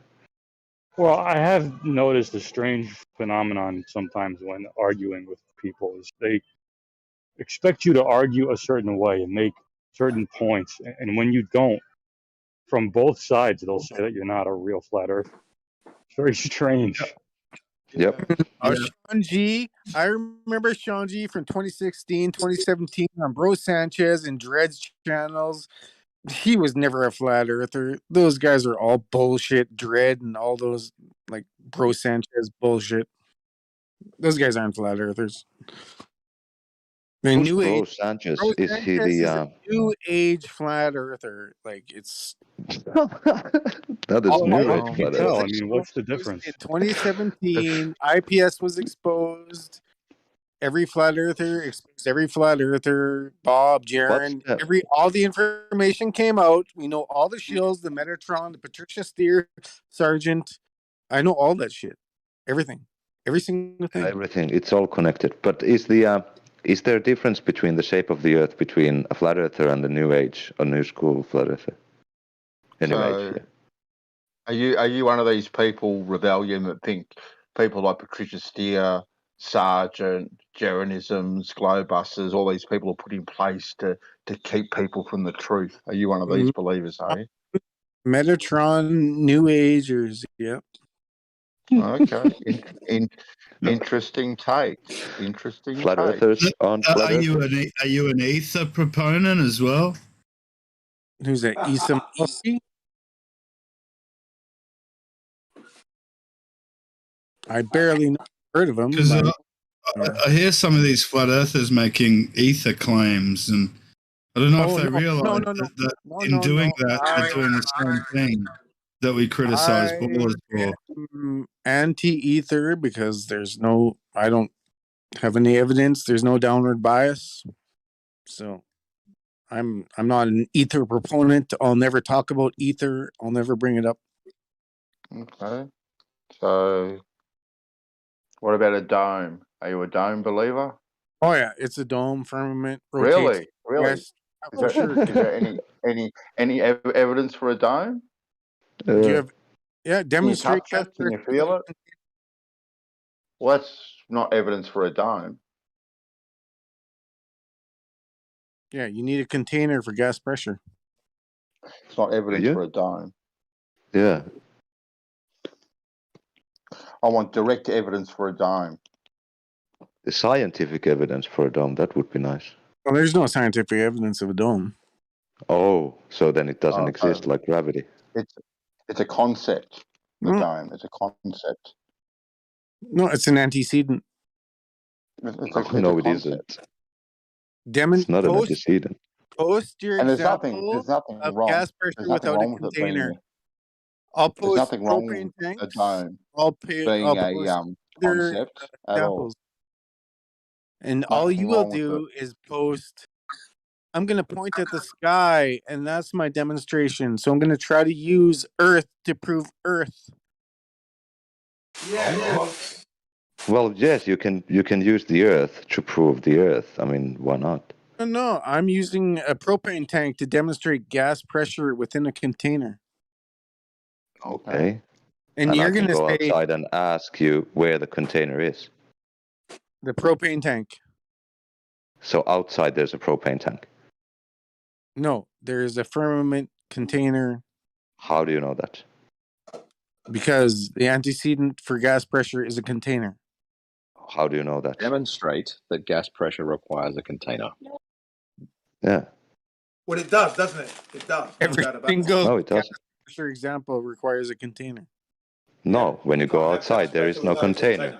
You can't have gas pressure without a container. Come on now. In the nature, every time you see gas pressure, there is no container to be seen. It's a container, definitely. Yeah, That's it's a why fermented we have the consequence. Yeah. No, it isn't. So go ahead. It is. Why does gas pressure Fermented require a consequence container? fallacy. Why do you need the container? Because of the definition. You can't have That's pressure where I'm getting at, without man. it. That's where I'm going. Yeah, they're just defining it. So the Earth is defined as a globe. So welcome to the globe. With pressure. Can you show me a gradient within this gas container? I probably could. Yeah, I mean, there is a gradient there, but that also goes against their version of the second law of thermodynamics, where things would have to equalize out. You probably could. Can you? Ah, yeah. Has it been done? Oh, You can't. okay. Yeah. Post the evidence, please. Post the evidence. I want to see it. Yeah, it's funny how the government, you have all this evidence, but you never post it, right? Here we go. Where's the flat Earth proof? Where is this? Where's your? No, you made a claim. We didn't make a claim. You said that gas pressure requires a container. Yeah. I think I Okay, was you want me to the post one. the propane tank?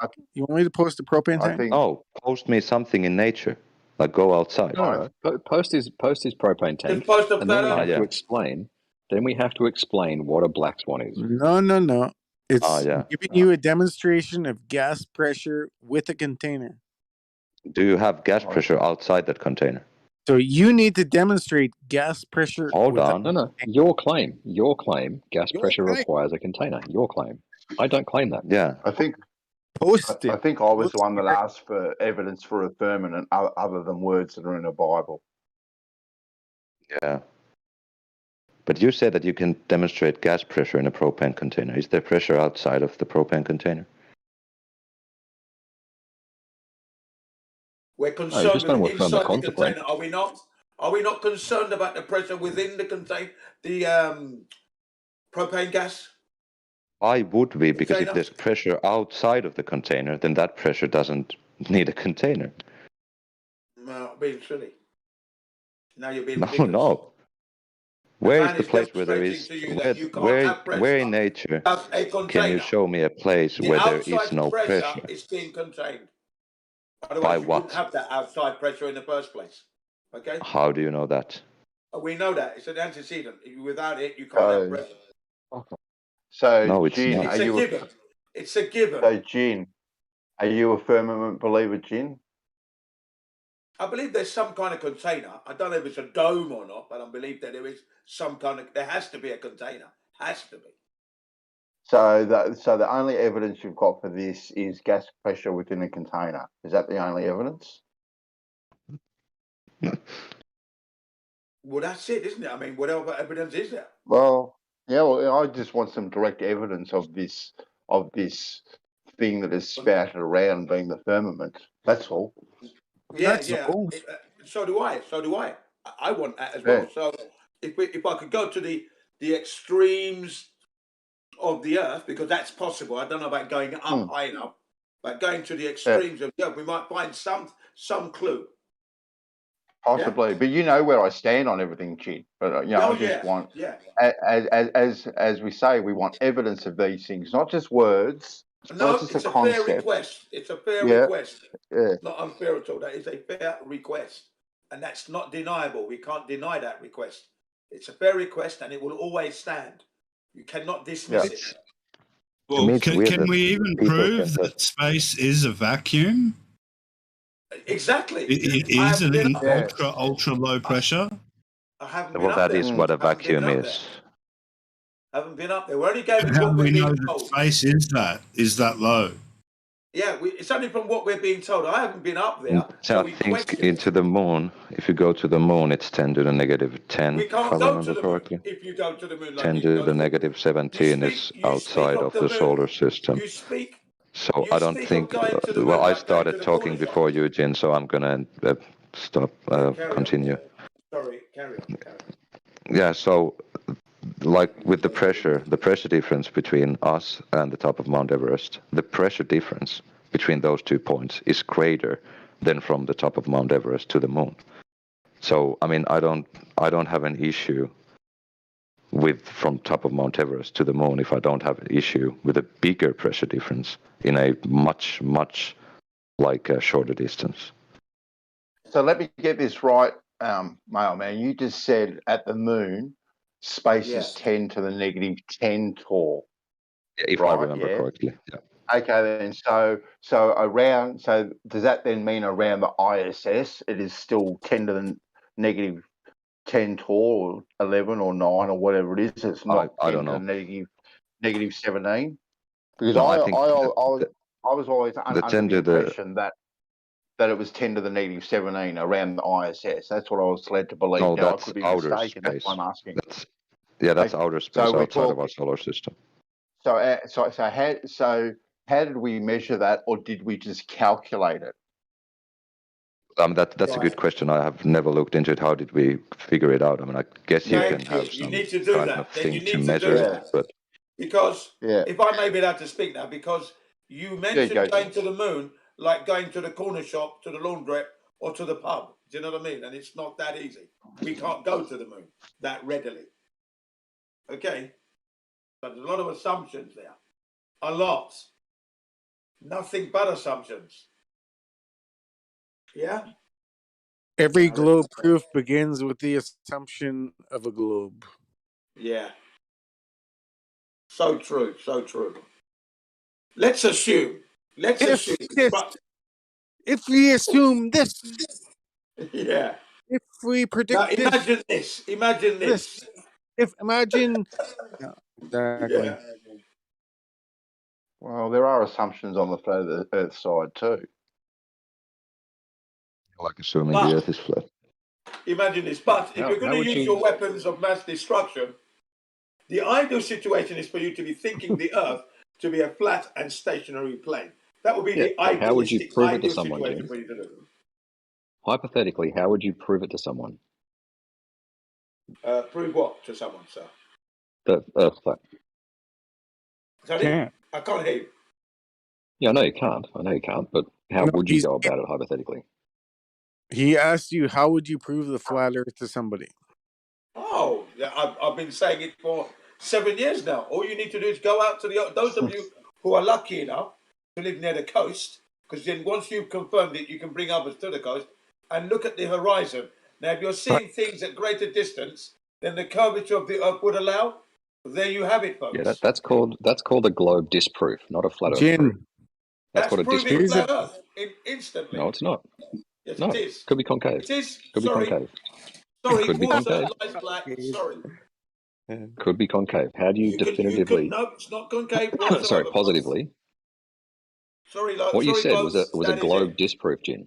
What you said was a globe It's a disproof. globe You said I disproof. see too far. And Yeah, it's it doesn't still make it it's flat. still flat Earth. It is still flat Earth. No, And you're making a logical error, Jin. I'm not making any logical errors. Listen, folks, if you get in an aircraft and you fly from one point to another, let's say England to New Zealand, you should encounter curvature. You don't. You fly level flight. Yeah, again, you're making a globe Flat disproof. Earth proof. Again, you're making a globe. Flat Earth proof. Because No, you're he's seeing saying the that ocean and the on a land with no globe, curvature. if you fly, you Sorry, should mate, be you're not going to do upside that down. one. It's flat Yeah, Earth proof. you're starting. At the same time, Your logic it's is proving the globe. Sorry, mate. no. Your logic Sorry. is if the Earth's a globe, Sorry, I I'm should not see using X. your I logic. don't see X. Your logic is not the standard I Jin, operate can by. you let Your someone logic answer to your and whatever you claims? think is logical is not what I operate by. Okay? You have I to operate by overtalk your them because standards. they're showing you're So wrong. please don't dictate to me your logic. Sorry. Well, Jin, there is actually an experiment, and a very thorough experiment, called the Richter-Linear Ator experiment, which actually shows concavity. It shows concavity. What? Natural observed phenomena, please. There we go. Huh?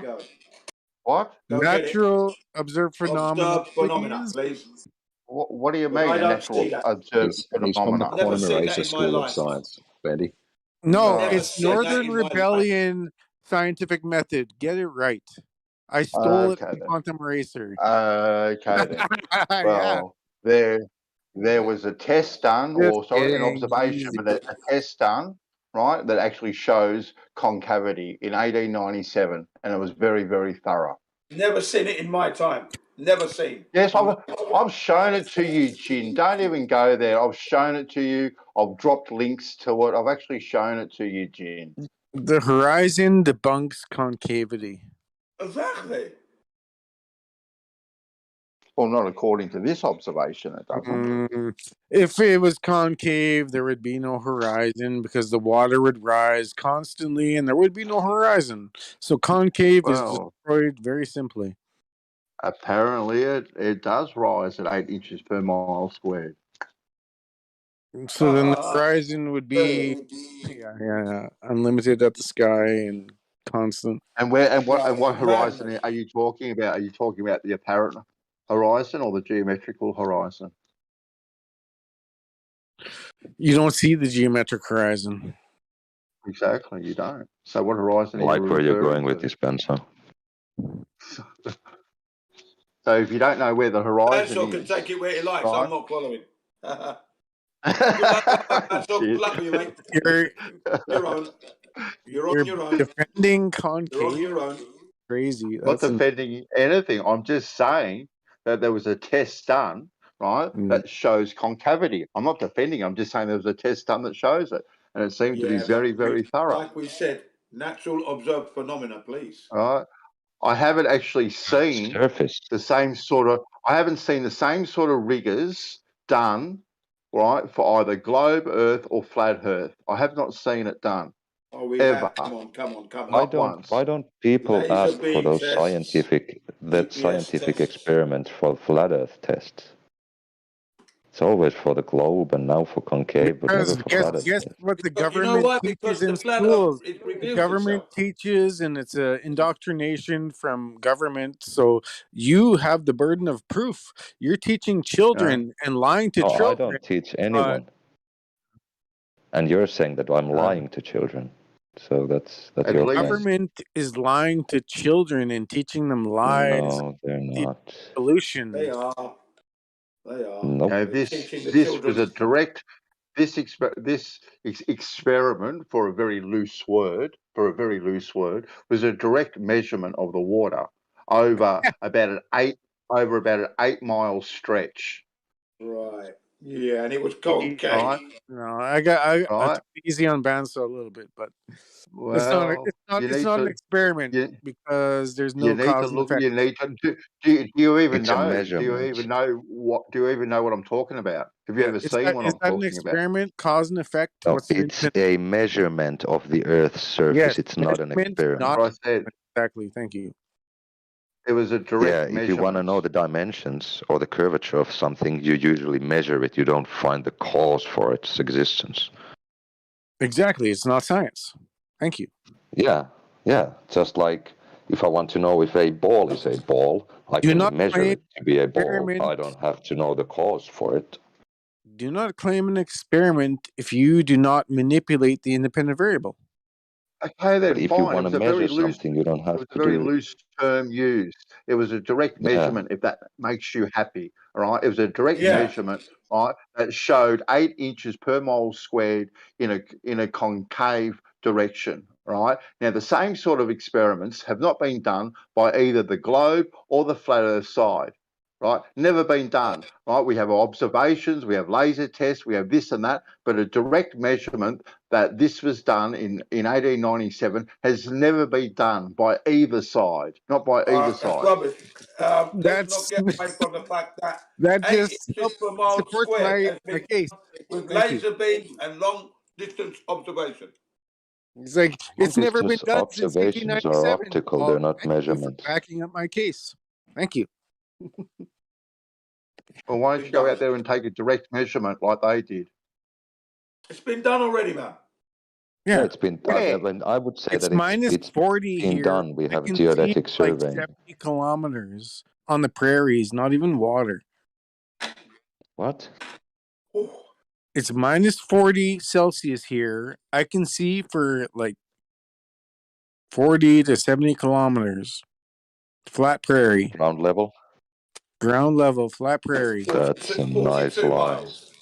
42 miles, that is. That's not a lie. You realize when We it's could minus sit 40 Chicago skyline how from clear 6 the miles. air So, is? Have you ever Yeah, been in because Have you ever it's been in winter minus over here 40? too. Have you ever been Yes, in I minus have. 40? No, Yeah, you and I have? don't want to I be think minus 40. 37 actually was maybe the coldest I've been at. That's for crazy people living in that sort of temperature. Yeah. I drive on highways and I can see for 10 miles headlights. So I can go whatever speed I want because there's no headlights until however long I can see. yeah. What would that mean? That you debunked topography now? No. That's what he's saying. No. Well, that is what he's saying. Because I can see for There we go. 20 No to curvature on 20 land. kilometers. That's right. Yeah, so he debunked topography. I debunked curvature. Yes, exactly. Of topography, yes. Sure. No. Yes. So Topography is always there. Sorry. It's not debunking the topography at all. Sorry. Curvature is what Yeah, he's he talking is. about. Because there's Sure, no and I can curvature, he debunk can his see a long claim by way. looking He can outside. carry There's his speed hills there. confidently, knowing he's not going to have an accident because he's able to see long distances. That's what he's saying. That's it. Yeah, End but of I story. can't see even 10 kilometers, so it's curving here. So Where are we? How do I share this? Share.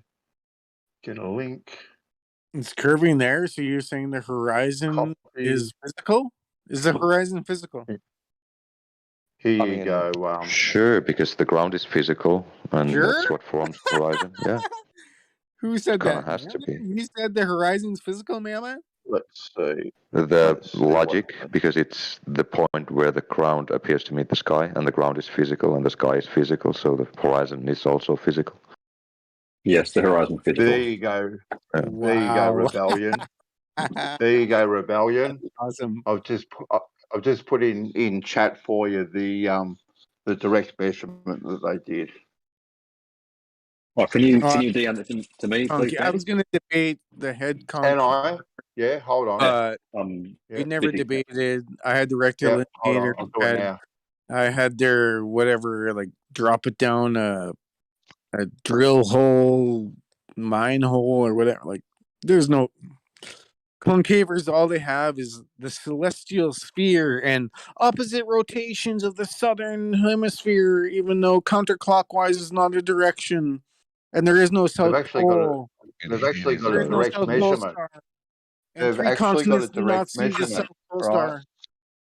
So to say they've got nothing else is actually incorrect. They actually have a direct measurement that was done. Over here in Finland, we Now, go whether to Don't have a round direct farms. measurement, sorry. whether drive that around, measurement is correct or not is neither here nor there. But they have done a It is. direct measurement.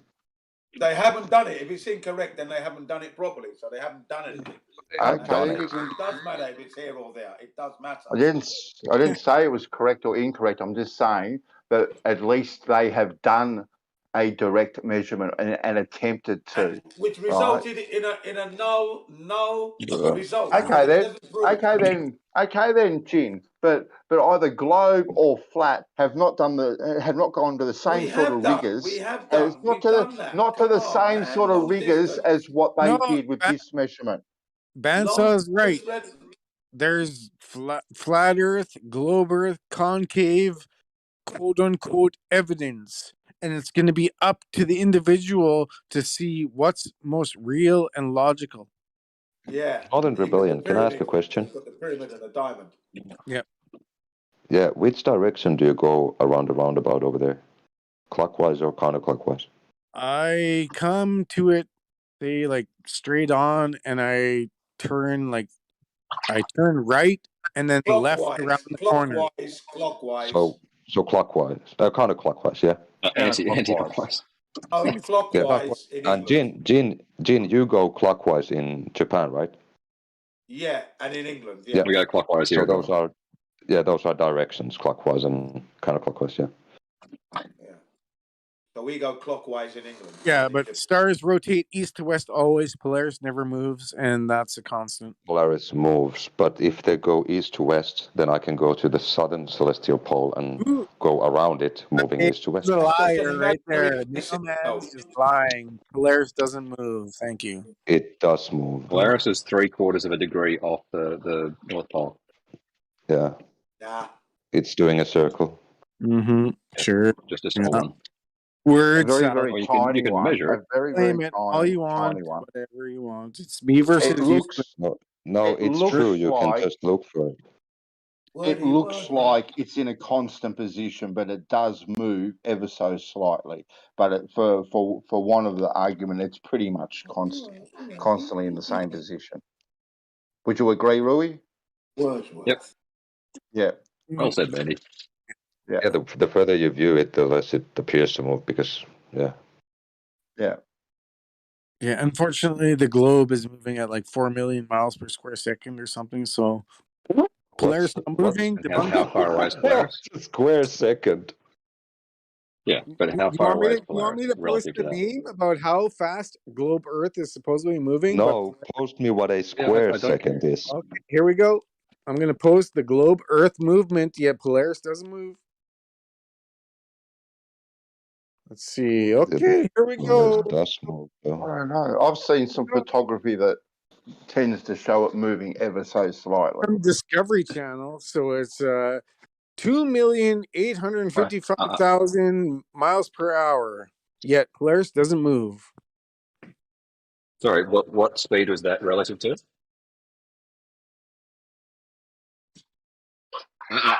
Go. Are you saying that it's not acceleration? Hang on. What? What speed First did you you give talk about relative to what? What? First you said that you have square seconds, and now you said that constant motion is acceleration. No, what number did you give? No, I gave 1,000 plus 600 or 6,000, 66,000 plus 550,000 plus 2,237,000. Yes. So the 2 million one, what's that? What is that? 2,855,000 miles per second or miles per hour. Yeah, what is it? 800 miles per second squared or 800 miles per second. What is it? That is the Like, four repeat the number motions again. of Earth Yeah, combined. fucking which one of them is that one? Fuck Four me, this is motions fucking of pulling Earth teeth.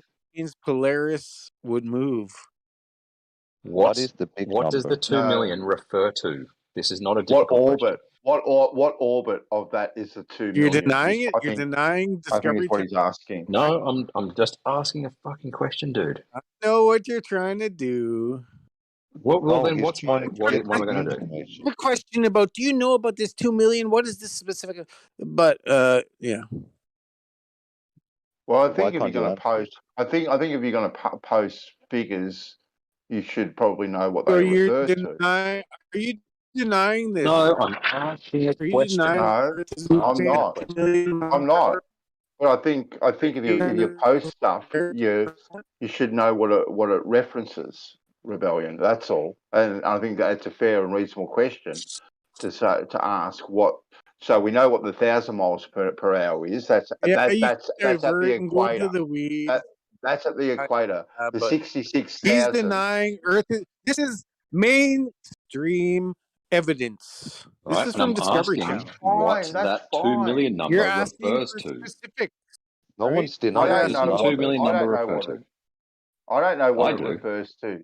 Okay, you do. I What do. does it refer to? Okay, well then I don't The, really. Which one is that one? the You speed don't of the know what it Milky Way. refers No, to. I Sorry, don't. the speed That's of our why I solar was. system through the. That's why I was interested in the These answer. are the four movements of the globe Earth. Isn't Okay, the speed of the Milky Way across the center of the universe? So they say the globe Earth is moving at 800 miles squared. No, it's not Jesus, squared dude. per second. Fucking Nope. hell. Is How can you okay, get this 800 miles per second, Yes. right? Yeah. Okay, and Polaris isn't moving. Yeah, again, I'm asking the question: what does the 2 million miles an hour figure refer to? What speed? 800 miles squared, and Polaris isn't moving. I don't care about your red Dude, herring It's straw not man. miles squared. it's a simple fucking question, dude. Miles per Yeah. second. Yes. Yeah. What's moving relative to what? 800 miles per second. Yeah. Polaris, What's moving relative to what? Polaris Yeah. doesn't move. Yeah. Yeah. If Again, the I'm going Earth to is keep moving, asking. if the Earth is moving at 2,237 miles per hour, what is that in relation to? That's the question. Yeah, you can try to divert and go into the weeds all you want. No, we're not trying to divert. We're trying to Jesus. stay on the topic. You Oh, don't no, know figure your it own out. model. You're conceding you don't know your own model. Oh, God. I think you're deflecting, conceding that you don't know what you're fucking talking about. Yeah, you don't know your own model. It's clear Thank that you. you don't know. It's clear clear that you you don't don't know. know your model. Rebellion. Yeah, you're I asking. was You're asking me to Rebellion. define your own model. This is your model. Rebellion. No, I'm asking you whether you know what Rebellion. you're talking about, and you clearly don't. Yeah, nice try. Keep Rebellion. No, it I is was because you asking. can't answer the I was question. asking a very honest question. Rebellion. I know what the 1,000 miles per hour represents, right? That's at the equator. I've got that one, right? The 66,000 and the 550 and the 2.2 and the nearly 3 million. All I'm asking you honestly, because I don't know, and I'm on your side. I just want to know what those numbers represent. That's all, mate. That's all. Okay, so Do you I'm want me to tell you, Mandy? I'm making it up, and this No, discovery. we're asking you whether you have any idea what you're talking about, because you clearly don't. This Discovery Do you Channel want the answers, Bandy? is debunked. You debunked the Discovery Channel. Thank you. Do you want the answers, Bandy? Oh yes, Bandy? I do. That's why I asked the question. Yeah. All right. 1,000 miles an hour is obviously the Earth's rotational speed, like 24 hours. Yes. Hang on, buddy. I Give me a get sec. that one. 66,000 is our orbit around the sun, like the Earth is moving that fast in our orbit. Yep. Right. The 550,000 is our solar system moving around the Milky Way, and the 2.2 million miles per hour is our galaxy moving towards or away even from other galaxies. All right. The reason that's important, the reason I asked him what's the 2.2 is because Polaris is in our galaxy. It's not moving away at 2.2 million miles per hour. I agree. The biggest number is irrelevant there. Yes, That was my Polaris. point. And I've demonstrated that he has no fucking idea what he's talking Polaris isn't moving. Thank you. I agree. about. Right, and let's Fucking talk about God. why it appears not to move. Do you want to do Because that? you're looking at how many 800 miles per second? Yet it's not moving. Thank you. How far away is it? Yeah. You're moving What's at its 800 relative miles motion? per second, and it's not moving. Yeah, and what is Polaris moving at in our galaxy as well? 0. It's not moving. No, it's moving at the same speed. Well, maybe it's the same speed. Depends how far it is from the galactic core. But it's moving fast as well. So relative to Not us, moving, folks. moving Not fuck all. moving. We don't notice any movement. Yeah, this is like me saying that if I'm sitting inside an airplane, I can't move. Just not moving. I'm not like moving. Tyson for the galactic core. This is like when I ask you, does Earth rotate under a helicopter? Exactly. Does Earth rotate under a helicopter? No, it does not.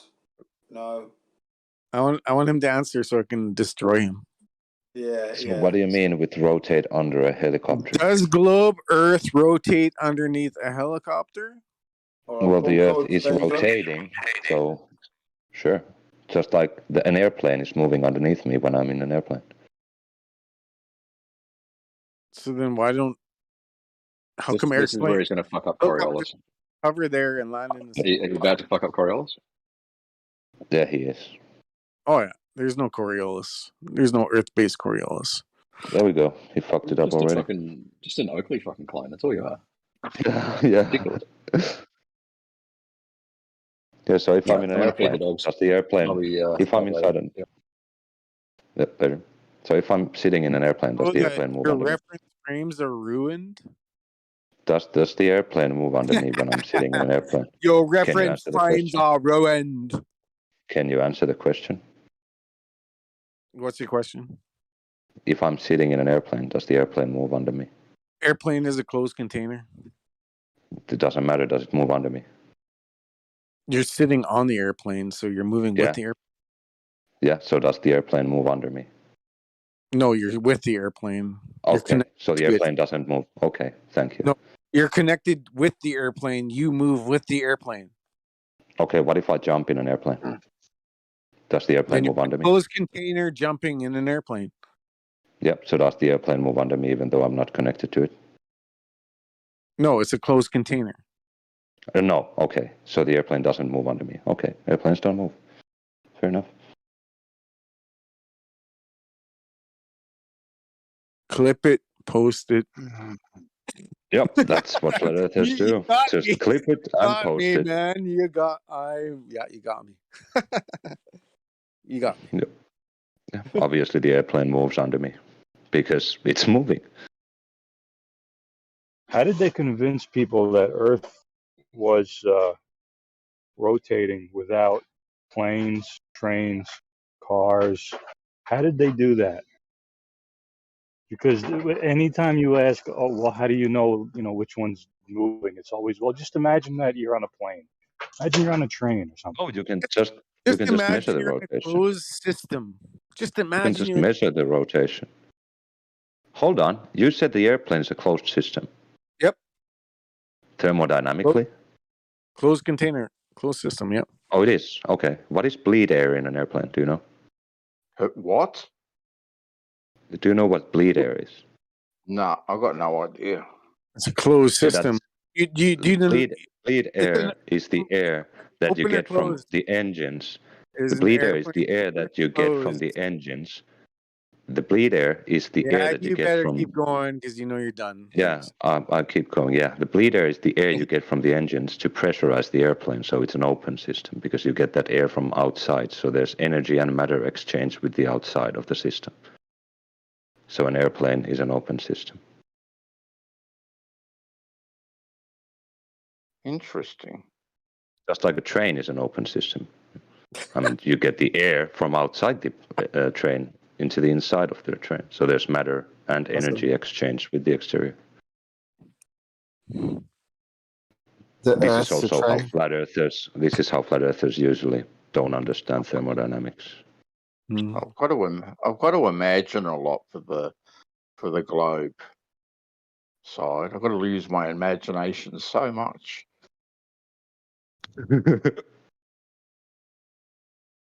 He just said a train and it is an open system. Yeah, because you get air, because you get matter exchange and energy exchange with the exterior, the outside of the system. So by definition, it's an open system. Well, they're not a completely sealed system, are they? Yeah, they're not closed; they're open. Oh.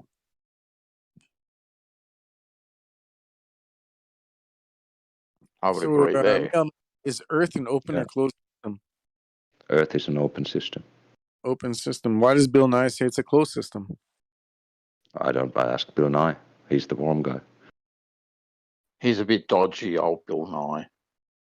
Yeah. So I think he said that it's a closed system because he said that in relation that we can't escape the Earth as humanity, we can't leave the Earth, so we're kind of stuck in here.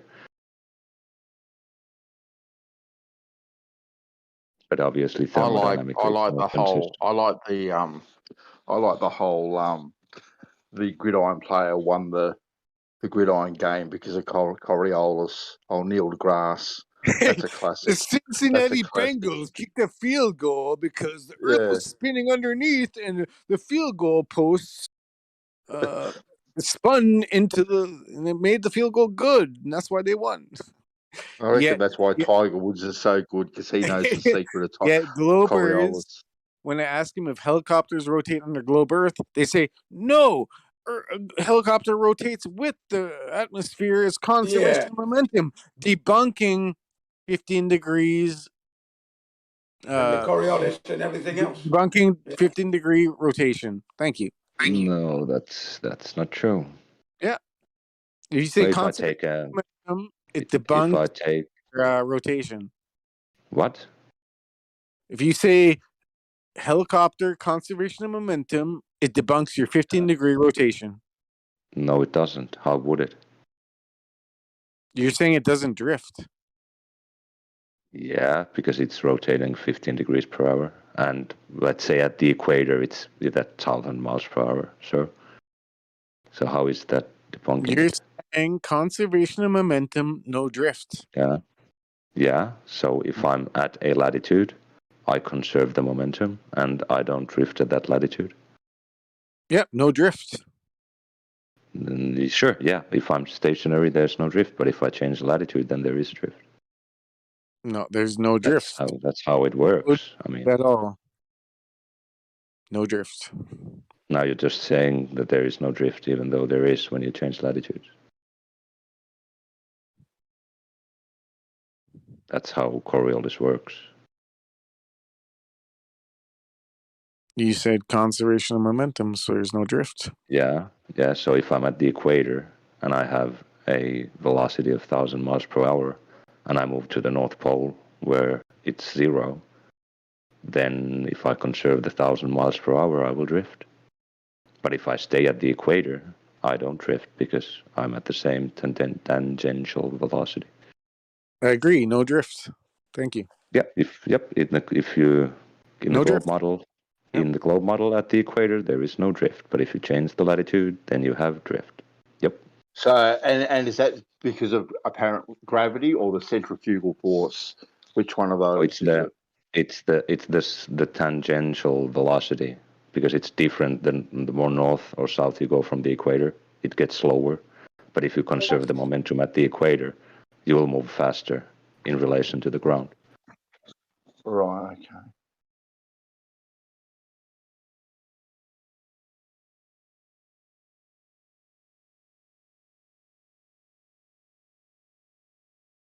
I think I gotta go for a quick nap before work.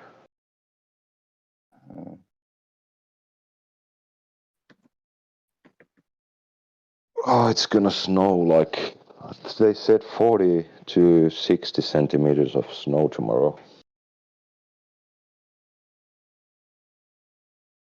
40 centimeters? Yeah, 40 to 60. That would be like the biggest blizzard in history.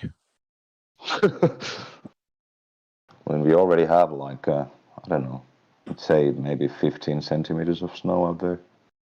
I have like 4-foot drifts. I have like 8-foot drifts, 10-foot drifts. Oh, minus that's 30. Yeah. But we get, yeah. we only got to, I think we had minus 20, 27 this year in November. You must be on like you must be on like Eastern US or some random, I don't know. Somehow you get I'm in Finland. That's weird. I didn't know there was that much snow, but if we got 40 centimeters, that would be like the biggest snowfall. And we're known for winter and cold, but oh yeah, because you're at right now you're at like 55 latitude or 60 latitude longitude or whatever. 53 or something. Yeah. Yeah, I'm at 49 and 50, and I'm at minus 30, minus 40. Oh yeah. So how are you so far north of me, yet I'm so much colder? Yeah, because weather is different in different places. I mean, there was snow in Turkey and Greece the other week. In Turkey? They had like 50%. Yeah. Damn. I mean, they have mountain ranges over there where they actually have snow, like in the winter. Okay. Yeah. But now there was some images of people, I mean, standing next to a palm tree with 50 centimeters of snow. That's crazy. It's crazy, yeah. Yeah. And sometimes it's snowing in the southern coast of Spain. So there's there's a lot of Finns who live there. And I've seen nice pictures from there when it's winter over there. Yep, it's fucking snowing and people don't know what to do with their cars and trucks, and because they're not used to it, so it's a surprise for them. Well, here we're used to it. We have studded tires or friction tires in the winter, mandatory.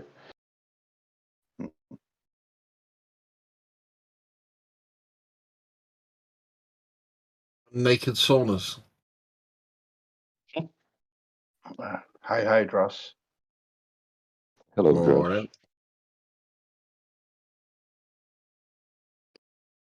What insanity has been spoken of this morning? The rectilineator experiment. Measurement. Sorry, rebellion. Measurement. That's good. I'm not.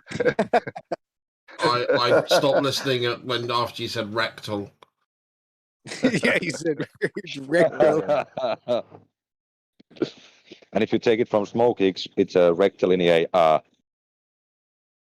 would go, wouldn't you? My ears perked up. Go ahead. Hey, Grim. Hey, guys. Yeah.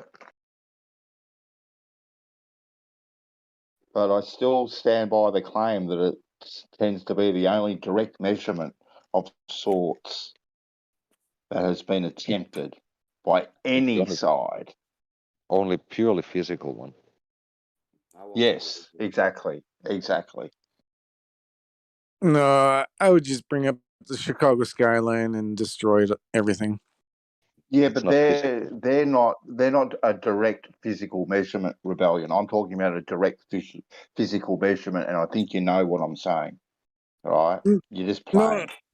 No, like if you can see, I know what you mean. Like, but it's just a man-made rectilineator. Mm-hmm. So I can make something that makes Earth a rectangle or triangle or whatever. I can make a man-made device that proves anything. Well, I think he was trying to make a perfect straight line. That was how he set out. No, the rectilineator was like measured and then it moved and measured and it moved and it measured and it moved into the water. It took him about 6 months to set up properly. All right. It's actually quite impressive the lengths that they went to conduct this measurement. Yeah, we all know that it's an unfeasible task with what they used, but it's a big task to do. Like the best is I say Chicago skyline, then the Glober says refraction, and then they're toast. Well, the problem I've got with the Chicago skyline is if you're saying that the Earth is flat, and that's why we see the Chicago skyline, and then why don't we see that skyline on a very regular basis? Why is it only when we've got extreme things going on within the atmosphere and the water that the atmosphere is above? And if you say it's refraction, then you're done. Yeah. Are you saying it's a mirage? Blooming? No, I he's asked you a asking question. No. Yeah.